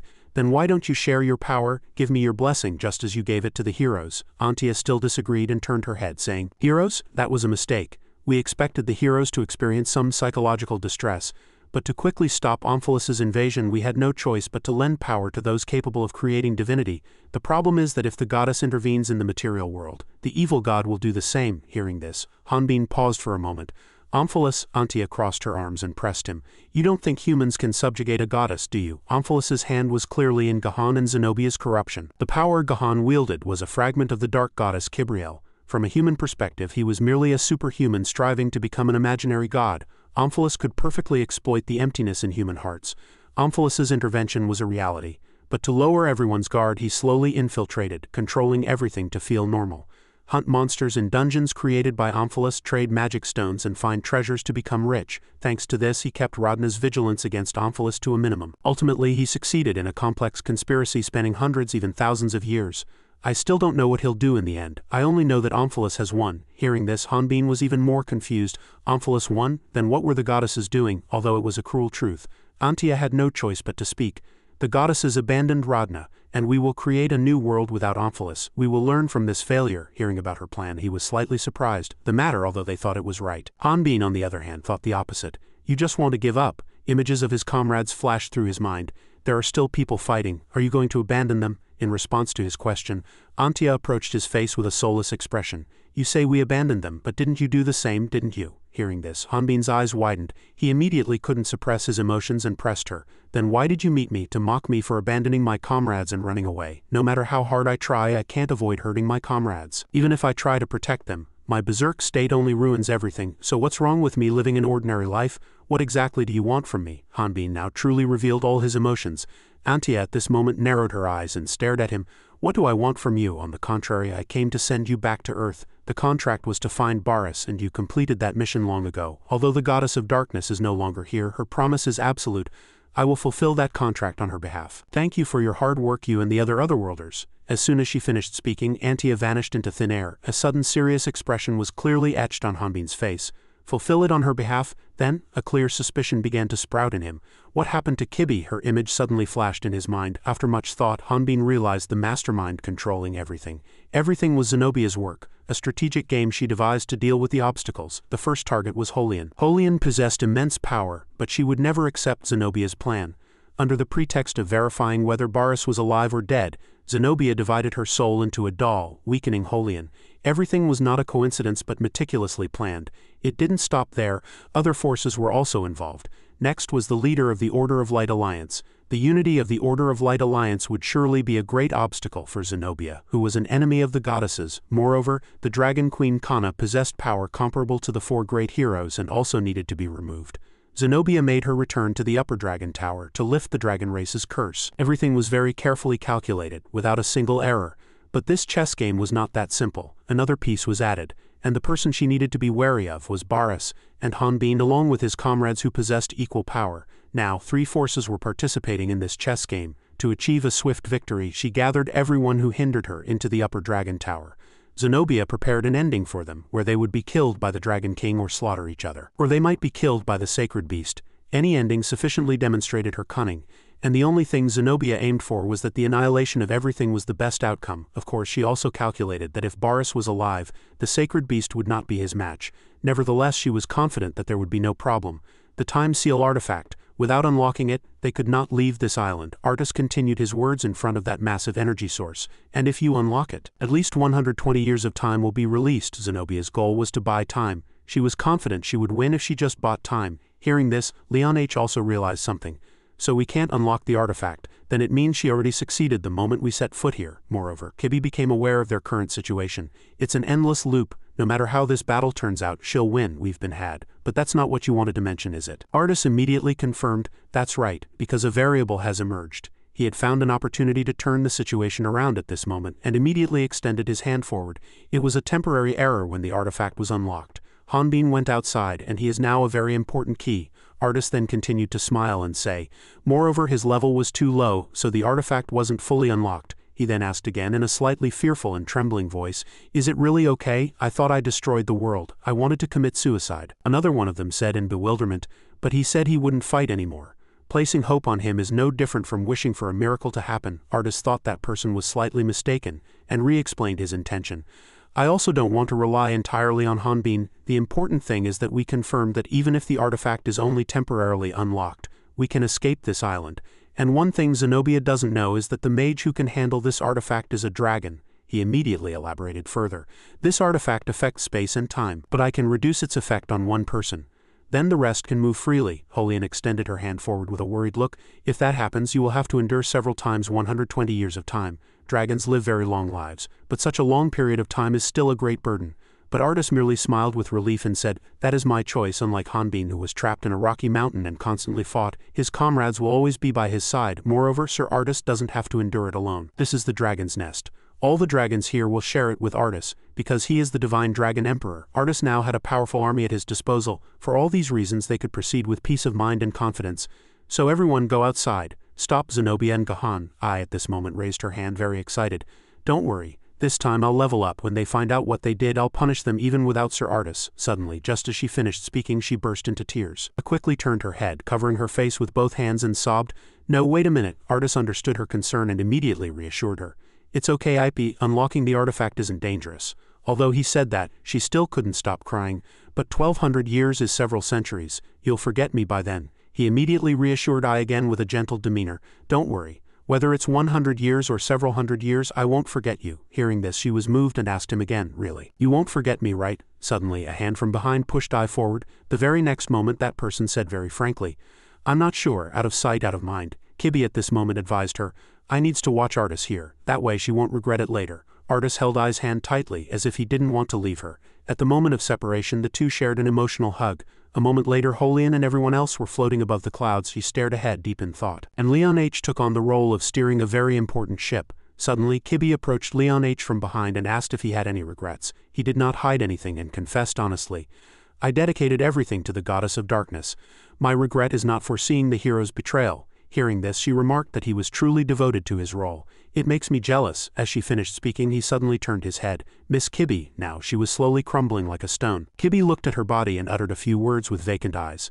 "But I, the goddess's proxy, was off guard until the very end. More than Radna's safety, I regret many other things. Did I fail because I was too hasty?" Leon H. at this moment realized her serious condition. Soon, the divine power will not be enough to maintain her form. "Miss Kibi, it's already amazing that you've endured this far." Even though her body was crumbling, she still spoke slowly. "I clearly promised to grant his wish. And I will send him home." Leon H. at this moment bowed his head. He silently resolved under that noble light. "The goddess's promise is absolute. I will fulfill that promise on her behalf." A familiar figure now appeared before Kibi. She was Antia, the goddess of light. Antia finally revealed herself before them. The very next moment she spoke softly. "Do you have anything to say to him?" Kibi heard this, smiled and hesitated. "I?" Suddenly a scream echoed from afar. "Stop! Stop!" Antia looked up at Hanbin in front of her with an unpleasant gaze. "Stop it!" Hanbin at this moment knelt before her with a helpless expression. "Please stop." He could only bow his body and plead with Antia in a trembling voice. "Please stop." Hanbin was now 3 parts helpless and 7 parts foolish, kneeling before Antia. Suddenly, Antia threw a dagger downwards at this moment. The very next moment she dropped a few pieces of information about it. "This dagger contains the divinity of the god of light. It is a sacred artifact that destroys souls. Its name is the Horn of Purification." Suddenly, her next request was hard to accept. "Stab it into me. Since I've changed my position, it won't affect Holian. If you kill me, part of the goddess will complete the mission. The mission you have with Omphalos is a contract. The last mission was to kill one of Radna's 6 goddesses. The evil god Omphalos, like the goddesses, must abide by rules and contracts. No matter how evil he is, the contract must be fulfilled. The reward for completing the last mission is immortality and the right to return to Earth while retaining all your abilities. You will have the right to fulfill 3 wishes and you can return to Earth." Hanbin picked up the dagger at Antia's suggestion. However, instead of plunging it into her, he took the dagger and fled. This left Antia perplexed. "Is he running away?" The goddess within her immediately understood Hanbin's heart. "Don't you know he would never do that? He's a good person. What wrong has he done to be pushed to this point?" Her gaze now became slightly contemplative. "He's too strong. He is strong enough to be close to a divine being, strong enough to create a new divinity. However, unlike the Sword King, the essence of his power is different from the goddesses. It is a power of destruction close to Omphalos. His essence also told him that his sword would eventually destroy everything, that there was no place for him in this world, and that he had to disappear from here one way or another." Meanwhile, sweet hymns echoed in the Church of St. Mary. "O merciful Holy Mother, bestow your grace upon us." Now a group of believers gathered together praying and dancing. "O merciful Holy Mother, lead us to true heaven." They were now completely immersed in it. Everyone hummed the same melody. "O Holy Mother, we, your children, awaken together." At that moment, Lao stood in a corner sweating profusely. "Don't worry, don't make a mistake." After that, everyone shouted Amen in unison. At this time, Lao and another person were elevated with a leader's speech. "Today, special brothers worthy of receiving the Holy Mother's love. Today, Brother Lao, by the grace of the Holy Mother, is promoted. He was originally blind and lame, but by the grace of the Holy Mother, he could see and walk. Truly miraculous." Everyone who heard these words shed tears of emotion. Amen. At this time, Lao was given a holy sword with the leader's speech. "All miracles come from faith. If you have faith, you can be promoted. We are the sword of justice. If you have faith, you can tear even stone. See how strong our brother's faith is." At this moment he held the sword high, but he was still worried. "How can I tear this stone like this?" Everyone's attention was focused on Lao. Just like Lucian said, hit it right in the middle. Suddenly, Lao noticed something and immediately realized one thing. Looking closely, there was a gap in the center. "Damn it, I don't understand." Lao no longer hesitated and immediately swung his sword, piercing it right into the middle in an instant. The atmosphere was now eerily silent, but the next moment the entire space seemed to explode. Success, truly the power of a miracle. Brothers, did you see that? Lao has been promoted. Amen. In fact, Lao's level increased from 63 to 71. This made him incredible. "It works, I can level up so easily. What kind of magic is this?" At this moment, something suddenly popped out of the box. A horrific zombie hand firmly gripped Lao's neck. A moment later he recognized its body. A slight surprise also appeared on Lao's face. However, it was not difficult to recognize what kind of creature it was. Flesh ghouls, Rodna's creatures with no place to return to. The key to leveling up was these old memories popping up in Lao's mind. He no longer hesitated and immediately resolutely drew his sword. Lao attacked the flesh ghouls directly and everyone else was thrown back. His eyes were now filled with seriousness and determination. Lao finished his work and then stepped nearby. The flesh ghouls had both their arms torn off at this moment. The atmosphere instantly became silent. The next leader declared in a mysterious voice, "The demon's soul has been expelled. Purification in the name of the Holy Mother has succeeded." Everyone now clearly showed their respect for Lao. Truly a miracle of the Church of St. Mary. Even the demon that attacked him was baptized. Eos is truly powerful. The leader suddenly grabbed Lao's hand and smiled very strangely. The demon's intervention in this ceremony is proof of how strong our brother Lao is. Amen. Everyone was now praising him. But his only concern was the wallet with the blood-stained photo lying on the floor. After the promotion ceremony, Lao immediately went to Lucian to confront him. You knew about it. How is the Church of St. Mary's method of promoting believers any different from forcing people to kill? Compared to his agitation, he was very calm. I know about the Church of St. Mary's method of killing prisoners to turn them into monsters and then killing those monsters to promote believers. But the world tree wasn't working properly, so corpses were turning into flesh ghouls and being dumped into the sewers. Seeing that he knew all of this and still remained silent, he couldn't help but feel angry. Then why didn't you tell me? So now I've ended up killing people directly. Although a little late, Lucian immediately explained. If you had known, would you have refused? All the prisoners are in despair. Even if this is revealed to the world, the church will simply dismiss it as a lie. They will say that they had no choice but to kill the prisoners because they turned into demons. Right now, the only way to make people act is to give them enough hatred. Hearing this, Lao was astonished. What is he trying to do? What plan does he have? Lucian immediately said resolutely. The Great Purification. Ektos will hold the Great Purification tomorrow. And indeed, the next morning he cheerfully told the believers that it was a good morning. As of today, the number of prisoners in the Church of St. Mary has exceeded its capacity by 300. This was good news. However, a serious problem arose. Undead, no, flesh ghouls were coming up from underground. I don't know why, but flesh ghouls are coming. Be careful. If you want safety, come to the Central Church. A special guest and a special event await you. The exciting thing he was talking about was the free-for-all.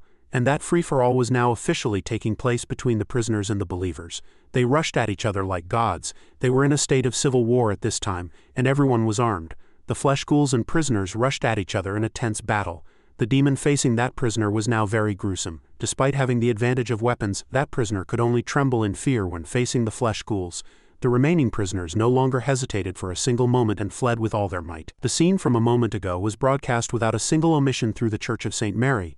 All the prisoners' movements and cowardice were recorded very realistically. Truly a horrific sight. Brothers, this is the end for the faithless. Those we cannot save are being punished. But isn't this proof that our church is chosen? All other believers actively agreed with this. Eos now could not stop smiling at the believers. After that he asked again with a very excited attitude. No, I'm smart, right? I dumped the flesh ghouls in the sewers and now I'm releasing them to deal with the prisoners who can't level up and are just a nuisance. Two birds with one stone. Suddenly, Eos gently placed his hand on Lao's head. Yes, he spoke to him as if to make him forget any previous moment. Forget everything you saw yesterday. We did a good thing, okay? Look at the believers outside. They can't fight, they have no talent. They live desperate lives, not knowing what to do, but is that their fault? From the beginning, a world where people have to compete and suffer because of levels is wrong. Now their time has come. Doesn't everyone have the right to be happy? He asked again mockingly. After that, Eos continued to repeat. So don't worry about trivial matters and enjoy yourself. You are a special person. In front of Lao were now sparkling golden items. The next words couldn't help but surprise him. Ah, the time we've been waiting for has come. There's a prisoner fighting tenaciously. His level is 3, I can't believe it. Had there been such a prisoner before? A level 3 prisoner was fighting against death, and the tenacious prisoner he was talking about was none other than Hanbin. His flexible movements kept him captivated. No, to be precise, he was rushing towards death. He couldn't inflict any wounds on the flesh ghouls. At this moment he was focused on Hanbin's performance. While fighting fiercely, he accidentally had his arm bitten by a flesh ghoul. Now Hanbin was surrounded by flesh ghouls on all sides. He no longer had much strength left. His body had already suffered quite a few wounds. Suddenly Kibi's image came to Hanbin's mind. When Kibi asked him, "What are you fighting for?" before, he couldn't answer because he had no purpose other than to survive, but he understood. Fighting without a reason was merely pure violence. When Boris asked, "Why are you fighting?" he replied that he was fighting for his comrades, but that was an undeniable lie. Because in the end his own strength almost killed all his comrades. Isn't it? Now Hanbin suddenly realized something. Kibi's warm hand unconsciously gently rested on his cheek. The truth Hanbin could not accept was that he was the one who would kill them as prophesied. Back in reality he was still tightly gripping the dagger Antia had given him. He rushed straight forward and threw the flesh ghouls to the ground. "It's all your fault." After that, words of provocation and accusation incessantly echoed. It immediately attacked Hanbin's psyche with a shameless smile even at the moment of death. Who arrogantly believed himself to be a hero without any resolve or reason.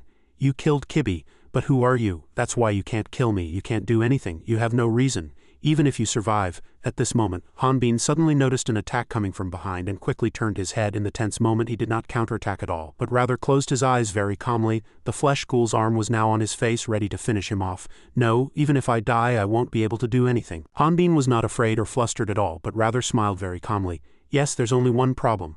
I can't live according to my will, nor can I die. The very next moment, Hanbin no longer showed mercy and immediately counterattacked. His hair now seemed to burn red and he had a very combative appearance. Fighting without a reason is my fault, so help me, I'll help you too. The flesh ghoul that attacked Hanbin was now hit by him without a single retaliatory blow. The flesh ghouls now seemed to realize they had messed with the wrong person and no longer hesitated, stomping their feet and fleeing. However, Hanbin never forgave them and immediately began a bloody purge. He moved like a god, unleashing sharp slashes as if cutting fruit. In an instant, the flesh ghouls had to bid farewell to their body parts. But the fun didn't end there. At this moment, a colossal being appeared. Hanbin also immediately paid attention to the new danger before his eyes. The giant seemed impatient and immediately brought its earth-shattering fist down on the ground. It was no ordinary flesh ghoul, and it possessed astonishing power, and now facing Hanbin was a creature more powerful than ever. The flesh golem made of flesh ghouls grew stronger the more its hatred grew. At that moment, Hanbin barely held on even with a log piercing his body. Yes, even in this unstable state, he can kill this guy with a god's weapon. In an instant, he successfully pulled out the log, now ready to attack. Drops of blood from Hanbin's wound fell to the ground, instantly turning into red crystals. Come on! Hanbin's blood traces were now completely hardened. He once again prepared to attack with a red, imposing gaze. Bring it on! Despite the size difference, Hanbin feared no one. In the dark background, a small but brilliant light instantly appeared. The system board appeared. Find the goddess's prophecy and find a supporter of the goddess of darkness. A familiar face suddenly appeared. Hanbin's eyes were now wide with surprise. He was rescued just in time before the flesh golem brought its fist down hard on the ground. So you were here? As soon as he heard the name Eric, he recognized him. That voice is Mr. Bookman's, right? Hanbin's face was filled with surprise. As soon as he was rescued, he was being carried on Mr. Bookman's shoulder, running forward as fast as possible. Bookman, judging that the current situation was not suitable for a detailed explanation, said, "We'll talk about that later, let's just run for now." The demon golem, having missed Hanbin, was now very angry. This guy's technique is really amazing. It could extend its arms long to chase after them. His face was now filled with surprise as if he had seen something. Bella and Fabrizio also arrived here to help Hanbin against the flesh golem. Immediately shouted, urging Hanbin to go quickly, telling him to escape while they covered his rear. Bella also shouted at them, head to the three-way intersection. He hadn't expected them to help him. Everyone inwardly gritted their teeth. It seemed there were intruders who had taken advantage of the lax security. Should we send our warriors at this opportunity? Suddenly, a notification arrived. He's here, Wolf King. I didn't expect him to come. Eos looked excited and Lao was puzzled. What? He prompted the bewildered Lao. You don't know the Wolf King. He's quite famous these days. A bit plumper than in photos though. Lao was astonished by the sight before his eyes. What? Eos also focused on Hanbin at this moment. He looks familiar somehow, but he soon disregarded everything and grinned. Oh, I don't know. Who would win if the Wolf King fought our ultimate weapon? Aren't you curious? Lao looked back, but Eos was nowhere to be seen. When did he leave? Once they reached a safe place, Bookman was able to talk with Hanbin. Eric, after you left, we received information that hordes of flesh ghouls would come up from the sewers and cause a massacre here. And also that hunter prisoners would escape through the underground waterways. That's why we came here. Hanbin immediately turned back with a puzzled expression. But why did you come with the Earth Knights? You shouldn't have come. I kept it a secret because I didn't want to get involved, so why, Eric? Bookman was about to say something when someone suddenly called out to him. Mr. Wolf King, can we escape from here? Let's get out of here together. The soldiers of the Church of St. Mary will catch us. Bookman, unable to abandon the remaining people, said, I understand everyone's concerns, but now is not the time. There are still people above who need saving. One of them, unable to wait any longer, persuaded him. They've given up. They're just drug addicts waiting for death. We might all die trying to save them. Sure enough, hordes of flesh ghouls appeared. They charged at them like ravenous monsters. The two immediately hid behind Hanbin and Bookman. The flesh ghouls have arrived. See, I told you we should hurry. At this moment, they placed all their hope in Hanbin. Hey friend, you look really strong. You'll protect us, right? Please. Hanbin now observed their levels. Their levels were higher than Bookman's, but Hanbin didn't care much and moved forward. It doesn't matter. As long as there's a reason to fight, that's enough. Hanbin decided to fight to the end. Suddenly, Bookman stood in front of him. He reminded Hanbin, not wanting his emotions to affect his fighting spirit. Stop fighting purely out of emotion. Fight for others. Bookman's words made Hanbin reconsider. Bookman was now burning with resolve to fight the flesh ghouls. Someone once said, heaven helps those who help themselves. Remember the pride of a hunter. If you're a renowned hunter, don't wish for miracles. If you want to live, raise your sword with praying hands. Now it's time to prove that we're alive to fight. Bookman now stood before everyone, preparing for battle. The flesh ghouls charged forward like moths to a flame. Suddenly, for some unknown reason, the flesh ghouls hesitated. A green flash gleamed in the air. Escaping prisoners have been discovered, however. They were all killed by flesh ghouls, leaving no bones. You all were killed by flesh ghouls. It is a waste of time to track the dead. As soon as the words ended, Lao calmly took off his hat, frowned, and said, go quickly. The prisoners were terrified by his tense demeanor. Bookman, noticing something with a sharp gaze, asked again, Lao, I heard you joined the Church of St. Mary. Was it you who tipped them off? He immediately denied it without hesitation. You're really foolish. What did you give me that I would do such a thing? There's only one person who would do something so stupid. Hearing this, Hanbin immediately knew it was Lucian. Lao also immediately confirmed his guess. That's right, both this place and the escape plan were prepared by him, though he understood he was still puzzled, but Lucian clearly betrayed the Earth Knights. Lao scratched his head upon hearing that and explained, that's right, he has no intention of returning to the Earth Knights. Instead, he will stay with the Church of St. Mary until the end, to make you and the Earth Knights heroes of Rodna. Hanbin was extremely surprised, unable to believe what he had just heard. Lucian's purpose was very clear and specific, to make the Church of St. Mary an object of hatred. The outside world had no idea what was happening inside the Church of St. Mary. Whether monsters were released or prisoners were killed, all information remained controlled. So he planned to create a disaster that Rodna would witness. It was to collapse the ceiling of this prison city.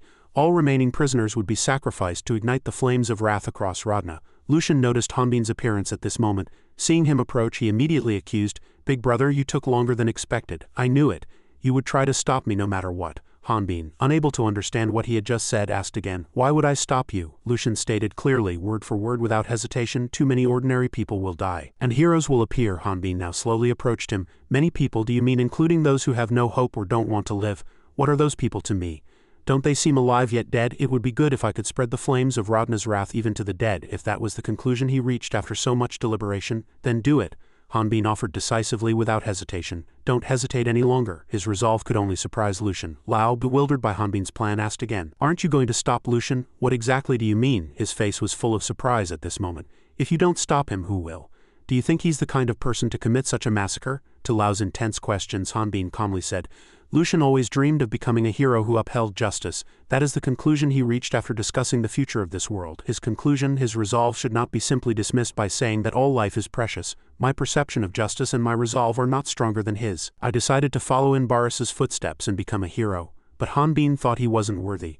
I'm certainly not the right person for that position. I'm not the wonderful person you tried to create." Lucian, hearing his confession, understood to some extent. "I understand. I probably need to confirm a bit more, that I didn't make a mistake. I also thought of other alternatives, but I believe Big Brother realized them too, and this is the only way." Lucian's hand now began to tremble. Just as he was about to press the button at the crucial moment, he immediately turned to him and spoke softly. "Thank you." Big Brother thought Hanbin had implicitly accepted this outcome, but the next moment he snatched the red button from Lucian's hand. He was slightly surprised by his reaction.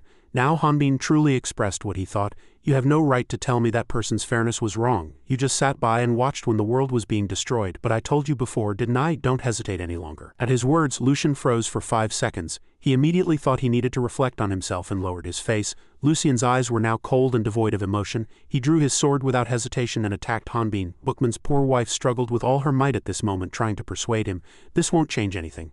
The Wolf King isn't here. He retired a long time ago. You're misunderstanding everything," Eos calmly said at this moment with his arms clasped behind his back. "I know that too. If you observe humanity for as long as I have, you'll start to understand that their logic and instinctive desire for self-preservation are deeply ingrained in their genes. They'll do anything to pass on their genes, calling it something absurd like love. Isn't it foolish? But because of this, they also seem cute." Hearing his words, she too was momentarily surprised. Meanwhile, Bookman was running forward with all his might. Bookman stood in front of the Church of St. Mary and shouted, "I kept my promise, so release the hostages." His wife, seeing him come to rescue her, shouted, unable to accept the next scene, "Bookman, no!" But Bookman at this moment rather wore an excited and cunning smile. "Now our main event will begin. Oh right, Lao, please don't cause any problems this time." As soon as the words ended, he immediately sat down with an excited expression. He immediately obeyed the command and extended his hand forward. "Yes, my lord." In an instant, a monster appeared right in front of Bookman. The fierce monster before him was Chimera version 22.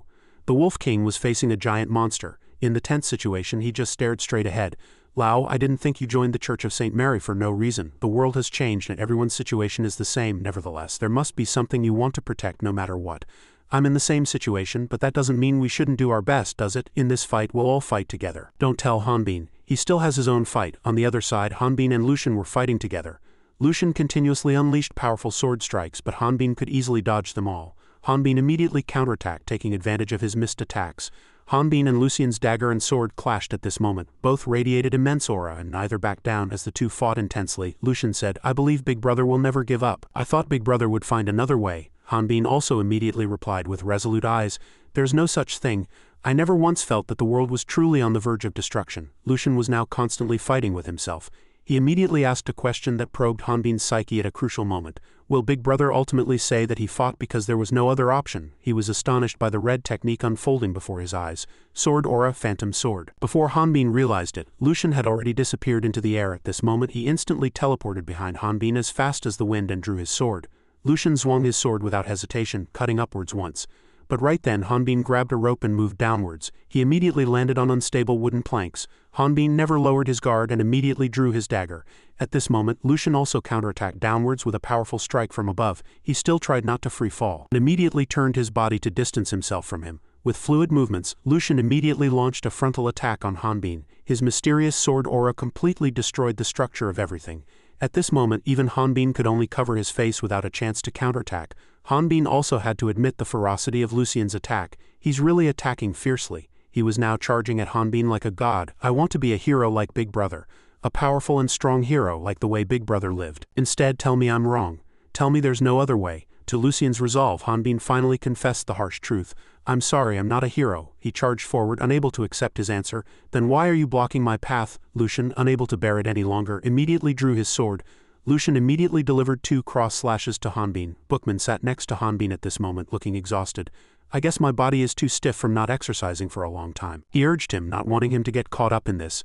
Mr. Bookman, please get out of here quickly. This tunnel will soon become dangerous. Suddenly, at a desperate moment, Bookman said, all right, but could you listen to my story? Oh no, Hanbin. He was slightly surprised when he directly used his name. Bookman turned to him and smiled. I knew your identity from the moment you came to the circus, but I didn't know you were so famous. So I guess you also know that I'm a failure? A failure? While the two talked, Lau sat silently in a corner. Bookman at this moment looked up at the bright moon and confessed his true feelings.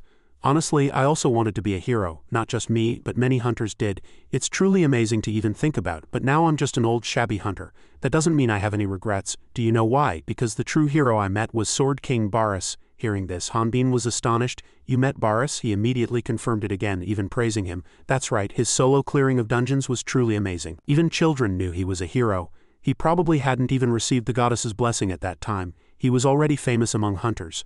I respected him so much that I grew a beard just like his, and the day I met him, my heart almost shattered. Bookman then knelt before him to ask for his secret.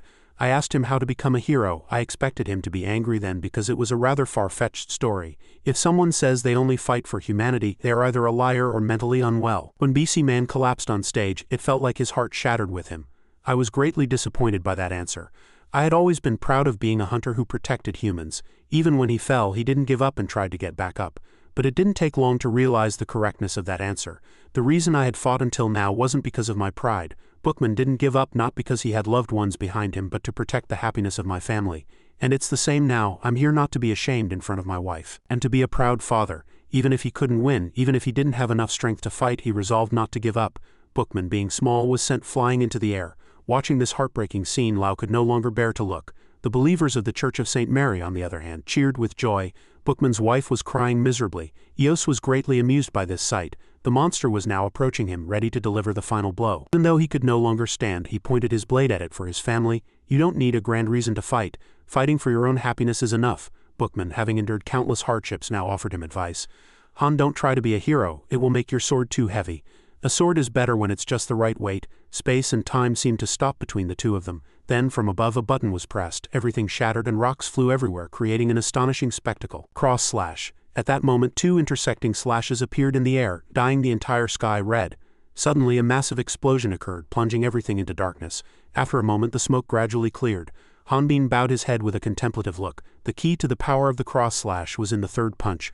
Lucian then appeared right in front of him. He plunged the blade directly into Hanbin's chest and chastised him. Why did you stop me? Even if they try to escape, their hearts have already given up. Only by sacrificing them can we create the flame that will burn this world. The words of the former vice commander ignited a fire in his heart again. That shallow justice can no longer go far. As soon as he finished speaking, Hanbin raised his voice. Do you understand? Unlike you, I'm not interested in saving this world. At his words, he froze for 5 seconds for several minutes. After Bookman's realization, Hanbin discovered his own new truth. So I give up on being a hero. I will just fight for myself like an ordinary person. Not only that, Hanbin also fought for other things. For faith. He believed his comrades would always be by his side, and he believed in their compassion. For atonement, Hanbin's comrades would not abandon each other and would stay together until the last moment. He also believed they fought for their ideals, for their own happiness. Everyone tried to fight for themselves and for their ideals. No matter how fierce the war in the outside world, they did not lose their minds. Everyone was like that. Everyone fought for themselves. The Church of St. Mary was now completely destroyed. While fighting for themselves, they did not forget to fight for the lives of others. And at that time they were able to save someone, and furthermore change someone. The prisoners no longer fled but bravely fought back. Everyone was an ordinary person trying to do their part well in this world. Everyone had a mission to carry out, but they were now gathered and stood together. Hanbin extended the bottle forward and smiled brightly, saying, "What I want to save is the foolish guy who regrets giving up his faith and laying hands on others. I would regret it if I stood by and watched that person do such a thing." That's what I thought. However, Hanbin had no intention of interfering with Lucian, so he told him to do as he wished. He then bowed his head and put on a fake smile. So selfish. Hanbin heard that and looked at the dawn before his eyes, asking again, "Really?" A familiar shadow suddenly came to his mind. Baris was also just a human. Baris also had his own happiness that he wanted to protect. Now, after countless wars, Hanbin realized that this world didn't need a hero. The Church of St. Mary collapsed completely in the blink of an eye. The believers now lay fallen among the ruins. Next to them lay the sacred objects they worshipped. Eos now slowly rose to his feet. "Lao, despite everything I gave you, you betrayed me. Truly the worst situation." He became even more crazed after being betrayed. The Church of St. Mary now had its upper floor destroyed, revealing a purple stone. In the middle of the gloomy sky, it glowed resplendently. At this moment, the believers below the ground also realized Lao's betrayal. "Lao, you betrayed us. How can you not be ashamed after receiving everything from Lord Eos? The Holy Mother is watching you." Lao, without hesitation, extended his hand forward and said, "The Holy Mother, you say?" Now that his identity was revealed, he didn't hesitate to show all his contempt for them. "Do you know what I'm most ashamed of? What I'm most ashamed of is being treated as an equal to you inferior beings. What can children learn from people like you? Shouldn't adults show confidence in front of children? That's what a true adult is." And his comrades fully agreed with him. This time, Lao would show no mercy and take firm action to purge them. From now on, those who don't want to become monster food step aside. All the believers were enraged at this, but frustrated that they couldn't reach him. Suddenly, a pair of brightly shining wings appeared from the Church of St. Mary, and a strange voice echoed, "Fear not." Eos pointed forward and created a divine circle. That circle of light immediately rushed towards Lao. Not only that, but that circle of light attacked his body, making him feel as if he was being torn apart. Couldn't believe the sudden sight before his eyes. The lion created by God, a God who loves all life. A massive winged angel now appeared in the air, emitting a brightly shining halo. "Fear not, believers who serve the Holy Mother, I will save you." And Eos now transformed into a completely different being. He looked down and smiled strangely. Ordinary Earth humans. Fabrizio recognized him as a wise angel immediately, and Bookman wore a puzzled expression. Why are they in Rodna? Why are they in the Church of St. Mary? Even Lao, who had been spying next to him, didn't notice. Eos, is he an angel then? At this moment, the believers below cheered with joy. "He has ascended, he has ascended." They were all controlled by Eos's mysterious voice. "Fear not, my believers, you are the chosen ones. The enemies over there are trials of faith given to you by the Holy Mother. Your level is much higher than theirs, so fear not and kill them all." The bishop's eyes were now filled with murderous intent. Some believers, after receiving mental power from him, now charged forward without fear. At this moment, the prisoners had no time to react to their surprise attack. In an instant, in a few seconds, this place became a very lively living battlefield. Everyone now rushed at each other very eagerly, with no one giving way. One of the prisoners suddenly fell to the ground, now facing the brink of death. Fortunately for that prisoner, Bookman appeared in time and rescued him. Even in the tense moment, he tried to persuade the believers to turn back. "Are you crazy? Are you listening to a monster? Humans don't need to kill each other." However, Lao thought the believers wouldn't listen to Bookman. Whatever he said would be useless. These foolish people weren't interested in logic in the first place, they just blindly believed in the Church of St. Mary. Their minds could only think that much. With the angel who destroyed Rodna behind them, they became even more crazed. Hearing his explanation, he asked again in bewilderment, "Then how do we solve this situation?" Suddenly, while they were confused, a believer, tightly gripping his sword, charged forward. Bookman shouted with a very flustered attitude, "No!" Immediately after, a drop of blood instantly flew into the air. Meanwhile, he was still acting aloof in the air. "Fear not, you are the Holy Mother's sword." Fabrizio then shouted with great anger and contempt, "You damned hypocrites, how dare you use my venerable Holy Mother to cover up your dirty schemes?" Other believers now restrained him from all sides, making it impossible for him to move. Fabrizio was now very annoyed at being unable to move. Is it because of the binding system? System notification cannot attack target. Dedicate yourself to the divine proxy and enjoy eternal life. At this moment, when he was almost killed as a believer was about to attack him, Bella suddenly appeared and struck that believer's head. "Don't look at him." The very next moment, she turned around and reminded him with an urging face, "Otherworlders cannot attack angels. We must escape." After Fabrizio broke free from their encirclement, he continued to attack the other believers. But if we escape, everyone's morale will collapse. With our current numbers, if we escape, everyone will die. Everyone will die. Fabrizio also now began to be gripped by an unknown fear. Hearing that, Bella also couldn't come up with another plan and asked him again, "Then what should we do? If we stay like this, we'll die too." The believers now charged straight forward without fear. They didn't attack alone but rushed together, cooperating. However, these believers were just novices and they were sent flying by Lucian after a short time. He resolved that he would fight with all his might rather than regret giving up. If we retreat, everything will be over. We won't have another chance later. Everyone now met again, and the three turned their backs to each other, preparing for the next battle. "Lucian, you're back. A lot has happened, you fool. Everyone has lost their morale. There's an angel. Even if we defeat all these people, we won't survive as long as that angel is alive." That was what hunters feared most. Moreover, the enemy's numbers also overwhelmed them. Bookman then closed his eyes tightly at the overwhelming attack of the believers. But as soon as he opened his eyes, he was surprised to see Lao standing in front of him, blocking him. Lao, he's in immense pain right now. They now could only freeze, seeing all the believers around them collapse. Huh, what? Lucian could still manage an optimistic smile, even in a life-threatening situation. "I'm fine." Leon and Bookman could now smile with relief, seeing their hero finally appear. He said he was going to live an ordinary life, but he came back after all. They were not afraid at all, even with Eos as their opponent. They have an angel. This foolish guy. Eos was now being targeted. He was slightly surprised when he was almost attacked, and he stood tall in the sky. As Hanbin in werewolf form launched a surprise attack on the Archdeacon, he couldn't help but be flustered. "Who are you?" Even before he could get an answer from him, he was resolutely thrown far away. Eos immediately flew towards the Church of St. Mary with great power. Hanbin's throwing power was so strong that the upper part of the Church of St. Mary shattered into pieces. Even though the Archdeacon's white head was shattered, he still didn't let him go. Eos was immediately dragged out by Hanbin one more time. "What? Who is this guy?" His every movement was so fast and subtle that Eos had no time to react. He, without hesitation, tore off one of his massive wings.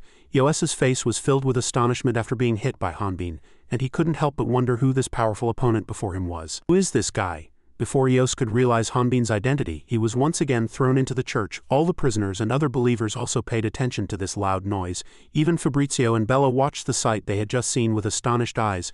How can he attack an angel? Lucian, on the other hand, was no longer surprised by what this desperate world needed. In an instant he threw Eos into the church, shattering the church into pieces. One thing Lucian knew better than anyone was that it wasn't justice. Hanbin's eyes were now stained red with murderous intent, as if he was going to devour Eos alive.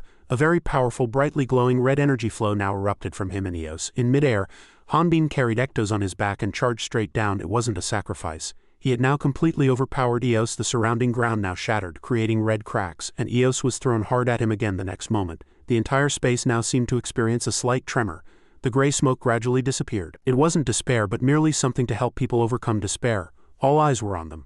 Hanbin now held Eos in his hand. Having received a lesson from Hanbin, Eos could no longer endure. No matter how powerful Eos was, Hanbin and his companions ultimately won. That was the belief and hope that they could win.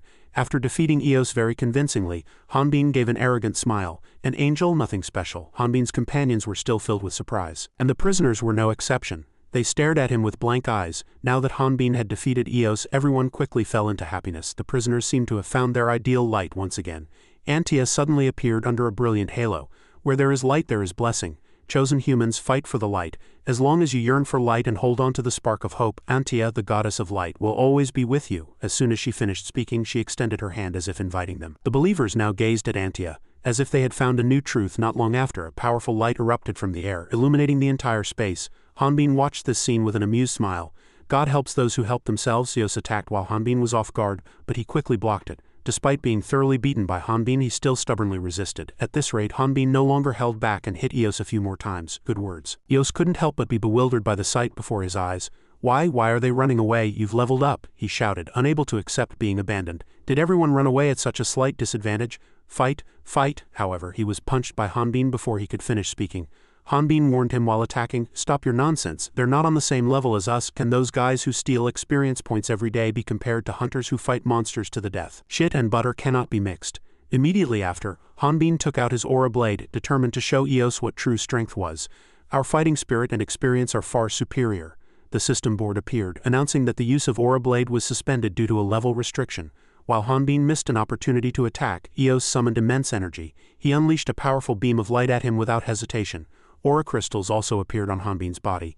He immediately pushed Eos to the ground and grabbed his body with hands full of aura crystals. The system board continued to appear.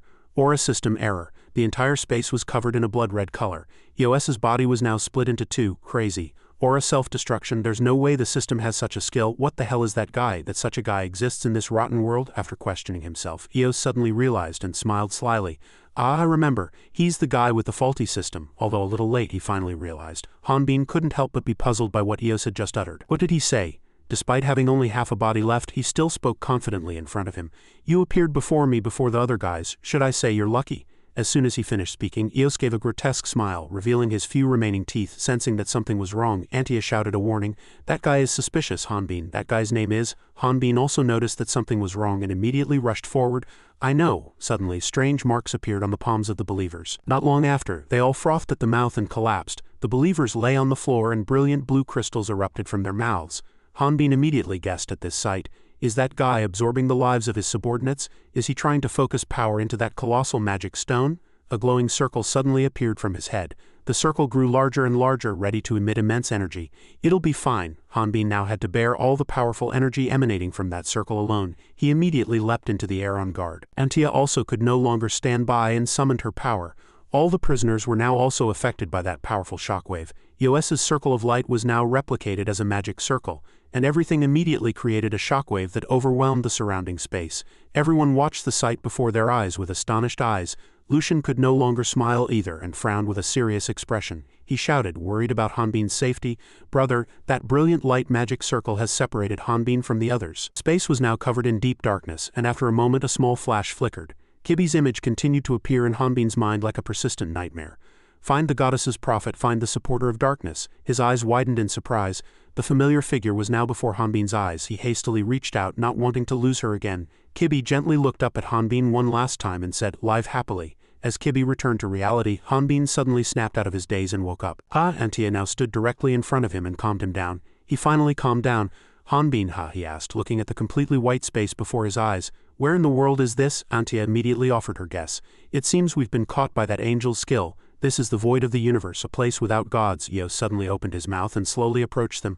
I didn't think you could endure Lord Omphalus's space. It must be thanks to the goddess's power. Hanbin shot up as soon as he appeared. Eos gave another grotesque smile. I am the first intelligent being created by Lord Omphalus, an archangel bestowed with divinity. He then immediately bowed with rare politeness. The Eos on Earth was too busy at the time to properly introduce himself. How have you been, Sir Hanbin? Not wanting to hear his words, Hanbin immediately rushed forward. Hanbin punched Eos's body without hesitation. He was slightly surprised by his reaction. A familiar feeling suddenly washed over Hanbin. That damned voice, I've heard it before. It was you. Previous sad memories suddenly resurfaced in his mind. Hanbin suddenly realized and looked at him with hateful eyes. Were you the one who imprisoned me on that mountain for 20 years? Not only that, but he corrected his words with a provocative smile. To be precise, it's 22 years. Suddenly, Hanbin noticed something at this moment. The circle of light appeared again from within the archdeacon's body. I'm really surprised, too, that you could survive 22 years, and that you could survive in Rodna with only level 6. I think your power is due to a system error. Suddenly, divine energy enveloped Hanbin's body. However, surprisingly, his target was not him but Antia. How unlucky of you to catch my eye. He now noticed his skill of teleportation. It was similar to Zenobia's magic. Eos now tightly gripped Antia and created a circle of light, even bringing the goddess's proxy. Then it's easier. You must have many questions, so how about we talk slowly? It'll be beneficial for both of us. Eos now restrained her and forced Hanbin to negotiate with him. Now the situation was completely reversed. Seeing Antia threatened, Hanbin also couldn't help but feel angry. Damn it, I let my guard down thinking that guy was weak. Antia was protecting the space so she couldn't do anything. Hanbin questioned him angrily after a moment. Why did you imprison me in a place where others only have to endure for half a year? Hearing him question him, Eos displayed a sarcastic attitude. I apologize. Hanbin was slightly surprised by his shameless reaction. What? Despite possessing a powerful group of believers, he was ultimately just a slave to his master. I am in charge of managing the suitable individuals under Lord Omphalus. When a suitable individual levels up, I move monsters appropriate for their level. When they pass level 5, I move them to another space to fight as a team, and when they reach level 20, I move them to the real Rodna. In the process of performing his duties, he naturally encountered a few problems.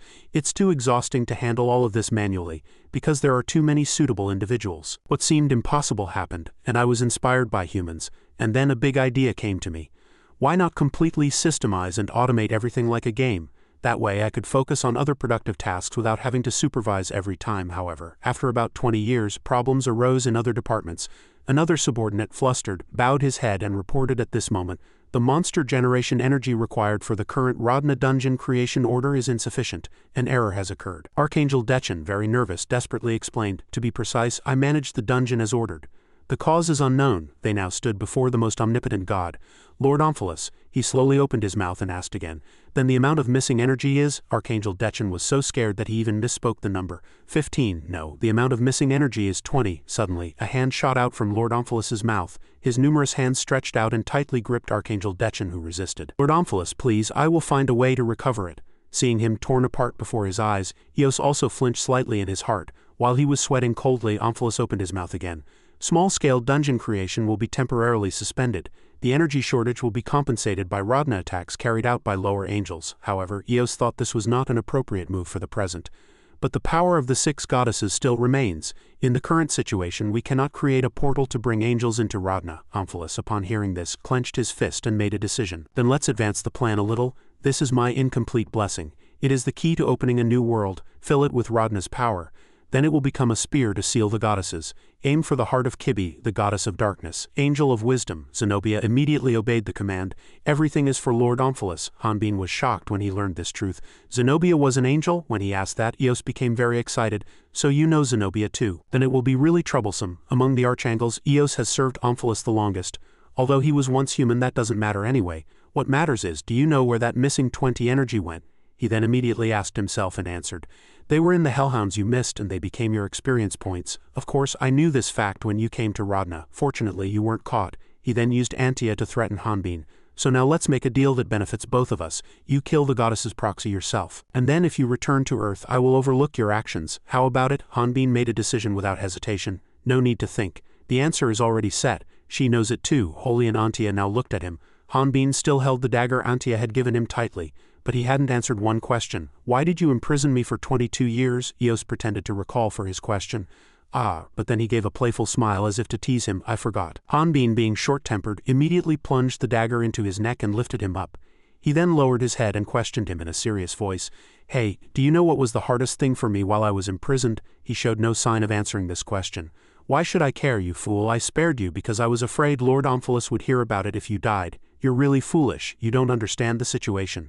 As soon as he finished speaking, Eos expanded the circle around Antia's neck. However, a surprising sight unfolded, and her head and body were now separated. Despite being pierced in the head by Hanbin, Eos was still triumphant. "If you want to die so badly, then die with the goddess's proxy. This space will shrink and turn you into meat paste, you fool." The white space still showed no sign of moving. Everything was as if stopped and nothing happened. Seeing his words not come true even after waiting his entire life, Eos was dumbfounded. "What? Try again?" He was truly puzzled. What power blocked it? Eos still didn't give up and continued to smile, saying, "Become meat paste, you fool." However, even if he smiled until his next life, the space did not shrink. Antia also now burst into an exasperated laugh. She laughed in his face, mocking him.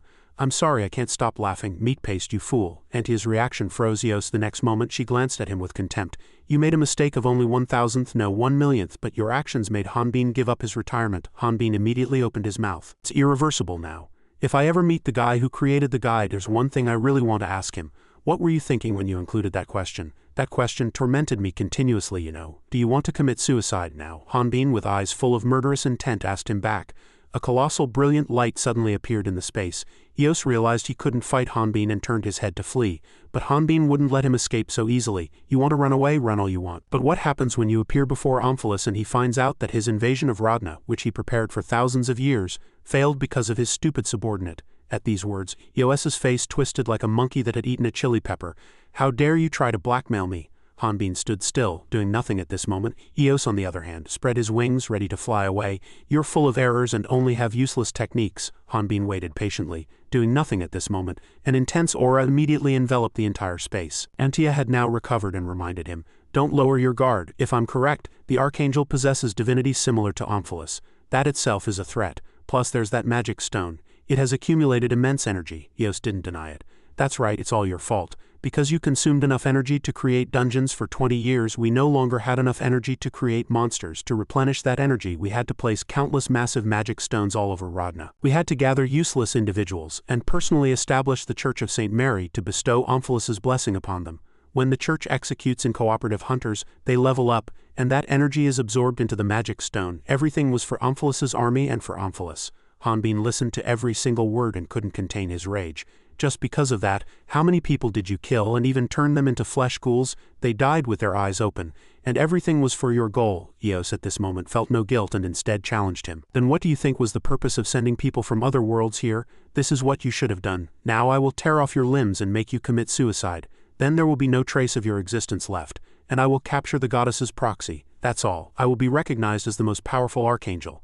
Beg for death, you vile trash, he shouted excitedly. However, Hanbin didn't obey and instead kicked him in the face. He leaped into the air and delivered a powerful punch, making him lose his balance. Hanbin immediately spoke, "Thanks for the info. A villain like you is evil to the core. Killing people doesn't bother me at all." Hanbin resolved to teach him a lesson and not let him exist any longer. Despite being almost shattered, Eos defiantly said, "You fool, that was your last chance to kill me." He pointed at him through a circle of light and a powerful beam of light immediately shot out, grazing Hanbin's body. Now Eos still boasted loudly, "In this space, I am the ultimate being. No matter how hard you try, what can you do to me?" From the vortex of space, immense energy was immediately released towards Hanbin. "As long as I can hide the divinity of this space, you won't be able to touch a single hair on my head. You're trapped in my space." As he gradually gained control over Hanbin, he sported a grotesque smile. The next moment, he immediately created countless vortices of other spaces, but ultimately you will die. The vortices continuously emitted powerful light, attacking him. However, despite being surrounded, Hanbin was completely unfazed. "Your space, you fool, you're trapped just like me." He immediately gripped his dagger tightly. After that, Hanbin used his blood to neutralize the surrounding attacks. Every drop of his blood was absorbed by the vortices of space, and immediately, those blood droplets were released again from the other dimensions of the vortices. In an instant, Eos was counterattacked with his own technique. Seeing this, he couldn't help but be startled. What? From within the vortex, a red aura immediately erupted. The earlier explosion made Eos never imagine that those blood droplets would fall and explode here. Hanbin seized the missed opportunity to attack and launched an excited offensive. He immediately crossed his arms to block his body. A red aura now enveloped the entire space. He, on the other hand, was still very stubborn, with no tears in his coffin. "Impossible. Even my densest magic stone is very stable. But this guy's aura is so thick it explodes? This isn't just a simple aura anymore." Hanbin immediately rushed forward as if he had been waiting for this day for a long time. "Take this." Eos, without a chance to counter his overwhelming attack, was sent flying far away. Both created a huge aftershock, cracking the ground. Could he not believe that he had lost the upper hand to him? "The space is cracking. This space was created with Omphalis's divinity. How?" As the very thing he was most confident in no longer existed, he couldn't help but be flustered. "What kind of monstrous power is this? Who exactly are you? How can you possess such power with only the experience accumulated through hellhounds for 20 years? If he really didn't know, Antia would tell him. This is true power. It's not power gained from hunting monsters. In a situation where you couldn't level up." At these words, his face was filled with rage. "You couldn't learn new techniques," and suddenly circles of light appeared around his body. The circles immediately tightened around him, bringing him under control. He hadn't given up yet and summoned hellhounds to attack. "You couldn't awaken your aura, and you had to constantly fight stronger enemies. Adversity didn't kill him." Hanbin, no matter how mischievous, never gave up. From the front, tentacles rushed towards Hanbin at the speed of light. Despite being surrounded on all sides, he always tried to remain composed. It made him a true warrior, not just an ordinary otherworlder. As soon as he got close, he immediately punched him. Eos immediately counterattacked, but Hanbin easily dodged. Hanbin immediately unleashed all his strength, creating a deep red aura. Truly a close match. He, on the other hand, resolved not to give up. "Warrior. A true warrior is absurd. He's just a failure." In Eos's eyes, Hanbin was nothing but useless trash. However, Hanbin realized his own true worth. He immediately showed him his skills. No matter how much he was controlled, Hanbin always endured calmly. The circle of light reappeared and wrapped around his neck. Hanbin didn't let him decide his fate and immediately placed his hand on the circle. And immediately, Hanbin himself shattered that annoying circle. Good. Seeing this, he couldn't help but be startled. Hanbin's eyes glowed red with murderous intent. "That's right, I'm a failure." After destroying what had completely suppressed him, Hanbin immediately rushed forward. Realizing he was about to die at his hands, he screamed in extreme fear. "No, don't come near me." He tried his best to push Hanbin away, not wanting him to touch him, but no matter how far Eos ran, he could still catch up. Hanbin immediately created a red aura enveloping the entire space. He decided to put his powerful abilities to good use. If one has power but cannot use it effectively, it only burdens those around them. He acted as if he carried everything on his shoulders, but looking back, he hadn't done anything properly. Eos at this moment surrounded his body with a shining circle of light. His light matrix immediately released immense energy. That energy immediately rushed towards Hanbin like a giant meteor. Hanbin was completely unfazed by his powerful attack. He blocked it himself, without anyone's help, without anything. With his bare hands, Hanbin was able to block that unimaginable energy. Even if his feet were pushed back, he would never collapse. He didn't stop there, but further increased the intensity of the attack. Antia now used all the power she currently possessed to create immense strength. The entire space now seemed to have to endure the goddess's wrath. Not only that, but more pure white vortices appeared in the space, and the next moment countless vortices immediately appeared and reflected that energy. Seeing the fantastic sight before his eyes, he couldn't help but be surprised. This is refracted light? Its destructive intensity left Io speechless at this moment. And the one who created such a shocking matrix was none other than Antia, the goddess's doll. Her eyes now clearly showed a firm resolve not to yield to evil. "Don't bother me." Eos could no longer bear it and immediately rushed towards her. But Hanbin wouldn't let him touch a single hair on Antia's head. He blocked him in time and stopped him with his bare hands as she said, "Acting alone can lead to a fall." Eos couldn't help but be indignant at gradually being controlled. Damn failure. In an instant he transformed into a very bizarre being, and an energy explosion immediately occurred, shaking the entire space. At this moment a hole appeared in Eos's abdomen. Hanbin had now truly proven that he was still useful. "Precisely because I'm a failure I can stand here." Through countless training sessions he was gradually able to complete himself. Good. Finding his weak point he immediately focused. Without hesitation he rushed forward like a god with his shattered body. Hanbin was fully prepared at this moment. "I guess I can thank you for this. It was nice meeting you." He immediately unleashed his cross-slash technique, and this was Hanbin's final blow to him to end this continuous suffering. "Let's never meet again." The blade swung, drawing a burning cross, and 2 streaks of blood-red light tore through the dark sky. Eos had no time to react and endured the attack which contained the will of fate with his body. His body trembled, and fragments of red crystals sprouted from his flesh. It was as if magical flames were about to burn his soul. The light of those crystals shone brilliantly, engulfing the darkness and the sea of space in a crimson inferno. Hanbin brushed past Eos's gasping body, leaving a silent farewell. "Let's never meet again." That blood-red cross closed the last glorious chapter of Eos's legend. The space exploded as if the universe itself wanted to rewrite its origin. Everyone supported each other to get up, and those who were more severely injured were carried away. They were now being treated by Ywan, and Lucian was holding an item box and staring at the shining stars in the sky. He stood motionless for a moment, then muttered to himself, "Big brother." But then a fierce voice startled him. "Hey you foolish traitor, if you have time come and help here." "Yes?" Leon asked with disgusted eyes. "Don't worry unnecessarily. Do you think that monster will be easily defeated?" Bookman slowly reminded them. "We need to quickly hide and regroup before enemies from other places discover us and swarm here." Artis scratched his head. "Who would have thought the Archdeacon was an archangel?" Lucian sighed in dissatisfaction. "It's my fault. I didn't realize it." He turned his head and looked at him. "The good news is that those who followed the church are all corpses now." Fabrizio gripped a small holy staff tightly. Artis and Lucian slowly approached. He stood with his hands on his hips and said in a fierce voice, "What's the use of praying for these guys? Just leave them." He explained to him in a calm voice. "They were humans just like us." After that, he continued, "In the era when hunters were respected, they were born weak and were eliminated. Perhaps that's why it was difficult for them to resist the temptation of power." These words Artis sighed and said, "That's the price of a villain. Running from death is worse." After that, Fabrizio stood up and said, "What's the use of blaming the dead? I'm just praying for those souls to atone." Suddenly, Lucian's voice was heard, but he continued, carefully observing his dry hands, "This blessing is Omphalus's. It's different from the guide we have." After that, he immediately explained, "They died without any warning and their energy was depleted." His low voice echoed in the quiet night. "Perhaps people from other worlds like us." Before he could finish, a cube appeared. Surrounded by an aura, it began to explode and they were astonished. Smoke billowed from the red aura. Soon a man with a sturdy build appeared. That man was none other than Hanbin. He asked the girl in his arms, concerned, "Are you all right?" Antia blushed and said, I'm fine, thank you." As soon as he appeared, Artis and Lucian rushed over with different expressions. "Big brother, I knew you'd be safe." Seeing him chattering loudly, it seemed everything went well. He was flustered, seeing the wounds on his body. "Oh, big brother's wounds, were they inflicted by the Archangel?" At these words, Hanbin quickly replied, "Oh, I inflicted them myself." Artis pulled out his holy staff ready to examine him. "So is everything over?" Immediately, a golden flash was released and his answer also came with it.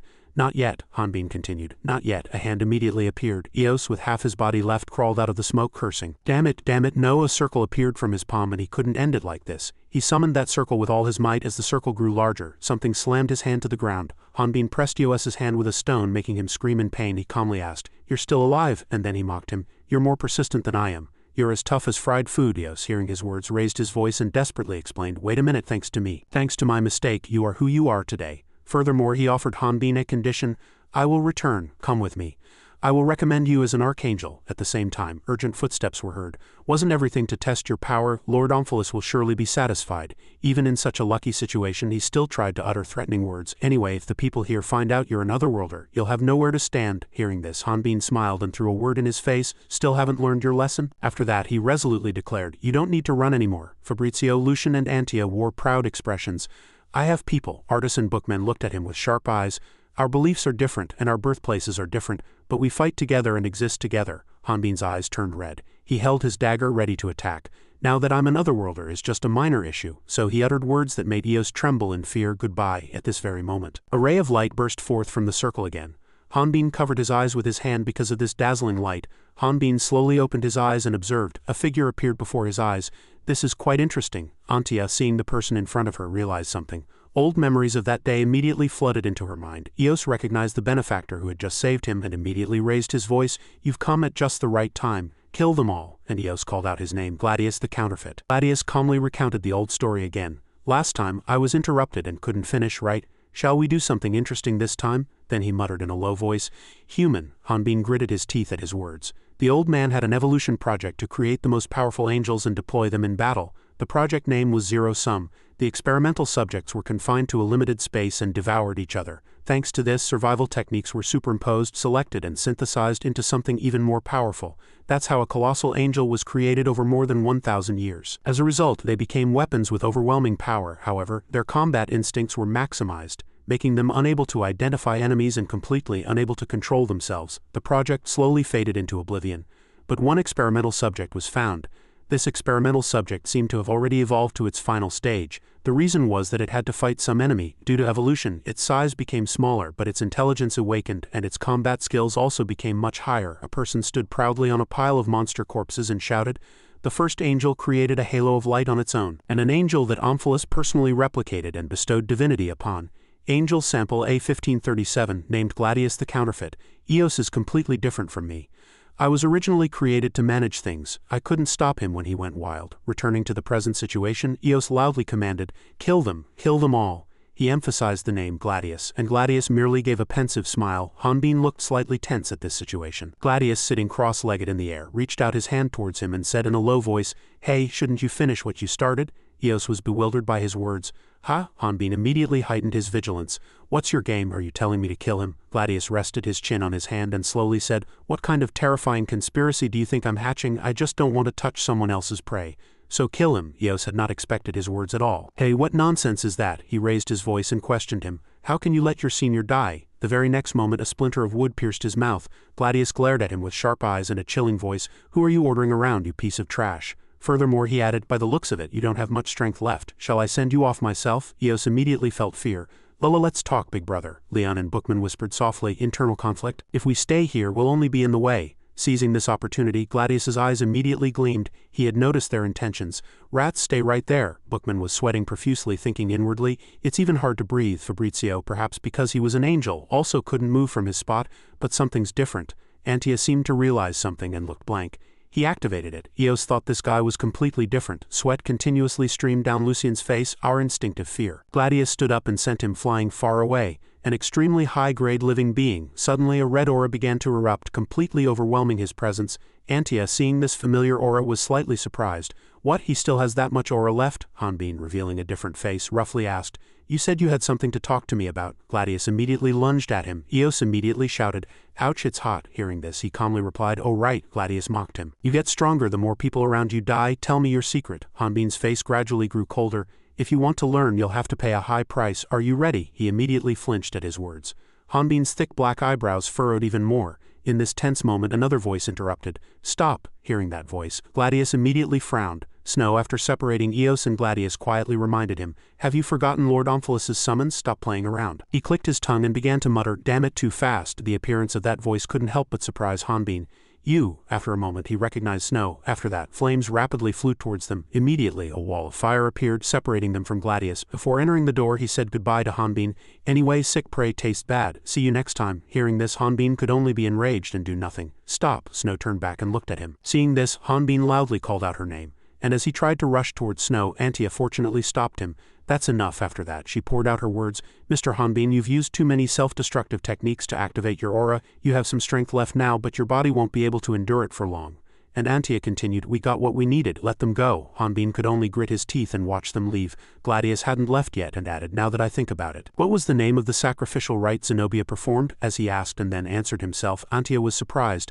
"Ah, Gahan." After that he asked, "Who is stronger, Gahan or you?" Hearing this, Hanbin roughly replied, How should I know? I haven't fought him. Gladius's eyes immediately gleamed and he quietly demanded, then you must win, right? At the same time, Hanbin's eyes also gleamed. Agreed, I feel the same way. After this conversation, the portal disappeared, leaving only a yellow dot. Not long after, that dot also disappeared, and everyone around them sank to the ground. Fabrizio gritted his teeth and said, it seems there are several intelligent angels. Artis also continued, we couldn't even attack them. He quietly asked, how do we fight them? Hanbin suddenly let go of her hand, startling her. Ryu Hanbin, a colossal force suddenly tried to pour down on the empty spot where Hanbin had been standing. His feet quickly landed on the ground, searching for Kibriel's substitute, except Hanbin suddenly clutched his head. Julian Antia, I have a question, he quietly asked. Did you send a message through the guide to call me here?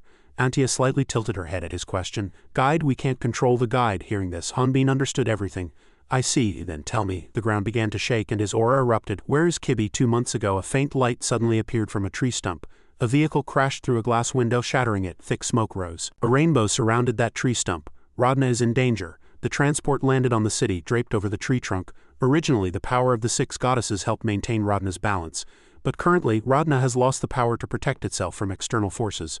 A man was holding the waist of the woman inside. We can't delay any longer. But we don't have enough strength to stop Zenobia and Gahan, Kibi said in a guilty voice. This is the last choice. Don't interfere no matter what. I'm sorry. But the very next moment, Leon H. continued, I live to serve the goddess. If it is the goddess's will, I will follow. They were now swearing before Gahan, even at the cost of their lives. Gahan said in a low voice, I will be waiting, emissary of the goddess and those who worship her. Leon quickly observed the place and thought inwardly, no servants, no guards, nothing. After that, he quickly rejoiced inwardly. This means no one will stop us from approaching Gahan. White smoke rose. Zenobia leaned back in her chair and said in a secretive tone, you somehow escaped the upper dragon tower, but looking at you, the divinity of the goddess of darkness seems to be slowly disappearing. Both of you can't even lift your faces yet. Kibi's hand is gone. You should have quietly disappeared in a corner. Why did you go to such lengths to come here? I'll get straight to the point. Did you come to beg for something? Do you want to return to the darkness? The very next moment she heard a resolute answer. No, Zenobia was slightly surprised for a moment. Kibi knelt on the floor and pleaded, the goddess of darkness admits defeat to you. So we have come to ask you to become Radna's new god of darkness. She quietly called out his name, Lord Gahan. He slightly parted his lips, then burst into a mad laugh, mocking, who would have known that the emissary of the god of darkness would ask me to become the god of darkness? Leon could not lift his face and merely bowed his head in endurance. Excellent, truly excellent, but now those words are useless. Gahan took off his mask, revealing the eyes on his face. Was I not a god? A chilling aura began to appear. This power allows me to hear even your fears. The ropes wrapped around his body. If so, am I not already a god? Or does it mean I am not yet a god? Kibi was choking on those ropes in pain. She answered with all her might. That's right, Kibi said with difficulty. You are merely a superhuman who imitated some of God's powers, not a true god. A true god is one who transcends the boundaries of self. He listened to her words with a dark expression. Become a true god, you must abandon your physical body. As soon as she spoke, a magic circle emitting purple light appeared. Only then can Radna be saved from Omphalus's grasp. That light immediately attacked her. He quickly supported Kibi's body. Zenobia attacked her. Abandon your body? What nonsense are you spouting? Are you saying you want to kill him? Leon bit his lower lip hard in the face of such foolish accusations. What a terrible and foolish plan. Do you have no pride? And then she spoke to Gahan in a gentle tone. Lord Gahan doesn't need to listen to such nonsense. Despite her words, Kibi did not give up. Lord Gahan, if you truly care for Radna. As the magic circle grew larger, their figures slowly darkened. Please, a shadow suddenly appeared here. After that, a flash of light startled her and the black pierced straight through Gahan's collar, but he still sat motionless. Suddenly, Ipe appeared before the two in an urgent tone, blocking them. Both of you get up. Leon was greatly surprised to see her here. Ipe, how did you get here? Ipe quickly replied. Of course, I secretly boarded the airship. Did you really think I'd stay with Lord Artis? Kibi was silent at her question. Hanbin will surely return. Why are you doing such pitiful things? Suddenly, as he stood up, her eyes widened. Miss Kibi, I'm sorry, but the goddess of darkness no longer exists. Leon H. began to summon a shield in his hand. I will do it my way so I have no regrets. He charged forward quickly, emitting immense pressure. Ipe was not to be outdone at all. Seeing this scene, Kibi reached out her hands in fear to stop their actions, but it was already too late. Gahan landed on the ground, brushing past them. Immediately after, he stood up, and at that moment red syrup splattered everywhere. Good, their bodies were impaled on sharp stakes. I will become a god. I will abandon this body as you wish. Hearing this, Zenobia shouted like a madwoman. Gahan, are you serious? He replied nonchalantly. Of course, but not now. He grabbed Kibi's chin and continued, First I will create a heaven without suffering in this world. Immediately after, vines began to wrap around her entire body. You will be the faith of that heaven. The vines loosened along with new clothes. Prove that Kibi is wearing new socks. I was right. She is now wearing new dark clothes, implying the arrival of a new era. Kibi trembled. The new god of darkness, Kahan's proxy. At that moment Gladius mercilessly sent Snow flying. Snow scraped hard against the wall, her claws deeply embedded in the rock. Gladius was now very close to her. He coldly called Snow's name. Then Gladius with bloodshot eyes glared at Snow and solemnly asked, "Didn't I tell you not to interfere just because you were ordered to watch me?" Having said this much, Gladius suddenly growled, "Do you think you have the right to order me?" Immediately after, he began to reveal his thoughts. "I despise those who climb to high places despite being weak," Gladius continued in a low voice. "Especially those like you." He reached out to her as if to tear his prey apart. The chilling voice echoed again. "I absolutely detest parasites like you," Gladius said firmly, word for word. "If you interfere again next time, I will gouge out your eyeballs and swallow them." In the face of his pressure, Snow unconsciously flinched. After a moment of silence, she quietly said, "Understood." Hearing this, Gladius uttered, "How boring." At the same time, a sudden sound came from the elevator. Zenobia walked out from inside, complaining in a grumpy voice, "What's going on? Why is it just you two?" As soon as she appeared, Zenobia looked around. "Where are the other specimens?" Gladius quickly replied. "The other archangels have their own missions, so they couldn't come." She coldly snorted, "How foolish. All right anyway, it's enough if I report to Lord Omphalos." Just then, a scream came from under the table. Seeing this, Zenobia immediately looked down at her heels. Eos smiled awkwardly and said hello. Her gaze fell on the crystal ball embedded in his forehead, and her face instantly twisted with rage. Immediately after, she growled, "You ruined the branch, didn't you?" Zenobia attacked furiously, relentlessly chastising him. "I sent you as archdeacon because you were bored, but do you know how much effort went into this plan?" Eos said weakly. "Wait, I'm injured right now." She ignored him and shouted, "Shut up!" Zenobia, almost losing her temper, screamed with a furious face, Who dared to do this?" Suddenly, Kibi's image came into her eyes. Thinking this far, Zenobia shook her head frantically. "Impossible!" She immediately threw her teacup to the floor and started laughing maniacally. Seeing Zenobia hunching over and cackling, Eos shivered and looked up. "Why do you look so scary?" She narrowed her eyes and muttered, "If that happens, both of them will die in the outside world." As Zenobia's voice continuously echoed, a being who could wield a sword like Baris suddenly appeared. She said in a dry tone, "He is the only variable we couldn't predict." Having said this much, Zenobia growled and shouted, "But now that we have his companion, whether it's for blackmail or a trap, it's all good." Meanwhile, Eos was so scared that he kept backing away, muttering, "I was always very curious about his identity. A person with a single-digit level but immense power." Eos suddenly growled in front of his astonished eyes. "If I capture him, I can report to Lord Omphalos where his power comes from. Where is that damn guy?" Eos's eyes widened. The moonlight inside gradually disappeared, and his emotions were laughing. "That damn guy doesn't need to be worried about anymore, because Zenobia will take care of him." Eos's other personality suddenly appeared, arguing in an angry voice, "You idiot!" His reason, enraged, pointed a foolish finger at his emotions. "What if Kibi captures him and discovers the error I created in him?" He growled in an angry voice. "Do you think Lord Omphalos will spare me? I have to eliminate him first." The emotions whimpered and cried, "I don't want to die." Just then an invisible force slowly approached. It slowly said, "But that error-ridden power is very strong. If he survives, Omphalos's plan might fail." Reason and emotion turned around simultaneously and shouted, "You!" Another personality suddenly growled, "I am wisdom. Now is the time to set aside personal feelings. You must report to Omphalos for the greater good." Hearing this much, they ran forward in a rage to trample wisdom. Curses continuously poured from their mouths.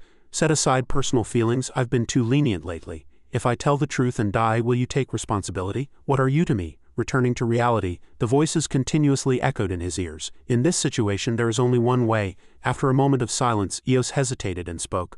"Ah, that guy," Snow said in an indifferent voice. "Just kill that guy." Just then, in a high-rise building elsewhere, a bizarre creature was suddenly rushing quickly into the street. At the same time, someone's voice echoed deafeningly. "You're wrong," guards shouted frantically from behind. "Stop, don't miss him," one of them growled in an imposing voice. "He is Lao, the leader of the Earth Knights Alliance, an internal spy." On the opposite side, he pulled hard on a rope with one hand and muttered, "You said this was easy. Is this easy?" Meanwhile, Hanbin observed leisurely. "Good, Lao lured all the guards." Lucian turned his head curiously. "It seems to be all the church's forces." He placed his hand on his chest and prayed, "Lao, we will not forget your sacrifice." Hanbin suddenly ordered, "Hey Jean, Lucian, let's go." He quickly replied, "Yes." Scene change. Northern branch of the Church of St. Mary.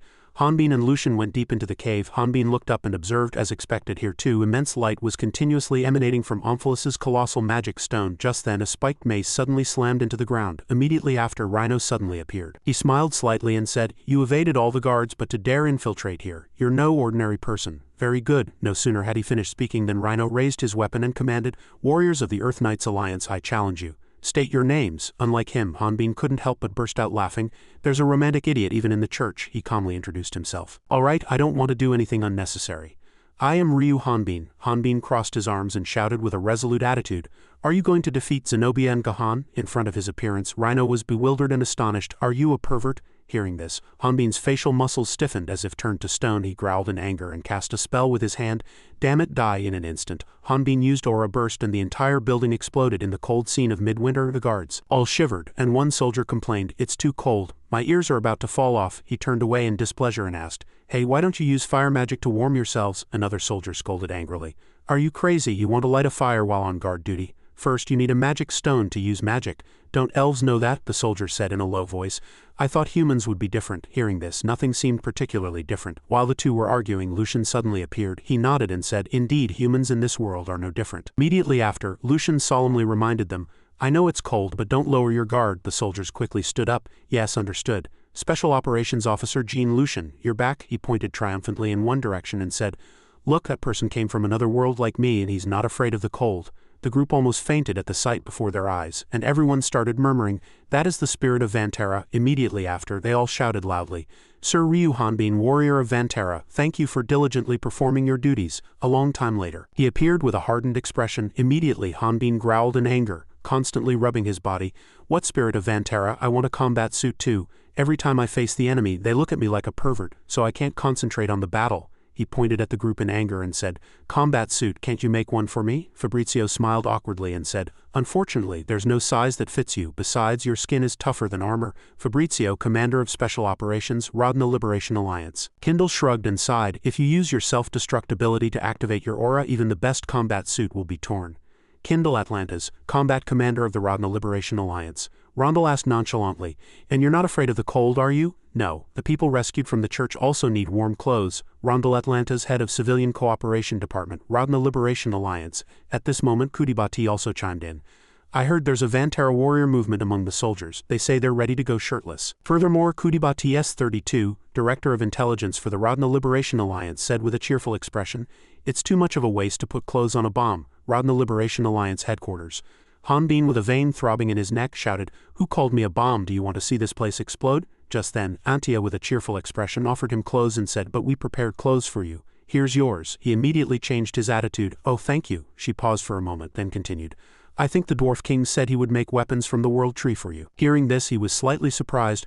"Dwarves? Those picky guys agreed." Antia quickly turned around and replied in a low voice, "Of course, you are the benefactor of the Fairy Alliance after all." Kindle confirmed, "That's right. If you hadn't appeared in time, we would have become experience points for the Church of St. Mary." Bati interjected, "The fairies are also creating songs praising the Vantara warrior from another world." Fabrizio said in a solemn tone, "We Earth Knights cannot join hands with the fairy race. If you weren't here, it would have been a blessing indeed." Hanbin clutched his head and shouted, all right, I get it.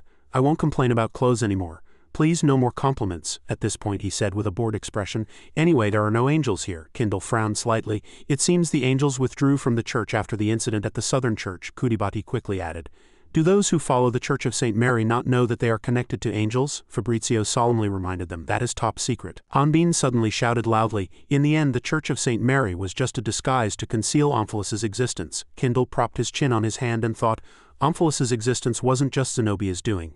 Is Gahan also Omphalus's subordinate? At this moment he fell into deep thought for a moment. If the information about him is true, he must be Omphalus's subordinate. Hanbin frowned, becoming increasingly confused. And Gahan? At that moment his voice directly struck Hanbin's mind, proved that Baris was right. Just then, Rondel suddenly slammed the table hard. "We don't have time to waste." The atmosphere immediately became somber. He seriously suggested that they should attack Gahan and rescue Kibi as quickly as possible. 3 months had already passed since Kibi went to Gahan. Rondel, almost unable to hide his worry, shouted, losing his temper, "He hasn't made any move. Something might have happened to Kibi." Unlike Rondel, Hanbin calmly cut him off. "She'll be fine. The important thing now is to gather all allies to prepare for the prophecy of the world tree burning." Hearing this, Rondel became even more angry. He shouted in rage, "Aren't you worried about Kibi? She worried about you so much?" This time, Hanbin didn't retort but merely curved his lips into a smile. In front of Hanbin's bewildered expression, Rondel paused. He gritted his teeth and both his cheeks flushed with anger. Immediately after, Rondel ran outside shouting, "Don't act like an adult, you idiot." At this unexpected action, Kindle called after Rondel. "Rondel," he sighed helplessly. "I'm sorry, he's still young," Bati chuckled. "Being a nanny is really hard." Fabrizio smiled slightly. "He's a good person at heart, so he'll understand eventually." At the same time, Antia looked at him with worried eyes. Hanbin immediately reassured her, "I'm fine, we need to be calm in this situation." Saying this, Hanbin smiled brightly, and Kibi met Gahan to protect Radna, so I must do my duty too. Antia couldn't hide the happiness in her eyes, and the corners of her lips curled up slightly. Human growth is so fast and they experience such heartbreaking things. Antia excitedly suggested. Then our next target as planned is the Church of St. Mary. Rondel rushed back from a distance, his face filled with fear. Something big has happened. Before the group could react, he continued to shout, "Big brother, something big has happened." Lucian suddenly appeared. He slammed a television forcefully onto Rondel's head. A few hours later, Fabrizio looked at the object with curious eyes. "Is this a television?" Bati quickly introduced it. "It's a new magic item that's recently become popular." Kindle sighed wearily. "This was brought from the Church of St. Mary." Hanbin grumbled from the side. "It's Kibi." Why all the fuss? Lucian quickly stepped forward. "No, big brother, you have to watch the broadcast." As the screen lit up, everyone held their breath. He excitedly shouted, "It's coming soon." On the flat screen, an announcer began to speak. "Currently, the residents are gathered in the World Tree capital, the capital of New Radna. Everyone is very excited, and the residents are gradually regaining their vitality. He has arrived." The announcer immediately shifted his gaze. "The former emperor and hero of Radna, the one who revived the World Tree. His Majesty Gahan, the great emperor of New Radna." He continued the broadcast with the prophet of the goddess of darkness beside him. The announcer excitedly exclaimed, "And His Majesty the Emperor's fiancée, Miss Kibi." At the same time, Rondel collapsed onto the table. He sobbed, "Kibi is alive?" Antia leaned forward in surprise. "But fiancée," he smiled brightly. "It doesn't matter, it must be Gahan's plan just then." Rondel changed his attitude and smiled gently. "Vantara, I apologize, I doubted you, but since you said Kibi is alive, we will now continue with our plan to prevent Radna's destruction." Meanwhile, a shockwave suddenly erupted from his body. Hanbin gripped the television screen tightly in rage. He was almost driven mad by the news he heard. "What the hell is going on?" Hanbin lost his composure and growled from deep within his throat. "This is truly absurd." Rondel recoiled in fear. "Vantara." Just then, Hanbin turned around with a smile. "Rondel, there's no problem with supplies even without me, right?" At his sudden question, he was momentarily stunned. After a long moment, Rondel regained his composure and said in a resolute voice, "Of course, please save Kibi." Hearing that, he asked again, "My absence won't affect the combat power of the Special Operations Department, will it?" Fabrizio suddenly interjected. "Of course not, just go." Lucian declared firmly, "I am ready to follow big brother." Hanbin shifted his gaze to Bati. "When will the weapons made by the dwarves arrive?" He hesitated and replied, "Probably in 5 years," he shouted in surprise. "5 years?" Kindle quickly explained. They keep delaying delivery due to quality issues." He immediately suggested that it would be faster to go and get them himself. "Their secret tunnel is beneath the World Tree. You can find it there if you go." Immediately after, he loudly called out names. "All right? Jean, Lucian, Holian." The group raised their hands and loudly replied, "Yes." Hanbin bravely stepped outside. He smirked. "To the Dwarf Kingdom. Our target is the World Tree." At that moment, Hanbin shouted in a low voice, "Rescue the hostage." The entire space was filled with a sacred feeling. As if a door to a mythological world had opened, the next scene led to clean white stone walls of an ancient temple. At the same time, Zenobia followed closely behind, demanding loudly, "Gahan, this is a bit different from the plan, isn't it? Have you forgotten the purpose of establishing the Church of St. Mary?" Gahan suddenly said something meaningful. "That was the plan before we acquired the goddess's proxy. Now I have obtained it," Gahan added in a low voice. "The goddesses were originally highly revered in Radna. A marriage with the goddess's proxy will be enthusiastically welcomed by the public." Having said this much, he couldn't hide his excitement. "That's enough. Everyone will accept me as their new god." Zenobia couldn't hold back and shouted, "Then what about the Church of St. Mary? The original plan was for our union to gain public support, wasn't it?" Gahan's steps slowed and he murmured, "Gain support?" His sharp eyes glanced sideways and his voice echoed in the quiet space. "Oh, don't you know that the oppressive actions of the Church of St. Mary are enraging the public? There are even rumors of believers mysteriously disappearing to supply energy to massive magic stones," he said in a logical voice, simultaneously chastising and challenging. "Do you think maintaining the church system is free? How can it be run without magic stones?" Gahan squinted at him, his gaze containing a hint of suspicion. "Zenobia, what exactly are you trying to do?" Hearing this, Zenobia clenched her lips tightly. She was so powerless that she burst into tears. Zenobia turned her gaze away, avoiding his eyes, and said in a trembling voice, "Are you even suspecting me? I am the one who risked attacking the goddesses to achieve His Majesty's dream." At this moment, she struggled to explain, "I just disliked that His Majesty chose the goddess's proxy instead of me." The tension was razor sharp, but Gahan eventually lowered his voice. "I'm sorry, I misunderstood you." Before leaving, he reminded her in a low voice, "However, the engagement with the goddess's proxy will continue. Do not interfere." As soon as Gahan's back disappeared, she snorted coldly. Zenobia glared at the window in rage below. He was diligently practicing swordsmanship. She asked again with suspicious eyes, "Really? You'll let me go if I hit you even once?" Gahan's voice echoed coldly and sharply. "I'm annoyed by your constant commotion every day. Instead, from now on you can do it twice a day at a fixed time." he affirmed again in a resolute voice. I never break my promises. Ipe's body immediately landed on the ground and she said in a low voice. Understood. Thunder boomed and a white flash exploded in the air. Ipe stared fixedly at Gohan. Don't regret this. He witnessed the scene and was momentarily stunned. Just then, Ipe gripped two swords tightly, moving agilely as if the god of lightning had descended. Gohan smiled slightly, his demeanor chillingly calm. Not bad. Kibi, on the other hand, casually spoke. Your Majesty has become adept at using divine power. She took a sip of tea and called Gohan's name. At the same time he casually boasted, a replica with divinity, it mimics the way goddesses create dolls. Gohan continued in a low voice, the main body is still recovering. To fully recover, I cannot leave the throne. Having said this much, he changed his tone of voice, but that doesn't mean that the policies and systems that need to be adjusted disappear. So I am using a replica to handle state affairs. Kibi turned towards Gohan and smirked. Your Majesty once ruled a vast kingdom. You wouldn't be short of people to do such work. Kibi tilted her head towards Gohan and sarcastically said, or perhaps someone who betrayed the goddess they served cannot trust anyone else? Gohan's eyes darkened. But he did not get angry, smiling elegantly. I understand the hidden meaning in your words. I am merely doing what the goddesses do not. At this moment, Gohan looked at Kibi with ambitious eyes. He revealed his ambition without hesitation. For that, I need your cooperation. If you follow, I promise, I will abandon my body and become a true god. Seeing her suddenly smile, Gohan felt a little bewildered. Is something amusing? Kibi spoke softly, her voice carrying a hint of authority. I do not ridicule your Majesty's goal, nor do I believe your Majesty is lying. She paused, her eyes sweeping over Gohan's cold face. It's just that Emperor Gohan at that moment, Kibi's voice seemed to ignite his heart, is a lonely human being. Gohan clutched his head, his face showing clear pain. On this side, Ipe and Gohan were still fighting. Seizing the opportunity, she lunged agilely. In an instant, lightning formed and lightning flashed. Suddenly, Gohan whispered into Ipe's ear, don't be mistaken. Gohan's blade was already pressed tightly against her neck. He emphasized each word. The reason I keep both of you alive is because you pose no threat to me. Turning back to Kibi, Gohan gripped her hand tightly. Your lives depend on my generosity. Having said this much, he narrowed his eyes at Kibi. Don't forget who your master is. Seeing this, she nodded without any resistance. Understood. At the same time, Gohan suddenly spoke. One more thing I heard from Kibi. In front of Ipe's astonished face and Kibi's calm face, he said, Ryu Hanbin is dead. Before leaving, Gohan solemnly reminded them, so do not harbor any hope. As soon as the words ended, his figure vanished into thin air. Ipe quickly approached. Kibi, what Gohan just said, she resolutely refuted. That's a lie. She was momentarily stunned. Kibi didn't explain but spoke meaningfully. I had a dream recently. It feels more like a premonition than a dream. She began to think inwardly again. Could it be the effect of me infusing his guide with divine power? Saying this, Kibi affirmed once more. I'm not sure, but at that moment she declared resolutely. He's alive, and he's looking for me. Her eyes seemed to burn with hope. I knew it, Ipe exclaimed excitedly.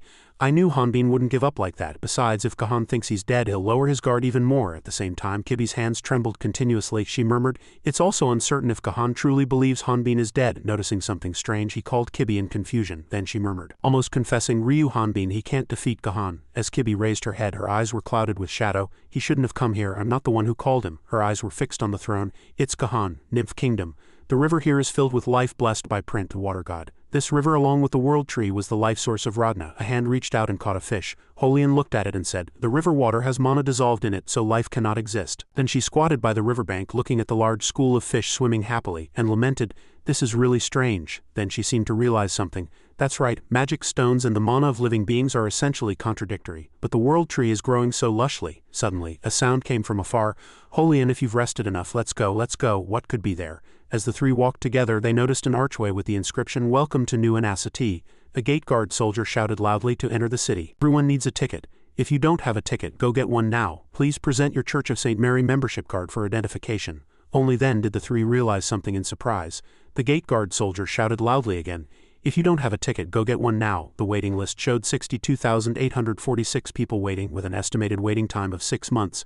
After a moment, as the waiting list changed to 7 months, Hanbin said, should we buy a tent? Holian laughed and said, by then this world will have collapsed, and Lucian rushed off in a hurry. I'll go check it out. Hanbin scratched his head and sighed. I want to destroy this place. Holian calmed him down. Our goal is to save Kibi, don't attract attention. Hanbin replied, I know. Holian asked curiously, is there no way to sneak in? Hanbin pointed upwards. There's a magic barrier. We'll be caught immediately if we go up. Holian thought of something else. Are there no underground passages? Hanbin asked her back. Zenobia wouldn't miss that, would she? Hearing this, Holian's face quickly darkened with gloom. Perhaps, Hanbin also sighed. This is going to be a headache. Holian also agreed with a gloomy expression. That's right. Suddenly, Lucian came running excitedly. Big brother, I got tickets. Hanbin and Holian, not having heard properly, replied perfunctorily, "Oh thank you, good job," but soon after the two realized something and their faces changed as they burst out laughing. "How did you get them? Ha ha ha, did you prepare them in advance?" Lucian replied, "Not exactly. I just borrowed them temporarily to uphold justice." It turned out he had taken the tickets of 3 other people, thus obtaining 3 tickets. They were in pain searching for their tickets. "Where are my tickets? Look carefully." No, I waited so long," Hanbin also said admiringly. "That's really dangerous. Fortunately you're not an enemy." "Well, it's an emergency anyway." Holian also laughed and said, "There's no other way." Hanbin reached out and said, "Let's each take one." As the two reached out for the tickets, another hand appeared. However, Hanbin waved his hand at him. "Hey, who are you?" The man who reached out to grab a ticket only asked for one. Hanbin and his group immediately retorted, "No," he pleaded earnestly. "Just one, can't I even just look?" Hanbin's group remained firm. "We said no, don't follow us anymore. We have places to go." Holian smiled gently and told him, "We need tickets too." The old man replied to the young people, "You all still have bright futures, but this old man no longer has a wife or friends. They've all left and I'll die someday too. There's someone I must meet one last time." Hearing this, Hanbin was slightly moved. The old man said anyway. He pulled something out from his body. "I'll give you this precious thing." Hanbin asked curiously, "Is it precious?" The old man continued, "Why do you think it's not precious? It was Lord Gahan's Unity, Struggle, and Equality Golden Badge. It was one of 100 limited edition badges of Thunder Emperor Gahan." Only then did Hanbin realize its value and cheered. "Oh my god, really?" On this side, Holian was still negotiating with the old man. "Sir, I'm sorry, but we're also busy and we can't enter without tickets." The old man pulled out a ticket.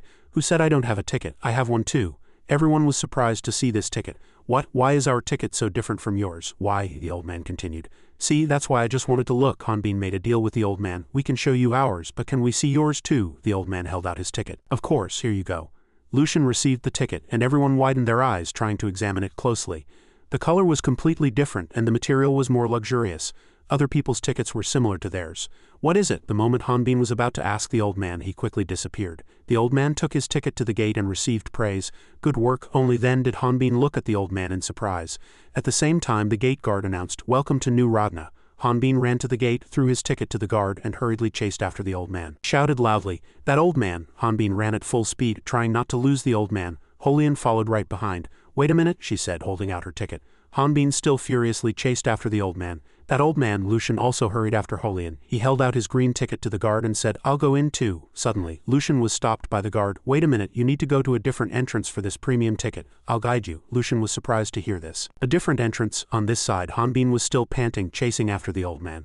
"That old man!" The old man also stopped, panting. Gasp, gasp. Suddenly, a hand filled with spiritual energy pulled his feet downwards. Hanbin and Holian were surprised to see the old man being dragged into the river. Hanbin immediately signaled to her. Holian, she understood the meaning. Immediately after, the two jumped into the river together. Lucian barely caught up and witnessed this scene. He shouted downwards, "Brother," Hanbin yelled at Lucian, "go first, we'll follow, don't forget the mission, collect what's needed first." Lucian replied with an echoing voice, "Understood." But Hanbin turned back and said with a confused face, "What? The sound of the water is too loud, I can't hear anything." Lucian shouted loudly, "Cliff." Only then was Hanbin surprised. "What?" Lucian sighed. "Ah, unlucky from the start, what a pity. Well, falling down there shouldn't be a big problem. I don't know what you're talking about, but they won't be able to come back." A massive spiral death pit appeared on the river. Now the three were floating on a raft of spiritual power. Hanbin shook the old man. "Old man, hurry and snap out of it." The old man coughed and woke up, cough, cough.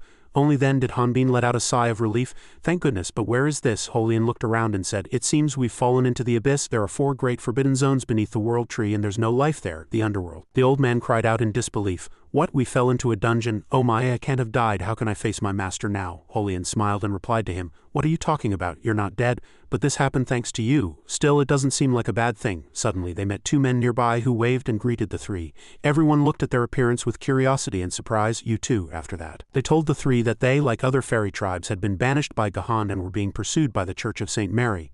So the king decided to set up a refuge in this forbidden zone. If they tried to find us through the world tree, they wouldn't have found us. Holian sighed and said, "It must be really hard for you here." They provided additional information. "We originally lived underground, so this problem is nothing." Hanbin instinctively felt something's wrong.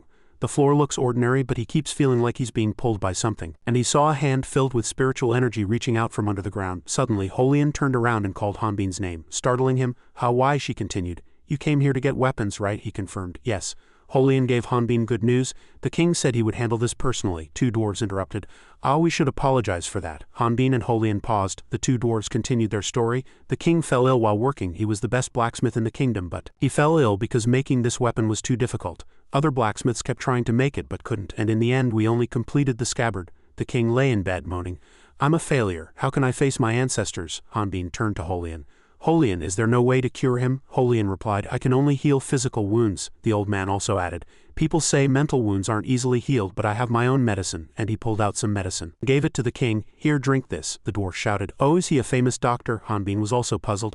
I don't know him, the dwarf was surprised, but he came with you, what a coincidence. A moment later the old man fell backward, and Hanbin rushed to support him. Old man, what did you give him to eat? This old man really. Holian shouted, is this alcohol? But immediately after, the two dwarves cheered. The king has woken up. Only then was Hanbin also surprised. What? Holian explained to the bewildered Hanbin. I heard that dwarves get excited when their blood alcohol level rises. For example, like the king, who is incredibly energetic after waking up now, Hanbin said blankly. On Earth we call that alcoholism. Anyway, now you can continue making weapons, right? The king shouted. I want to, but I'm sorry, I can't. Hanbin was surprised and flustered. How can that be? Holian offered her thoughts. I think it's because of the world tree. After that, the king confirmed that she was right. That's right, because it's made from the world tree. The world tree doesn't burn with ordinary fire. That's because of the special properties created by the immense amount of aura accumulated inside the world tree. The aura has solidified the structure of the tree. The durability of this scabbard has already reached the highest level in Rodna, so it can become the best weapon, but it can't be melted with ordinary fire. We need dragon fire, and it has to be the most powerful dragon fire. We need the fire of Dragon Emperor Kron. Hanbin interrupted the king. I've met a dragon emperor. Hearing this, the king was surprised. What? Kron is still alive, Hanbin told him. It's part of his memories he left before he died. Hearing this, the king lay back down on his bed. Ah, Hanbin threw another shocking piece of information. But there's also Artus Kanon's son. The king immediately sat up again upon hearing this. Artus Kahan's son, if he has the blood of the Dragon Emperor flowing in him, he might be able to do it. Hanbin threw another piece of information, giving the king hope again, only to frustrate him. But he's trapped in the upper dragon tower. The king lay back down on his bed and sighed. Ah. Hanbin picked up the scabbard and lifted it, saying, there's nothing else we can do. Whatever happened, we fought together until now. This is enough. The king was impressed to see this scene. You've probably defeated many enemies with that scabbard. His eyes became serious. But will it really work this time? Your opponent is Thunder God Gahan, a demigod who stole the divinity of the goddess of darkness and killed Sword King Baris. Holian also agreed with the king and expressed her concern. That's right. Gahan is a demigod now, and Baris also reached the power of a demigod, Vantara's fighting spirit. That's what Baris trained for his entire life. Mr. Hanbin, I know you're also training it, but Hanbin showed immense determination. He gripped the red aura burning in his hand tightly. We don't have time. The king thought that technology would help shorten the time. If your power isn't enough, we'll lighten the sword for you. If your technique isn't enough, the blacksmiths will compensate for that lack. Hanbin shouted in surprise. You can do that, Vantara's fighting spirit. The king continued, you can do it once the scabbard made from the world tree is completed. Hanbin asked curiously, but you just said it couldn't be done without the Dragon Emperor's fire? Holian pondered for a moment, and the thought seemed to flash through Holian's mind. She shouted, no way, it's too dangerous. There are still many other methods we can try. Hanbin still didn't fully understand the situation. Why? What do you mean? At this moment the king spoke again. All the fairy leaders know the last place where the Dragon Emperor's fire remains. Hanbin turned to Holian. You need that fire, right? No matter how difficult, I'll get it. Holian interrupted him. No, the fire the king is talking about is the fire that remains because it's still alive. This is why it's called one of the 4 forbidden zones. It was because something that even Gahan's fire couldn't eliminate was sealed there. It couldn't die. It was eternally engulfed in the Dragon Emperor's fire. The fire emanating from Dragon Emperor Kron's breath could burn all kinds of matter, so any physical body that met it would be incinerated. But a strange phenomenon occurred, failing to burn a certain monster to death, the bronze giant Ichi Glapham. Hanbin stared intently at the flames and exclaimed, the anxiety I felt on top of this was coming from an immortal soul. I've lost a bit of interest. If Baris had been an unbeatable enemy, he too would have lost interest. Similarly, this demon's soul was also not a good match for him. Hanbin chuckled, looking at the object in his hand. This looks like an eyeball monster. The eye made a displeased sound. Eyeball monster? Holian, standing nearby, pouted and said, I contacted you with that because I was worried about you. Krom also replied, we have no intention of ordering you, a warrior like yourself, to eliminate it. He continued to explain.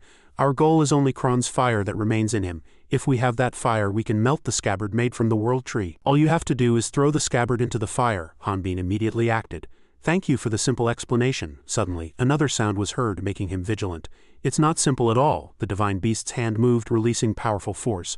The magic zone, magic was released with immense power. It continuously summoned magic. In an instant, countless monsters appeared. The Aang tribe, the power the divine beast used was magic that controlled phenomena that hadn't yet occurred in reality. It distorted principles and logic to create phenomena. The appearing monsters immediately attacked Hanbin fiercely. Unlike spiritual power, magic materialized non-existent substances through belief.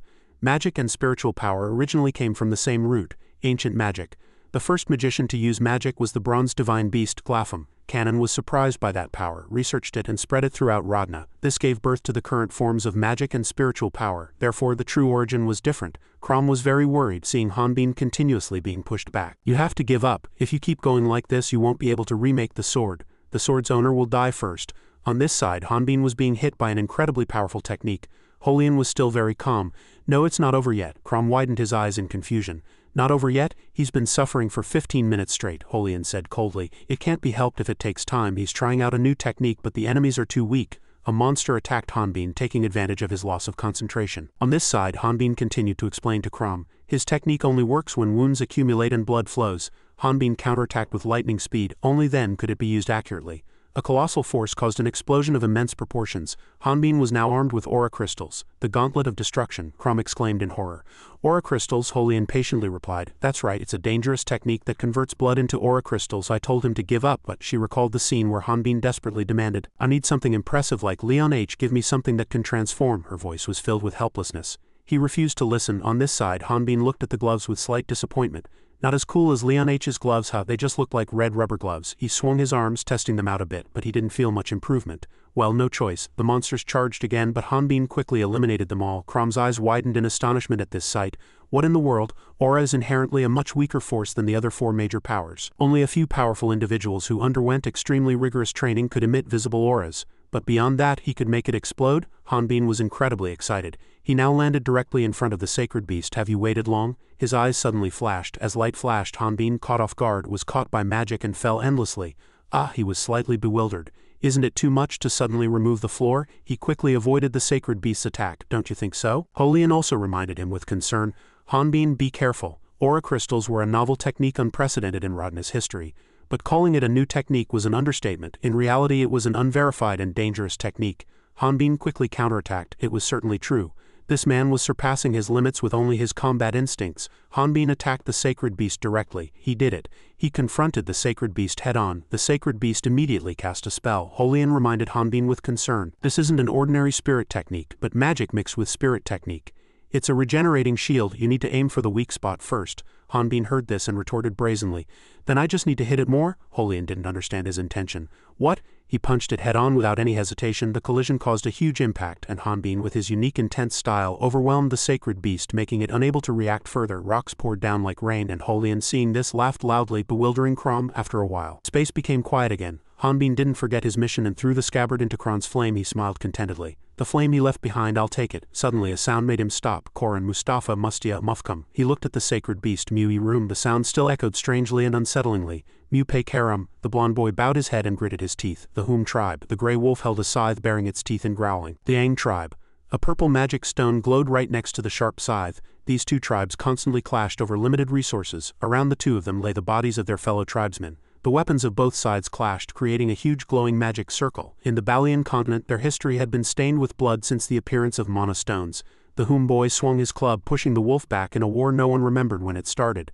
Previous generations and generations after all participated in the war. One day a young mage appeared. The small, tearful blond boy gritted his teeth. Despite his youth, his talent was recognized as a prodigy. He suddenly began to question the meaning of this war. He bit his lip tightly and squeezed his eyes shut. But in that brief moment of hesitation, the Ang tribe's gray wolf's eyes glowed red, fiercely baring its sharp teeth, a sign of weakness. He quickly rushed forward and knocked the boy's magic staff away. Did someone interfere? Is there a reason why the war never ends? The young mage's eyes widened and he fell backward. For both sides to share thoughts and put down their weapons. The fierce gray wolf charged with a sharp scythe. It was almost a miracle for both sides to stop fighting. The boy gritted his teeth, cowering in fear, covering his head. When nothing happened, the mage cautiously raised his head and looked up. Two large scythes fell to the ground simultaneously, but the Ang tribe wolf lay collapsed right at the boy's feet. Sunlight shone through the clouds, illuminating the two, and sometimes miracles happened. He gritted his teeth, watching with pained eyes. What is a warrior's honor? Where is the hope of the Ang tribe? The golden sunlight illuminated his pale, grimacing face, and he sobbed. You want to live too, kid, don't you? Night fell, and fireworks painted the sky brilliantly. After countless efforts, peace came. Just like the gods of this world, inside the ancient castle, various races harmoniously talked to each other. They began to accept and understand each other's existence. The large wolf took a big gulp of beer, winking with delight. 10 years have passed since the war. Time flies. The wolf gently stroked the old boy's head. The old young mage had grown up and was now drinking with him. Another person leaned on the railing, happily telling old stories. Uncle, you're getting old, aren't you? His reddish-brown eyes seemed to shine under the night sky. If Uncle hadn't stopped fighting then, we wouldn't have today. The mage looked up at the fireworks and asked, "Why did you stop fighting then? What if I had taken that opportunity to counterattack and kill you?" He tilted his head and looked at the big wolf, the kid's eyes. When he was still living in the cave, he contemplated, bowing his head in front of the mirror. The look in his eyes I saw then. The gray wolf's face was reflected and his pupils glowed red just like his eyes whenever he looked in the mirror. The mage smiled and said, "How is it? It's true, isn't it?" The wolf also burst out laughing. "I'll take that as a compliment." The wooden door behind them opened slightly and a girl peeked her head out. "Heroes," the two turned around simultaneously and answered. "Yes?" The beautiful girl in a delicate white dress smiled softly. "Oh, both heroes are here. I hope I'm not interrupting." The mage heard this and immediately became flustered. No, you're not interrupting. We were just talking for a bit and about to head back." The girl giggled as the gray wolf slapped him hard on the back. "You're not very charming, so hurry up and go. It's not manly to leave your bride alone," he said in a low voice. "Groom." His cheeks flushed and he winked happily. "Thank you, uncle." He ran to his wife and talked happily. The gray wolf closed his eyes, a gentle expression on his face. He tilted his head back and let out a long howl in the middle of the night sky filled with starlight and fireworks behind him. A woman's shadow approached and sighed deeply. The wolf bowed his head on the railing. "Oh, I'm sorry. That's an Aang tribe custom." He heard her laugh loudly. There was nothing more painful than the scream of a man who had fought his whole life but couldn't find someone to share his heart with.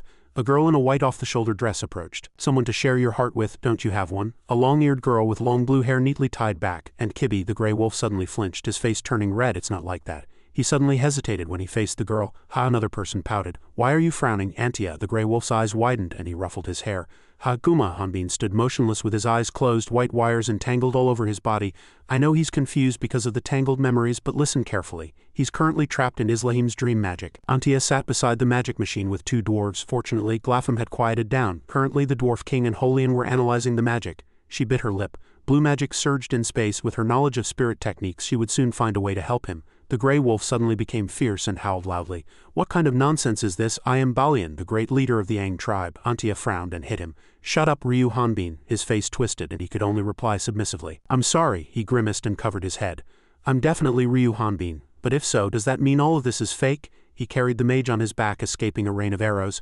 "I was tired of war and tried to run away. But in the end, that kid and I were branded as traitors by both tribes and we fled from our enemies. They fought together, accompanied each other, and met a beautiful girl with chestnut hair. While hiding in an old temple, we accidentally rescued the Hoom tribe princess. And then we embarked on a journey to find the cause of this endless war, and the three Hanbins confronted a giant zombie with a muddy lower body, and as a result discovered the truth. The war was because ancient kings were using the lives of the dead in war to gain immortality.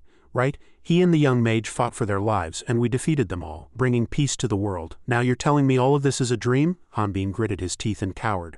I vividly remember all the memories of this world. Dreams usually aren't this clear, are they? No, Antia waved her hand. Because it's not your dream. The other person glared with angry eyes. Not my dream, she frowned. Now stay here with me, don't lose yourself. As Antia finished speaking, the ancient castle suddenly exploded. Hanbin flattened himself to the ground to protect her. He suddenly looked up in astonishment. Peace, no matter how miraculous, can be shaken by a small crack. No way, Hanbin rushed forward. The Aang tribe betrayed us. Antia, left behind, tried to call out to him. Wait, Ryu Hanbin. His eyes were vacant and his chest heaved wildly. He ran through the smoke. This pungent smell like iron. Hanbin's red pupils flashed and he gritted his teeth. It was the smell of blood. The blonde mage's bright smile vividly appeared in his mind. Kid. Suddenly, Hanbin stopped as if he had noticed something. He stopped in front of a writhing shadow on the ground. A blonde wolf, as if going mad, bit a human arm and howled in the darkness. A deep purple spirit stone was embedded in its lower neck. A scene of chaos unfolded before Hanbin's eyes. Uncontrollable packs of wolves were massacring humanity. Miraculous peace could be shaken by a small crack. His face twisted and his voice trembled. Stop. Hanbin quickly grabbed a person who was going mad nearby.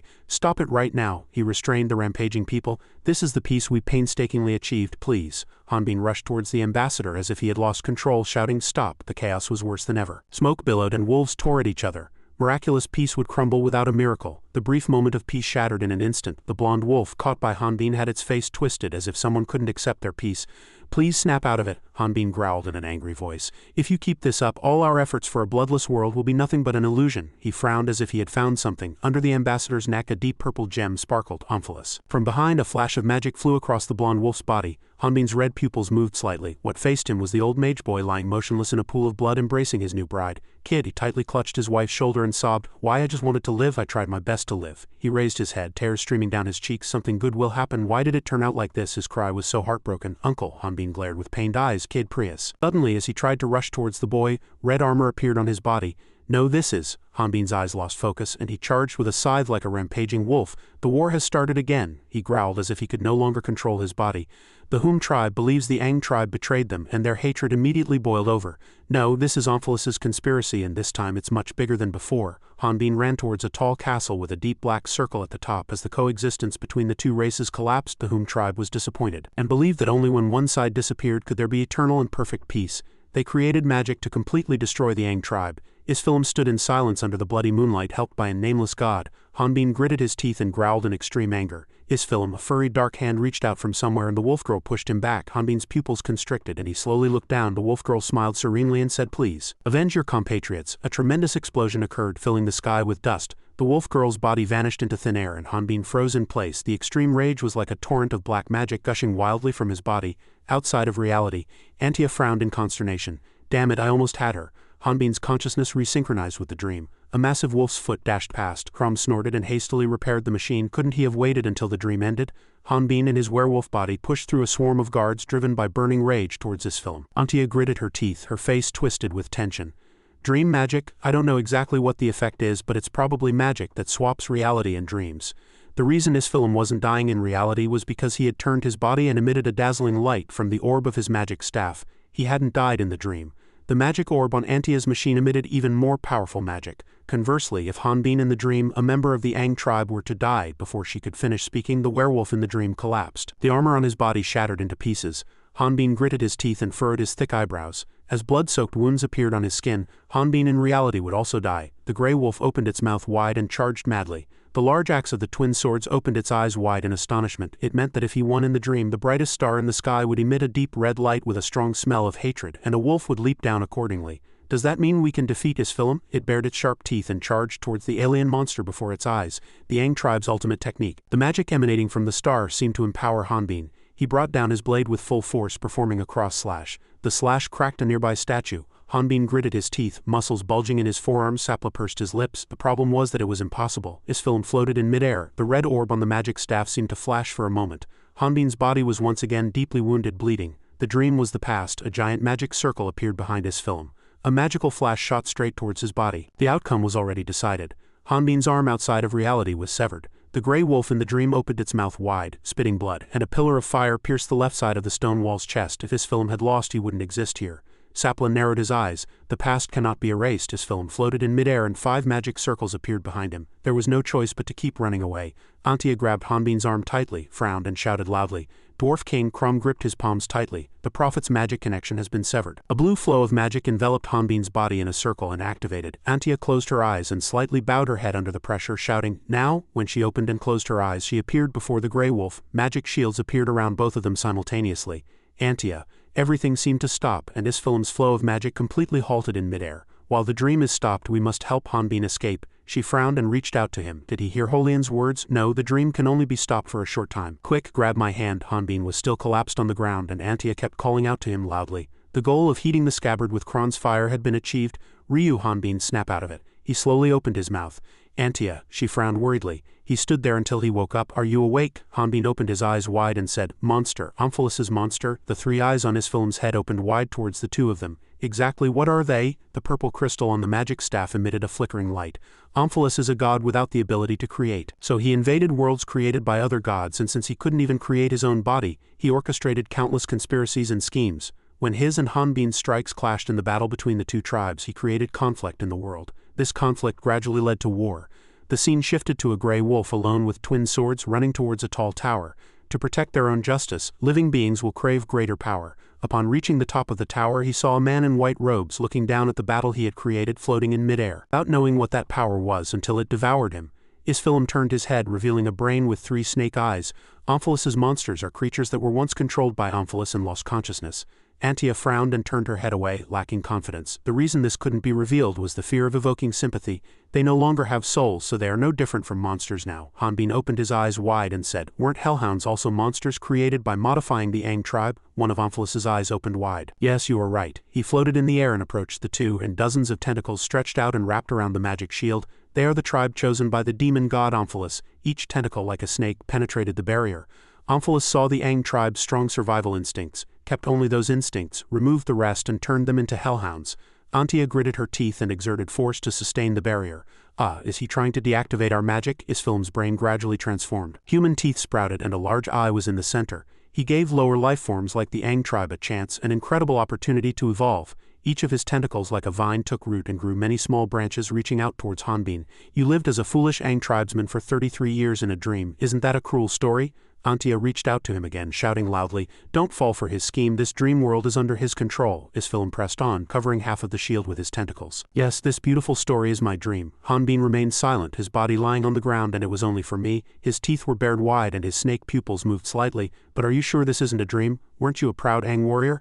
Hanbin suddenly sprang up, baring the grey wolf's sharp teeth. Antia narrowed her eyes worriedly and hastily calmed him down. "Don't lose yourself. Remember why you fought Isfilm." She closed her eyes tightly and shouted with all her might. "Antia, we've reached our limit." She reached out to him, shouting loudly with Isfilm's cry. At this very moment, Ryu Hanbin, the Aang tribesman.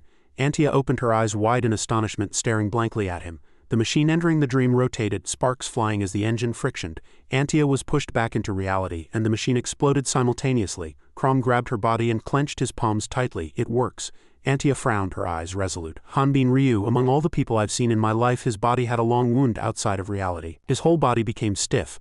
Hanbin in wolf form spit blood and staggered. "Ha ha ha." Isfilm floated in midair, raising the glowing staff in his hand high. "Excellent." His horrific head opened and his eyes flashed. He continued arrogantly, "I never tire of this, no matter how many times I see it. Now let's end this beautiful story." Before his eyes was Hanbin struggling to stand up. He plunged his sword into the ground as a support. He kept nagging him, "Now engrave today's story in your heart. The destruction of this world has reached its end." His two legs struggled to stand up against his challenge. Isfilm was using everything to kill him. There was a burning magical aura around him. He continued, "A story that ends with a hero's death is truly magnificent." He began to attack him. However, he didn't know that he would secretly find his weakness and finish him off. The astonishing sight before his eyes he would never see again.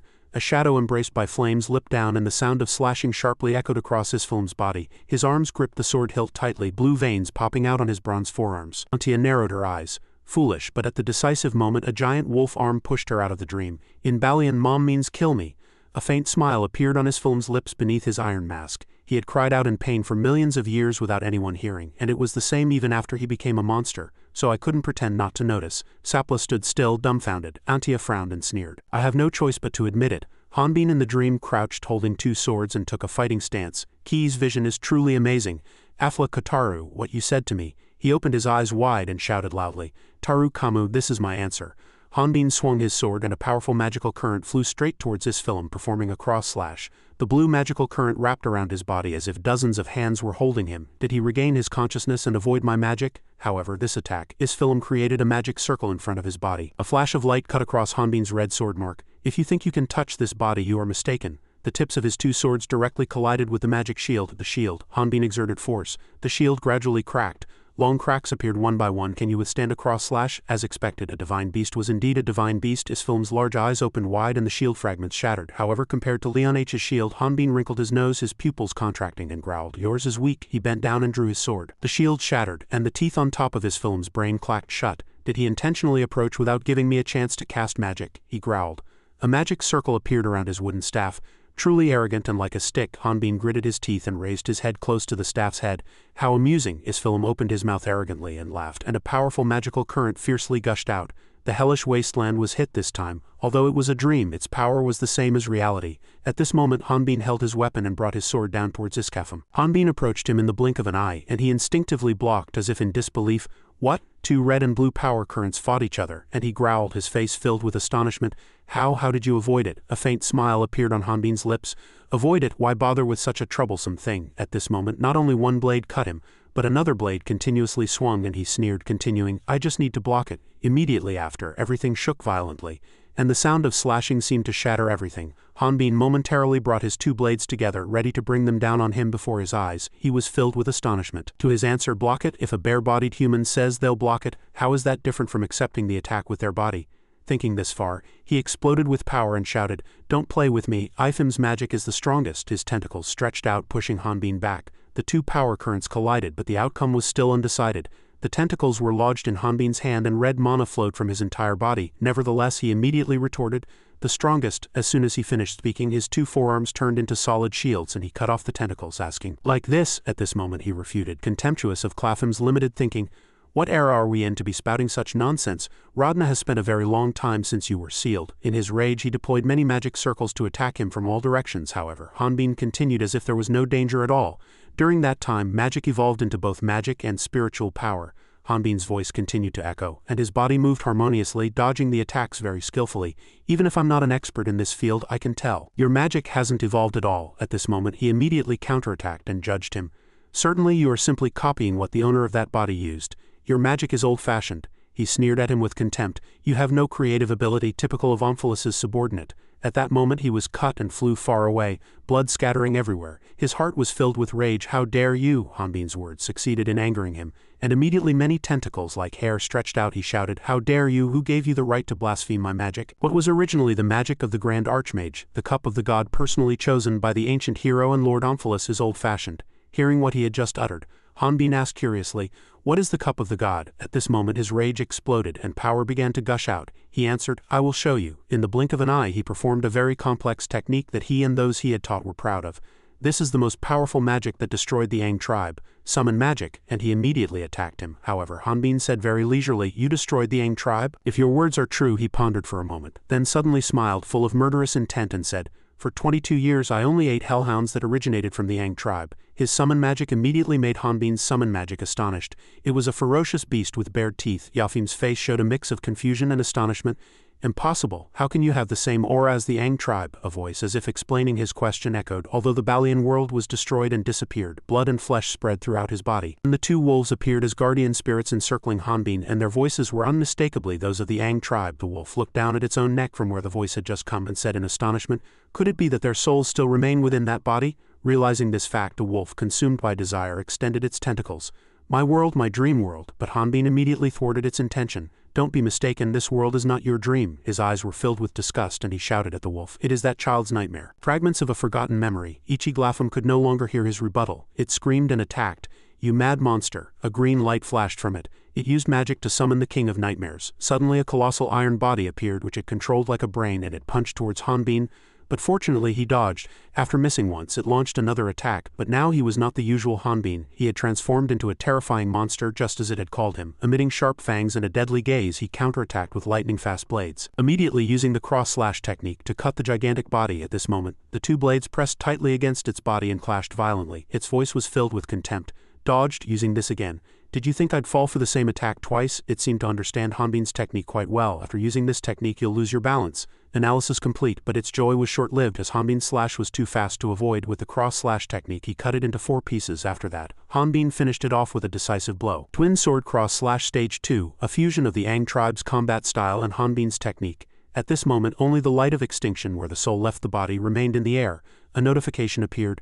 Divine Beast Ipim has been defeated. At this time he was still reeling from the aftermath of the battle even after defeating it. Suddenly another notification appeared. You have gained 32,268,239,114 experience points.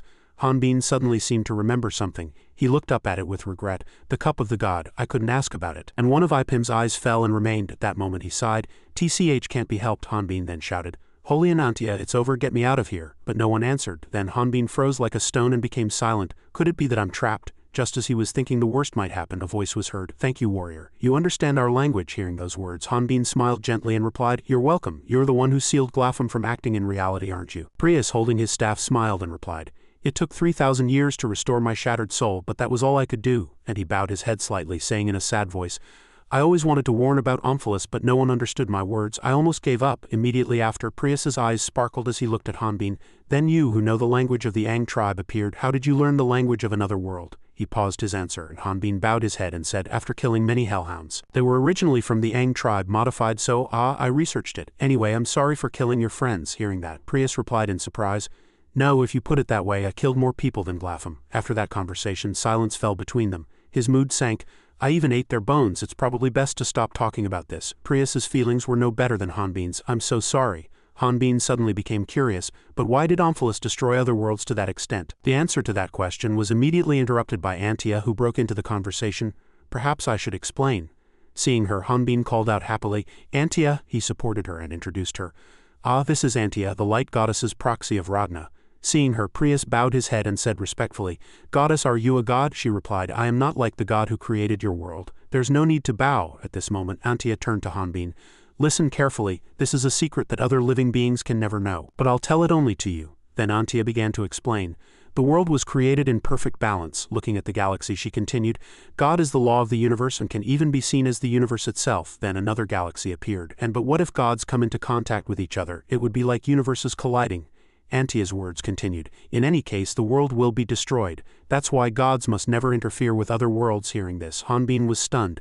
This story is so different from what I knew about gods. At this moment, Antia continued to explain. Even the goddesses we commonly speak of are only called gods for convenience. We know nothing about true gods. He was puzzled.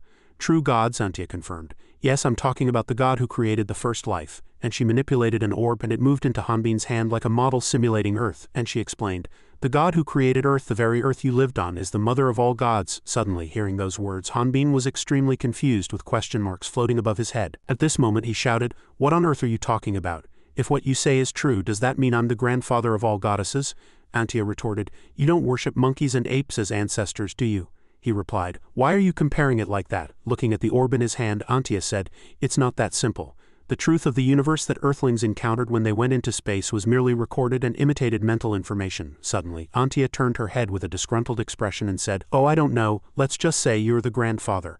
I'm not confident I can make a monkey understand. Hearing that, Hanbin was flustered. You're giving up explaining, that's too much. At this moment she took the orb from Hanbin's hand and said, anyway, material DNA disappeared when it became a mental entity. So the only desires passed down to your humanity are evolution and reproduction. Suddenly, Antia was silent for a moment. The birth of a god is the only reason gods create new worlds. Then Hanbin also gradually understood and looked at her. So when a god creates a world, it's like a baby in the womb? Suddenly Antia continued, but just as not every fetus can be born, she suddenly thought. Many species among the created lifeforms prospered, and many also embarked on the path of extinction. Her voice was heard again. That's when Omphalus's destructive divinity is needed. Then Antia further analyzed Omphalus's role. To eliminate sick worlds and save gods, that's why Omphalus has no creative divinity. But at some point Omphalus started making his own decisions. He fostered hatred in immature worlds, and began to crave destruction in a physical body. Hearing this, Hanbin guessed, is that the cup of the god? At this moment Prius opened his mouth. Yes, it was a body made of energy powerful enough to contain Omphalus's mental power, and at the same time it was a body that disappeared when it lost its ego. That is the cup of the god. Prius's recollection continued. His hand reached out and called, Uncle. At that moment the wolf-shaped uncle leaned on Prius's shoulder and he was flustered, saying, Uncle, what have I done? It was a sign of a body denying its ego. Prius completely collapsed in the face of his uncontrollable actions. Suddenly a phenomenon occurred in the sky, as if an eclipse was happening. Suddenly it opened like an eye, then grew completely large, with strange black tendrils flowing down, and a human-shaped entity appeared. Prius was still immersed in self-blame, and his body was gradually transforming when suddenly a voice echoed, Hero! Suddenly a naked brown-haired girl appeared, extending her hand and smiling. This isn't reality. Come with me. At that moment, his soul felt as if light was shining into a dark life. He looked back happily and called out, Princess! Prius immediately rushed into her arms, and a comforting voice was heard. Don't worry, this nightmare will end. Suddenly the girl's body gradually changed and said, When we become one. At this moment, everything around them gradually changed and cracks appeared. Slowly that terrible event spread to both of them. And suddenly the planet was destroyed. Seeing the aftermath of the ashes, Prius was filled with sadness. That was my sin and the end of that world. His eyes suddenly looked into the distance. But even I who became Glapham of Omphalos, was not a perfect body. I was demoted to a divine beast and used like a monster. Hearing this, Antia frowned. The important thing is that this history will repeat with Gahan, the strongest body in Radna. Hanbin was immediately surprised by this name. Gahan. Prius's hand reached out and suddenly his body seemed to gradually disappear. One at the pinnacle is like a needle's tip, sharp but easily broken. Seeing that strange sight, Hanbin was startled. Your body? Prius replied. It's time to go now. At this moment Antia's eyes were filled with pity for Prius. His soul is worn out. He struggled for a long time to deliver these words. Prius's warm, bright smile was his last before disappearing forever. He said, This is a small gift from me. A notification appeared. Grand Archmage Prius experience gained. Level up. Suddenly Hanbin called out, Kid, surprising him. After that he clapped his chest and smiled brightly, encouraging him. We really lived wonderfully.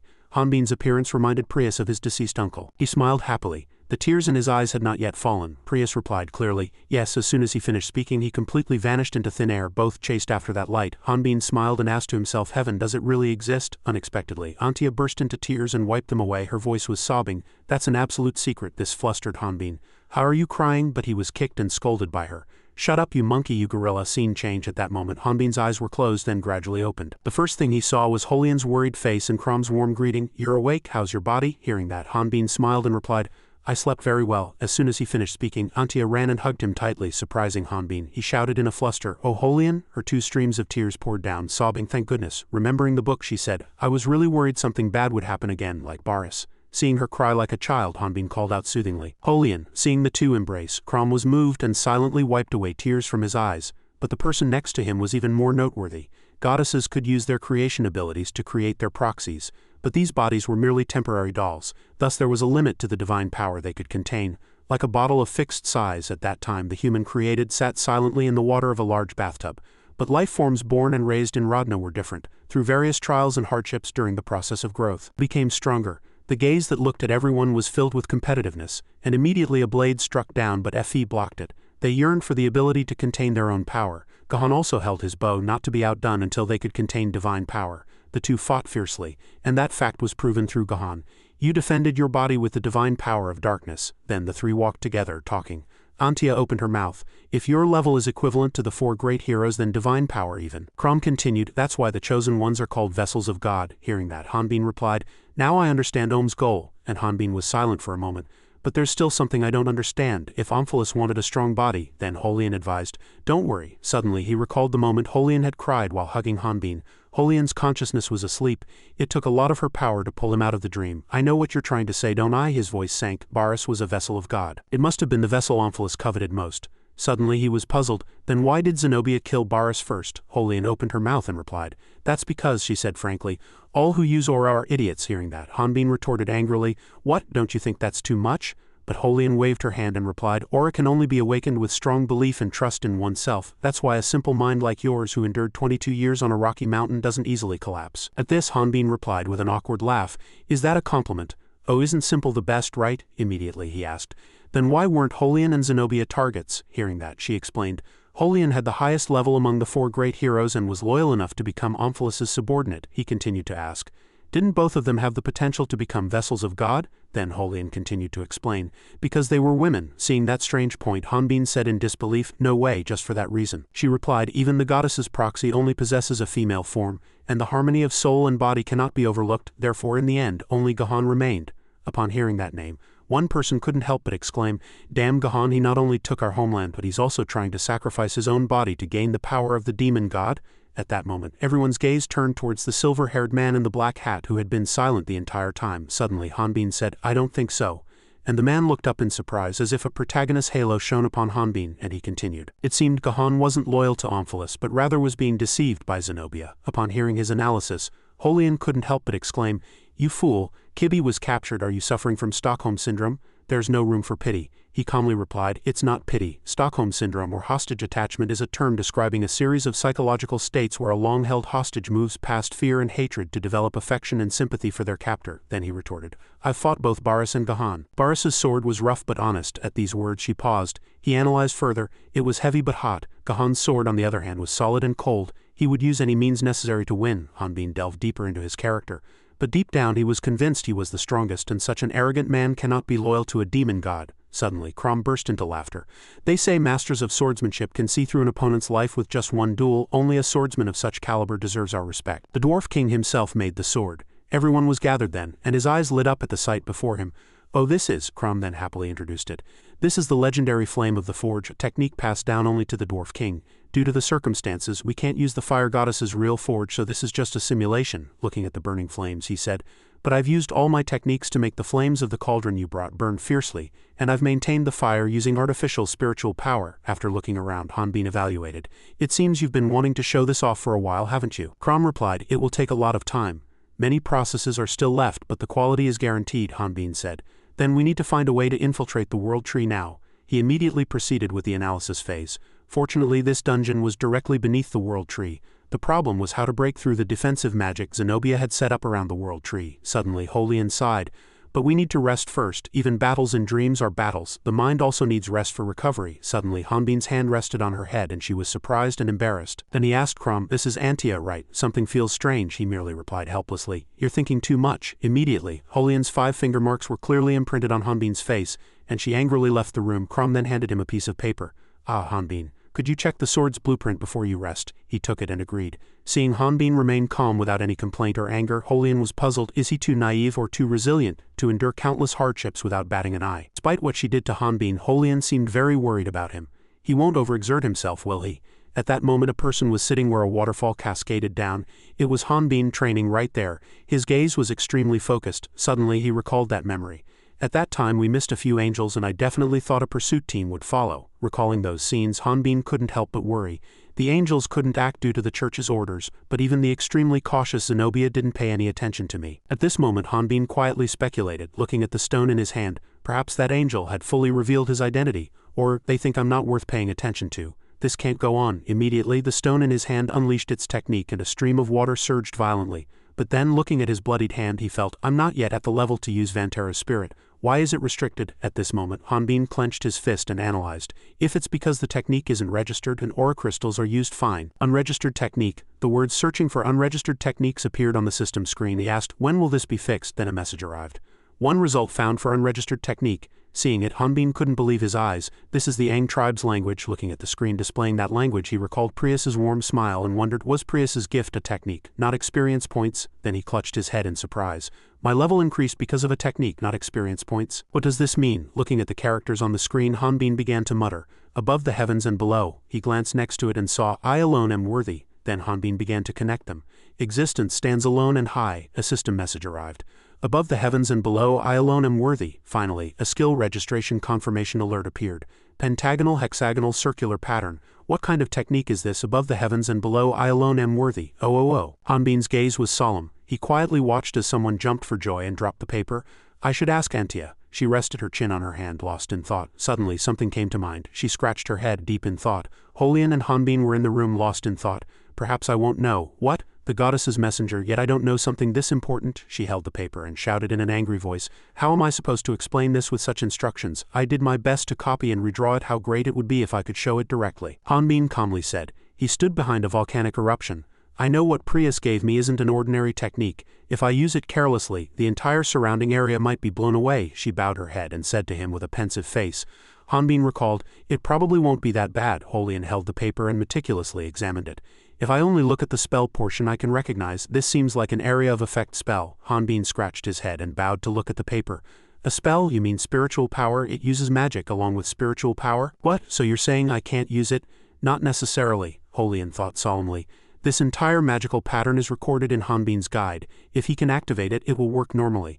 Not alone, but it's possible with external help. She placed her hand on Hanbin's hand in this manner. The two stood up holding hands. Holian, don't overexert yourself. You just recovered, didn't you? Even if I wanted to, I couldn't. My prana is limited to this doll, so I can't activate its full power. Moreover, the magic part doesn't work at all. Hanbin looked at her gently. I'll try to activate it a little. All right. Holian placed her hand on her chest and concentrated her strength. Then just concentrate a little. She paused, looking at her hand with a flushed face. Oh, immediately she turned her face away and an aura of embarrassment spread around her body. How glorious. What? Aura energy was transmitted between their hands. Hanbin closed his eyes and felt the flow of aura. What a fresh feeling. I can feel Holian's prana flowing in. Suddenly, an alert appeared on the system board. Warning, skill usage conditions are not met. Do you still want to set the skill? Hanbin's face hardened and he replied seriously, above the heavens and below I alone am worthy. Hanbin and Holian stood seriously, aura spread around them, and the entire room was filled with smoke. Hanbin closed his eyes, solemn. Suddenly he opened his eyes and looked at his hands. What is this? There's no effect. Did it fail? Suddenly she collapsed onto him, crying out, Ah, Antia. Seeing Holian leaning on Hanbin's shoulder worriedly said, I told you not to overdo it. Suddenly he cried out in surprise. Ah. Holian raised her hands high. Hanbin cried out worriedly, What dangerous thing are you doing, Antia? Suddenly, Holian used powerful energy and he blocked her punch. Her punches continuously rained down on him. Wait, Antia, your hand is hurt. Stop right now, don't you hear me? He widened his eyes in surprise, thinking inwardly, illegal intrusion into a divine body detected. Holian continued to throw punches forward, activating emergency protection procedures without emotion. Hanbin grabbed Holian's wrist and shouted. Could it be that this technique affected her divine power? His two legs were running, rushing towards her with all his might. Hanbin tightly embraced Holian with both hands and shouted. Holian, stop the technique. Quick, he held her tightly. Holian's 2 feet now scraped the ground. Hanbin was incredibly saddened to see Holian's feet kicking high. Our Hanbin, his face darkened and he was sweating profusely. Holian kicked backward and struggled and he widened his eyes in pain. Sapla held the golden circle in his hand and thought inwardly, if he ever thinks he needs to stop me. He held the wooden bucket and thought inwardly, Please give this to me, but before that hide it from everyone, even from me, Saple thought solemnly. Afterward a voice was heard, especially be careful of Zenobia, but it's too difficult for an old man like me who won't live much longer. His hand knocked on the door and Saple grabbed the doorknob. I know you're in there, young man like Baris. I know this request is shameful, but afterward Saple opened the old door and said, but this is the end of the path I must take. I have come to ask for one last favor. Opening the door he said in surprise, please take this old man with you. Could you take me to meet Lord Gahan? Hanbin had his rear raised and Holian pushed more energy into him. I believe you can hold on just a little longer. Hanbin and Holian's figures were reflected in Sly's glasses. He. The surroundings were lively, and there was also a gentleman in a wheelchair, 40 years ago after Gahan decided to succeed to the Lord's position. Gahan's gaze solemnly looked at a man. He yearned to end his long and difficult hunter life and create a better world. Gahan saw these as inheriting his ideals. Baris's muscular body grimaced solemnly. However, what tormented him was Baris, whom he considered like a true brother and a companion he trusted more than anyone. His hand was pierced by a sharp object, and a man was holding a sword. There were 3 people in the forest, and a sword lay on the ground. However, he realized that the path he was taking was different from that of a born warrior like Baris. Another country, a tall tower covered in thick snow. Codes. Immediately after, Gahan joined the empire to rebuild his territory. On the old map, the territory was divided into several regions. A vast territory, a powerful army, and a kingdom with a long history. They knelt before the king on the throne. At that time Kandris was under the rule of King Rikuat XIV. However, the old king suffered from delusions of assassination, suspecting even his own children. A man wearing a crown glared at Gahan, who was kneeling on one knee, clenching his fist and bowing his head. Gahan, although a nobleman, he was a famous hunter and a suitable person to keep by his side. Gahan stood solemnly beside the king holding a sword. So Rikuat XIV incorporated Gahan's territory into Kandris and granted Gahan the title of count, making him his right-hand man. In a dark and silent moment 3 years later, the old king lay in his coffin, eyes closed, peacefully asleep. King Rikuat XIV had died, and a man held a letter in his hand. Immediately after, I received this letter and a treasure chest. In a dimly lit room 3 people were talking. But this old man won't live much longer and will only be a burden to you. Hanbin held the paper with Holian and Sly. But I implore you without hesitation, take me to Gahan. Holian glanced at him and replied indifferently. No, she knelt and said solemnly with crossed arms, the situation is dire, but we are not going to meet Gahan. Gahan is our enemy. Sly lowered his head, disappointed and sad. He killed Baris, whom he once considered a brother, so he is no longer the man we knew. He is a cruel man. No one knew what was inside the old but quite sturdy wooden bucket or what traps it might hold. So it was impossible. Hanbin was holding the wooden bucket and Holian turned her face away. It's very dangerous, stay here. I'll get the item instead. That's right, Sly said loudly. Did you even hear what I said? We'll pass by there anyway. Holian kicked Hanbin's face as he was about to open the wooden bucket. What if there's a trap? You can just open it and see. Hanbin opened the bucket and Holian, hiding behind him, shouted, look, the inside is very bright and full of shining gold and jewels, gold coins, old bottles and ornaments. She covered her mouth with her hand and cleared her throat. He looked at the gold coins and said, what is this? It's worthless. It's just Gahan's slush fund. Slush fund? Why does he have something like that? Hanbin picked up the gold coins and examined them closely. That's really strange. Do you remember how Gahan changed after that time? Sly closed his eyes and said solemnly, I haven't met him since then. But Hanbin looked up at Holian. That is a famous event that all Rodna residents know. Eos, I don't know the details either. I was in the Holan kingdom at that time. Holian lowered her head, closed her eyes and recalled someone with a sad expression. But after the 14th king died, Gahan's actions shocked everyone. The curly-haired boy sat in a chair, eyes wide and drooling, with Gahan standing solemnly behind him. Gahan supported the 9th prince, who had no relation to the succession, and at the same time people questioned the death of the former king. During wartime, blades were stained with blood, and finally a struggle for the throne erupted among the princes. And soon after, a civil war broke out. In a dilapidated shack, someone sat by a fire in the cold snow, warming themselves. During this process, the people suffered from famine, and royal corruption spread throughout Kandris. Behind the fire was Gahan, and in front was a person crawling in fear. Gahan gained the support of the people of Kandris. Starting with the 8th prince, he purged the royal family. Gahan stood behind the fire, holding a sword high, his expression dark. The prince fell to the ground, screaming in terror. In a world of darkness, some people were cut down, leading to the downfall of the Li royal family. QS. The curly-haired boy sat in a chair wearing a crown. Finally, only the 9th prince, who was physically incomplete, remained as the sole royal family member to ascend the throne. Gahan raised his voice, lifted his hand and shouted loudly, then began to act as regent, governing on behalf of the king. Of course, in this situation there were many voices demanding the legitimacy of the royalists. Gahan sat on the throne with a solemn expression. However, when the 9th prince died, the royalists also disappeared, and Gahan's power could no longer be encroached upon by anyone. Some people looked at him with disdain, and among the nobility, many accused Gahan of being a butcher or a traitor. Some people welcomed him with great joy, but conversely, the people of the Kandris Empire unanimously praised Gahan. Furthermore, his status rose even higher as he became one of the 4 heroes who repelled the invasion of otherworlders. Gahan started as a local lord and became a hero who saved the world. Light flashed within the steel orb in his hand, and people had different opinions about him. But one thing was certain: Gahan stopped at nothing. Holian held a letter and read it. This may have started after this letter was written. What exactly happened? A shining orb rolled next to the wooden bucket. Hanbin curled his fingers and picked up the shining orb.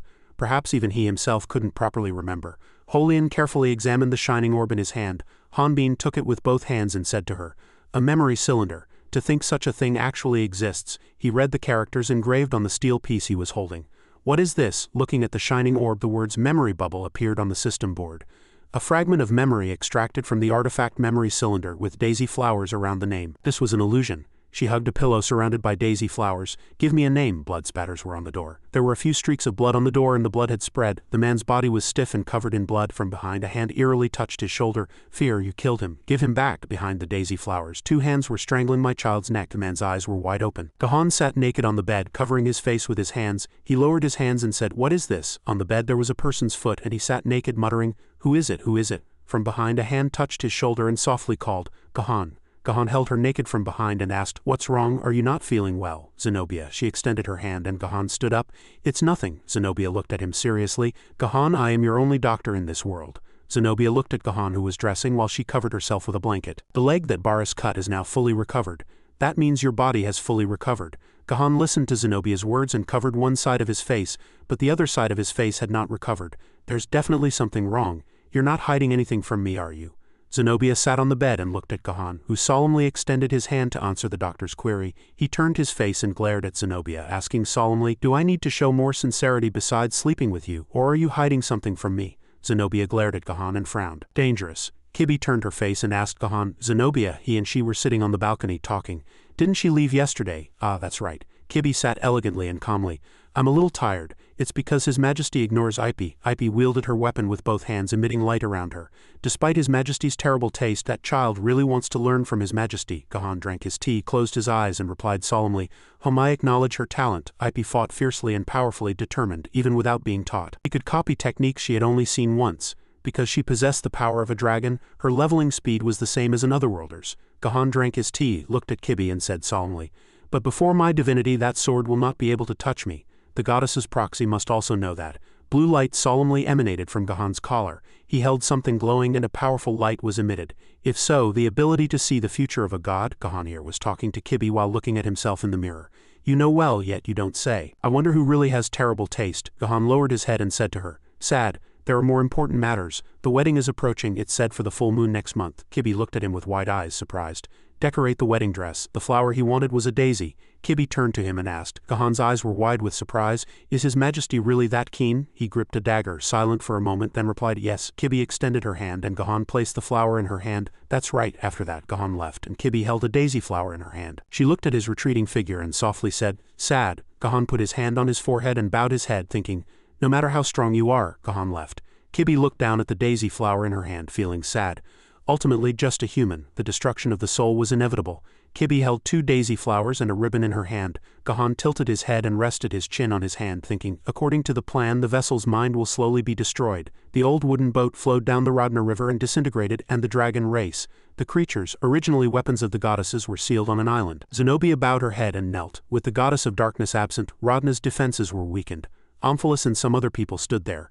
Not only could they no longer prevent the Lord's imminent descent, Zenobia knelt on one knee, raised her head and held a book. "Excellent angel of wisdom, on the day I descend I will impart the knowledge of the universe to you." Her cheeks were flushed and she smiled shyly. "It is truly an honor, Lord." Someone approached wearing a mask and spoke with an open mouth. "Before we celebrate, there is something I must report." "Lord Amphilis." Zenobia raised her head and looked at Cassian, who raised his voice. "Speak, angel of evolution." She glared at Cassian and said, "Lord Amphilis is not yet the god of Rodna, so he cannot see the internal problems of Rodna. Therefore Zenobia's role is to be the Lord's eyes and hands." Zenobia frowned and asked uncomfortably, "And all powerful and outstanding beings in Rodna must be eliminated. What are you trying to say?" Zenobia knelt and Cassian stood solemnly before Amphilis, shouting loudly. "But the destruction of Uzglapham has just been confirmed." Behind them, Eos, Gladius and Zenobia raised their heads. "Fear, is this information reliable?" "Of course, I haven't confirmed it myself." Eos gritted his teeth, trembling in fear, while Gladius folded his arms and smiled. but the energy of the eliminated vessel is very special. We have confirmed the dissipation of energy that combines mana and prana. This is clear evidence that Glapham has been destroyed. Gladius bared his sharp teeth and glanced at it. It must be just a name. A lot of sweat streamed down Eos's forehead, filled with worry and fear. Ryu Hanbin. Zenobia raised her head, frowned, and shouted in dissatisfaction. There should only be dwarf remnants underground. How in the world did this happen? Zenobia and Cassian looked at Nova and Cian and simultaneously said, "What's the use of asking us such a thing? That's something you, Zenobia, should know." Nova and Cian said to her and him in turn, "Perhaps those dwarf beings were stronger than you thought." Nonsense. The divine beast Isisvim is a vessel of God. Nova raised her head and smiled at her, saying, "Or perhaps there were many omissions in Zenobia's report." Cian raised his head and said, "Zenobia is human and can make mistakes. If not, she might be on the goddess's side." Zenobia went berserk, glaring at them and raging. "How dare you? What are you saying?" Eos ran and stopped Zenobia, pointing to himself and shouting angrily, "Lord Omphalos, I investigated his Glapham." "Wait, don't just blame Zenobia." A sound came from Flaus and his face was long and straight. Suddenly, Omphilos's face rushed towards Eos, appearing unexpectedly before his eyes. He gritted his teeth, trembling in fear. "Are you afraid?" The pale-faced Omphalos stood before Zenobia. "What are you afraid of? Why are you afraid?" Eos stammered, sweating. "Ah well." He hesitated, trembling in fear. "Actually," suddenly he called Zenobia's name. Eos turned his head and looked at her. Zenobia lowered her head deeply, trembling in fear and sweating. Zenobia was confused and muttered to herself, "What did he just say? Baris might still be alive? What if that person is really alive and completes his divinity?" Omphalos said in a low voice. "No longer bow your head." She was startled and immediately raised her head, and a drill suddenly pierced Zenobia's forehead with root-like entangled blood vessels erupting. Omphalos explained, "This magic is beyond your comprehension. This is the great knowledge imparted to you. This is a testament to my trust and my divine knowledge. Now no mage will be able to surpass you. There's nothing to fear." Zenobia was now strengthened with new power. Another mouth appeared in the middle of her forehead, looking somewhat eerie. "Good." She bowed her head and greeted him. "I beg you, if this continues, that person and Ipe will soon clash, and he will die by his hand or by Omphilos's hand." Gladius coldly retorted, "What does that have to do with me?" Eos pleaded incessantly. "Go, you and I are intertwined by fate. Don't you remember what happened last time when you lied to Zenobia?" A colossal object was rushing towards Eos. The one-eyed monster swung its hand, punching towards Gladius. He continuously dodged the monster's attack. A threatening voice was heard. "Don't interrupt me." Cian pointed at Snow and asked again, "Do you want to restore this experimental subject's memory?" Gladius replied firmly, "Yes, it's not a difficult task for you, is it?" He asked curiously. "It might be, but when did you first notice this strange point?" Gladius said coldly with an arrogant expression. "I don't know, and I don't care. But I need to know why he saved me. Why he saved me, a dying person. He has been acting like that since I woke up." Even Gladius started recalling some old events. Hanbin shouted in an agitated voice. "Snow," Gladius thought gloomily. "After that incident, I thought he would regain his memories, but he still looks at me with emotionless eyes," Cassian happily declared. "This is your request as a high-ranking angel appointed by Omphalos, so I will not refuse. After all, the project to create you is my responsibility." He added, "But there's one condition." Gladius was puzzled. Cassian quickly explained, "The colossal creatures released into the wild might be a part of your past. They will be useful for the invasion of Vatna. The problem is that they are unintelligent and uncontrollable. But if you use this parasite to connect with this experimental subject's special ability, you will be able to control them," he carefully instructed. "Try to preserve it as much as possible." Gladius immediately replied, "Good." He entered battle with the monster with great momentum. The one-eyed monster asked, "Is it okay to lose an arm?" The monster fiercely continued to charge, and Gladius counterattacked. He screamed, and a dazzling yellow light suddenly burst from above. Gladius swung two blades in a cross shape. The one-eyed monster's body shattered into pieces, and he still stubbornly accused, "Weak." Gladius clenched his fists in extreme anger. Gladius flew with immense momentum, and a fierce wind blew strongly against his body. A mighty roar erupted. Fall. He landed precisely in the monster's mouth without hesitation. Eos watched this scene in horror and shouted, "Hey, listen to me. If he finds out that human is alive, there will be serious trouble." Gladius threw something and retorted, "Trouble only because you lied and said he was dead. I just stayed silent. Besides, if that human reveals himself and fights me, that's not bad either. Or if he hides and fights Gahan, it doesn't matter. Either way, one of them will die. Then I will fight a stronger opponent." Eos pursued him, constantly trying to persuade him. "What I'm saying is that it's impossible because he's an otherworlder and cannot escape Omphilos's control. In New Radna, the capital ruled by the tyrant Gahan, there were countless traps and difficulties awaiting them." Lucian thought to himself, "Without Big Brother Hanbin it would be a lie to say he wasn't scared, but Big Brother Hanbin trusted him and entrusted him, this lowly one, with the mission of rescuing her. He vowed to do his best." A mysterious space gate opened right before his eyes. Lucian stood blankly among the people looking up. He vowed to himself that he had come here for this. A new landscape appeared with picturesque buildings and clean streets without a single homeless person. The laughter of children echoed everywhere. Prices were low, and even Lucian's face as he savored the skewers looked very satisfied. He exclaimed, The food is really delicious, this place is heaven. Lucian then put on a serious expression again. He kept telling himself to calm down, this was enemy territory, and behind this peaceful facade there must be a dirty conspiracy hidden. Perhaps they had brainwashed the people or put something in the food. Lucian suddenly stopped as if he had seen someone he knew. He exclaimed excitedly, "Miss Leslie," she responded blankly. "Jean Lucian?" Leslie pointed at him with trembling hands. Flustered, "You should have died at Leon H's hands." She suddenly fell backward. Lucian called out worriedly. "Miss Leslie," Kron's flames burned fiercely. This flame, bestowed upon the Dragon Emperor by the fire goddess Jesson, could even incinerate gods. Its heat was so intense that even the dwarves living near the volcano found it unbearable. As a result, the equipment made by the dwarves almost melted as soon as it got close to it. In Kandran's flames, the world tree portion burned away, leaving behind a glowing red sword blade. There was only one chance. 2 maids each held a water bucket and poured water on Krom. 4 dwarves worked together to push the giant sword blade. They shouted in unison and entered the iron chamber. Krom thought to himself, "I can't hit the same spot twice. Each location must be struck only once. The imperial sword that even our ancestors could not complete," he solemnly reminded them. "No one is to enter until I come out of the iron chamber." His subordinates quickly replied from outside as ordered. Krom muttered, "Fire goddess Jesson, ancestor of hammers and axes, please." He swung his hammer very violently. Immediately, a powerful blow came down with all its might. System information appeared. Belt of the 4 Great Gods artifacts allows conversion of 4 power cores usable at level 180. Hanbin scratched his head sheepishly. "I didn't expect much, but as expected, I can't use it." Antia calmly said, "We knew you wouldn't be able to use this artifact. The important thing is that this artifact is the core of the dungeon. That means if you take it out, you can activate the dungeon's closing process." Hanbin couldn't hide his excitement. "Really? So if the dungeon closes, everyone inside will be pushed to the surface?" She frowned and challenged him. "What kind of hunter forgets such a basic fact?" Hanbin explained. "It's been so long since I've activated a dungeon closure that I didn't think of it." He looked up with an excited expression and said, "With this we can pass through Zenobia's barrier and infiltrate. So we just need to wait until the Dwarf King finishes his work?" Antia cautiously warned. "But doing it this way risks being detected by Zenobia. If that happens, there's no turning back, and in the worst-case scenario, even if we hand that item over to Gahan, no one knows what will happen. He might have to face both Zenobia and Gahan." Seeing Hanbin lost in thought, Antia shouted in annoyance, "Hey, are you listening to me?" Hanbin said in a gloomy voice, "I think our position has been discovered." An urgent scream was heard. "We're under attack, it's an archangel attack." The dwarves immediately reminded each other. "Absolutely do not let them infiltrate. Do not let them get close to the iron chamber." A dwarf fought back, wondering was it attracted by the powerful aura. He quickly told his comrades, "I'll hold them off here, so evacuate the women and bring the Vantara warrior immediately."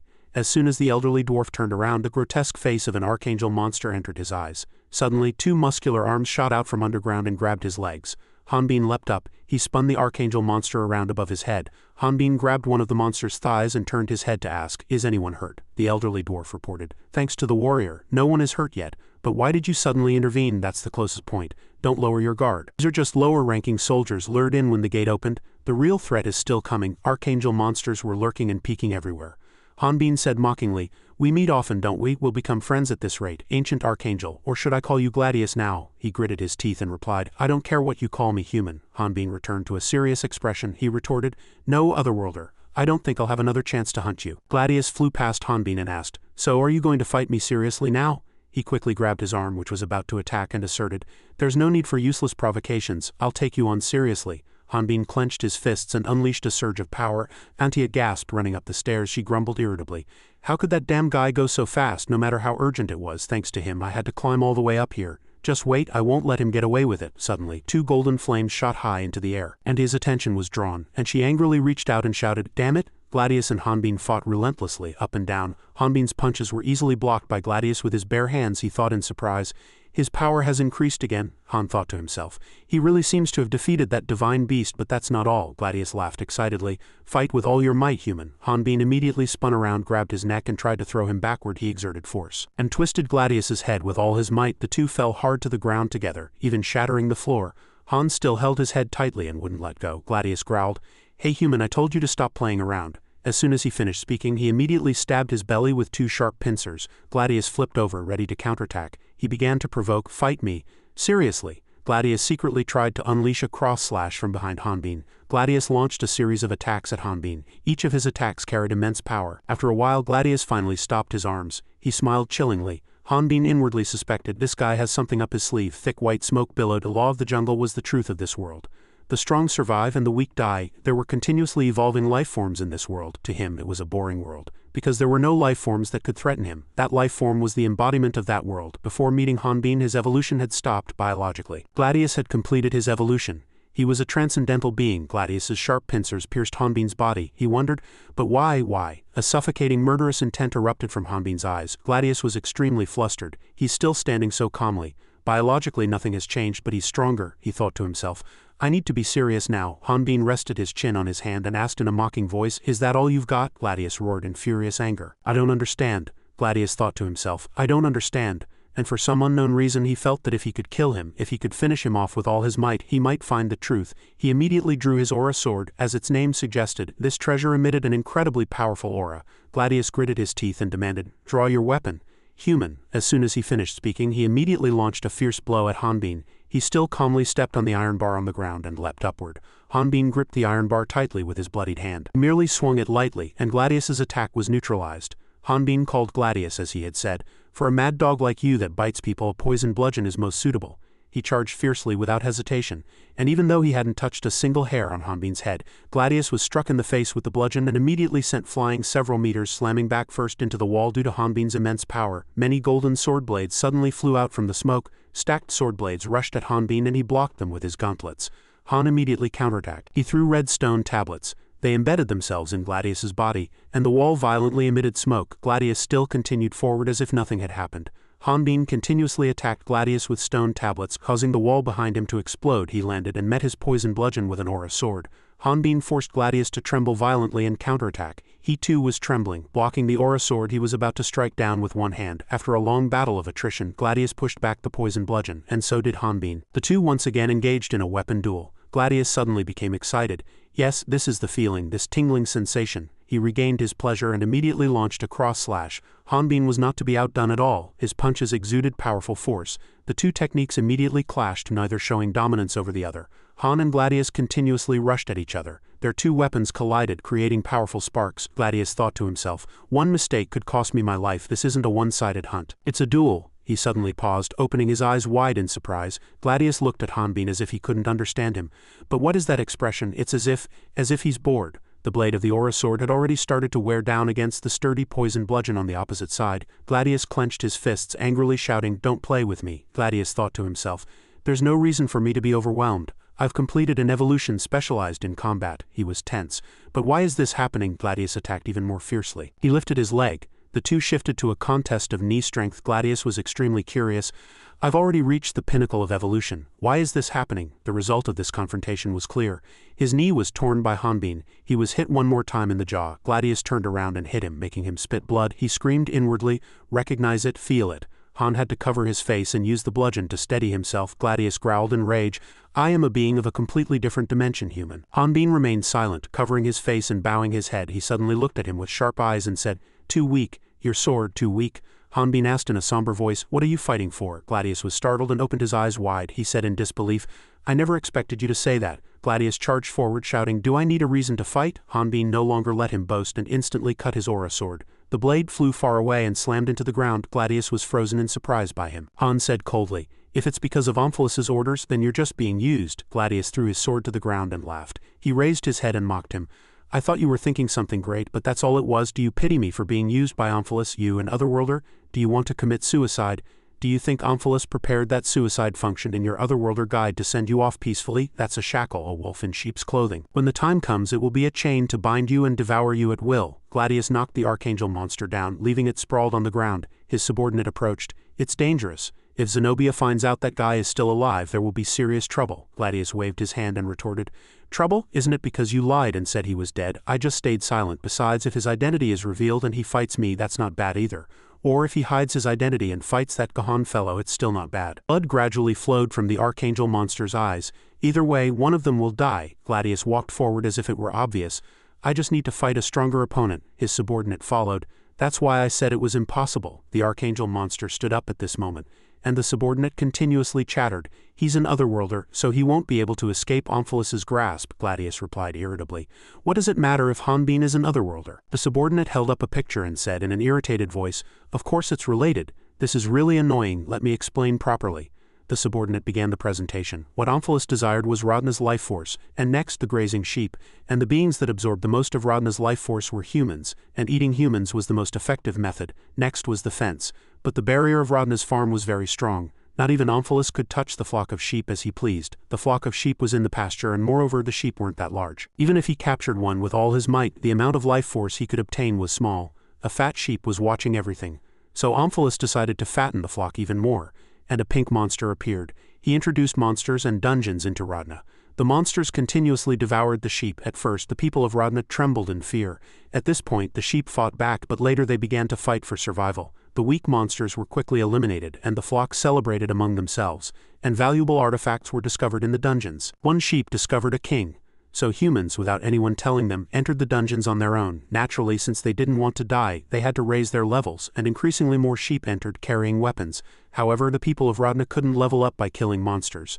They leveled up by absorbing the life force of the Rodna world. They continuously grazed, leveling up on their own. When Omphilus introduced dungeons and monsters, the average level of Rodna's people quadrupled. They transformed from small sheep to massive sheep, but the Rodna people, full of life force, were merely a piece of cake out of reach. No one had the right to kill creatures created by other gods. An arm in the darkness watched the flock. So Omphilus used the small sheep that had escaped the fence. Those were the otherworlders. Although they had human forms, a large sheep was harassing a small one. But they were wolves with sharp fangs called guides implanted in them. With just one bite, they blew off the head of a large sheep. This sheep became strangely ferocious. Once they tasted blood, they would become addicted. They hunted Rodna people of ridiculously high levels, and because it was difficult to identify who was a wolf, Rodna's fear and anxiety reached their peak. The people of Rodna began to betray and divide each other. They continuously attacked each other. A large plate entered the enclosure. During this time, Rodna consumed too much life force, weakening its barrier. The plate caught one sheep, and moreover, otherworlders were not creatures created by the goddesses. Omphilus could devour them at any time. Of course, there were also otherworlders strong enough to dare confront him. At this point, the sheep turned into a wolf, and this sheep-wolf faced forward, but all of this was calculated. The guide had a built-in mechanism. At this point, the sheep suddenly lost its head, which is why the guide has a self-destruct function. Anyway, if an otherworlder dies, they turn to dust, and both the guide and their experience points return to Omphilus. Eos was slightly flustered at this moment. If his identity was revealed or the time came, everything would be over. A single self-destruct command from Omphilus would be enough to resolve the matter. Gladius's eyes sharpened again. If not now, the battle you desire will never happen. The red-haired man appeared and moved his lips. Do you understand now? The man with the fierce face glanced sideways. Who should feel more pitiful? Who is being thoroughly used by Omphilus? Gladius looked at the red-haired man and emphasized each word, otherworlder. A chunk of red crystal fell at the red-haired man's feet. Gladius swung his arm, creating thick smoke. What are you doing? The fight isn't over yet. Hearing those words, the red-haired man quietly turned in another direction. Gladius grew even angrier at the red-haired man's demeanor. Gladius's neck veins bulged as he shouted, "Have you despaired? Good. I will cut your throat right here." A tunnel appeared before his eyes, and next I will deal with everyone else. Fight. As he finished speaking, Gladius quickly lunged at the red-haired man. Draw your weapon. Fight. Damn it. Gladius rushed without hesitation towards where the red-haired man was standing. All around them was just dirt and rocks, and there was no one else but the two of them. At this moment, the two were a complete contrast. One lunged wildly, while the other showed no interest. Gladius noticed something, and his eyes glinted. As a red light poured down from above, thick dust arose. Gladius reacted quickly. Retreating several meters, Gladius's eyes were filled with murderous intent. From the beginning, a strong killing intent was felt from the ceiling. This power was comparable to Ryu Hanbin's. Gladius looked at the silhouette shrouded in smoke and dust. Reinforcements, who is it? The red-haired man already had a weapon in his hand at this point. Gladius immediately noted this detail. The red-haired man now displayed a cold smile. Did you think I would despair over something like this? From above, the dwarves continuously shouted, "Ryu Hanbin, Ryu Hanbin, Ryu Hanbin." One of the dwarves jumped up and called to the others. The moment you grasp that sword, failure is not an option. Hanbin drew a stone sword, and the dwarf king's eyes widened as he said in a flustered voice, "This sword is Gigante's, the blade of the otherworld sword king." Hanbin aimed the sword at Gladius. It was Gigante's. Hanbin glanced sideways and smiled slightly. "This sword is a suitable level." Gladius showed an excited expression at this moment. "A new weapon. Good, this time it will surely..." Before Gladius could finish speaking, Hanbin split the sword into two pieces and placed one in front of Gladius. Gladius looked at the sword with a slight puzzlement. "What is this?" Hanbin pointed the sword's tip at Gladius and said, "Pick it up, so you won't blame the weapon when you die. Listen, I'll show you the true weight of a sword." From above, they all wore the same expression. The dwarf king foamed at the mouth. "Oh dear, my masterpiece." Gladius stepped forward with confident strides. "Do you really believe such absurd talk about the true weight of a sword?" Gladius advanced and grabbed the sword. "Survival of the strongest." Gladius laughed mockingly. That was the only truth. Gladius gripped the sword with all his might. "What is this? I can lift it." What on earth is it made of? Hanbin gripped the sword tightly and said, of course it's heavy. This sword contains the hopes of countless people. Gladius's face grew paler and paler compared to that. Your theory of survival of the fittest is nothing. Unfair, unbalanced power, Gladius snarled. So what? Hanbin had already raised the sword above his head. Hanbin looked at Gladius with a victorious gaze. Draw that sword, if you can. Charms were continuously applied. The world tree's bark was burned by the Dragon Emperor's fire and constantly grew denser under the Dwarf King's hammer. Hanbin gripped the sword tightly. The outside was the world tree's bark, charred black, and inside was while Gladius still didn't know how to draw the sword, Hanbin had already swung it to attack. Eternal Aura Blade. The Sword King's blade. Hanbin looked down and smiled slightly. Gigante's sword, draw that sword, Hanbin said in a challenging voice. If you can. Gladius put strength into his legs. At this moment Hanbin swiftly swung his sword downwards and Gladius blocked it with his hand. Afterward Gladius quickly retreated. Gladius was at a disadvantage at this moment, and the recent attack was too dangerous. Gladius saw Hanbin's attacking stance and the sharpness of that slash had reached a new level. Was it because he no longer needed to concentrate force to maintain the aura blade? Hanbin now cut off one of Gladius's arms. Gladius glanced at his severed arm. Was I cut? It was sliced so cleanly I don't feel anything. Gladius grabbed his arm. It's fine, in fact it's better that it was completely severed. I can regenerate it more easily. And Gladius reattached his arm more easily at this moment. As soon as one arm was reattached the other arm was severed. Gladius looked on blankly as his other arm fell. Afterward Gladius screamed in extreme pain. Gladius was completely defeated at this point. The level difference was too great. It was a completely different caliber. Hanbin raised his sword high. Currently that person had clearly become someone else. He had evolved. One of Hanbin's eyes was tinged red, no longer a beast overflowing with murderous intent, nor a figure whose reason was eroded by rage. Hanbin, with the sword on his shoulder, looked at Hanbin standing before Gladius and thought inwardly, what could have devoured that killing intent and made him such a calm being? Gladius looked into Hanbin's gray eyes. Rather, I'm just like an insect. Hanbin at this moment was like a supreme god looking down from the heavens. Gladius was sitting on the ground. Vantara can only kill in 3 cases. Hanbin extended his palm. First, monsters. Second, those who wish to die.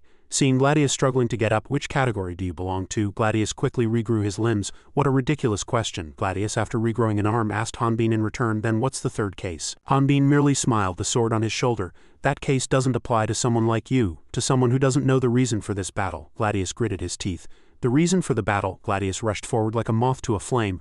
I don't need a reason. There's no reason. Gladius flew swiftly and the wind blew fiercely. Since birth all my actions have been solely for survival. Gladius talked incessantly. The fear of death was always close. I lived in an environment where I couldn't survive if I wasn't accustomed to that fear. Hanbin gripped 2 swords tightly. One red and the other yellow, the two charged at each other. So I always ran towards death. Both their eyes were strangely filled with rage. The two collided, creating an explosion of immense scale. Light emerged from within the explosion, illuminating everything. Gladius raised his head, looked ahead and smiled. But despite that, Gladius took Hanbin's attack head-on, leaving 2 large X-shaped wounds on his body. Blood splattered on Hanbin's face. Gladius asked himself, am I still not enough for him? Gladius stepped back. Ryu, Hanbin, how did you get so strong? Hanbin still had his back turned, a smile on his lips. Because I had a reason to get strong. Gladius continued to be puzzled.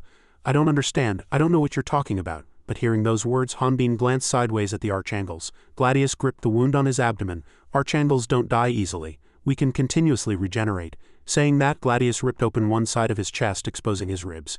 As long as this halo is here, Gladius looked at Hanbin with a victorious gaze. Kill me. The weak don't deserve to survive. Hanbin turned and walked in front of Gladius, still saying such things. That's just an excuse. Hanbin, with a cold expression, raised his sword high. An excuse from one who lacks the courage to survive. At this moment, a golden circle suddenly appeared in the middle of the space and an angelic being flew out from within the circle to protect Gladius. Hanbin glanced sideways and said in a cold voice, "Move, Snow." Gladius laughed upon seeing Snow block him. "I told you, this is my problem, don't interfere." Snow, Snow. His eyes flashed red as he said in a cold voice, "I am experimental subject 20,991. I am not Snow." Gladius lost his reason. "Move." At this moment another circle appeared behind Hanbin. Eos rushed out from within the circle. "Move, Ryu." Hanbin, Eos said with a victorious voice, "This time I will surely kill you, that defective bastard." Before Eos could touch a single strand of Snow's hair, Hanbin pierced him with his sword. Hanbin turned around, drew the sword from his back and plunged it straight into Eos's head. Hanbin now wore a satisfied smile. "You finally showed up, you damn bastard." But Hanbin's joy was short-lived as he was attacked from behind. A sharp sword pierced Hanbin's body. Gladius, startled from behind, called out loudly, "What are you doing, Snow?" At this moment the four were in a very miserable state. Hanbin stabbed Eos, Snow stabbed Hanbin, and Gladius stabbed Snow. Gladius's two arms pierced Snow's chest, but Snow merely said softly, "Mission complete." Hanbin's eyes widened at Snow's words and the guide was unaffected. Hanbin's heartbeat slowly flatlined, and cardiac arrest was confirmed. Hanbin's eyes were wide open at this moment and a square appeared in them. The square notification panel displayed Ryu Hanbin, level 7 warrior, deceased. In a black aura, a girl sat clutching her chest, her eyes so sad they pained the viewer. In the afternoon at the forest castle, the last sunlight shone and a maid pushed a cart down the corridor. The maid continuously knocked on the door. "Lady Kibby, it's time for your wedding dress fitting," Effie asked from inside through the door. "Now, can't it be delayed a little?" the maid replied. "No, it's Lord Gahan's command." Effie slightly opened the door. "We really can't go right now, can you come back later?" A man outside said. "I'm busy too." Effie's eyes widened upon hearing this voice. "Ah," Effie, surprised, asked Lady Leslie. At this moment Leslie, slightly annoyed, turned her head in another direction. "Shush, be quiet." Effie, startled, realized Lord Lucian was here too. Lucian climbed out of the cart. "Long time no see, Lady Effie." Lucian also asked if Lady Kibby was safe. Kibby silently gazed at the sky outside, offering no reply. Effie happily turned around and asked, "How did you get here?" Lucian smiled and pointed to Leslie, who was standing behind him with a frown. "Thanks to Miss Leslie's help. She willingly came forward to save you all." Leslie looked away and grumbled. "Willingly what? I only did it because he was crying and making a fuss." Leslie recalled her past self, but Lucian interjected. "My memory is a little different," Leslie said in an annoyed voice. "Anyway, I've worked here for a long time, so I know the escape routes." The moment Gahan was most off guard was when day turned to night. The three entered the room.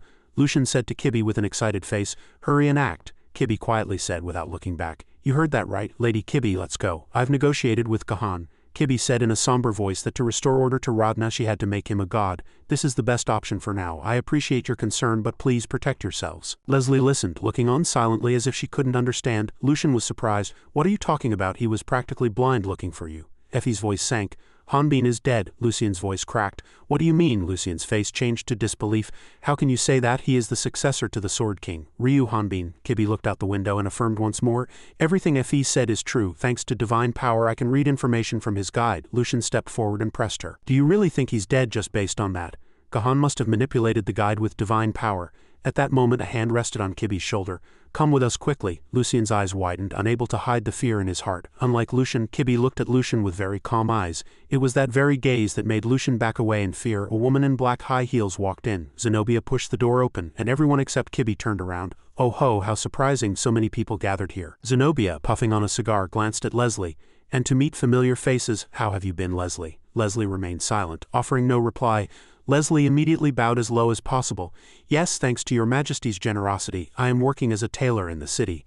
Effie couldn't believe it and slapped her own face. Zenobia maintained her arrogant demeanor. "Oh, that suits you well." Zenobia then noticed Lucian. "So what is that otherworlder?" "He is a shoemaker. He came to make custom-ordered shoes." Lucian was dumbfounded. Zenobia had already heard of his reputation. Lucian scanned Zenobia up and down. Her temperament was truly extraordinary. Zenobia narrowed her eyes. "You." Lucian looked at Zenobia with fear in his eyes. Zenobia commanded, "Could you step back a little?" Zenobia continued in an indifferent voice, "I have something to say to that woman." Leslie quickly pulled Lucian's hand. Lucian hastily said, "I apologize." Kibby still had her back turned and said in a voice that was neither cold nor warm, "Something to say, besides work?" Zenobia sat on a nearby bed. "Nothing much. I'm just a very curious person, about that name you were with. I'm not sure if he's an otherworlder or not." A magic circle appeared at the tip of Zenobia's cigar. "So I tried to find out about him, but I got nothing." Zenobia raised the tip of her cigar. A large screen appeared before everyone. Effie's eyes widened as she looked up. "At first I didn't intend to go overboard, but his loyalty to you is truly a waste." Lucian's eyes widened at this scene. "I was so annoyed that I accidentally caused a few things. He was very stubborn, but there's almost no prana left." Zenobia looked on, muttering. "How much longer can he live?" The person bound in chains was Leon H. His entire body was impaled by sharp objects. Leon H. collapsed. "So you'd better give up. I only came to tell you that." Lucian was completely enraged at this point, his face contorted. "Lord Leon H." Just then another hand gripped Lucian's. "Calm down." Leslie bowed her head. Lucian glanced at her, seeing a look of understanding in her eyes. A red light flashed in Zenobia's eyes. "But judging by your expression, I don't need to ask." Zenobia stretched and stood up. "As the goddess's proxy, you who are merely a doll, dare to dream of loving like a human? That's just a common desire." Zenobia looked at Kibby with contempt. "So poor Leon H. not only couldn't die peacefully, but he also had to suffer unnecessary torture." Kibby's lips curled slightly. "HMPH, keeping Leon H. alive wasn't your decision." Kibby turned and looked at Zenobia with disdain. "That was Gahan's order. One who was interested in Leon H. You're only that level." Zenobia stepped forward and without a word, slapped Kibby across the cheek. Kibby couldn't dodge at all. Zenobia seemed very satisfied after slapping her. "How insolent, not knowing your place. Did you think I couldn't do anything because Gahan was protecting you?" Kibby leaned against the windowsill, covering her face with one hand. "Don't be mistaken. Neither you nor Gahan have a choice. You did everything to protect Radna." Zenobia continued to speak. Her voice showed no concern for the people present, "but you humans must know your place." Effie was extremely enraged. Zenobia, emboldened, laughed triumphantly. That person you called your comrade eventually died doing something beyond his ability. So delighted was Zenobia that she didn't notice the high heel flying towards her face. In an instant, Kibi kicked Zenobia in the face, sending her flying. Effie glanced in fear, and fortunately, Effie reacted quickly and dodged to the side. Leslie and Lucien's eyes widened at this point. Smoke was rising from Kibi's foot. Dust billowed where Zenobia landed. A magic circle appeared behind her, supporting her. Zenobia covered her face with her hand. What, she kicked me? Blood flew from Zenobia's nose and her face was flushed. How dare this child do that? Zenobia screamed. Kibi. Zenobia looked at her in disbelief. You're really crazy. Kibi then tore one side of her dress. Kibi stared at the collapsed Zenobia with a cold face. Kibi shouted, shut up right now. Everyone couldn't even breathe properly. The power of the goddess of darkness was no joke. Even Zenobia, one of the four great heroes, looked on with wide eyes in shock. Kibi stood before the shining sunset and spoke powerfully. I once had sweet dreams just as you said, but even if those dreams are shattered, my duty remains unchanged. She pointed at Zenobia and said blankly, I am Kibi, the goddess's messenger. Even if the goddess of darkness has disappeared, her divine power has not weakened to the point where I cannot sense it. Zenobia chuckled ominously. Ah, so it's true. No sooner had she finished speaking than she summoned an incredibly powerful magic circle and coldly said, then die. The immense surge of power was strong enough to destroy the room and even bring down the sky. It turned dark. Kibi's eyes became even sharper. The previous attack had caused no injury to her body. Suddenly, a familiar voice was heard. It seems I can't just overlook that conversation. Gahan appeared, deflecting Zenobia's spell and standing before everyone. He spoke. Zenobia, explain. What happened? Zenobia merely sighed in boredom. Explain what? Why are you so angry? It was clearly she who tried to drive a wedge between us. Half of her previous magic disappeared. Zenobia approached Gahan and the others. I was just trying to discipline her a little. You don't need to worry about it. Just focus on your people and prepare for the wedding. Everything has just been tiring me out, so I was a little annoyed. At this point, she walked towards the hole in the room she had destroyed. She seemed to be trying to flee, leaving all the problems she had caused behind. Gahan frowned and said, That's right, I've become weak, entangled in past emotions. I should have eliminated you long ago. He immediately swung his sword and countless sharp blades flew towards Zenobia, astonishing her. Without a moment's hesitation, the blades attacked Zenobia. The powerful force seemed to shatter everything. The entire castle exploded, but Zenobia was unharmed despite the attack. She dodged. Meanwhile, Kibi was affected by Gahan's technique and was very uncomfortable at this moment. Zenobia half smiled and said, I thought I hit it pretty well, but since when? Since when did you notice my true identity? No sooner had she finished speaking than transparent yet dazzling angelic wings sprouted from her back. Kibi gestured to everyone to quickly escape. Meanwhile, Gahan successfully transformed and snarled at Zenobia. I only had a vague suspicion.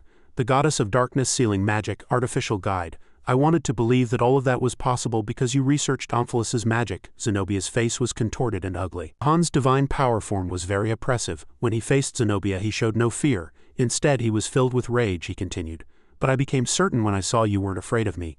I am the one who killed Baris and betrayed the goddess. If you're not afraid of me, then who are you afraid of? Only the evil god. Return the fragment of dark divinity you possess to me. Sure enough, she still said with a triumphant look, that's a bit difficult. And she flew away using her wings, merely leaving a few words of farewell. Kibi was angered by this sight. Stop right there, Zenobia. Gahan told Kibi to step back without concern. You're not yet accustomed to this darkness. After that, he pulled up his cloak and summoned divine power. His eyes were cold and calm, and his other side of the face was covered, making him look very frightening. The curtain of darkness, one of Gahan's classic divine powers, gradually enveloped the sun and the entire city. It was like a barrier, impossible to escape once trapped inside. No matter how fast Zenobia was, she couldn't escape the curtain Gahan had unfurled. She was surprised. I know you hate me, but I didn't expect you to be this ruthless. Seeing Gahan's divine power about to swallow her, she had no choice but to continuously dodge the attacks raining down from the curtain of darkness. Clearly, continuously flying with those delicate wings was not a solution. At one moment, Zenobia's wing was hit by Gahan's magic. Although it was just a graze, it was enough to surprise her. The dark divine power, it's eroding me? It seems if I stay here any longer, it's going to be troublesome. Zenobia began to chant an ancient spell. She judged that escaping was the top priority, even if it meant consuming a lot of mana. Zenobia summoned the rusty mirror's dimension gate. An old mirror appeared above her, blocking the attack of the dark divine power. Zenobia glanced down as she chanted. Her gaze, filled with rage, was directed at Kibi. It's a pity I couldn't kill the goddess of darkness's proxy. But Gahan was also chanting a spell while lost in thought, so she didn't notice Gahan's hand approaching her within the curtain of darkness. Immediately, that hand firmly covered Zenobia's mouth, making her face look very ugly. Zenobia was enraged. My spell isn't finished yet. Gahan appeared from behind the curtain. Sure enough, Zenobia could speak even with her mouth covered. The dark divine power even made Baris struggle. Do you think I'd just casually plan my escape? the spell continuously echoed. It turned out that another mouth had grown in the middle of her forehead. The final spell was completed. Gehenna Ritual. Gehenna is a place name located southwest of Jerusalem. It was a place where evil once ran rampant, and in the days of the Yoran kingdom, children were burned as sacrifices. Immediately, a magic gate appeared, and within it, a flame-like surge of power attacked the dark divine power directly. Fortunately, Gahan blocked the attack with his wings, but his wings were severely damaged. Gahan coldly said, "This is the first time I've seen magic different from Rodna's. Is it because of the divine fragment you received from Omphilus?" No sooner had he finished speaking than Gahan spread his wings, and within them, a battle armor formed along with countless purple lightning bolts coiled around him. It was very powerful. His eyes were sharp, but you haven't yet reached the realm of a god. No sooner had he finished speaking than Gahan summoned a sword and aimed it at Zenobia, saying, You wouldn't think we're on the same level, would you?" Zenobia showed no concern. Instead, her lips curled into a sneer. "I know how strong you are, but this place isn't suitable." The mouth on her forehead continuously chanted spells. Meanwhile, her hand summoned magic and pointed at the city below. The people below, not understanding what was happening, merely ran around in chaos. At this point, Gahan focused on the city. He was surprised, but before he could do anything, the Gehenna ritual summoned by Zenobia fired sacred flames. It fell downwards, destroying everything as if a meteor had struck. This city, New Rodna City, is the foundation of the new world you have long dreamed of. Now it is directly receiving an attack that burns like flames. A baby in its parents' arms watched the approaching apocalypse with wide eyes. Fortunately, Gahan shielded himself and blocked the flames. The voice continuously echoed, "A city created by choosing only good people. And for you, this is the ultimate paradise, isn't it?" Zenobia sneered contemptuously. "How absurd. A paradise created by a murderer. How much blood have you already stained your hands with, and now you're trying to act as if nothing happened? I would assert that you are the most disgusting human I've ever met." Gahan desperately resisted, thinking to himself, "Did she open the gate?" He tried to buy more time. "I don't know what Omphalus's plan is, but I won't let you have your way." Saying that, Gahan immediately lunged at Zenobia. She was still hiding behind a mirror, blocking Gahan's curtain of darkness attack. Suddenly, Zenobia called out, "Da!" Gahan's eyes widened in horror, and his mind was filled with daisy flowers. He didn't know what kind of spell it was, but he only knew that daisy flowers symbolized death. Gahan clutched his head in pain and collapsed. The daisy flowers still hadn't disappeared. Zenobia turned around, satisfied, and entered the magic gate. "If that's Lord Omphalus's plan, then everything is over, so go ahead and enjoy your hypocritical game that you've dreamed of." Gahan shouted in rage, "What have you done to me, Da?" Zenobia chuckled slightly. "Who knows, everything was your choice." Saying that, she left, everything in chaos with the curtain of darkness and even the tree on top of the castle gone. Elsewhere, Gladius was struggling to wake Snow. "Wake up, we're almost there." Both were covered in blood. Snow weakly said, "Why are you trying to save me?" Gladius barely managed to lift Snow, gasping for breath. "That's what I want to ask you. So don't die now." Gladius finished speaking and quickly ran to the disorganized base. Snow was laid on a clean white bed, but she no longer moved. Along with that, a voice echoed, "She's still breathing, but this wound bears the mark of an angel." Cassian continued, "I can guess the situation to some extent. The enemy was much stronger than expected, wasn't it, Gladius?" Gladius sat sadly in a corner, wings drooping, and said in a trembling voice, "Yes, but I still held on." Cassian looked back at the suffering Gladius. "Your wounds aren't light either." Despite such wounds, he only replied, "Don't mind me." Strange. Snow was able to control my body for a while. But why did she try to kill that guy even when her body was pierced? I don't understand. I have to ask her what she was thinking. While deep in thought, a sudden click startled Gladius. Snow's body, which had just been lying down, suddenly sat up. Cian said, "If that's what you want to know, I'll answer for you." Gladius also stood up in surprise. "What have you done?" Cassian grabbed Snow's jaw and lifted her head, and looked cunningly at Gladius. "It seems repairing this individual is a waste of resources, so I eliminated it. Of course this won't inconvenience you, who is abnormally fixated on this individual." Cassian gripped Snow's neck like a helpless rabbit. Gladius, seeing this, rushed forward in rage, shouting, "You damn bastard!" despite the blood still flowing from his chest wound. But Cassian still calmly said, "I knew it. You still can't be controlled, can you?" His arm's circular shape immediately grew larger, pressing Gladius's head hard against the ground. The other arm threw Snow away like trash. Cassian continued to talk about his dream. Project Zero Sum, an artificial evolution project to create the most powerful biological weapon. If it's a weapon, it needs high reliability and mass production capability. At this moment, another monster appeared from somewhere, grabbed Gladius's arm and lifted him up. The monster looked similar to him but seemed much more robust. Cassian proudly boasted, "Omphilus needs an army. He needs the sword of God, Esser Gladius. It was created from your evolved genetic code." The monster that had just appeared was now staring at Gladius as if he were useless. Cian continued, "The project was cancelled because control was too difficult, but a miracle happened. I found a way to control the place where Snow was just thrown. Now hundreds of other Snows stood there, looking like mass-produced items." Gladius snarled with resentment. "The original, where is the original?" Gladius was taken by Gladius to the castle gate, thousands of meters high. Before Cassian could order him to throw Gladius, he replied, "The original is well preserved. Unlike you, it's not that dangerous." He chuckled derisively. Be glad, even if your prototype disappears, your brethren will be born in the world tree occupied by Zenobia. I am personally very grateful to you. You removed the broken guide. Gladius gritted his teeth. You knew from the start. Cassian's thousands of arms stretched out. A person like Edis isn't smart enough to create complex systems like guides. He merely delivered and managed them for suitable people. Each arm pierced Gladius's skin and wounds. Then I no longer need to report your failures to Omphilus. Of course, Eos thought everything was his fault and ran away. Bearing the bitter pain, Gladius barely managed to say to Cassian, "Last warning, I told you before. Don't underestimate me. I don't die that easily." Cassian viciously broke Gladius's breastbone one by one, trying to dig out his most precious possession. He sneered, "Don't worry, I'll make sure to send you off." No sooner had he finished speaking than he pulled out Gladius's life force and his entire body was covered in blood. Gladius screamed as if he had fallen into hell and was thrown from the castle without any mercy from the god who created him.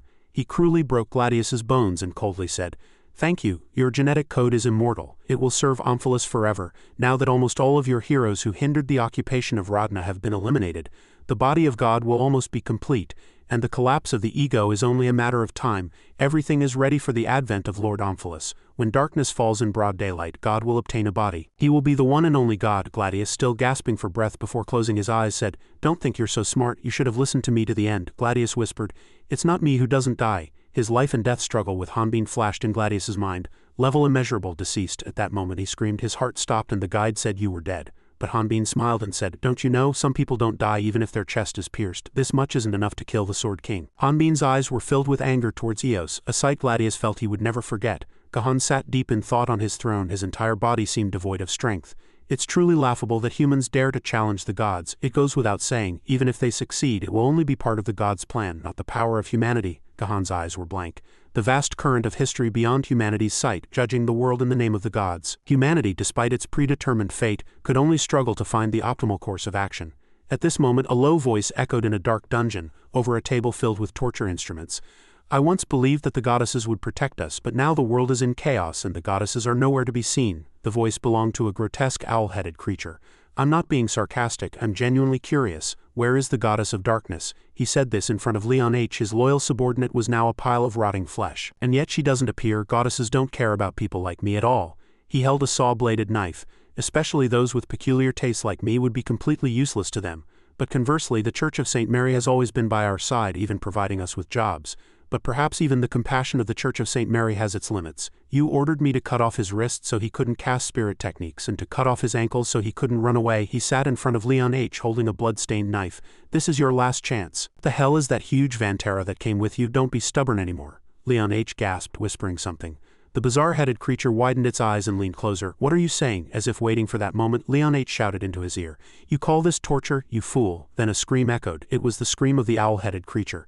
He who had been triumphant just moments before now lay collapsed on the ground. Leon H., when he approached, bit him, tearing off one of his ears and threw it to the ground. "You fool, let me give you some advice from a true professional." Leon H. glared at him. "You can't trust humans, especially humans like you." The owl-headed creature's eyes widened and he shouted, "You damn bastard." But before he could do anything, a shadow suddenly appeared from behind, clamped his mouth shut, and plunged a knife into his chest. It was so fast that the owl-headed creature only made a few sounds before passing out. Leon H. chuckled in admiration. "Amazing. I have no idea what's going on, Richard. The shadow who killed the owl-headed creature was someone everyone thought was dead." He told his story. "Thanks to that guy, Bellala and I were trapped in the Elf Kingdom. When the Temple Knights invaded, I had no choice but to fight. But it was a surprise attack. I was completely outnumbered. Bella retreated to find the Elf King and his prince." Richard recalled that brutal battle internally. "After that I cut down countless enemies." Then he continued to Leon H. "When I realized I was the only one left alive, I was severely wounded and on the verge of death. When I regained consciousness, the Church of St. Mary healed me. That meant Zenobia and Gahan didn't yet know we had betrayed them." Saying that, Richard freed Leon H. from the wooden restraints that bound him. Leon H. healed his wounds with divine power and coldly glared at Richard. "You once tried to kill your wife, didn't you, because of your grudge against Gahan? But now you've returned to be their dog. I would rather choose death." But Richard gently said, "To die honorably and fall to hell is also a good choice, but I saw hope. I decided that it was a better choice to survive, even if it was shameful, and leak internal information. But you cut your wrists and escaped, which you could have done perfectly well without my help. Isn't that right?" Leon H. merely glanced at Richard. He picked up the torturer's scythe and shaved off the beard clinging to him. "Of course, because Miss Kibby was held hostage. Anyway, you decided to kill me, so it doesn't matter anymore. Do you know anything about Miss Kibby?" Richard was deep in thought. I haven't found any clues about the Dark Goddess's prophet. Instead, I can only describe the situation in the outside world as literally hell. Can you imagine monsters swarming at night after the goddess of darkness disappeared? That alone is already a catastrophe, but the real problem is that the former murderers, Earth's most brutal prisoners, were trapped in the 4 forbidden zones. One of the floating islands fell to the ground. Thanks to that, bloodthirsty and insane otherworlders were unleashed into Rodna. No more shackles, no more control. You know what the butchers, starved for blood and pleasure for 20 years, will do next? Leon H. suspiciously asked. They released uncontrollable otherworlders. This isn't Gahan's style at all, Richard asserted. I agree. Seeing people flock to the Holy Light Church for safety, this must be Zenobia's conspiracy. Leon H. was busy tidying up his terrible appearance at this moment. Internal conflict between Gahan and Zenobia, this is good news. We won't have to deal with both of them at once, Leon H. said as he put on his gloves. Richard placed a hand on his shoulder, advising him for fear that Gahan might run wild. Are you thinking of fighting now? It's impossible in your current state. It's best to leave here and call for reinforcements. Where is Ryu Hanbin if he helps? But Leon H. clenched his fist. I'm not sure either. He left on his own. Don't harbor false hope. Richard was surprised. Leon H. frowned. What's important now is time. Elsewhere, Gahan was deep in thought. That means the end of Rodna is imminent. Zenobia. She never started a fight without being sure of victory. He recalled the scenes where he had confronted her. But she openly revealed her identity in front of me. That means she's not afraid of me. And yet she ran away instead of attacking directly. Gahan said to Kibi, who was standing beside him. Omphalus's target is likely myself. There's no more time. Where are they? Kibi was also deep in thought. She seemed to understand the meaning of Gahan's question. If your majesty is referring to Effie, Jean, Lucian and Leslie, they went underground. Effie looked worried. Leslie seemed to not care at all. Lucian's face was very stiff. All 3 of them entered the dungeon hidden here. Upon hearing Kibi's words, Gahan glared at her in rage and immediately gripped Kibi's neck with dark divine power. He gritted his teeth. By what right did they do such a thing? Gahan tightened his grip on Kibi's neck. Why did you give such an order? I warned you not to cross the line again. Kibi, still in pain, looked at Gahan. It was you, your majesty, who gave that order, not me. Gahan's face darkened. He didn't want to believe what he heard. Upon hearing this, his face darkened, and he asked in an angry voice, Do you dare to say that I gave that order? Kibi calmly explained, Your majesty knows there's an underground space undetectable by the goddess's divine power. It's the Omphalus region, similar to a magic dungeon. Gahan implicitly understood and thought to himself. The underworld. Kibi continued, but until now your majesty hasn't paid attention to it because it was used for Zenobia's research. However, now that Zenobia has betrayed you, your majesty must investigate that place to uncover Zenobia's plan. But even your majesty's clones are having difficulty defending this place. Your majesty's imperfect dark divine power in New Rodna is limited. That's why they were dispatched on your majesty's behalf, with the condition of gaining freedom if they complete the mission. At this, Gahan released Kibi. Kibi fell to the ground. Gahan thought in silence about what she had just said. It completely matches what I thought. Is there really something wrong with my memory? He muttered. But that place is the underworld. Kibi heard him muttering and vehemently retorted, Gahan, are you really insane, your majesty? I can't say for sure if it's because of the divine power or some other reason, but if your majesty leaves Rodna without the dark divine power, irreversible things will happen. Gahan gritted his teeth for a moment, then replied loudly, I know that. I know it better than anyone. This world was destined to crumble, and whether I am here or not, your goddesses will merely watch us destroy ourselves. So what will change? What will change if I give up now? Will those I have killed come back to life? The goddess did nothing. I will create a new order at any cost, something no one else dared to do. Only I can do it. After speaking, he panted and looked back at Kibi. She gently asked why he was the hero of Rodna. Why does your majesty hate this world so much? Hearing her words, he unbelievably asked himself. Hate? Suddenly a flower came to his mind, completely dominating it, and he clutched his head and staggered, unable to bear it. He lowered his head and shouted. Seeing him bang his head on the ground, Kibi ran over worriedly and shouted, Gahan? Suddenly she stopped. From that side, Gahan took off his mask and asked in a trembling voice, Where am I? Who are you? The scene shifted to a dark place and a surprised voice was heard. I can't believe you accepted Gahan's mission so easily, Lucian replied with determined eyes. Since I parted ways with my big brother last time, he must have gone down into the underworld beneath the world tree. If we enter this dungeon, we'll be able to meet him, Leslie stammered. But Effie also said something with fear. Did you see Kibi's expression? Hanbin understood what they were trying to say, but still replied with determined eyes. Even if that's true, we have no choice but to keep going. As he spoke, he opened the dungeon door and light burst forth as if clutching at a faint hope. Leslie's eyes widened, unable to say anything. Effie quickly looked around and said, It looks old, but it's strange for a dungeon. Lucian also agreed. Exactly, it doesn't look like a dungeon at all. Leslie fiddled with a switch over there and said, It's more accurate to call it a headquarters than a dungeon. This is Zenobia's headquarters where she imprisoned and experimented on otherworlders. Lucian walked into the room Leslie had opened, looked around and asked, They've taken over the world tree and built such a horrific place? Leslie touched the writing on the floor and replied, No, this place was built much earlier. I can tell for sure because there are traces of my work here. Even those imprisoned here don't know the location of this base. As she spoke, someone shouted, Wait! But something was moving quickly outside that auditorium. Effie asked worriedly. The World Tree was originally under the control of the Fairy Alliance, so it makes sense that Zenobia or Gahan knew about it, but Lady Holian didn't mention this at all.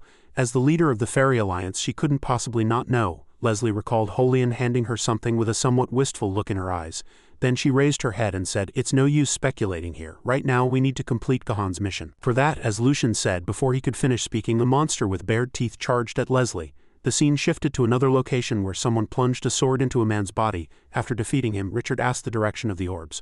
"I'm going to sweep this place clean." Leon H., how's your side? Leon H., walking bravely among the group suffocating from his silence magic, said, "No need to ask one by one. What do you think a true warrior is?" Richard muttered mockingly. "What a monster. A true warrior should understand the importance of information relay." Leon H. looked around and asked, "Then where's the exit?" Richard placed his hand on a stone in front of him and replied, "You can use the elevator here. There used to be an entrance on the surface, but it's sealed now. The World Tree's wall can't be breached, so the top of the tower where battleships come and go is the only escape route. The original plan was for you to quietly leave the World Tree disguised as a member of the Church of St. Mary, but judging by your fierce murderous intent, it seems you won't be leaving peacefully." Leon H. sat down and said, "You won't miss this golden opportunity to finish off Zenobia." Richard looked around and said, "But with your current injuries it'll be a risky gamble. We'll have no choice but to wake Holian." Leon H. was startled at the name and asked again. "Holian?" Richard calmly explained. "That's right, Holian. One of the 4 great heroes who crossed the threshold of death. According to my research, Holian is acting as the World Tree's energy source while asleep. Fortunately, she's not far from us, just on the floor above. If she wakes up, she can heal your injuries and be a great help in battle." Leon H. chuckled lightly and asked, "But what if Holian tries to kill us instead of Zenobia after waking up?" Richard replied mockingly. "Then we'll just die a little earlier." Leon H. grabbed Richard's hand and sneered. "Then we have no other choice." A hand holding a jeweled tobacco pipe said, "Exactly." Zenobia, with a satisfied expression, held the tobacco pipe in her hand and gently cast a magic circle. Seeing her magic circle, Leon H. pushed Richard away, making him take all the attacks, and immediately an intense light exploded.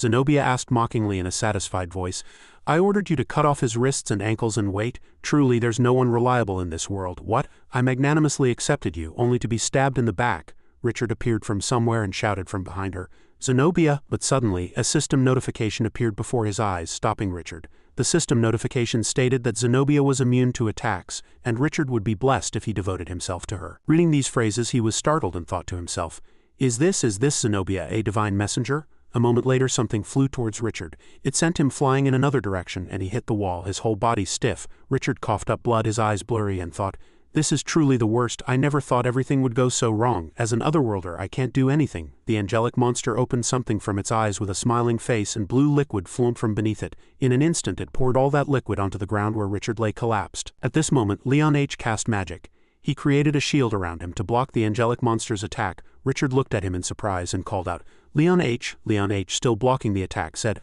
"I know otherworlders can't attack angels. That guy is no exception, but don't give up. Act like a professional." Thanks to Leon H.'s words and determined eyes, he nodded and escaped the angelic monster's attack. He ran towards the exit, but the angelic monster saw it and tried to grab him with its hand. It directly hit the passage with its arm. From the broken debris, an arm suddenly fell. Zenobia saw it and laughed loudly, saying, "Look at that guy running away." But something with a red aura flew out from the debris. Richard leapt high, holding a sword in his hand, and tried to cut the chains. The chains quickly snapped and the weight fell directly onto the angelic monster's head. It was caught off guard and crushed flat on the ground. Zenobia gritted her teeth and said angrily, "Richard, you are truly one of the most useful otherworlders." Richard, with a wound on his face, glared at her. She gently continued, "The problem is that you're still an otherworlder." At this moment, the angelic monster used another head, opened its mouth and tried to devour him. But from another side, Leon H. raised his hand, concentrated his strength, and used manifestation pillar art. 2 pillars quickly appeared and grabbed it, and Richard leapt down. While Leon H. used judgment pillars, Richard cut off its head. Zenobia, not worried at all, asked again, "To be so strong even after torture, worthy of an inquisitor. So that's why Gahan wanted you so much? Like me, you're also blessed by the goddess," Leon H. said in a cold voice. "Don't speak of the goddess with that filthy mouth anymore. All you can do is repent." After speaking, he raised his hand and used enhanced spirit art. The thorny bushes surrounding him were now spiked bushes. Zenobia frowned and thought to herself, "This guy still has so much prana left. Is he saying he conserved his strength even after being tortured?" Then angelic wings appeared behind her back, and she muttered, "This is getting tricky." He flew up in one go, and Leon H. thought, "Don't run away." As he thought, he threw something with murderous intent and simultaneously used binding spirit art. He swung the surrounding thorny bushes. They quickly tied her feet, and he gripped her feet tightly with all his strength. He gritted his teeth and held on. Zenobia laughed gleefully and asked, "Since you emit such charming life force, it's only natural for them to awaken." My children. As she spoke, angelic monsters appeared beside her and blocked Leon H's thorny bush attack. He alone had to face 4 monsters. From the other side, Richard barely stood up, looked at them in surprise, and thought, what? Those angels, each one is as strong as a battleship. The 4 angelic monsters were mass-produced from Gladius's specimen. Zenobia said with a light laugh, these aren't what I intended to show you. It seems you woke up too early. Shall I make you an offer now? I'll spare your life if you join my side. Leon H replied mockingly, your words are disgusting, but I haven't eaten anything yet, so I can't vomit. Your mouth only speaks lies, truly repulsive. Zenobia created another magic circle and said, to be precise, she used the Gehenna ritual to destroy Leon H's hut. Then she lightly took a puff from her tobacco pipe. While smoking, she saw something and frowned. Her face turned pale and she shouted loudly, no. Leon H chuckled lightly. He said, that damn guy, he arrived so quickly. It was Hanbin who bravely blocked her attack in his courageous attire. He replied with a confident smile, it's nothing much. Zenobia had always been full of confidence in her magic and skills. However, her research was always rejected in academic circles because she studied the forbidden magic of Omphalos. But she thought differently. She believed that the academic world distanced itself from her simply because she wasn't a long-lived species. After all, mages needed decades of research, which clearly favored long-lived beings. But of course, everything changed after she became one of the 4 great heroes. At this moment, Leslie's group created a barrier to block the monsters' attacks. Lucian asked, are you saying those monsters are the result of that magic? Leslie replied, to some extent, yes, but those monsters are failed experiments to create artificial norms. They are humans implanted with monster genes. I'm also responsible for this. As you know, the melancholic-looking girl Effie appeared. At this moment, Leslie pushed the monsters aside. They flew out of the auditorium without any reaction, and Leslie thought to herself, so this is the burden I must bear. Then she shouted loudly, I'll hold them off. You keep going, we don't have time to waste here. Lucian's face darkened and he gritted his teeth, and Effie gently drew a sword from her waist and said, as expected, unforgivable. As she spoke, she raised her sword high and lightning coiled around it. In an instant the sword shot out, piercing Leslie's barrier and sharply eliminating all those monsters with a single attack. After eliminating them, the sword returned to Effie and she casually caught it and asked, do you really think that will atone for your sins? At this moment, Leslie's shield shattered and she looked on in surprise. Effie, her face flushed, continued, not yet. At least not until I defeat Gahan, understand? Effie was still happily muttering, and Leslie looked at her in bewilderment thinking, unbelievable. She pierced through all those enemies with just one magical swordsmanship technique. Meanwhile, Effie was focused on collecting the energy that coalesced into droplets from the monsters. Lucian, seeing Effie's actions, said with an excited expression, I had high expectations from the moment you said you contended with Gahan, but that growth rate is astonishing even for an otherworlder like me. Someday she might truly become as strong as one of the 4 great heroes. Leslie turned her face and muttered, of course if there's enough time, and above their heads was a gigantic monster. But Effie, as if realizing something, widened her eyes and said, wait, that person there, that small person in a cloak. As soon as they stood up, Lao took off his hat and said in surprise, Lord Lao, they shouted hastily. The scene shifted to Zenobia casting a magic circle on Leon H. After casting the spell, she casually smoked her tobacco pipe, but upon seeing him again she frowned, and as if discovering something, she opened her eyes wide and shouted, impossible. Leon H. smiled and said, that damn guy, he arrived really fast. Hanbin blew away the magic circle. Zenobia screamed in horror. Impossible. I thought both of them were dead. What happened? What in the world did you do? Hanbin triumphantly and confidently replied, who knows? I don't really know either. If you're so curious, why don't you just die? Then you'll know immediately. Behind him, everyone from Bellala to Fabrizio stood proudly. Zenobia, seeing all of them alive and before her, was furious and swore, you damn bastards, how did you break through my barrier? But she calmed herself, thinking, no need to panic. In terms of level, the rest are all otherworlders. The problem is only that guy. His heart really stopped. Could he be using prana to move his body instead of a heartbeat? If so, you're just a walking corpse, and you'll collapse when your prana runs out. As soon as she finished thinking, she shouted, Gladius, and the archangel monster charged with bared fangs. But before it could even begin its attack, Hanbin's Gigante's sword was plunged into the monster's head. However, before the monster and Zenobia could react, Hanbin instantly teleported, gripped the sword, and kicked the monster far away. He lowered his stance as if preparing for his next attack. Zenobia looked at her archangel monster in horror. Seeing the monster lose its form, she thought, his body clearly can't generate prana anymore. Yet he's achieved this much with only accumulated prana and pure physical ability. We struggled even to take down Baris. At this moment, Hanbin, with eyes full of murderous intent, brought his sword straight down, but his attack was blocked by another archangel monster. Zenobia swore helplessly from above, damn it, it's come to this, I can't let Lord Omphalos's plan be ruined. Kill him by any means necessary. The Gladius Corps, upon receiving their master's command, fiercely attacked Hanbin. But Hanbin scoffed, muttering, Gladius Corps, these messed up things. As he spoke, he raised his sword and tore apart the monster's body. He ruthlessly slashed another flying monster. Zenobia, in awe of the sight, thought, my Gladius Corps. Hanbin, with a cold smile, triumphantly boasted, they look like mass-produced messes, but unfortunately they're really weak. Hearing that, Zenobia frowned, doubting inwardly. Weak? Impossible. Even though they're not complete. She now recalled past memories. The Gladius Core are recognized weapons optimized for combat. Unless someone is a hero grade level 180 or higher like Baris or Gahan, no one should be able to defeat them. Zenobia looked at Hanbin before her and speculated inwardly, "You're not implying that you're truly hero grade, are you? Just an otherworlder?" Everyone below also looked at him in admiration. "An otherworlder?" Hanbin looked straight ahead with firm eyes. The language of the Hellhound echoed. Zenobia instantly generated a magic circle above her head. She used the language of the Hellhound. A white bull appeared from the magic circle, astonishing everyone. That magic circle was Omphalus's divine magic. A colorful net-like pattern appeared above the magic circle. Zenobia gritted her teeth, looking forward. This heavenly shackle is one of the high-level spatial magic given by Lord Omphalus. The white bull was now collapsed in a pool of blood, and even the Gladius Core couldn't move under this gravitational friction. The golden ring on the bull's nose also broke. A person's foot stomped the ground. But what in the world is this? Hanbin exerted all his strength to firmly grip the iron pillar.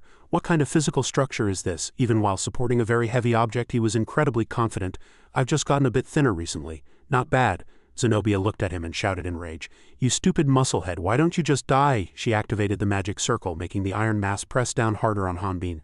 Hanbin used all his strength to avoid being crushed by the iron mass. He opened his mouth wide. "But of course, Zenobia, if you lose focus for even a moment, you'll be crushed to death immediately." The situation is becoming increasingly dangerous. From above, Zenobia incessantly cursed at Hanbin. "You idiot, idiot, idiot. Don't you know I'm buying time? The Archangel monster's body is slowly moving. The Gladius Core has infinite regenerative abilities, yet your otherworlder friends can't do anything to the angels, can they?" Fabrizio also charged at the Archangel monster. "I'll sacrifice them to become stronger." The Archangel monster was slowly standing up. "Stand up again." The golden ring was reassembling the monster's body. Gladius. But before the monster could be completed, Bellula rushed forward and slashed it. "Where do you think you're running?" Fabrizio took the opportunity to strike a blow at the monster. "At least let me finish it off." Zenobia was astonished at the sight. "What? Those weren't otherworlders?" She opened her mouth and eyes wide, looking forward. Gladius's body was slashed one more time. Antia and Richard also appeared and fought. Richard and the Goddess of Wisdom. Antia raised a magical finger and said, "It's not difficult to temporarily break the rules with divine power. You've come to this point and you still can't guess." Zenobia was now very angry and scoffed. "Even the Grand Archmage's reputation is only due to Omphalus's power. How dare you act so great with such mediocre skills?" A swarm of monsters rushed forward quickly. "You're all too weak for me to even care about." Zenobia spread her wings wide and flew upwards. Above were large chains and a glowing light. But Hanbin, seeing it, quickly exposed her. "Oh, running away again? Don't be such a coward and come fight me, you witch." Taking advantage of his distraction, a gigantic monster appeared behind him. "Honestly, I didn't think I'd catch her that easily." Hanbin, as if expecting it, turned around and slashed the Archangel monster. He extended his sword forward, wondering, "There are more angels inside the world tree than we thought. So is holy and truly sealed inside?" Bellula reminded Hanbin while fighting. "Quickly chase after her." "You idiot, we can handle the regular angels." Richard, who was nearby, also chimed in. "That's right, as you said, the Gladius Corp's angel grade is still incomplete." Fab grabbed the angel's mouth and shouted, "If hundreds, thousands of those monsters are born, Rodna will truly collapse. Go now, right now." They reminded Hanbin of past events. "Didn't you prepare for this in advance? There's no more time before the eclipse." He closed his eyes and finally agreed. "All right." Hanbin ran towards Richard and Antia, instructing, "Nobody dies." Leon H. knelt on the ground and gathered energy in his arms. He slammed his fist into the ground, creating a drill that carried the three of them. The drill immediately lifted the three people high up. The remaining three were surrounded by Archangel monsters. "We are Otherworlders, the Earth Knights who came to fight for Rodna. Richard, I've heard a lot about you through Bella. I didn't know you were still alive." Bellula, with confident eyes, reminded the two, "Why are you talking so much? It's come to this, Richard, you've already been summoned here. Whether you want to or not, whether you like it or not, you have to fight." Richard sighed and scoffed. "Do you think I'd refuse?" Richard recalled his memories with the children in this twisted world. "This is what I should have done all along." The three scattered in three directions and fought against the Archangel monsters. "It's truly an honor to fight with everyone in this final battle." The heavy lid flew off. Hanbin led the two deeper inside. "There's no time for the eclipse." "What do you mean?" "It's complicated." But he briefly explained to them while scouting ahead. "The bottom line is that Omphalus is targeting Gahan's body. Omphalus can only descend during an eclipse." Antia added from the side. "When the dark divinity disappeared, Rodna was protected by the luminous divinity. But even that luminous divinity temporarily weakens during an eclipse. An entity like Omphalus needs appropriate conditions to descend.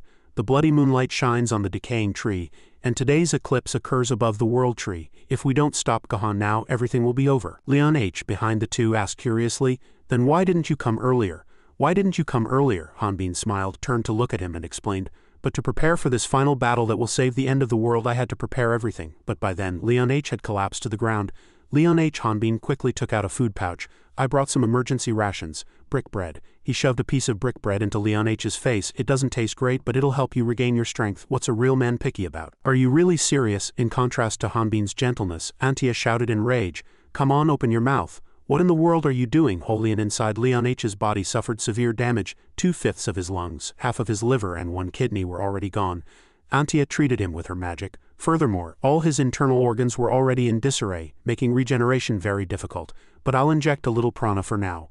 Hanbin bit his lip and gritted his teeth, worried about Leon H because he had scolded him too harshly. If you knew it would come to this, why didn't you say something earlier? Do you think acting strong solves anything? Leon H, hearing that, sighed and retorted. Can you say that to me when you barely survived yourself? Unlike you, I'm not just acting strong. There were still breadcrumbs on his mouth. He said, because I didn't feel pain originally. 40 years ago, an abandoned newborn on the street. I was abandoned with a large wound on my head. The only thing I remembered was my name. Because of the wound on his head, he cried loudly. No one knew at first, but he realized later as he grew up. The orphanage director also looked ahead with fearful eyes. The way people looked at him was as if he were a monster. That's when he realized. As a child, Leon H slowly stood up holding a stone in his hand. That he was different and couldn't feel pain. Young Leon H held the stone and looked at the director, and he couldn't even empathize with others' pain, so naturally no one could control him. Just then a hand gripped Leon H's wrist. But she immediately embraced someone like me. Heen looked down at him without a word. Holian, it was her. She locked him in a room and he yelled and screamed at her face, "Open the door right now, you pointy-eared witch." She visited many orphanages and donated regularly. At that time, Leon H rushed at Holian with a stone. "I'm just one of the war orphans. I'll kill you." Holian was not afraid but rather scolded young Leon H. If you act like that, people will be scared. That's why no one can get along with you. At that time, Leon H. looked at her with displeased eyes. I don't want to get along with anyone, and my name isn't Leo Heen. At this moment, she was curious about his name, but the other children still call you that. But I don't have any friends. Young Leon H. just bowed his head and muttered. They started it first. They called me a monster. He recalled the look in the director's eyes when she looked at him. She looks at me like a tool. Holian asked an unexpected question at this moment. So it hurts, doesn't it? She extended her hand even when Leon H. was swearing at the time. Are you stupid? I told you. I don't feel anything like that.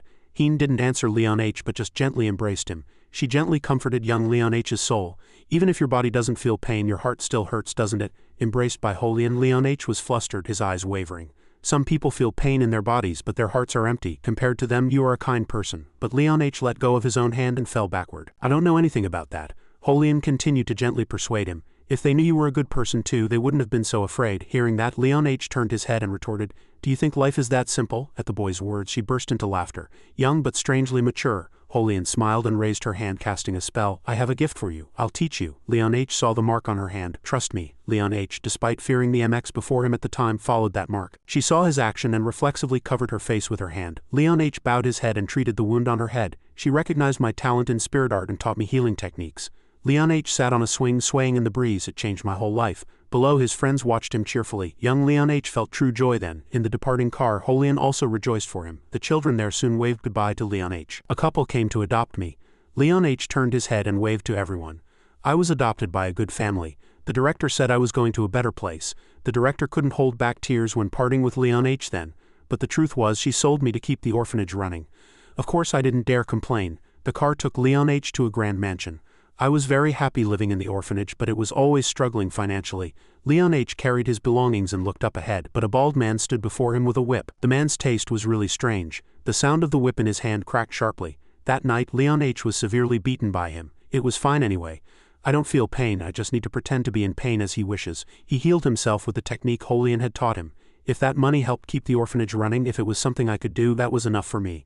Leon H. turned his head and looked at the red glowing wall, but the real problem was that he averted his gaze through that gap. The bald man was dragging Max in. His greed was endless. Max's face was then stained with tears. Looking at Leon H., he immediately created a mark. That mark formed a box protecting Leon H.'s hand. That night he beat the bald man until he collapsed from exhaustion. Continuous attacks aimed at him. Max was scared by this sight. After knocking him out, Leon H. slowly stood up. His eyes then stared wide at the man lying on the floor. That was the first time I killed a person. Leon H. continued to stare at the person lying on the floor. It was an accident. He took Max and left after setting the mansion on fire. When I came to my senses, all I could do was run far away. Leon H., with a dirty face, was looking out from a corner. He and Max rummaged through garbage cans for food. With nowhere to go, we wandered the streets. We were afraid of being discovered, but we still had to rummage through trash to survive. Leon H. kept his eyes wide open on guard for Max to find food. When doing such things, I really intended to kill people. Am I just a murderer? The two boys, covered in dirt, struggled to survive. I just wanted to escape poverty and guilt. I wanted to confide in someone. Anyone would do. But I didn't know who I could trust. Max picked up a picture of the bald man from the trash can and hastily shouted, "Leo, don't yell, last time we got caught and got a severe beating." Max cheerfully pointed to the notice in front and explained, "No, look at this. The man I beat was actually a notorious human trafficker in the underworld." Max held the notice in one hand and 3 gold coins in the other. "There's even a bounty on him, just in case. I brought everything I could sell." Max then couldn't hide his joy and shouted, "We did nothing wrong, we defeated a villain." Leon H. froze upon hearing this news. "From a murderer I became a mercenary." Max jumped with joy and shouted, "Leo, we did it, the truth doesn't matter." One hand heavily struck the person lying on the floor. The person, face contorted, stopped and retorted, "Is it for money or for the eggs I got hit with at the shop last time? At least tell me why I was hit." Leon H. used magic to create a box protecting his hand. The man continued to beg for forgiveness. "Forgive me for anything." Max, who was behind, then spoke, "That's enough. Leo," he turned to the woman next to him and negotiated. "Are you satisfied then?" "Yes, don't go near that customer again, all right?" Leon H. retorted with sharp eyes at the man, but he didn't answer. "Ah, not enough beating yet." "No, I'm sorry." The man crawled like a dog and obeyed the command. "Then get out. Crawl and bark like a dog." Max pulled out the knife embedded in Leon H.'s shoulder and praised him. "You did well today, Leo." "Yeah." Max turned and started counting money for the woman. "The job is done. The base fee is 50 acts, plus an additional 25 acts for injuries, totaling 75 acts. Please come back again." The Revenge Agency. Leon H., dressed in a sharp suit, led people into fights. It was my first mission. On the streets there was nothing that couldn't be solved with my fists. Leon H. and Max worked shoulder to shoulder, solving all problems. As time passed, we gathered subordinates and became a gang large enough to contend with the Hunters Guild over territory. Leon H. blocked the man's sword with his bare hands. Of course, the Hunters Guild 20 years ago wasn't as organized as it is now. At that time it was closer to a righteous group. He approached and strangled the man, lifting him. Max, next to him, held a knife and shouted, "Hunters using sharp weapons on unarmed civilians is illegal, but now it's self-defense." The hunter looked at the knife in his hand with trembling eyes. "Don't worry too much, we're just working for money. We want to avoid unnecessary conflict. So shall we help you quit being a hunter?" Despite being strangled and unable to breathe, the hunter stiffly said, "Don't make me laugh. Do you think we'll give up the guild because of you?" Even at this point, the man, fearless, continued his accusations. "You're just cowards. You have so much power." The picture frame showed monsters. "You don't even have the courage to kill monsters. You're just parasites, manipulating others and extorting money." Leon H. then looked at the picture frame above again and realized that good and evil are inherently ambiguous. Justice and such are vague ideals not pure enough for me to believe. In that picture frame there was another photo of himself. But my photo, hung among requests for monster extermination, was not out of place at all. That was all. Max, next to him, grabbed a knife and charged at the hunter. "You can't live by only being a hunter, really." But the knife pierced Leon H.'s arm. He blocked Max, reminding him, "That's enough." He glanced at Leon H., displeased. Outside, children were watching through the window. Leon H. offered a money bag. The director said, "I can't accept it." Leon H. then wondered why she wouldn't take the money. "Why not? This orphanage doesn't even have a name yet, does it?" The director looked at him with worried eyes and explained, "You just said it all. What kind of life you lived after leaving here. Money fell from the bag. The things you did to earn money. Knowing all that, I can't accept this money." Leon H., without hesitation, also exposed the whole truth. "Blood-stained money. It was the same when I was sold, wasn't it?" Hearing that question, the director was immediately flustered and surprised. "That?" The director leaned on the table and barely stood up, explaining, "I only found out later that the man was a villain. So you still didn't know the truth?" The director placed her hand on her chest and with tearful eyes called his name. "Leon H., you can hate me. Are you saying you want me to live the rest of my life in guilt?" "No." Leon H. denied everything without turning his head. "No, this is just hypocrisy." The children outside immediately bowed their heads, fearful. Before leaving, Leon H. left only one word. "You were afraid of me, but you still tried to smile. That's proof that I also had happy memories. The swing is still there on that arm. I just selfishly wished this orphanage would continue as it was before." The director bowed her head and explained, "Holian told me that day." At this moment, memories of Holian filled Leon H.'s mind. "You have a warmer heart than anyone. Don't be afraid. Trust others and smile when you reach out your hand," the director with tearful eyes suggested. "Then next time you come, how about bringing some snacks that the children like?" she added to Leon H. "Let's think of another way." "Leo." Leon H. held a hunter's badge in his hand. "Short lifespan or a record of murder. You can't be a hunter, but with enough money, your past can be erased." Leon H. walked holding the badge in one hand and a basket in the other, because there's no way to prove past events. The only thing that can be known is the facts. For someone like me, who doesn't even know who his parents are, facts are no different from emptiness. Clenching that hunter's badge tightly, he finally smiled. "I just want to prove that I'm not a monster. I just want to prove that I'm not a monster." But suddenly a red light made him afraid. The snack basket in his hand also fell. Leon H. could only watch as the entire orphanage burned down. But in the end, the truth was burnt away. The church stood tall under the pouring rain, accompanied by lightning. A voice came from inside. "The goddess of darkness is considered the goddess of death and the end." Inside the church, Max, with his back turned, still spoke in a calm voice. "But she has never revealed the existence of the underworld. I decided to believe there is no such thing. Sensing someone behind him, he nonchalantly said, "It's awkward to meet someone I killed again." Leon H., drenched, gritted his teeth and retorted, "Why did you do it?" Max then stood up with his hands in his pockets and replied, "Why, oh, it's too obvious. That director sold us to a pervert." Leon H. lunged at him like a madman, grabbing him by the collar and shouting, "Even the teacher didn't know." He calmly retorted without fighting back, "Do you really believe that? You, Leon H., are you that naive?" Max smiled and frankly accused, "You just want to believe it. To forgive yourself and find peace, you just want to wash the blood off your hands." Leon H. denied, shouting in an enraged voice, "Even if that's true, that's in the past at this moment." Behind them, 2 men with swords appeared. Max laughed loudly, a sneer in his voice, and repeated, "Past," he shouted wildly. "I remember everything vividly, that light, that smell, that pain, and of course you easily forgot. Because you're a monster who doesn't feel pain." Simultaneously, while Max was speaking, the 2 men with swords secretly stabbed Leon H. 2 sharp blades sank deep into his skin and blood gushed out.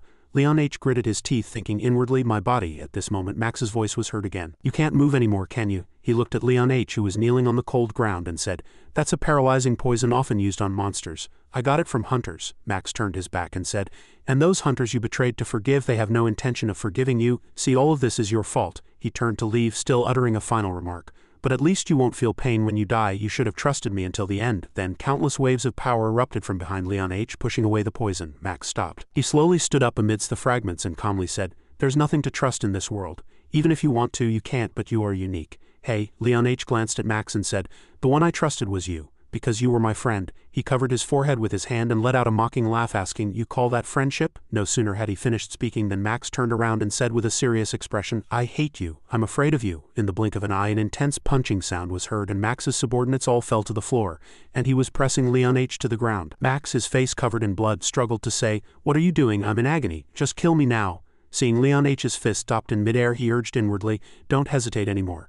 Seeing him still hesitating, Max reminded him once more, "You always hesitate at important moments. It was the same that day. You didn't finish off that pervert." Leon H. then could no longer hold back his tears. He shouted, refuting, "Don't talk nonsense." He firmly insisted that it wasn't nonsense. "You beat him intending to kill him, but when you thought you had killed someone, you were terrified and ran away." Max recalled that day and said, "But that damn bastard was still breathing." When he did that, he repeated what I had said before. "Please save me." He said that. Max then still held the knife with a terrifying face. Leon H. loudly retorted, "That's a lie." He didn't explain much, only saying, "Yeah, you probably won't believe me either. It might be a lie or it might not." Although his face was bruised, he still smiled and said, "Seeing you trembling with guilt for killing a person, I wondered if I ruined your life or if you ruined mine." Leon H. was momentarily stunned by those words. A moment later, he gathered strength in his fist and struck down hard, making a loud sound. The force of the punch spread, waking up everyone nearby. His fist had not been aimed at Matt just now. Leon H. said coldly, "I don't care what you say, I don't care what the truth is." He stood up and said firmly, "I ruined my life with my own hands. I killed that pervert myself." Saying that, Leon H. looked down at them, and his eyes glinted with cold murderous intent. "Get out before I kill all of your kind." Those people quickly fled. In Leon H.'s mind, the thought, "Truth still exists in this world," arose. "But as a human, I cannot know it for sure. I can only believe assumptions as truth." Abandoned by parents, sold to a pervert, I lived among things that made me no longer able to trust humans, good and evil, justice and injustice. I can believe in nothing. Everything is man-made. So I stood before the goddess, and this body should have died long ago. In the cave, Leon H.'s voice continued to flow, carrying on the story. "The goddess of darkness merely kept me alive. I abandoned life long ago." Holian still spoke in disbelief. "Surely Leo isn't Leon H." He closed his eyes and said, "It's been a long time, but we don't have much time." After that, he explained their current situation. Omphalos is about to descend, and we still haven't found Gahan. Zenobia is planning to complete the Gladius Core. Soon angels will come to stop us. Having said this much, he leaned back and said to everyone, "So go quickly. I'll stay here and hold off as many enemies as possible." Han strongly objected. "What are you talking about? You have to come too. You also suffered a lot because of Zenobia." Leon H. tightly closed his eyes and turned his head away. "I don't want to, but I have to accept the truth. Of course, I also want to punish the ones who destroyed the Black Association with my own hands. But there's a part of me that no longer belongs." He mentioned one person. "Miss Kibbe, she misses you more than you think." After that, he pointed directly at Hanbin and said, "Ryu Hanbin, you are the one who needs to go." Omphras City, where the Otherworlders first appeared, became a monastery under the rule of the Church of St. Mary and humanity's last line of defense. Bata reluctantly accepted the truth. "The fate of this city is truly harsh." Chairman Bachman also merely chuckled and refused. "Oh, please don't call me chairman," he said humbly. "Those who survived back then just decided to keep fighting, and they just happened to view me positively. You are more respectable than someone like me. You started building this wall decades ago. Moreover, when we reclaimed this city from the Church of St. Mary, no one helped as quietly as the Construction Association." Having said this much, he looked at Bata and asserted, "All of this is thanks to the chairman's foresight." Bata slowly took a few steps forward and spoke his true feelings, "As if I thought the world would end before I died. I've only been a builder my whole life.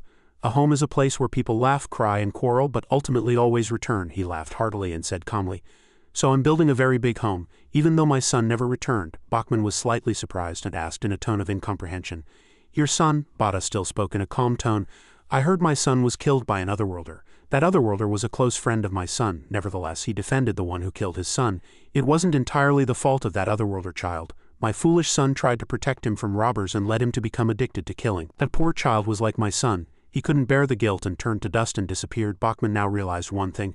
"So that's why Mr. Panrat Ryu Hanbin helped him, didn't he?" Bata acknowledged. "Yes, he was like me. Someone who had no one to rely on and just struggled to survive." He looked into the distance and said, "Foolishly, he always caused trouble. He could have lived an ordinary life, but he was too kind to live ordinarily." At this moment in the cave, Hanbin supported Leon H. and helped him stand up. But he once again frowned and sighed, refusing.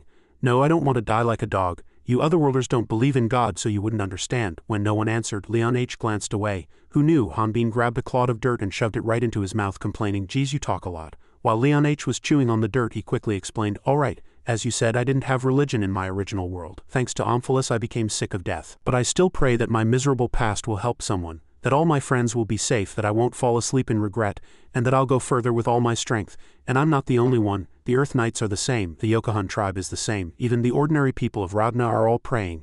Everyone is struggling to survive in their own way. They believe in us." A happy family photo appeared in his words. Having said this much, Hanbin pointed to himself, looked at Leon H. and said, "But aren't I the one chosen by the goddess of darkness you believe in? So you should believe in me too." He sighed and laughed helplessly, saying, "When you unilaterally left the party, I wanted to beat you to death. But it seems you're also learning to take responsibility." Han looked straight ahead and said confidently, "I have to learn. I've decided to become the Sword King." Holian, hearing their words, was also moved and wiped away tears, agreeing, "That's right. Just a little further and we'll reach my real body. Hang in there a little longer." Leon H. asked in incomprehension, "Why are you crying now?" She smiled and said, "It reminds me of old times. Leo, you can do it." Leon H. said once more, "Please don't call me that." Hanbin deliberately teased, "Hang in there, Leo-chan," he threatened helplessly. "I'm going to kill you." At the same time, Gahan was heading inside. Gahan clasped his head with his hands, frowning and thinking, "My mind feels like it's filled with fog. I've forgotten something, but I don't know what it is." Nevertheless, he continued to walk. Told himself, "I have to find it." But he couldn't even remember what he was looking for. He didn't even know where he was. At this moment, Gahan suddenly saw something, reached out his hand and touched a glass display case where a sword lay, muttering softly. Gigahan picked up a sword, wondering something. "I thought this was Baston's sword, so why is it here?" A moment later, he continued to look back and called out loudly, "Baston, are you here?" Baston happened to find Gahan and she quickly shouted, "Gahan, where are you going?" Kibi strongly reminded him, "I understand you're confused, but you're not in your right mind right now. Please return to your throne. If you leave the throne, the shadows protecting the city will lose their power and the people here won't be able to protect themselves. In the worst case, the kingdom will be invaded and the people will be brutally massacred by monsters." Who knew? Gahan swung his sword and sent her flying. He didn't believe Kibi's words and said firmly, "My kingdom, my throne, do you expect me to believe such a trick?" Gahan pointed his sword at her with a hideous face and said firmly, Gahan was the Imperial Guard captain of King Ricket VI, the 14th king of the Millennium Kingdom of Kandras. "I'm the king. If you continue to insult my kingdom and honor, I will not forgive you." Kibi showed no fear and said frankly, "Even if your majesty's mind is breaking down and trying to deny reality, the one who defiled that noble honor is none other than your majesty. You killed countless people for your ambition and even usurped divine power. That is who your majesty is." Gahan, at these words, Gahan frowned in anger. Looking at her unwavering eyes, he thought, "What kind of ridiculous lie is this?" Nevertheless, there was no shadow of fear or hint of deceit in her eyes. "But I can't listen anymore." Cutting off his train of thought, Gahan raised his sword high. A moment later, intense energy struck Liv and she turned her head. At this moment, Gahan's mind was filled with a voice calling Gahan. At that voice, his sword tip stopped. Gahan thought to himself, "It's a familiar voice, but it's not in my memory. It's the voice I've always longed for." Thinking this much, he glanced behind him. A familiar shadow was hidden in the darkness. Gahan muttered softly, "What is this?" Ar saw it and said in a small voice, surprised, "Only Gahan and I should be here." Thinking this much, she asked herself, "Is she an illusion? And that energy source is Omphalus's divine power. This feeling is strange." At this moment, Gahan's mind was once again filled with an eerie voice. "Is she the cause of this confusion?" "Dee, who are you?" Dee's hand secretly created a control sigil from behind. In the blink of an eye, she quickly flew away and Gahan, still dazed, shouted loudly, "Wait!" A moment later, he quickly rushed after the illusion, and Liv, who was behind him, blocked him and said, "Stop, Gahan, don't chase that illusion." She quickly chased after them helplessly. She shouted angrily, "Seriously," Lao said to Ryu Hanbin, "I didn't see him on the way here. There's only one path, so I couldn't have missed him." Lucian slowly replied. "Understood," Effie asked. "Didn't he go to the World Tree with you?" She asked worriedly about the important question. "Why is he underground beneath the World Tree?" Lao scratched his head and replied with annoyance, "Do you think I came here because I wanted to? The Earth Knights begged me to come investigate. Lucian said somewhat dejectedly. Then you should have just come with us from the start. Fe was also not in a good mood and continued to press him. What exactly are you investigating? Lao rested his chin on his hand and replied proudly with a laugh, it's Zenobia's magic. Who knew? Instead of being surprised, they innocently asked, what's that? He was startled by the question and exclaimed, are you making fun of me? Then he seemed to realize something and shouted in a flustered voice, wait a minute, your name is Leslie, I feel like I've met you somewhere. Leslie replied indifferently, completely unimpressed. You really don't remember? Lucian became excited again and said, Lord Lao and Lady Leslie, back when my brother and I were in prison, you two were on opposite sides. Lao's eyes widened and he exclaimed when he spoke too accurately. That's right. After that, he continued his story about himself. That noble bastard mistook me for an otherworlder and sent me to the battlefield. Luckily, I was wearing a mask at the time. Having said this much, he laughed loudly, boasting, otherwise how could you have forgotten this handsome face? Fe sighed and replied in an exasperated tone, yes, it's really hard to forget such an annoying person. Hearing that, Lao immediately retorted, what did you just say, kid? You talk like someone who copied my hairstyle. She also retorted, you're really delusional. Leslie covered her face with her hand as if she didn't want to be dragged into it. Because Leslie remembered everything, but Leslie had killed a fat nobleman, and Lao was unlucky enough to be at the scene and took the blame instead. Leslie clearly knew about it even when Lao was captured by the Black Church, but she chose to remain silent, at least for now. At this moment, Leslie actively changed the subject and said that's not important anymore. She analyzed the current situation. Lao and I start from opposite ends of this facility, and only one passage remains. Although artificial, this is a true labyrinth, and labyrinths always have an artifact at their center. Something so dangerous that even Zenobia hid it from Gahan. The stronger the artifact, the more dangerous it is, to the point of affecting its surroundings just by its presence. So we need to be careful. Gahan might not have come himself because of that uncertainty, Fe also said seriously. Like the time artifact on the upper level of Draconium. Finally, they got to the core of the problem.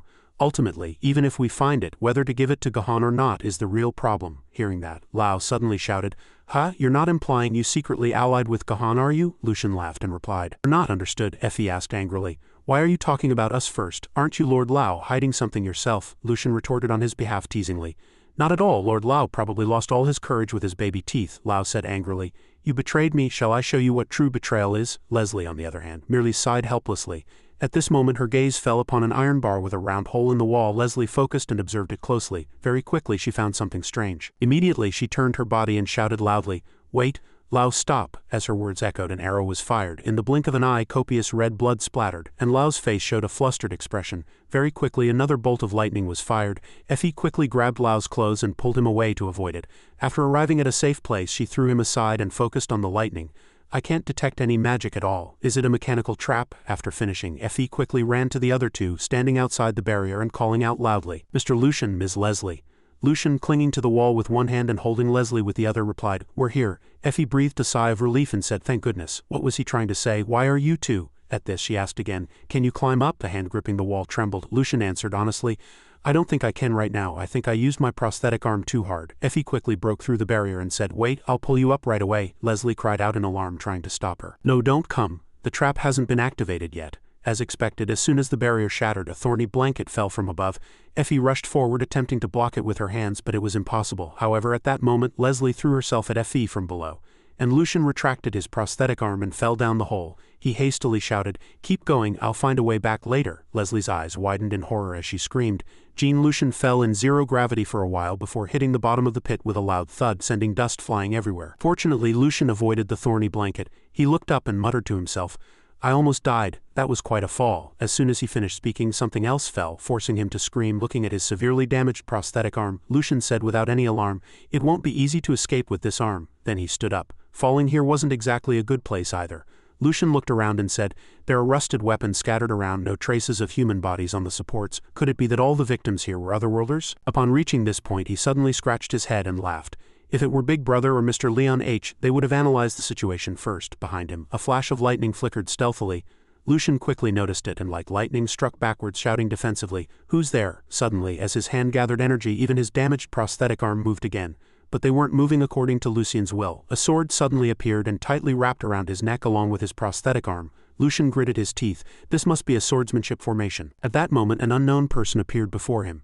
It was none other than Gahan. He clutched his head and asked himself, "Where am I?" Gahan lifted Lucian into the air with his electricity. He tried to struggle but couldn't move. "He's controlling the armor. I can't move. A swordsman of this level is truly rare." The image of Gahan in Lucian's memory was blurry. I can't recall Gahan's face.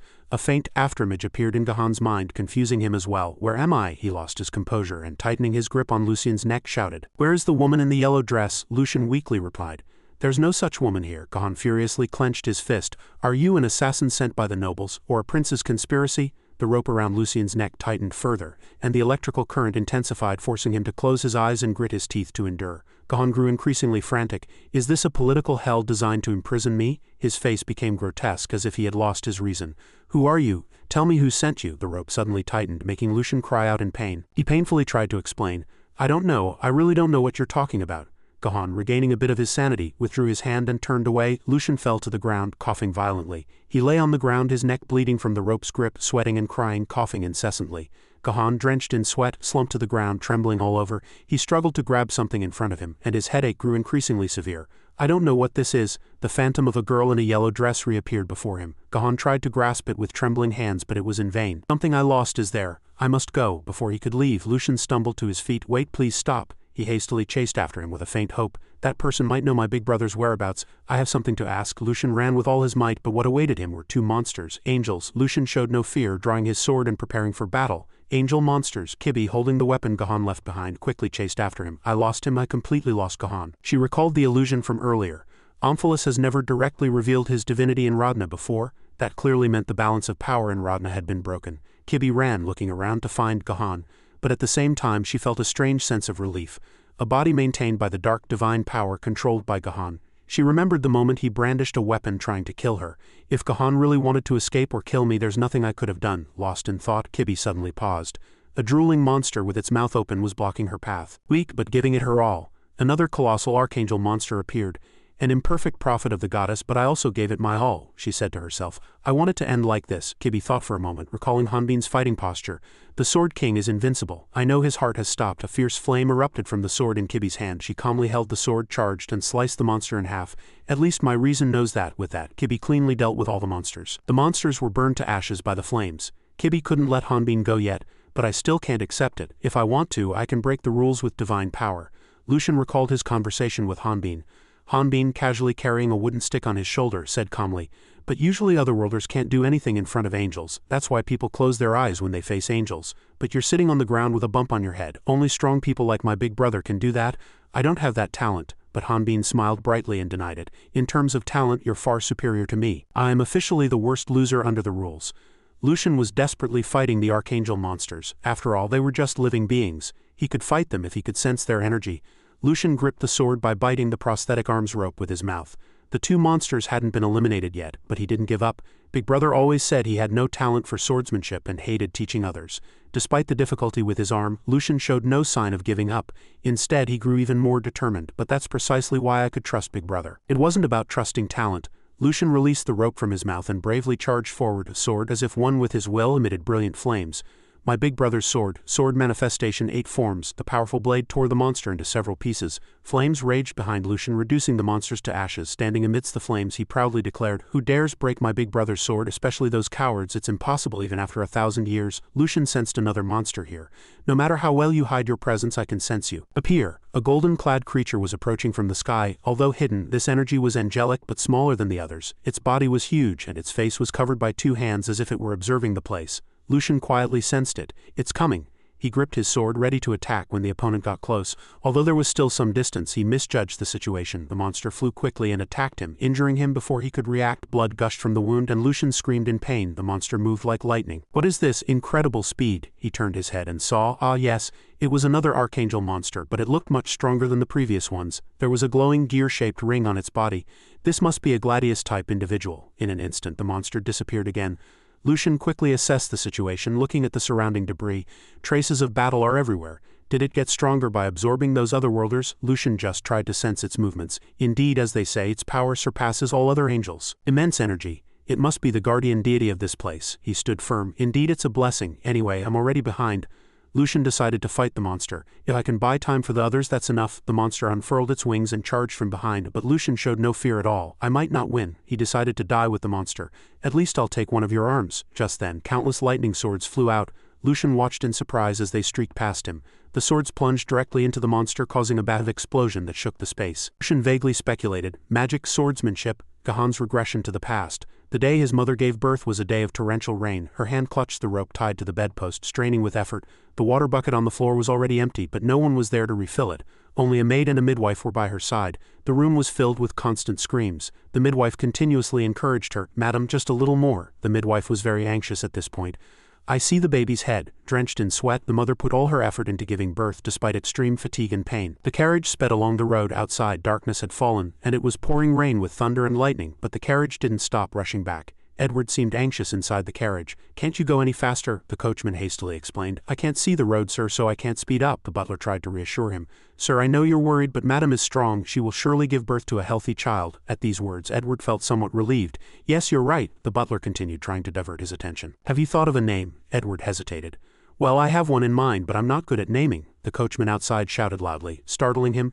"Sir, I see the mansion ahead." As the carriage arrived at the mansion gate, a large flash of lightning struck the house directly, seeming like an ominous sign. The dazzling lightning pierced through the rain as if striking Edward's heart. His head, extremely tense at that moment, rushed to his wife's room. The butler followed, worried, but it was already too late. The sound of that lightning continued to echo in his mind. Gahan's growth process. When Gahan was young, Edward, without a word, snatched the sword from Gahan's hand and slapped Gahan hard across the cheek. The butler rushed over, but it was too late. He furiously pointed at Gahan's face and shouted, "How many times do I have to tell you to inherit and govern this territory? If you have time to play with swords, use that time to study." Edward sighed with emphasis. "Do you understand, Gahan?" Gahan, with a red, swollen cheek and a sad face, lowered his head and replied in a small voice, "Yes." The butler next to him felt sorry for the boy. Gahan quietly called out, "Father!" As Edward left, Gahan burst into tears, and only the butler remained, quietly wiping Gahan's tears. "Father hated me using my powers, because my abilities manifested at birth and caused my mother's death."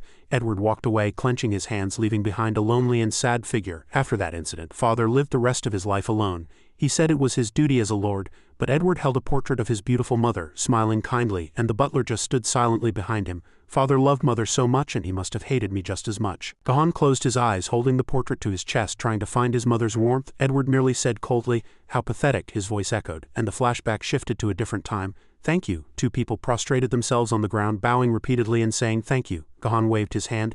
"It's all right, it's nothing." They were extremely grateful to Gahan for saving their lives. "No, young master, it's truly amazing that you defeated a monster at such a young age. If it weren't for you, we would surely have lost our lives." At this moment, Gahan was still a young boy, his face flushing with joy. At that very moment, he realized that helping others was the purpose of his life. Time passed again, and a boar-like monster appeared. Gahan had already grown up, and with a sword and strength, he moved towards his defined goal. "I want to help as many people as possible." And at this time he met his best friend. "Prepare yourself, I'm going to kill you." That was Gahan and Boris's first meeting, and I met him. They were complete opposites. At this moment, Gahan's eyes still held a hint of worry and hesitation, but Boris's expression was full of conviction and determination. Boris charged bravely, and Gahan looked at Vantara's sturdy body in surprise. The obsession with endless power. Boris, with bright and passionate eyes, moved towards his goal. Aiming to be the strongest sounds absurd, but I feel like he could actually achieve it. Gahan's eyes widened in surprise at Boris's power. "With that power, we could do more than just help others." Gahan had a bold idea. "We can change the world." When he returned home, the familiar scene unfolded again. Edward slapped him hard across the cheek. A woman knelt on the ground, pleading, "But this world isn't a fairy tale. Please, I beg you." A plague was spreading throughout the village. All the healthy men were lying in bed. Boris and Oba turned and left. Gahan still hesitated at the woman's pleas. "If the monsters attack now, we won't have any chance without your help, Hunter." He wore a troubled expression. Choosing something means abandoning something else. An elven noble asked arrogantly, "Hey hunters, how long are you going to delay? The balance of power has now completely shifted to the elves, and the common folk are being neglected. If those criminals escape while you dawdle, you'll pay the price later. Understand?" Gahan, Boris, Zenobia, and the elven noble entered the forest. The noble was riding a horse with Ife in his arms. Boris said, slightly displeased, "The hostages' demands don't seem that urgent. Why did you refuse that girl's request?" The elven noble didn't listen to Boris and was happily spending time on horseback with Zenobia, paying no mind to their conversation. Gahan explained, "That small village was desperately in need of our help, but it was only temporary relief." Zenobia was also happily playing with the elven noble and didn't pay attention to their conversation. Gahan continued to state their current objective. "If we can secure investment to establish a hunters' guild through this mission, we'll gain more long-term benefits." They ventured deep into the forest. Gahan discovered a vine-covered cave and out of curiosity entered it. Long-lived elves were usually very conservative. There he found Holian and other NM girls. Her hands were bound, her entire body was covered in mud, and her eyes were injured. Gahan fell into thought. The slave system, which has disappeared in human society, still exists in their culture, and a slave who resists their master cannot be forgiven. When Holian was discovered, she looked at Gahan with a hint of fear, her lips tightly sealed. So is the criminal an escaped slave? Judging by her condition, she seems to have escaped after severe abuse. Gahan closed his eyes, lost in deep thought. I shouldn't hastily judge good and evil before knowing the whole story. Am I merely trying to justify myself by saying this? Behind Gahan, Baris struck the elven noble hard in the face, and his bodyguards had no time to react. The noble fell to the ground, his face a mess, and only then did the bodyguards draw their swords and take a defensive stance. Damn it, Baris frowned and said, I hate troublesome things. Zenobia held her tobacco pipe and sighed unhappily. Who made things complicated? Gahan smiled and stood up. He stood before everyone and summoned his power. Our only demand was to find these people anyway, Gahan thought to himself. That person always finds a way to complicate simple matters. Holian was so moved when rescued that she shed tears. Gahan felt it was right to be friends with Baris, but because of him we were able to save Holian.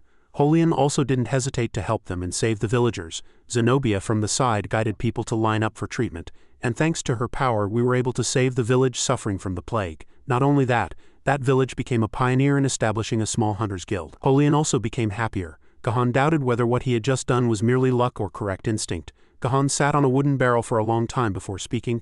Baris, things may have gone smoothly this time, but don't assume your reckless actions will always lead to such outcomes. Even this time, things only worked out because that elven noble actually had no real power, Baris replied nonchalantly. I know, I didn't act because I thought things would go well, Gahan sighed helplessly. Then you shouldn't have done it in the first place. Gahan looked at Baris and felt a great trust in Gahan and Baris's words. But if it were a truly serious problem, you would have stopped me. Baris always spoke his mind and vice versa. Gahan smiled cheerfully. He's not eloquent, but his clumsy words hold deep trust. Gahan, Baris, Zenobia and Holian formed a team and happily continued their journey. With just one word I received more comfort than I expected, and thanks to that, I was able to stop hesitating. Rose petals scattered all over the arena. Below, Gahan and Baris battled for the audience, and the result was Gahan defeating his opponent and winning. Match over. The winner is Gahan. It was a breathtaking showdown between Rodna's strongest teams. Baris said with boredom, what a meaningless show. Gahan happily put his arm around Baris's shoulder, shook his hand and reminded him. But all of this is for justice. The noble girls, some were captivated by Gahan and others regretted Baris's defeat. This suited Gahan's team's purpose. Currently there were too few hunters in Rodna compared to the number of monsters. Expanding the Hunters Guild required investment from the nobles. After the performance, Zenobia, representing the team, appealed for support. Holian, who had never stood before so many people before, merely bowed her head shyly and thanked them. Distinguished guests who attended today, we earnestly ask for your interest and support for the Hunters Guild. If you wish to sponsor magical tools or magical research, please find Zenobia. If there are more Hunters Guilds, we can save more people from monsters. Gahan felt happy achieving his goals one by one with his comrades. No need to rush. Hunters Guilds are becoming more numerous, and the world seems to be getting better. That was Gahan's thought. I thought so. A man in a wheelchair approached Gahan. In the noisy crowd, his father, supported by a butler, approached, both looking much older. Gahan was very surprised to see them. Gahan couldn't understand why his father was there. The father and son sat and talked. Edward asked, Are you well? Gahan replied awkwardly, Yes. The atmosphere fell silent. For many years the two had not talked together, so for a moment they didn't know what to say. Still, Edward spoke first. It seems the Hunters Guild is developing smoothly. Gahan also replied politely. Thanks to my comrades and everyone's support. Edward acknowledged, Yes, it must be because you and your comrades set a good example. This was the first time Edward had acknowledged and understood Gahan's actions since Gahan was born. He lifted a cup of tea and quietly said, Well done. Edward took a sip of tea, each having different thoughts in their minds. He once again expressed interest. Do you have a girlfriend? Gahan was holding the teacup. In a calm voice, No, I'm too busy with work to have time for that. Edward laughed cheerfully. Why did you only inherit that trait from me? Ha ha ha. Gahan also laughed awkwardly. Ha ha ha. But after a moment, Edward again spoke to Gahan with a serious expression. Gahan, I don't have much time left. The teacup in Gahan's hand stopped. He frowned slightly upon hearing this news. He thought in silence. Edward waited for an answer. But Gahan's decision ultimately did not change. I will not inherit this territory. Edward, as if expecting the answer, said sadly, I know. Gahan listened in silence. Edward still tried to persuade Gahan. But recently the people of the territory have been anxious due to the appearance of otherworlders. In this situation, the Lord's position cannot be left vacant. Gahan walked into a desolate and cold place, and his father's voice echoed in his ears. If things continue like this, the territory will fall into the hands of Drian's husband. Drian, with a hood pulled over her head, walked past a disabled person. Before that happens, I have one last request. I hope you'll go to Drian's territory in person and meet him. First place Gahan arrived was the Hunters Guild. And then make your own decision. Gahan opened the door and entered. And what happened inside surprised Gahan. Someone was happily announcing missions with a megaphone above the mission board. Below, ordinary people were fighting among themselves to get missions from the Hunters Guild. Gahan recalled the original purpose of the Hunters Guild. The Hunters Guild was established with the hope that even the weak could protect themselves. At that time, each branch of the guild operated independently. Unprotected people are risking their lives for money. The poor had to risk their lives to fight unknown monsters to earn enormous sums of money. Gahan frowned, his eyes filled with anger. Gahan quickly discussed this issue with his uncle. We cannot let this situation continue. The rules of the Hunters Guild alone cannot stop such reckless actions. Gahan worried about the vulnerable people. Lord Drian must intervene directly. Legal regulations are needed to prevent ordinary people from entering the dungeons, but contrary to his concerns, Drian was very nonchalant about this issue. Drian stood by the window and stated his logic. The Hunters Guild provides everything from weapons and armor to valuable items like maps and medicines. Drian thought about the things that could generate money. Merchants will gather because of it, and tax revenue will increase. And the people will buy equipment and happily go monster hunting, believing in victory and rewards. Drian added, moreover, I am giving them a chance to succeed in society. Drian turned to Gahan and said, even if they die, who can truly blame me? You may have a talent for invention, but you clearly have no aptitude for politics. Gahan grew even more enraged upon hearing this, but could do nothing. Then I realized that this world would not change with the Hunters Guild alone. The flow of the past continued. Not long after my father passed away, the two powers of fire and ice clashed, illuminating a corner of the sky. Gahan fought Baris, trying to shake off the helplessness in his heart. Only then did I realize. I can defend justice with a sword, but I cannot create justice. And at that moment Gahan made a decision to bring fairness and justice to Radna. A lord is not enough. I will lead the entire empire. Gahan extended his hand to Baris, asking him to join him on this path. My sword stops here, but help me, Baris. Your power can change the world. Baris quietly agreed. Okay. Baris drew his sword. The blade was still stained with blood, but first, Gahan turned to Baris, his eyes burning red with the fire of battle. I want to challenge you. Gahan couldn't understand Baris. Gahan also jumped into the fight. Baris, are you going to keep going until you're completely exhausted? Baris's palm was pierced by a sword. Another sword pierced his wrist and went through his chest. Gahan continued to explain, this world doesn't move on will alone. Baris quickly broke free from his grasp and drew his red sword to continue fighting. Gahan said, without power you can do nothing. Zenobia and Holian couldn't stop them, and Holian could only heal them with her power. Baris turned and left, and Gahan threw down his sword and bowed his head to Baris, pleading, please, Baris, I beg you. I was able to come this far because everyone followed my stubbornness. I don't think I can change anything with my justice alone. Baris listened to Gahan, his lips tightly sealed. I need a stronger sword. Baris pulled the sword from his chest. Gahan, you are very strong. Your ambition is not a reckless dream. Baris threw his blood-stained sword to the ground. But my sword is too light. Gahan, Zenobia and Holian sat sadly in the forest. Baris left. Gahan still buried his face in the ground, blaming himself. I am not strong. Gahan still clung to his decision. He knelt on the ground and swore allegiance to the Empire. I have offered my territory and family to the Empire. A lord alone could not change the world, so that is the decision I made. Gahan believed his decision was right. I believe it is the first step towards a greater choice. Gahan stood next to the Emperor of the Empire, looking like an attendant. Unfortunate events began to unfold, but suddenly, the Emperor's trusted minister appeared. Everyone in this empire looks at Gahan with disdain. In the eyes of imperial officials and princes, I am merely an annoyance. Perhaps that's why Gahan was holding his head in his hands before a mountain of documents on his desk. They dumped countless documents on me that had nothing to do with me, but it became an opportunity. These documents helped me understand the current situation of the empire. The empire was vast, but its problems were also endless. Inefficient policies, all sorts of corruption and scandals were hidden behind them. The emperor read the petition Gahan submitted and frowned. Many of those problems were related to my family's territory, so I could not turn a blind eye. I merely did what I had to do. After reading the petition, the emperor was filled with uncontrollable rage, and the veins in his eyes were clearly visible. A sharp dagger was aimed at Gahan's neck. The eighth prince pushed Gahan against the wall and snarled, Don't you know your place? How dare you interfere in my affairs? His face was filled with murderous intent at this moment. Do you know what His Majesty told me? Because of you, even my brothers don't meddle in such things. Gahan showed no fear, bending the dagger with his power, and the eighth prince stared blankly. I'm sorry. The dagger gradually deformed under Gahan's power. The eighth prince was also slightly afraid. I had no intention of interfering in your affairs. I was merely investigating military corruption related to troop deployment. Gahan shattered the dagger and said with a menacing face. His voice was ordinary, but it terrified the eighth prince. And your brothers. I didn't know that other princes were also involved in this matter. The eighth prince denied it, his face pale. What are you talking about? Don't spout any more nonsense, Gahan said nonchalantly. Then that's good. The eighth prince's face was distorted with anger, but he could do nothing to Gahan. Gahan walked leisurely. Behind him, the eighth prince's accusations could be heard. Do you think you're special? Because of this, you've made enemies not only of me and my brothers, but of the entire nation, Gahan. As Gahan opened the office door and entered, he realized that the 8th prince's warning was true. Gahan's office had been ransacked by an intruder. Documents were torn everywhere. Someone deliberately removed my office documents. Gahan's subordinates also died for no reason. Subordinates who followed me disappeared or committed suicide for unknown reasons. Gahan was accused of non-existent crimes. I was constantly framed for trivial matters. Gahan walked alone with his choice. I even forgot why I had come this far. Thrown into an isolated and desolate environment, suffering countless accusations and endless petitions, His Majesty finally let go of everything. Gahan seemed to walk into a deeper abyss of darkness standing before me. In his memory, white daisy flowers appeared. The white daisy flowers flickered continuously in his memory, sometimes like a veil obscuring memories, sometimes like fragments of forgotten memories. There, Gahan stood next to a girl in a yellow dress in a romantic flower garden, but the girl's face was hidden by the flowers. Gahan couldn't remember who she was at all. Daisy flowers continued to appear repeatedly in Gahan's memory. Gahan clutched his head in pain, his hands trembling as if trying to grasp that image, and continued to call out a name. Gahan felt a familiar sensation looking at the distant girl, but his memory was completely blank. Who is she? Why can't I remember? Gahan clutched his head agonizingly.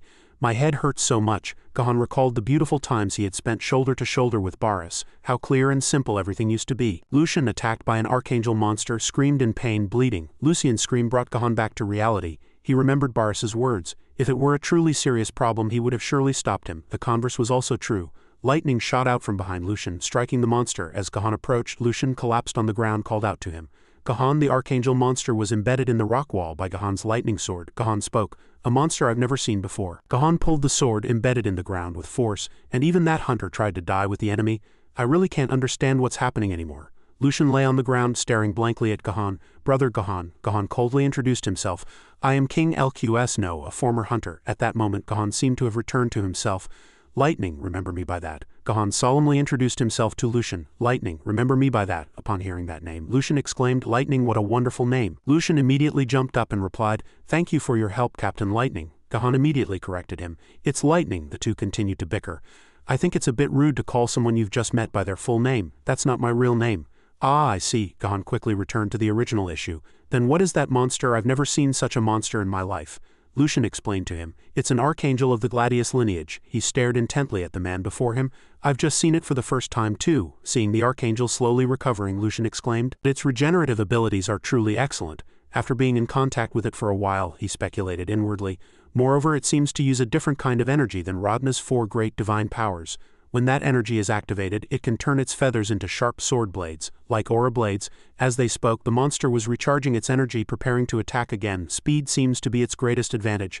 Lucian immediately raised his guard. If we're not careful, our heads will be chopped off in an instant, so we need to aim for its weak point. But before he could finish speaking, Gahan charged first. In an instant, his sword decapitated the archangel. Its head flew high into the air. Lucian was greatly surprised by this speed. Even his eyes couldn't keep up. Gahan calmly said, It's not that fast, but I think while he was speaking, the monster suddenly rushed at Lucian. Even if its head is cut off, it won't die. Seeing this, Gahan immediately pointed his finger at it.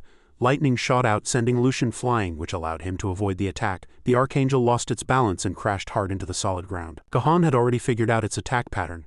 It aimed at more distant enemies and ignored me. Even when I was close enough to attack, it seems to have a clear target. The archangel was greatly angered by the failure of its plan, and Gahan asked Lucian, Do you know why? Lucian shook his head and gave up. I don't know either, but inwardly he thought, perhaps it views otherworlders like me as prey. Hearing that, Gahan summoned swords and replied, Really? I wanted to keep it alive, but I have no other choice. Having said that, Gahan ordered the swords to fire at the archangel. The archangel nimbly spread its wings and dodged this fierce attack. Seeing the archangel dodge the attack, he worried. Judging by its movements, it seems it can't change direction mid-flight. Did it learn that just by observation? Suddenly, something appeared that startled Gahan. Someone's shadow flickered in the distance within the darkness. This caused him to clutch his head in confusion, and at the same time the archangel approached. Gahan swung his sword and quickly dealt with it. Its body crashed hard into the ceiling. Due to such a powerful blow, the archangel collapsed on the spot, but a few seconds later it immediately recovered and prepared to unleash energy at them. Gahan also reacted quickly, summoning a barrier. As soon as the attack came down, the barrier was also completed. Lucian asked worriedly, Are you all right? You don't look well. Gahan immediately reassured him, I'm fine. Moreover, it can also launch long-range attacks and regenerate quickly. Gahan silently assessed the archangel. It will easily dodge our long-range attacks. Using swordsmanship is too dangerous. This put him in a difficult situation. What a troublesome monster, Lucian thought in confusion at Gahan's words. In terms of skill and technique, he could have completely overwhelmed it in close combat, yet he didn't. But soon Lucian realized that the archangel was targeting him, and that Gahan was looking for a place to protect him. Lucian pondered for a moment and made a decision inwardly. He suddenly revealed to Gahan that the archangel's weak point was its halo of light. Gahan replied in surprise. "What did you say?" Lucian began to explain. "Inside the archangel's body is a golden ring, which is the halo of light. If we can penetrate its regenerative abilities and destroy it, we can kill it," Gahan said suspiciously. "Didn't you just say you saw it for the first time? How can I trust your words?" Lucian hesitated for a moment and said, "Because I'm an otherworlder." Gahan approached him. Lucian was greatly frightened by the sight before him. An otherworlder. A strong killing intent erupted from Gahan's entire body. He asked in a low voice, "Are you truly an otherworlder?" At that very moment, the archangel fired another burst of energy, and a terrible explosion immediately occurred, scattering everything in all directions. Lucian quickly looked for an escape route, but the archangel didn't let go and continued to follow him. This forced him to use his abilities. The parts on Lucian's arms began to separate, and blue electrical pulses rushed towards the archangel. In an instant, just before its claws could reach him, the power from those parts suppressed the archangel. Just then a black shadow appeared from behind the thick dust. "The bastard fell into our trap." Gahan was greatly pleased to see the enemy fall into his trap. It was a bit reckless but a good plan. "What's your name?" Lucian let out a light sigh and replied. "Jean Lucian," Gahan promised. "I will remember that name." He suddenly turned to the archangel and said, "I heard you have intelligence." Gahan asked in a low voice, "What have you done to my memory? Is all of this your master's plan? I will unseal your mouth, so just answer my questions." As he spoke, the seal on the archangel's mouth slowly unraveled. As soon as the seal was broken, the archangel replied, "Anyone whose name is not found written in the book of life will be thrown into the lake of fire." The archangel continued to recite at length. "I saw a new heaven and a new earth. The first heaven and the first earth had passed away, and there was no longer any sea. And I saw the holy city, New Jerusalem, coming down out of heaven from God, prepared as a bride adorned for her husband." It continuously mumbled. "And I heard a loud voice from the throne saying, 'Behold, the dwelling place of God is with man. He will dwell with them, and they will be his people, and God himself will be with them as their God. He will wipe away every tear from their eyes, and death shall be no more. Neither shall there be mourning, nor crying, nor pain any more, for the former things have passed away.' And he who was seated on the throne said, 'Behold, I am making all things new.' Also he said, 'Write this down, for these words are trustworthy and true.' And he said to me, 'It is done. I am the Alpha and the Omega, the beginning and the end. To the thirsty I will give from the spring of the water of life without payment. The one who conquers will inherit all this, and I will be his God, and he will be my son.'" On another planet with numerous tentacles, the entire planet suddenly turned red. In the middle of the red land, something white appeared. A magnificent fortress stood there. Inside, Cassian was staring at the figures on the screen. 308 minutes until Rodna's eclipse. We have entered Rodna's gravitational field. We are approaching Rodna at the closest distance. The closest approach distance is approximately 9,000 kilometers. Hearing his report, Omphalos commanded stable propulsion at a constant speed in its current orbit. Cassian quickly complied. Something was suddenly detected in the screen information. He approached it curiously. This was the left side of Earth covered by a bright layer of quantum energy. Huge quantum waves, Rodna's high-density data, are not massive. As soon as Cassian finished speaking, that quantum stream was fired directly at this planet, and it was divine power. The flow of that power covered the entire planet, and he could do nothing in this sudden appearance, and Cassian's entire body was immediately petrified. Omphalos said in silence, "Is this a final struggle or a negotiation?" The sisterhood of creation walked out from high in the sky, piercing through the void, and the goddesses appeared one after another. Antia, without any intention of negotiating, directly accused him. "You are an imitator. You are a fraud. The predator of this world has declined. I, Antia, the goddess of light of Rodna, warn you." She solemnly warned Omphalos that destroying and absorbing pure worlds was a violation of the law. And according to the provisions on sacred balance, creators and destroyers cannot attack each other. He immediately retorted, "It was not I, but your creation who attacked the goddess of darkness. Have you forgotten? It was the mortals called Rodna's heroes who did so." Omphalos then presented his logic. "I also did not directly attack the goddess, therefore I did not violate the law. Rather, I acted to protect you from your corrupted creation." He shifted all blame to the goddesses. "In short, unfortunately, your creation defiled and attacked Rodna, and I have a mission to destroy a corrupted world." The goddess of nature, hearing his words, thought he was too absurd. "Omphalos, there seems to be some error in your evaluation process. We already know that you are behind their corruption," he replied mockingly. "You already know who is behind their corruption. Testing creatures is part of a god's duty. Is it not your process, you new sisters, that is truly flawed?" Omphalos approached and scoffed at them. "You arrogantly call yourselves goddesses, but you are not omnipotent. Even though there are 6 of you, protecting this one world is too overwhelming for you," he continued confidently. "But I am different. I will become a true god," Omphalos solemnly continued. "Just as our creator was." Jessen, hearing that, couldn't hold back and shouted, "Are you going to recreate the apocalypse and ascend as the supreme god? Truly absurd." She couldn't contain herself and unleashed her flames, scolding loudly. Even if you imitate angels and control other life forms, you do not possess the divine essence of creation. You are merely imitating what was recorded in the past. Omphalos also did not back down and began to reveal his true form. Indeed, Jesson, as you said, I lack the divine essence of creation, Omphalos continued. But it exists within your creation. But he who is born of that essence, the divine essence of creation. Having said this much, desire began to bloom in his mind. Therefore, if I acquire a human body, a body filled with ambition, he opened his mouth, I will become a true god possessing both destruction and creation. The birth of a new god is the ultimate desire of the gods, he confidently asserted, and I can achieve it. Reniana still disagreed. Even if that were possible, I cannot accept your methods, Omphalos asked curiously. Why? Reniana calmly replied. I cannot sacrifice the countless lives of Radna. Hearing that, he could not help but sneer. Do you dare speak of the sanctity of life before me? I have destroyed more worlds than there are stars in this galaxy. Omphalos then accused them.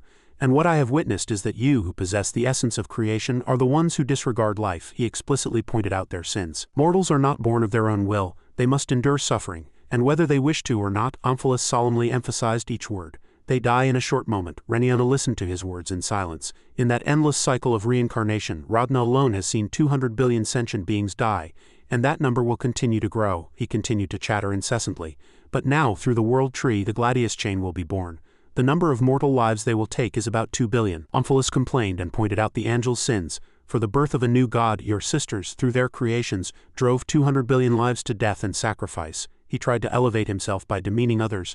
I will become a true god and sacrifice only 2 billion lives to end all death and suffering. Wouldn't I then truly be the one who cherishes life? The goddess of nature and wind immediately offered a hypocritical excuse.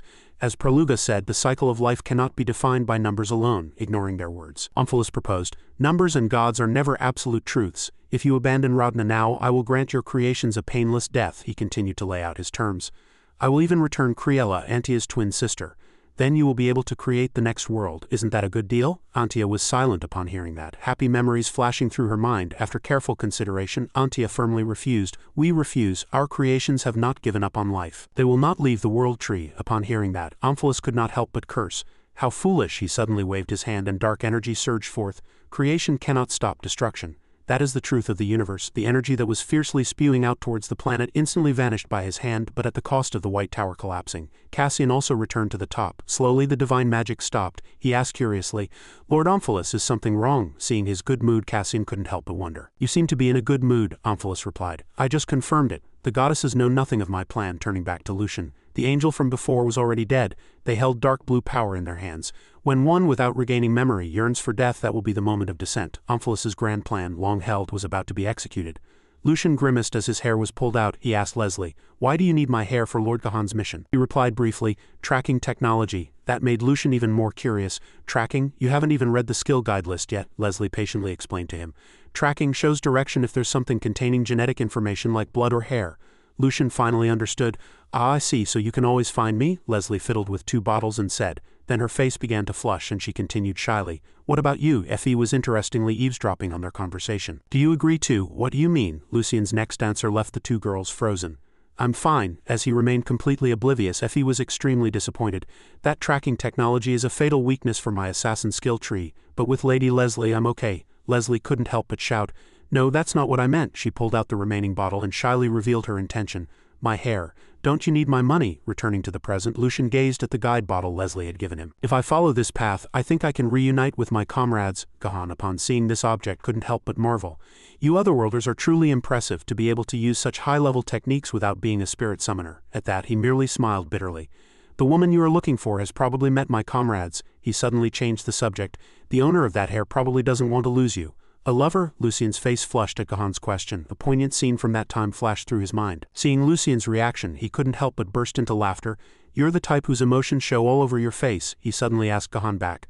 Mr. Lightning, are you engaged? He answered nonchalantly. Such fortune is not in my life. Lucian couldn't help but be surprised at that. Surely not, as if not to let him speculate further. Kahan lightly tapped Lucian's head with a brick. Watch your words, he seriously advised him. I was too focused on moving forward and missed out on things like marriage. Jean Lucian, if you don't want to end up like me. Treat her well. Lucian's opinion of him changed after hearing that. He's a prana person, but he doesn't seem to hate otherworlders that much. Kahan replied nonchalantly. I know you didn't choose to fall into Radna, but that doesn't mean I like you. To most people in Radna you only bring chaos. His next words sent a chill down Lucian's spine, but rulers see otherworlders as asymmetric warfare. That's what I think. He lost his composure and shouted, asymmetric warfare, you mean you'll use us in the Rodna War? But why? Gahan patiently explained to Lucian. You otherworlders may not know much about the Rodna War. A few swordsmen, battle mages, warriors who have awakened their ki, just a handful of individuals who can wield the four powers can change the tide of war. That's the value of someone who can wield the four powers after awakening, he continued. But not only can you wield the four powers, Rodna's most powerful resource, but you can also use all kinds of magic and skills without restriction, he expressed his view. I don't agree with the term asymmetric warfare, but I admit that you have very high strategic potential. Lucian also agreed with Gahan's words. Of course, our power is almost god tier, it's an unfair advantage. But despite many advantages, there was still something that made him dissatisfied. If we otherworlders kill Rodna people in war to level up and become addicted to killing, losing control, just thinking about it made Lucian feel meaningless. What's the point of the war's outcome? Everyone will die anyway, friends or foes. Gahan also sympathized with Lucian's words. Yes, I understand that point well too. That's why I submitted a petition against using otherworlders in war. But the result disappointed him. An international treaty prohibiting the militarization of otherworlders? What nonsense! Gahan recalled the contemptuous looks of the people there.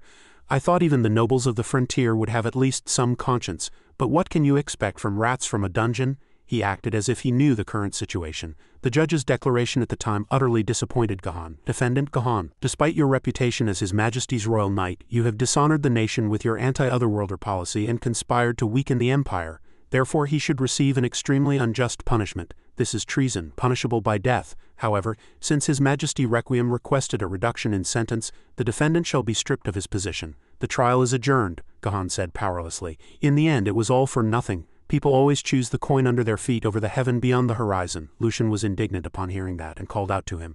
Perhaps that's why I woke up in this strange place. Just listening makes my blood boil. He suddenly proposed, why don't you join us, Earth Knights? Gahan asked in confusion.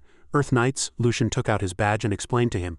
We are all otherworlders, but we have sworn to fight only monsters and evil otherworlders. Even if we have a sword at our throats and have to run, we never harm the people of Rodna. Gahan stared intently at the shining badge. Seeing him stand still, Lucian asked again, Mr. Lightning, what do you think? Gahan suddenly burst into laughter. Are you recruiting me? He was surprised by his reaction. No, I'm serious. We fight for justice. Upon hearing that, Gahan's demeanor suddenly turned serious. Justice is not pursued but seized. Without power, justice is nothing. Gahan exuded a thick murderous intent and asked him, what if I become your enemy? Can you stop me? Two hands on Lucian's shoulders suddenly tightened, however. He confidently affirmed to him, of course. The person I work for is my big brother.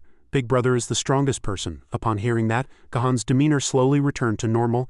If he's the strongest, then I know one person, Lucian replied excitedly. Then can you invite him to come too? He just smiled bitterly and said, I'm not sure, I don't know if he'll listen to me, Gahan continued. I showed too many embarrassing sides in front of him. Upon hearing that, he reassured him, if he's Mr. Lightning's friend, he'll definitely understand. At that moment, the door before their eyes opened. Lucian shouted joyfully, everyone come over here, everyone's here. He was surprised to see them pouring energy into the object before their eyes. But Lucian gazed at the glowing memory storage device with curious eyes. Is that an ancient artifact? Leslie was happy to see him.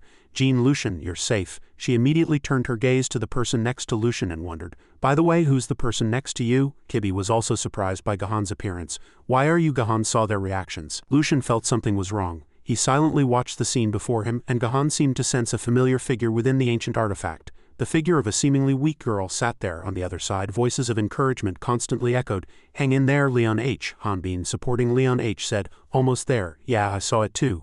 Heen pointed to the light ahead and said excitedly, I can feel it from that direction, my Grana. In another room, everything was covered in white flowers. In the middle lay a well-preserved body. She shouted joyfully, this is the room where my real body is. The sleeping body was surrounded by tree roots. They quickly pulled out the body from inside the enclosure. Holly said joyfully to her real body, it might sound a bit strange to say this to your own soul, but I'm so glad you're safe. The real body also replied joyfully, even more thankful is that my other half has returned. But why did you wake me and not Zenobia? When he asked. She replied hesitantly, there are many things difficult to explain in words about that.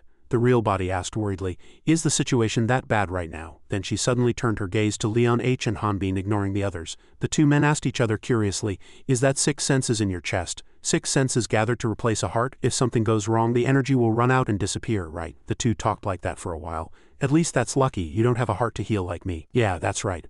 But during the conversation, Leon H. wondered why Hanbin kept losing focus. Now that Holly's soul has recovered, she should be able to revive even a severed chicken's head. Shouldn't you do that too? Why do you keep spacing out? He revealed his intuition to Leon H.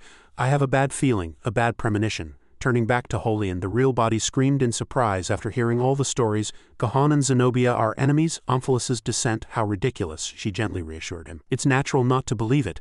I didn't believe it at first either, but once we're fully merged, you'll understand through all the memories I've experienced.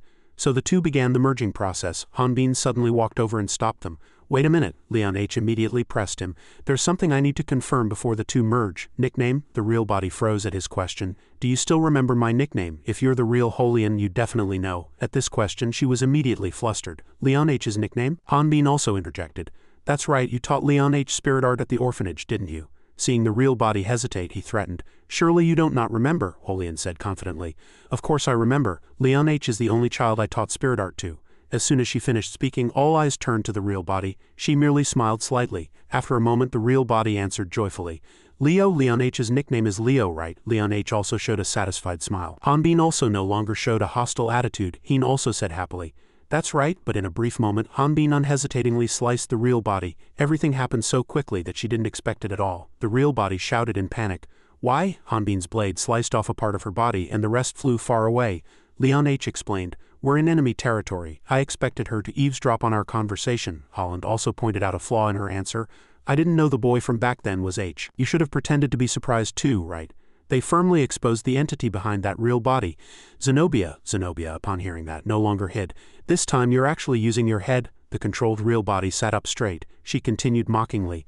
I thought you were just a fool. Han evaluated the enemy, thinking inwardly, is this a remotely controlled puppet? But I also feel Holian's soul energy here. He firmly asked, where is Holian's real body? Zenobia scoffed upon hearing that. You're only asking now, ah. She already felt it everywhere, didn't she? Upon hearing his terrible words, Holian seemed to realize something. If the ceiling hadn't shaken violently in the midst of revealing the truth, she would have. To protect the world, she chose to become the world tree's nourishment. She poured out every last drop of her body's energy, never dreaming it would be used for the mass production of the Gladius. As soon as he finished speaking, countless angelic monsters poured down.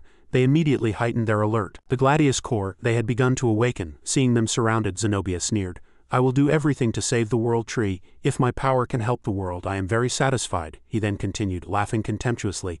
Such a noble and pure saint, but the only thing that makes her special is that she was born a fairy woman. How disgusting! Zenobia continued to hurl insults, and perhaps her true self never realized to the end that she had been deceived, truly naive and foolish. To her attitude, Holian calmly replied, yes, we really know each other well. Her next words silenced him. And one weakness I know very well about you is that you always judge and despise others too hastily. Holian then pulled out a tree root. Of course, as you said, I am also sometimes hypocritical, selfish and calculating, but I didn't believe you because you were too naive, but because I wanted to believe you were my friend. Nonsense, Holian without hesitation injected her energy into that tree root. The blue light of Lv4 spread through the root. I will spread my life force throughout the world tree, disrupting your magic pathways and blocking the Gladius Corp's connection. Seeing his plan thus thwarted, he charged forward in rage. Just for this puppet, how dare you do this? As soon as he approached, Leon H. rushed forward and punched him in the face. You talk as if you're not a puppet yourself. The original body simply vanished into thin air. Holian complimented. What a magnificent strike, he suddenly asked Holian. So does that mean no more Gladius core will appear besides these guys? She explained. No, my technique is only temporary. They'll pour out again soon, but Holian had discovered crucial information. I've pinpointed the location. I can feel her at the top of the world tree. Upon hearing this, Hanbin loudly declared, then let's quickly take care of these guys and go up. Zenobia will have nowhere left to run. Leon H. and Holian simultaneously blocked him and said, no, leave this to us and you go after her quickly. Hanbin was surprised to hear this. Even you are saying that? Holian, if I fight with you, we can finish everything much faster, they explained to him. Zenobia will surely know that too. Now you are the only one who can confront Zenobia or Gahan. Zenobia is only aiming to burn away all the prana you've accumulated since your heart stopped, they reminded Hanbin. You must conserve as much strength as possible. But Hanbin adamantly disagreed. I told you I will never abandon you, Leon H. reassured him. Trust me, he continued to persuade Hanbin. Didn't you just tell me to trust you? I won't die until Zenobia and Gahan are dead. Upon hearing this, Hanbin was gradually convinced. Then you trust me too, because I trust you. In the end, he agreed with their opinion. Before leaving, Hanbin handed something to Leon H. All right, I'll give this back to you. Only use it when there's truly no other way. He smiled and accepted it. Got it. After handing everything over, Hanbin also prepared to leave. He pushed off the ground with all his might and leapt upwards. As the angelic monsters tried to chase him, Zenobia immediately commanded them. Gladius Core, stop that otherworlder. Don't let him go to the top floor, she screamed madly. Stop him even if it means death, but before they could even fly, a barrier appeared blocking their path. That won't happen. Below, Leon H. and Holian worked together to eliminate them. The only moment in this world where I have to use this is now. He took out the Vantara net he had received earlier.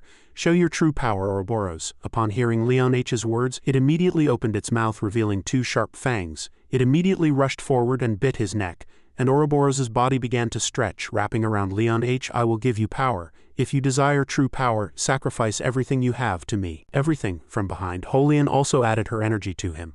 Spatial perception enhancement, strength enhancement, motor reflex enhancement, instant recovery enhancement, fatigue resistance enhancement.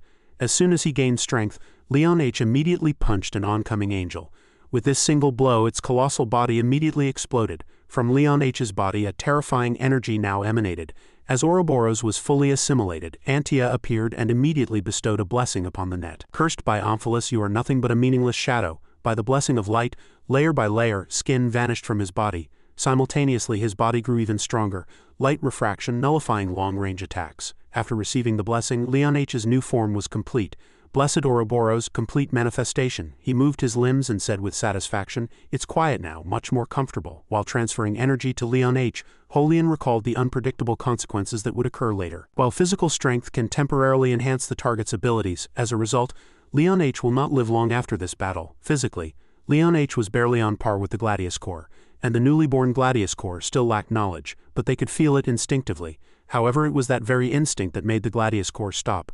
Like the instinct to fear a snake that bears its fangs even with its head cut off, silence fell. Seeing them hesitate, Leon H couldn't help but say, "If you don't come," he continued, taking a step forward, "I will come to you." The overwhelming aura emanating from Leon H's body sent chills down their spines. They charged at him without hesitation. An authoritative punch came, but Leon H quickly dodged it. He didn't hesitate and immediately counterattacked. With a single blow, Leon H broke the angel's arm. After incapacitating its arm, he punched it without hesitation, finishing it off. "This is how you fight barehanded." Leon H not only landed one punch but countless punches on the angel's face, and he was like an unstoppable beast. The force of his punches was so strong that its head seemed about to shatter. After toying with it for a moment, Leon H delivered a decisive punch, sending the angel flying. Its body now lay sprawled in a pool of blood. He rushed forward without the slightest pity and stomped on the ring in the angel's chest, breaking it. The remaining angels froze at this sight. Leon H kicked the corpse and said, "I haven't beaten someone to death like this since I became a priest. Thanks to these damn bastards, I'm now unemployed." He now began to radiate a fierce, murderous aura. "I will kill every last one of you." As soon as Leon H finished speaking, the remaining angelic monsters immediately charged, but he didn't move and simply swung his massive fist, eliminating them.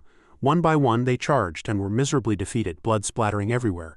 Even if they charged simultaneously, Leon H dealt with them cleanly with a single blow. After dealing with this side, he turned around to eliminate the other groups. Without a moment's rest, Leon H continuously threw punches. His speed reached its peak, moving very quickly, and in just a few seconds he overwhelmed his opponents and brought them down. Leon H concentrated his strength in his fist. Once enough was gathered, he clenched his fist with all his might and delivered a decisive blow with a loud roar. The head of the last remaining angel was severed. Leon H unleashed all his abilities, sweeping everything away from behind. Holian also added her strength to him. She couldn't help but admire Leon H's fighting style. He's truly strong, like a young Baris or Gahan, isn't it obvious? Leon H is the one chosen by the goddesses to succeed the 4 great heroes. Holian held him in very high regard. If he trained for 20 more years, he could be on par with Gahan now. While she was deeply conversing with her spirit body, someone infiltrated from behind. "Of course it's possible because I taught him spirit art since he was young. I only taught him basic healing techniques." An angelic monster surged up from below, attempting to attack Holian. However, her spirit body immediately shouted a warning, "Holian, watch your back." But before it could even get close, Leon H rushed forward and killed it. He quickly broke the glowing ring as well. Leon H embraced her and reassured her, "I'll protect you, so focus on BF." Holian felt relieved to hear that. "Thank you so much," he thanked her. "No, I should be thanking you. If it weren't for your physical strength, I wouldn't have been able to move." Holian smiled and revealed her true meaning. "I mean, thank you for growing up so wonderfully." Even though my life was filled with mistakes and regrets, as she spoke, the skin on her face gradually peeled off. "You showed me that I still have meaning, thank you." Seeing this, Leon H said worriedly, "Holly, your body." A sudden sound interrupted his thoughts. In the distance, the remaining light ring soared into the sky. "Damn it!" Seeing it begin to reabsorb the angels, Leon H was enraged. There was still a light ring left. The scattered corpses now began to gather. They were absorbed into the light ring. A moment later, the corpses now formed the shape of a colossal angelic monster, returning to Lucian's side. Gahan saw the sight and rushed forward to destroy their consciousness. Kibi was sent flying to one corner by his attack, and Effie was also miserably defeated by his power. Lucian hugged Leslie tightly, trying to protect her. Lucian's face turned pale from the energy Gahan was radiating. What the hell? How can a mere human be such a swordmaster? What surrounded him were countless swords continuously swirling around his body. Lucian saw this and shouted loudly, Lightning Lord Gohan, why are you so obsessed with that object? Gohan turned around and chastised them. Jean Lucian, you're the one who keeps spouting nonsense, he then asked in return. Why do you want to kill her? As he finished speaking, Gohan immediately commanded countless swords to form a barrier protecting the girl. Kibi had just stood up and explained, all of this is merely Omphalis's plan, but he still didn't believe her. Of course you still think you're acting of your own free will. Gohan then showered them with questions. But have you never considered that you might be deceived by Omphalis? Can you prove that you're not deceived? Seeing his stubbornness, Kibi rushed forward in rage. Goddess's inspiration. Gohan stood still and didn't dodge. Nonsense, he gently swung his sword, blocking the attack, but from behind Effie also cooperated and charged, and in the blink of an eye her blade touched Gohan's neck. Sensing the murderous intent, he immediately sent Kibi flying, dodging the attack. Gohan admired Effie's terrifying speed. Too fast, he looked at the glowing swords in her hands disbelievingly. Impossible. At the same time, Gohan was greatly surprised by the incoming attacks. But that swordsmanship, Effie continued to unleash her power and flashing lightning erupted. Thunder Emperor Descent, lightning coiled around his body, helping her unleash her power. Without hesitation, Effie immediately charged forward. A sharp blade swung, but Gohan blocked it. However, it was merely a feint, and she immediately shifted her stance. Effie unhesitatingly delivered a kick, knocking his sword away. However, with his abilities, Gohan retrieved it and controlled it. He aimed the tip of his sword above her head and without the slightest pity brought down his attack, but Effie dodged it with terrifying speed.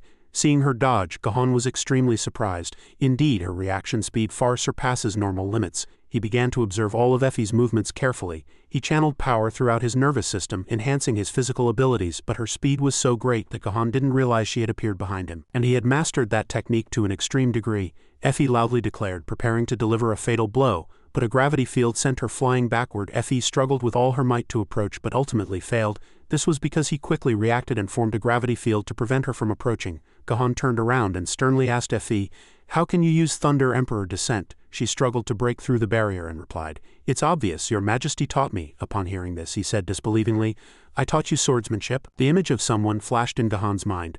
This memory brought him pain and he clutched his head. As a result, his barrier slowly disappeared and the force field weakened. Effie seized this opportunity, swinging her sword and rushing forward. She gracefully spun around, breaking through the barrier. A moment later, Gohan remembered who she was. Effie. Gohan asked Effie, "What was I like when I taught you?" She replied seriously, "Your majesty never admitted it, but you clearly enjoyed it." Gohan finally understood. "I see." As soon as he finished speaking, he suddenly unleashed a fierce burst of power and lightning poured down with the sound of thunder. Thunder Emperor Descent. Seeing this power, Effie intensified her guard with only a single sword of magical swordsmanship. It was clear from the start that he had been holding back. Now, Gohan's blade shone brightly, and he said provocatively, "Then show me the technique you learned from the Thunder Emperor." Lightning coiled around her feet, and Effie replied, "Even if your majesty hadn't ordered it, I intended to use it from the beginning." In an instant she stealthily rushed at Gohan. "I intended to use it from the beginning." He stood there completely unthreatened. "If you use a technique I created, you'll know its weaknesses. It has speed, but it can only move in a straight line." In other words, Gohan, having read the direction of Effie's attack, immediately aimed his sword at her face. "If I read your attack direction, you won't be able to dodge." But contrary to what he thought, she quickly dodged sideways. Gohan was greatly surprised by this. The trajectory has changed, thus Effie successfully wounded him without any obstruction. At the crucial moment, Effie recalled Gohan's past teachings. "If I can overcome this weakness, perhaps it might brush past my throat." Immediately, her blade split into several, and Effie skillfully manipulated them. In an instant, her speed reached its peak. Smoothly dodging Gohan's sword, Effie successfully wounded him, and the trajectory had changed. Gohan was greatly surprised by this feather-like attack composed of multiple blades. She created wings with them, he couldn't help but admire. "Truly impressive," Gohan continued. "This idea is only possible because you are the origin." He inwardly acknowledged Effie's talent. This was a technique that required extremely delicate control of power, and she clearly possessed extraordinary talent. However, the next scene froze her. Effie's attack had a flaw, and Gohan could have broken her blade, but its completeness was still not good. He resolutely shattered it. Only then did she realize that he had broken her blade. By the time Effie realized it, it was already too late. Countless blades were aimed at her head. The Thunder Emperor Gohan was, as expected, not an opponent that could be defeated with a few tricks. He resolutely waved his hand and the swords immediately poured down. It was an absolute power beyond technique. Effie could only stand still and accept the attack. They rushed madly, and John cornered her. Cloud burst. Her small body remained impaled on the wall. "Give up," Gohan said persuasively. "I don't want to ruin a talent that has yet to blossom." He continued to persuade Effie, "If you stop falling for the witch's tricks and surrender now, you can be guaranteed safety in the Empire." She scoffed slightly at Gohan's words. "Your majesty is the one falling for dirty tricks, otherwise how would you know I was the origin?" Hearing this, he was greatly surprised. That's... Gohan then recalled their appearance. Kibi, seizing his loss of concentration, rushed to save Effie. "Gohan, I don't know who you were in the past or why you killed Barris." Hearing this name, Gohan almost went mad. At that moment, Barris's image was deeply etched in his mind. Kibi raised her weapon high and declared resolutely, "But the truth is that you are puppets who have been deprived of the goddess of darkness's divine power, masters who have lost their owner. I will not allow you to possess that sacred relic." As soon as she finished speaking, Lucian rushed forward, attempting to snatch the sacred relic from Gahan. He finally understood their plan. Was her goal from the beginning to make me draw my sword? Seeing the sacred relic about to be snatched, Gahan hastily turned around. Fragment of memory. Before he could even finish speaking, Lucian snatched it. Eldo froze at this sight. As soon as the fragment of memory was snatched, dark energy surged, and Lao rushed forward in a panic. Lucian. As soon as he finished speaking, that energy also fiercely exploded. Darkness enveloped the entire space. In the village I lived in, they called me a genius. At the age of 11, I accidentally discovered the ability to control power and even achieved the extremely rare feat of unlocking all 4 elements. I truly thought of myself as a genius. Just then, children approached Lao and asked, "Brother Lao, are you really leaving the village?" He replied arrogantly, "Yes, this village is too small for me to wield my sword magic," Lao said confidently. "I'm going to Omphra City to become a hunter. Someday I'll stand shoulder to shoulder with Gahan." Just as all children grow up, he too gradually matured. Lao maintained his arrogance even as he aged. "His level is probably around 24, but even so he's just dust before my sword magic," he continued to boast to the bar patrons. "Do you want to know why I don't go to other cities with stronger dungeons? I'm not interested in such things. Evil still exists in Omphras. Perhaps it's an act of protecting the territory." Suddenly, when asked about teammates, he fell silent. "Form a team? I absolutely can't enter a dungeon alone. I don't want to experience the sadness of losing people again, and in battle, a team is just a hindrance." Lao continued to carry out missions alone for a while. He continued, "But if it were a female teammate, if there's no one to rely on, I might consider it. After all, dungeons are dangerous places." But those words were a lie. "Perhaps karma has returned to me. I grew up amidst lies." But then a pitiful girl approached and said, "Brother, where are you going?" At that he gently asked, "It's nothing, I just need to make a quick stop at the Magic Kingdom. Do you need anything? Should I buy something on the way back?" The girl showed Lao her drawing. She stammered, "Brother." He gently hugged the child and promised, "I'll bring Lucian back with me. So just wait a little longer." Returning to reality, the black magic energy spread further, destroying everything and engulfing the surroundings. Kibi and Effie barely held on to avoid being blown away. Finally, this power explodes. At this moment, the demonic energy possessed Gahan, granting him new power, dark divine power. This feeling brought back memories to him. "At that time, everything came back to me," Gahan thought in silence. "I killed my friend for the world. I abandoned my humanity. I redefined justice, and wanted to eliminate the suffering of the world. I was once very confident, but now I don't remember, not even what kind of suffering it was." Suddenly, a gasping sound interrupted his thoughts. Lucian. Effie was also terrified by the sight before her. "Go back!" Lao, with all his remaining strength, transmitted the fragment of memory to Lucian. He too was frozen, stammering, Lao." He collapsed there, barely saying, "Go back to the child, you promised." Now, only half of Lao's body remained. He had sacrificed himself to save Lucian. Fee, seeing this, rushed forward in a panic but was held back. "Lord Lao." Gahan was also surprised by this situation. He stammered, Lucian." But before he could even finish speaking, he cut him off. "Thunder Emperor." Lucian tightly hugged Lao's corpse and chastised him. "You said justice is not pursued, but seized. You said without power it's nothing, didn't you, Your Majesty?" Now his face was smeared with tears. He shouted loudly, "Truly, without power you can't even protect your own justice." Lucian's words struck Gahan's psyche. "That's just an excuse to protect your own weakness." As soon as Gahan finished speaking, he threw the fragment of memory with all his might. Gahan did not try to stop Lucian. Kibi and Effie cooperated and rushed forward. Finally, she grabbed the sacred relic, and the two immediately fled without a word. At this, Gahan stammered, "I knew I am weak because I am human." In his mind, the image of that woman reappeared. "I hate this world because it is weak, precisely because of that." As soon as he finished speaking, he regained his composure. "I need to know the truth." As soon as he finished speaking, Gahan immediately chased after the two. Their shadows soared straight towards the top of the tree. From the other side, she shouted in a panic, "He's coming up, the eclipse is about to happen." As Hanbin approached, Zenobia became even more anxious. "Ryu, Hanbin, there's less than 10 minutes left. Lord Omphilus will descend." She immediately ordered the monsters, "All angels awaken and stop him. Don't let him reach the top floor." But this was nothing to Hanbin. "Just these trash, do you still think you can buy time?" As soon as he finished speaking, the group was shattered by his blade. Turning back to Gahan, he was chasing madly. "That's my memory." Gahan fired a lightning bolt at Effie to stop them. "It's impossible to escape with this power and impossible to destroy this creation, Key." But she did not yield to those words. Hanbin also went up to the top floor with all his might, but another group of monsters blocked him. They gathered energy and simultaneously released it to push Hanbin back, turning back to Kibi. Two streams of power chased each other in the sky. Han did not give up and prepared to counterattack. His two hands crossed, and in the blink of an eye, two streams of red energy surged, blocking the angel's power. A moment later, they were pushed back and everything was dyed red. The immense destructive power even affected Zenobia. It continuously exploded, sweeping everything away and clearing a path for Hanbin, and it reached the top of the tree. Hanbin also followed it up. The other side also successfully reached the top of the tree. Hanbin was very proud of this, but upon closer inspection everyone was surprised. What? The tree they had painstakingly climbed was just an illusion, Ki mumbled blankly. A 3D projection of the world tree, Effie shouted indignantly. We all fell for that fake background. Kibby stared intently at the object in her hand. That illusion was meant to minimize any strange points. What truly deceived people was this creation's effect of permanently altering perception. She turned back to Gahan and asked. You knew all of this, Gahan, he replied silently. Yes, although I didn't know my memories would be there. Suddenly a scream caught Hanbin's attention. Ryu Hanbin, Zenobia was very satisfied with deceiving him. Whether you came to find Gahan or the goddess's prophecy, unfortunately, you're out of luck. They're not here. Simultaneously she cast a magic circle to eliminate Hanbin. He stared at it, and in an instant a colossal energy spewing from the magic rushed towards Hanbin, but he did not dodge. He swung his sword straight.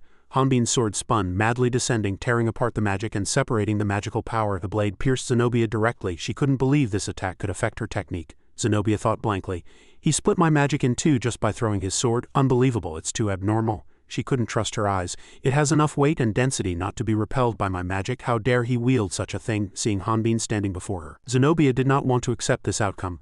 This dying otherworlder, he solemnly commanded. Zenobia, answer only what I ask. She calmed herself. No need to panic. His goal is Kibby's and Gahan's location. I still have the advantage. Lost in thought, Zenobia said arrogantly. Kibby is still alive. It depends on what you do. As she still maintained that attitude, Hanbin resolutely cut off Zenobia's arm. She screamed in pain and red blood continuously poured out. Hanbin solemnly said again. You must answer my questions clearly, Zenobia replied in fear. What? He pointed to that red plump fruit. The fruit that grows on the world tree's branches, the Gladius mass production line. You used those ingredients to feed humans, didn't you? At the mention of this issue, Hanbin couldn't help but unleash his rage. Those who flocked to the world tree to survive.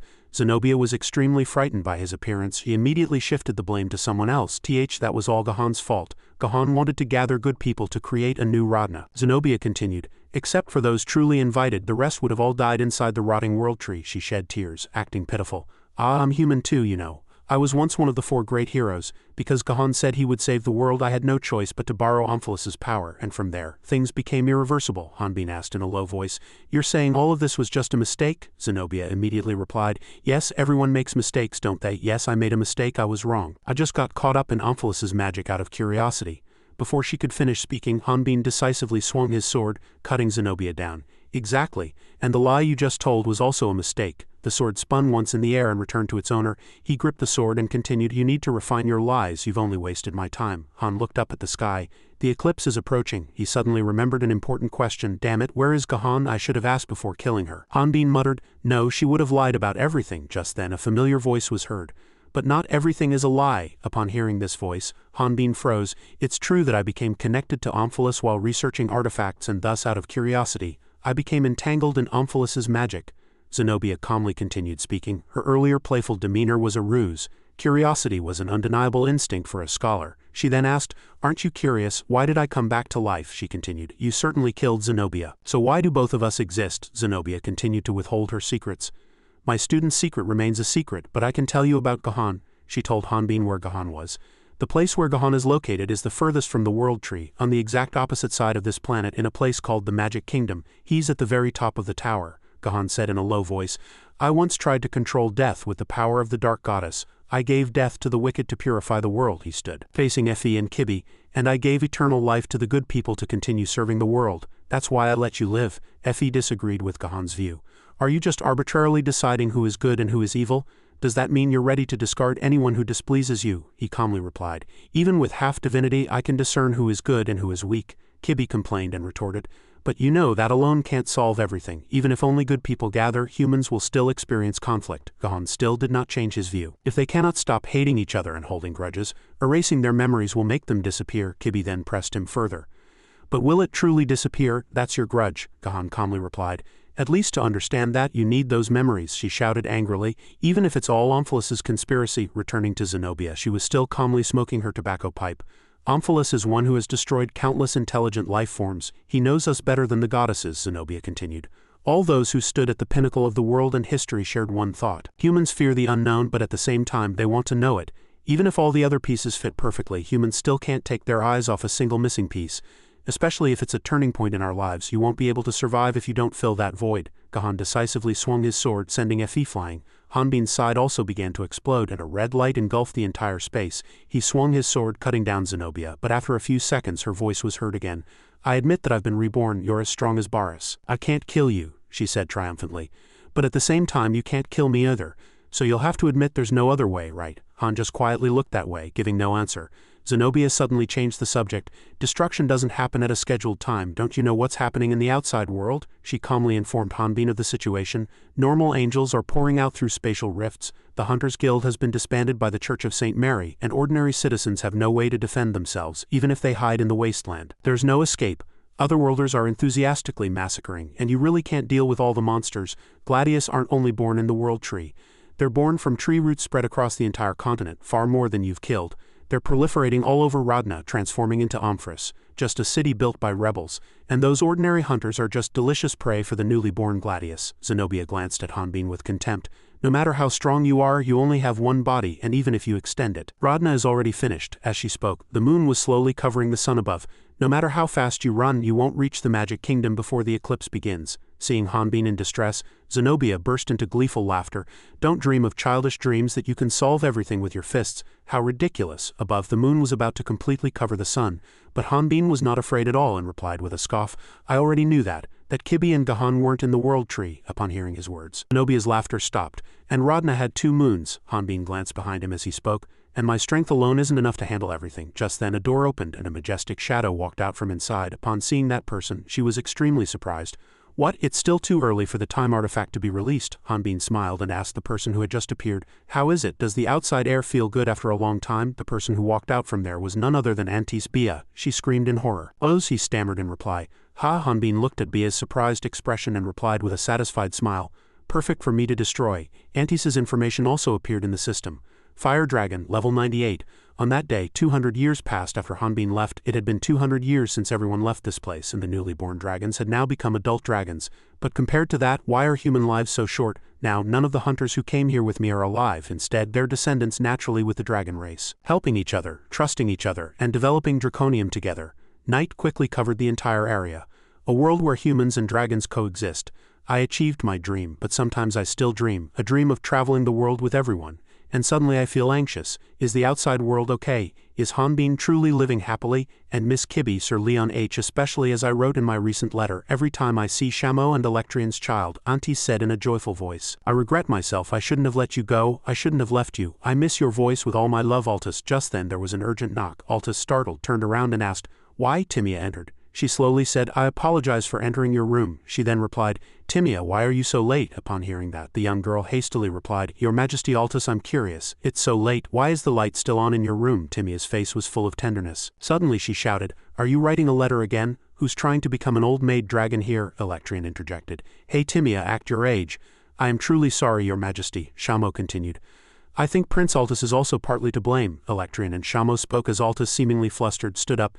Did I disturb your sleep? I was just finishing my research and about to go to bed. However, the other party said in a joyful voice, No, it's the perfect time. Suddenly, they brought out a birthday cake with excited faces. Happy 365th birthday, Electrian sighed. Normally the whole island would celebrate. I'm sorry for being so humble. Timia breathed a sigh of relief. Because Prince Altus said he didn't want it.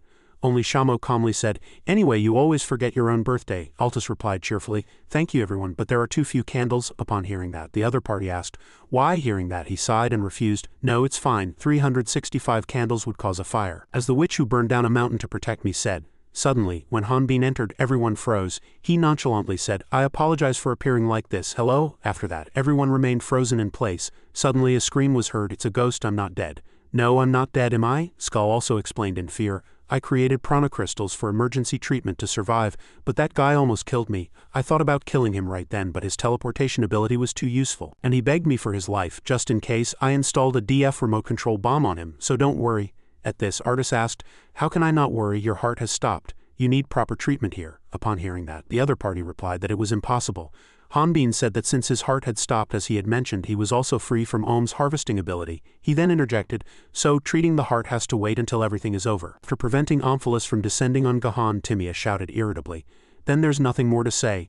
Rush into the World Tree and sweep everything away. Any vessel of God is fine. Whether it's Gahan or not, it doesn't matter. Shamo also said with a chilling smile, and break the neck of the witch Zenobia. However, Hanbin continued to wave his hand. No, Gahan is not in the world tree, Electrian asked. Then where is he? He hesitated for a moment. How would I know that? But I speculate he's not in the world tree. It's as if I know it instinctively. Artis had a thoughtful expression. He told Hanbin that he agreed. If the world tree is corrupted and giving birth to new angels, that wouldn't be Gahan's goal. From Omphalus's perspective, he wouldn't put Gahan, the vessel of God, in such an easily visible place. That's right, Timia exclaimed. As expected, your majesty. Artis is smart and very convincing. Hanbin bowed his head slightly and his voice was cold. Furthermore, our enemy is Omphilus, the so-called god of conspiracy. If we do anything suspicious, he will react immediately, so timing is crucial. When Omphilus doesn't have time to do other things, when the eclipse happens, that's when we must kill Gahan. Suddenly, Shamo spoke up. But you don't know Gahan's location, do you? Isn't it dangerous to act so recklessly? However, Hanbin slowly said, it's all right, trust me. I'll find a way to deal with Gahan. Electrian continued to smile cheerfully. Another instinctive knowing, Timia also quickly retorted. It makes no sense at all, but since I fought with him, there's no reason not to believe him. However, Hanbin continued to assert, if I lose control this time, it will truly be irreversible. Upon hearing this, Artis thought about Hanbin. When I suddenly became king, a voice slowly echoed. But the dragon race is not numerous. Artis reassured him. It's all right. I've already told the fairies and the W Knights. He thought to himself. I've thought a lot about the meaning of being king, but looking at you, I think I understand a little, Hanbin still said with a serious expression. I'll inform the Hunters Guild later too, so they won't be surprised when the dragon race appears. Artis was delighted by this action.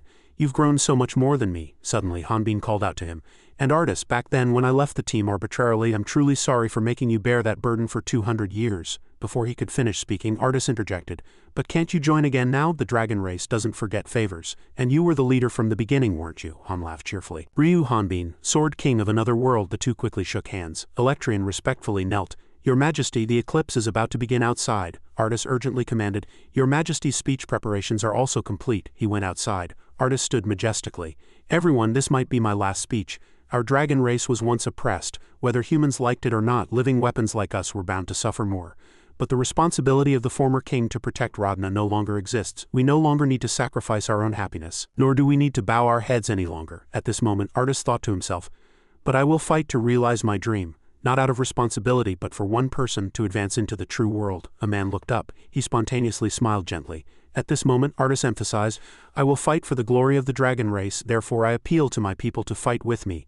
Not for Radna, not for the Radna that the dragon race once feared, but to protect the dragon race's Radna and sweep away Radna's enemies, those who were once cursed and imprisoned. That was the dragon race. Electrian unleashed lightning from all over his body. On the other side, Timia was devouring enemies. Dragons flew in the sky, surrounding the burning tree.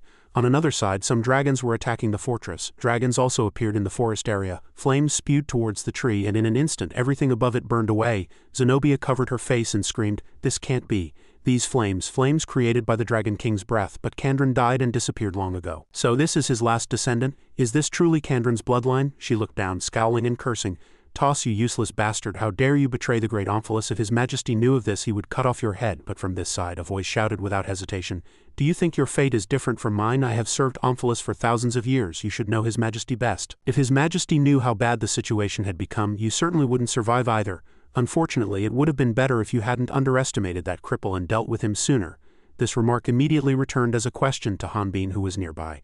Hey, who's a cripple? Ektos, realizing his slip of the tongue, laughed and explained, no, I was just comparing myself. Although Ektos said this, Hanbin wasn't angry at all. Rather, he agreed, I find that analogy quite interesting. Zenobia, because you always despised me, you ended up revealing that Gahan is still in the Magic Kingdom. The secret suddenly exposed, Zenobia screamed in shock. No, you're mistaken, Hanbin merely smiled and briefly replied, thank you, you old witch. Following this, a dazzling light appeared. Zenobia's face at this moment was strangely contorted, and she asked herself, when did things go wrong? My plan should have been perfect. The world tree is burning just because of an otherworlder. Is all of this my fault? No, it's just a bit of bad luck, isn't it? At this moment, Artis again used another attack, changing its attribute. Breath of the glacier. The burning scene instantly vanished and ice remained before them, making Zenobia think in horror. The fire is gone. Of course, if the world tree burns down, it's not just me that will be destroyed. Radna cannot exist without the world tree, and the scale of that dragon's breath must have exhausted that young one. Isn't this truly my chance? If I can kill that one, I can atone for this mistake. Defeating that otherworlder might be difficult, but taking down a mage less than level 100 is a piece of cake. At the end of her thoughts, she decided to attack Artis with her magic. This is merely a bug before the great Zenobia. Her launched attack, Light of hell. Artist merely waved his hand lightly and said, elemental transmutation absorption. The attack was reflected back to her by Artist. Zenobia was too surprised to say anything, and at this moment Artist spoke. Zenobia, you despised my race and destroyed them over time. Now you shall suffer the same. The fire continuously gathered, growing stronger and stronger. She was expected to fear, but instead she wore a sinister smile. For the gods never act falsely. This is a title bestowed upon a mage when recognized by the gods as the strongest. That person is called a grand archmage. Even now, as adversaries of the gods, they still have not stripped her of that title. This means there is no doubt that she is the greatest mage. Zenobia's talent is considered to surpass all others. That is her vast knowledge. This is why she knows all spells from the lowest to the highest levels. She can not only dismantle spells but also reconstruct them. But it doesn't stop there. Omphalos gave her divine knowledge and multiple mouths, allowing her to cast several spells simultaneously. 2 or even 3 spells. Any complex and powerful magic is merely an opportunity for Zenobia to counterattack. Her barrier blocked Artus's fire, but precisely because of that, she had no way to counterattack. Zenobia frowned and shouted, "This isn't even magic, because fire is one of the most basic things. Its essence is simply to raise the temperature or release the body's energy to ignite oxygen in the air. It's a spell that even dragons can cast without any hindrance, but it cannot be dismantled or counterattacked." Zenobia immediately counterattacked with an ice-type spell to reduce the heat of that energy. Freeze! Agal Mo scoffed at Artus's fire as primitive fire and said it wasn't even dragon's breath. "Do you really think you can kill a grand archmage with such cheap stuff?" Artus didn't reply, but just quietly cast another spell. It was just a simple spell to create stronger winds, a basic spell to purify the air. Purify. Using these 2 short and simple spells, he supplied air to enhance the power of the flames. Artus's hands almost glowed and fire continuously erupted. Spewed fire directly at her face and the flames stretched long. Holding clean air in his hand, he could separate oxygen from the air, condense. Then an explosion. White light poured down on Zenobia. The temperature reached 2000 degrees and Artus used the principle of flight. Zenobia screamed in horror, This kind of magic cannot exist." Then space was penetrated. Only half of Zenobia's body remained, and Artus's voice echoed at this moment, "It doesn't not exist." His hand continued to control ice and the other controlled red fire. "You just don't know how to use it. I've been creating it for the past 200 years. Zenobia, during the time you devoted to us." Her face grew increasingly hideous. Artus's attack had already disfigured her face in several places, but she still raised her voice in rebuttal. "In the end, it's just a mishmash of beginner magic. True magic is like this. Multiple illusion magic circles simultaneously prepared to fire at Artus." Zenobia opened her mouth wide and declared, "I am a grand archmage who received the power of immortality from God Omphalos. Even otherworlders gave up on killing me and fled. But you are merely a dragon." Now for a moment, Zenobia was complacent. Then she felt something else. Energy was converging in one spot. It was at this moment that Artus opened his mouth to reply, "Hanbin will never run away. His current level is 130, 16, 180, 200. Zenobia continued to create defensive magic circles. She chanted incessantly, "Mirror fire wall, insulation layer, energy absorption, ice wall, magic barrier." Artus continued to speak, concentrating energy into his attack.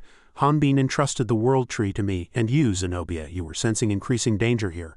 My energy barrier is melting like the ground." Artus successfully broke through Zenobia. "Fighting you is a waste of time." The fire continued to burn. Zenobia fell. Memories followed. She was standing before a judge at this time. "Your research is excellent, but Omphalos's magic is very dangerous. Wouldn't it be better to research more practical magic for daily life? You don't have the talent to handle Omphalos's magic, so don't waste your time." The current Zenobia had a large hole in her body. She shouted loudly, "Shut up, shut up, shut up, shut up, shut up." Omphalos's disintegration magic. Complex magic circles appeared in the air preparing to attack Artus. On this side he could feel something different from other magic, but I've seen similar magic circles before. Another spell was chanted. Silence. Artus's eyes widened. He fell to the ground and Zenobia on the other side slowly landed. Artus sat up and felt his magic disappearing in horror. "No, that's not all. I can't even cast new spells. I can't even transform back into a dragon." And the ice covering the world tree also disappeared. He looked up at Zenobia and assessed, "That's magic that nullifies all magic within a specific space, even your own magic. A grand archmage casting magic that erases magic. Should I still think you've surrendered to magic?" Zenobia was silent, her face growing more distorted. She pointed a gun at Artus and shouted loudly, "Shut up!" Artus didn't back down and immediately drew his gun to confront her. Gunshots rang out and holes were torn through Zenobia's wings. "I merely proved it. That I am the greatest mage, and you are nothing but dragon blood flowing through your body." Artus was shot and flew back. Zenobia laughed loudly, seeing him fall to the ground, but at this moment another voice echoed, "Truly pathetic even at the last moment. Ha, Zenobia, you damned bastards, why are you still alive? Go die, light of hell." But what returned to her was only silence. Leon H. burst into laughter at this sight. "She really used the delete spell," Holian next to him wondered. "But spirit magic still works," Leon H. added. "Habit is truly terrifying." So can she defeat a spirit user now? Zenobia, who was an ordinary human, suddenly pointed a gun at her head and scoffed, declaring that she pulled the trigger. But before the bullet could be fired, the gun disintegrated. Even within the deleted area, disintegration magic still works. She doesn't seem to be able to decide when to restore it, Artis spoke. He scoffed at Zenobia. Are you planning to die outside the deletion area and revive? I won't allow that. Zenobia, witnessing this, became even more displeased. That damn bastard, he knew I was trying to escape and targeted my wings first. How can he be alive without being able to use magic? Artis explained, saying that Hanbin's hair was tougher than other armor. Kamo made armor for all of us, so all we have to do is hit her hard enough not to kill her. After all, that's the basics of Chothan, Leon H. continued to Artis. She'll be able to trust us. Compared to what I've been through, honestly, I'm an expert. Gahan knelt Kibi on the ground. He looked down at her and said in a dark voice, Kibi, if you were created by the goddess, you are nobler than any human. Stop this meaningless fight. Hearing this, Kibi replied, if it were my old self, perhaps. She struggled to her feet and blocked Gahan's sword. Ki leapt up to avoid Gahan's attack. The human heart is too weak, always quick to flee.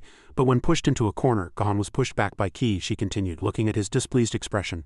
Like you, humans will stand up and fight for their lives. Ki swung her weapon with all her might, striking Gahan hard. A red light shot up like a pillar of fire, piercing the sky. Only then did Gahan reply, yes, that is human nature. He reached out and easily grabbed Kibi's neck. Gahan's dark voice echoed again. That's why there was never true peace in the world. Kibi frowned, thinking with a slight surprise, a frontal attack and not even a scratch. Gahan continued to speak, discarding his weapon. Go. Humans fought, pinning their hopes on my ambition. Those who waver and are unstable destroy the world. Perhaps you are like that now. Yes, and I am the last remaining one. The scroll in Ki's hand was almost placed in Gahan's hand. Ki closed her eyes tightly, and the space was covered in black. Ryu Hanbin, what are you doing? Before the sound could echo. Are you even imagining fighting Baris? Your opponent is the Sword King. Hanbin, next to her, simply agreed. I know I can't fight Baris, Ki added. But if you know you have no other choice, if you only know how to despair and run, what will change? Hanbin honestly said, just as I survived among monsters in the mountains for 20 years, humans don't die from despair but from lacking hope. So Ki, don't give up. Are you still worried about me? She blushed and shouted loudly. I'm not drunk yet, drink more, this is an order. Then the current Ki could bravely declare, I won't give up, I won't give up. Li Bin Gahan, guessing what she was about to do, couldn't hide his surprise. You're not going to self-destruct, are you? A beam of light shot out from the tower, leaving only Gahan in dust. His face became even more sinister at this moment. On this side, Ki mumbled, who were you? Hanbin softly replied, who else would it be? Hanbin successfully caught Kibi from Gahan's hand. He smiled again and said, who else but me, Ryu Hanbin. Kibi's eyes widened, so surprised that she couldn't recognize his face. Her face changed when she realized it was him. Kibi then began to cry. She sobbed, don't worry anymore, live happily. I told you to live happily. What is this? Hanbin softly replied, I'm sorry, but this is my happiness. At these words, Kibi burst into laughter. I know, Hanbin suddenly said in a serious voice, but just in case, I married Gahan. Before he could finish speaking, Kibi slapped him hard across the face. You fool, that was my choice. More importantly, the world is about to end, so is that more important? Hanbin grabbed her hand and coldly cut him off. It is important. I think that's as important as this world. To me, they leaned closer to each other's lips, and just as the two were about to kiss, a voice from the side was heard. I apologize for the interruption. Kibi screamed in surprise. The Lich Angel in Hanbin's hand asked curiously, isn't everyone here afraid? Lord Omphalos is right above us. Please, can't we go somewhere else? Effie also appeared at this moment. Mr. Hanbin, you're alive, thank goodness. Hanbin smiled and replied, Effie, I'm glad you're safe. Artis will be very relieved, she asked again in surprise. You met Artis again? Hanbin continued to provide information. Yes, Artis is punishing Zenobia at the World Tree. Hearing this, Effie's face lit up with admiration. Artis, you really broke free quickly. I'll be able to see you again, but Mr. Hanbin, what about Lao? Hanbin simply affirmed calmly. Yes, I met him and others. This place is very dangerous. Leave the rest to me, you two go. But in an instant a black light flew out. What was in Hanbin's hand was snatched away and the Lich was trampled by Gahan. A voice began to echo from that side. God did not break his promise. Your Majesty promised that even if my cloak was torn, the two of you would be safe. But your Majesty did not allow anyone to take my possessions. If you dare destroy it, you will pay the price. Otherworlder. The Lich, trampled by Gahan, laughed and desperately negotiated. Your Majesty, said Gahan, right? Actually, I deeply admire your Majesty. I only reluctantly cooperated with that guy because I had no other choice. That Otherworlder is no match for my abilities. If my teleportation ability and Gahan's speed are combined, no one can stop us. Wait, Gahan then said in a cold voice. Annoying. Ki hurriedly handed him a golden scroll and said, Mr. Hanbin, destroy this creation. Gahan said that Omphalos didn't seem to be after this object. Hanbin showed him what was in his hand. This is a memory storage device. To complete a vessel of God, the mind must first die. Like Prios, this is the purpose of this creation. Vengeance flashed in Gahan's eyes. Hanbin on this side also replied seriously. Then without hesitation he smashed the object he had received. Kibi then slowly opened her mouth. It's not your fault. Hanbin looked at the change that appeared on her body in surprise. Kibi explained softly, actually I knew. My prophecy, my fate. Hanbin hurriedly supported her. Kibi continued to reassure him. My fate. Hanbin looked down at her in fear. No, his reply was Kibi's smile. Don't make that face, you saved the world. Thank you. Gahan on this side grabbed a glowing orb from space and opened his mouth. She is my servant. Every choice has a price. Ryu Hanbin. Hanbin was filled with anger. Gahan. But before he lost his temper a voice echoed, stopping him. Ryu Hanbin. They brought him back to the moment before he broke the golden scroll. Kibi explained urgently, Mr. Gahan Omphalos is after this. Hanbin stopped and observed what was in his hand, thinking, was that just the power of this memory storage device? Ki screamed in surprise when he suddenly hugged her. Mr. Ryu Hanbin, you need to pick a time and place for things like this. Hanbin on this side was deep in thought, feeling very real. He then muttered a few words that made Kibi's eyes widen in surprise, and Hanbin continued to entrust Fe take care of Kibi. She asked Hanbin again in confusion. Hanbin unleashed his power. He and Gahan on the opposite side rushed at each other in an instant. Two streaks of blue and red light twisted space. Then Hanbin loudly declared, this fight is enough for just the two of us. Don't drag anyone else in, including Kibi. Gahan replied unhurriedly. So you knew that the goddess's prophet was my servant. The memory storage device and Kibi held each other's weaknesses. Understood. They continuously launched attacks at each other, and blue and red light intertwined. Their weapons clashed again and again, almost countless times. Blue struck the red weapon, sending sparks flying. Gahan then fell into thought. In the past it was a crude method that overwhelmed opponents. By using the advantage of the greatsword he changed the direction of the blade, breaking my balance. The red sword in Hanbin's hand moved, and he sent Gahan flying. The advantage of dual swords is in defense. The space here had several cracks due to Hanbin's battle. Gahan said during the battle, you're not using dual swords for their original purpose. Impressive. To switch flexibly between offense and defense, it's not Barris's style, Hanbin replied softly. He fought like crazy for 30 years. Hearing this, Gahan continued, is that so? You seem to have your own training method. It's meaningless, haven't you realized yet? Skill gap cannot be filled with power. But Hanbin replied with arrogant words and a sneering smile, that only happens when you lack power. The blue sword in Gahan's hand gradually turned red under Hanbin's influence. He had no choice but to retreat. As soon as Hanbin unleashed his power, Gahan desperately blocked him. He continued to look at him and said quietly, terrible, that's the amount of condensed aura when his heart stopped, but he seems to have used up all his aura. His consumption is a disadvantage. His speed and energy can't match mine. He wants close combat. A quick and decisive blow. He's looking for a killing opportunity. Hanbin then used a cross sword. Gahan leapt high to avoid it, thinking inwardly, it's a feint. What he's really aiming for is an attack from a blind spot. The distance between us is too far. This time Gahan's blue light dominated and he said softly, disappointing, Kibi is my servant. What Ki hears I can hear too. The words Hanbin whispered into Kibi's ear at that time were, when I swing the cross sword, ambush Gahan. Her eyes widened in surprise, and Hanbin's eyes were filled with surprise. At this moment Gahan's counterattack began. Spirit summoning sword, lightning strike, he asked with a laugh. Are you trying to succeed, Barris? How dare you do such a thing? That colossal attack flew towards Hanbin. He gritted his teeth, preparing to block it, and two streaks of light collided powerfully. Kibi from outside loudly reminded him, no, Mr. Ryu Hanbin, don't break that. Hanbin was even more surprised to see the hidden form within it. White dust formed a barrier and red stones floated in space. Gahan then opened his mouth. It was killed by Gigahan, pointing to the sword embedded in the ground. At this moment it was Hanbin who spoke. Like all other Otherworlders, if you're Gahan, I thought you'd want to kill me with Barris's weapon. So that was Gigahan. It still left even after Barris wielded it so fiercely. An expression of disbelief flashed in Gahan's eyes. You believed that would block my sword? Then you were aiming for Gigahan from the start. What are you trying to do? Hanbin didn't answer. He was focusing on the power of the object in front of him. The command was given. Struggle Vantara. Hanbin's two hands gripped the weapon and after releasing an enormous amount of aura from his body, compressed and sublimated it to the extreme, creating a finishing move. The name of that technique was Struggle Vantara. Hanbin at that time muttered, but I still can't use Struggle Vantara if I don't reach the demigod realm. I can't face Gahan. The opponent also explained lightly. That's a technique that requires aura control ability, so it's natural that you can't use it. The elf girl continued. Barris was a genius who appeared once in a millennium. Struggle Vantara was a finishing move he spent his entire life creating. It would be stranger if a beginner like you could use this technique after a few tries. Hearing this, Hanbin said, that's too harsh. Leon H. said I have a lot of aura. Antia reluctantly replied, but your aura control is terrible. The dwarf next to them finally interjected. Both of you have a point. The more aura you have to compress, the bigger the explosion if you make a mistake. But if you reduce the amount of aura, you can't achieve divinization. So we had to put a catalyst in the original scabbard from the world tree to stabilize Gigahan. Test number 337. The real problem was that the mechanical sound kept ringing, and they started injecting aura into the catalyst and compressing it. 5 seconds before reaching the critical point. 5, 4, 3, 2. Hanbin took off his glasses. Looking down at the dwarf below, he continued, the problem is that the power required for compression is too great, right? But I'm stronger than that machine. He looked up at him and explained, "That's the problem. The catalyst needs to withstand a large amount of compressed aura, but the core of the sword, the hilt, cannot. The only option is Gigahan." Gahan couldn't hide his surprise.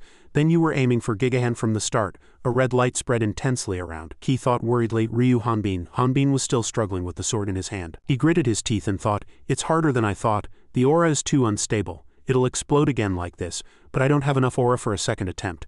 Maybe I should reduce the amount of aura I inject. I need to focus now to avoid failure, with all my might." Rookie intense determination flashed in his eyes, and then a flash of light appeared in the middle of the red light. Ki shouted loudly in worry. Hanbin, her face was stunned. Gahan below let out another exclamation of admiration. "Unbelievable. This is what Baris trained for his entire life. A finishing move where a human rises with his own power. Only Baris could do it. This technique was possible because he was Baris. But you are just an otherworlder. You dare to recreate this technique." He cursed loudly with displeasure, looking at Hanbin's new form. Ryu Hanbin, he had now successfully awakened Struggle Vantara. Gahan charged in anger, and several sharp swords following him all pierced a single point. But Hanbin easily neutralized 3 swords at once. Gahan, even more enraged, opened his mouth. "You stole the finishing move that killed Baris. Do you dare to follow that teaching?" Hanbin blocked his attack and solemnly corrected him. "I am merely following the old path, the path B walked. I will leave the remaining power to those behind me, so this sword is very heavy." Gahan summoned countless blue swords and they formed several shields in front of him, but most of them were broken by Hanbin. Even half of this building collapsed because of that attack. Hanbin retreated for a moment, and then he heard Gahan's laughter. He then sat on a stone and muttered, "It's heavy, very heavy. It's different from before, but you're still far from it. You've only just realized what I'm about to know, the absurdity of this world." Gahan then used the form of God. A voice echoed from somewhere else. Omphalos also anticipated the possibility of the dragon race escaping, but the divine competition between them will soon reach its climax. "But there's no report yet," the 2 brothers stammered in surprise at what they had just discovered. "Moreover, that level. That's impossible." "Impossible. Silence. It's obvious. What's impossible? He's dead. He was killed by a fighter. He was reported dead. Even with harvesting ability," you on this side continued to tell them. He escaped. He was a candidate. But the level information was wrong. We could have overwhelmed him earlier, but he hid his identity and we missed our chance. Even now, our mobility and stamina." The attacker said grimly, "The plan is ruined." The twins bowed their heads and replied, "If it were us, we could have killed him." The opponent continued to explain, "The life energy of the world tree releases poison outside Radna, so fighters were created to adapt to the Radna environment. As long as the world tree exists, Anbechi will never be completed. He cannot function properly in Radna." They hurriedly corrected, "We know that, but still." But the opponent declared firmly, "Die, to fulfill your last mission. To grow." But the 2 of them said at the same time, "What God wants we will willingly do." Hanbin, with a giant sword in his hand in a state of new power, prepared to face the enemy. Gahan then burst into laughter again, and that laughter was filled with disdain.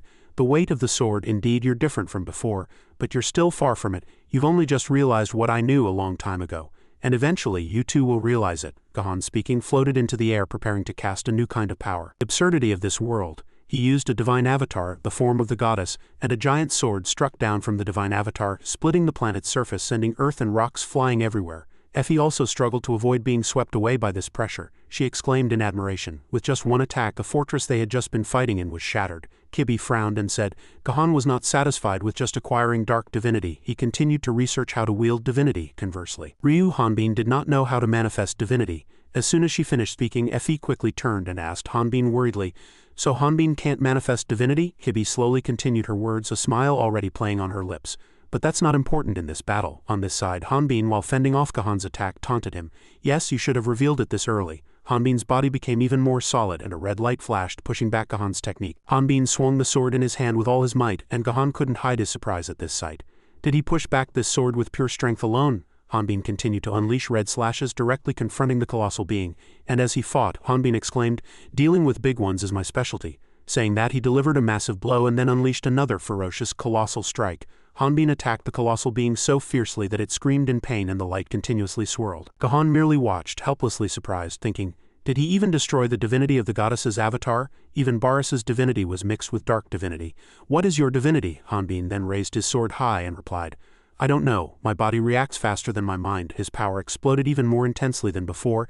As Hanbin used a penetrating colossal strike, the sheer scale of the attack was enough for his sword to strike Gahan's body. Gahan screamed in pain. Then Gahan fell, and the surrounding earth and rocks flew everywhere. Hanbin's sword pierced Gahan's body, but his body vanished. He quickly realized it was a shadow. But Hanbin realized it too late and was struck once by that shadow. A blue wound appeared on his back. It was at this moment that Gahan's voice echoed again. It seems your divinity can destroy other divinities, so all I can do is avoid a direct confrontation. Thunder judgment, Gahan declared coldly. Many blue swords now appeared around him. I will cut you down until your body can no longer withstand divinity. As soon as he finished speaking, he adjusted the magic circle. Ki quickly reminded Ryu Hanbin from above to get out of Gahan's domain.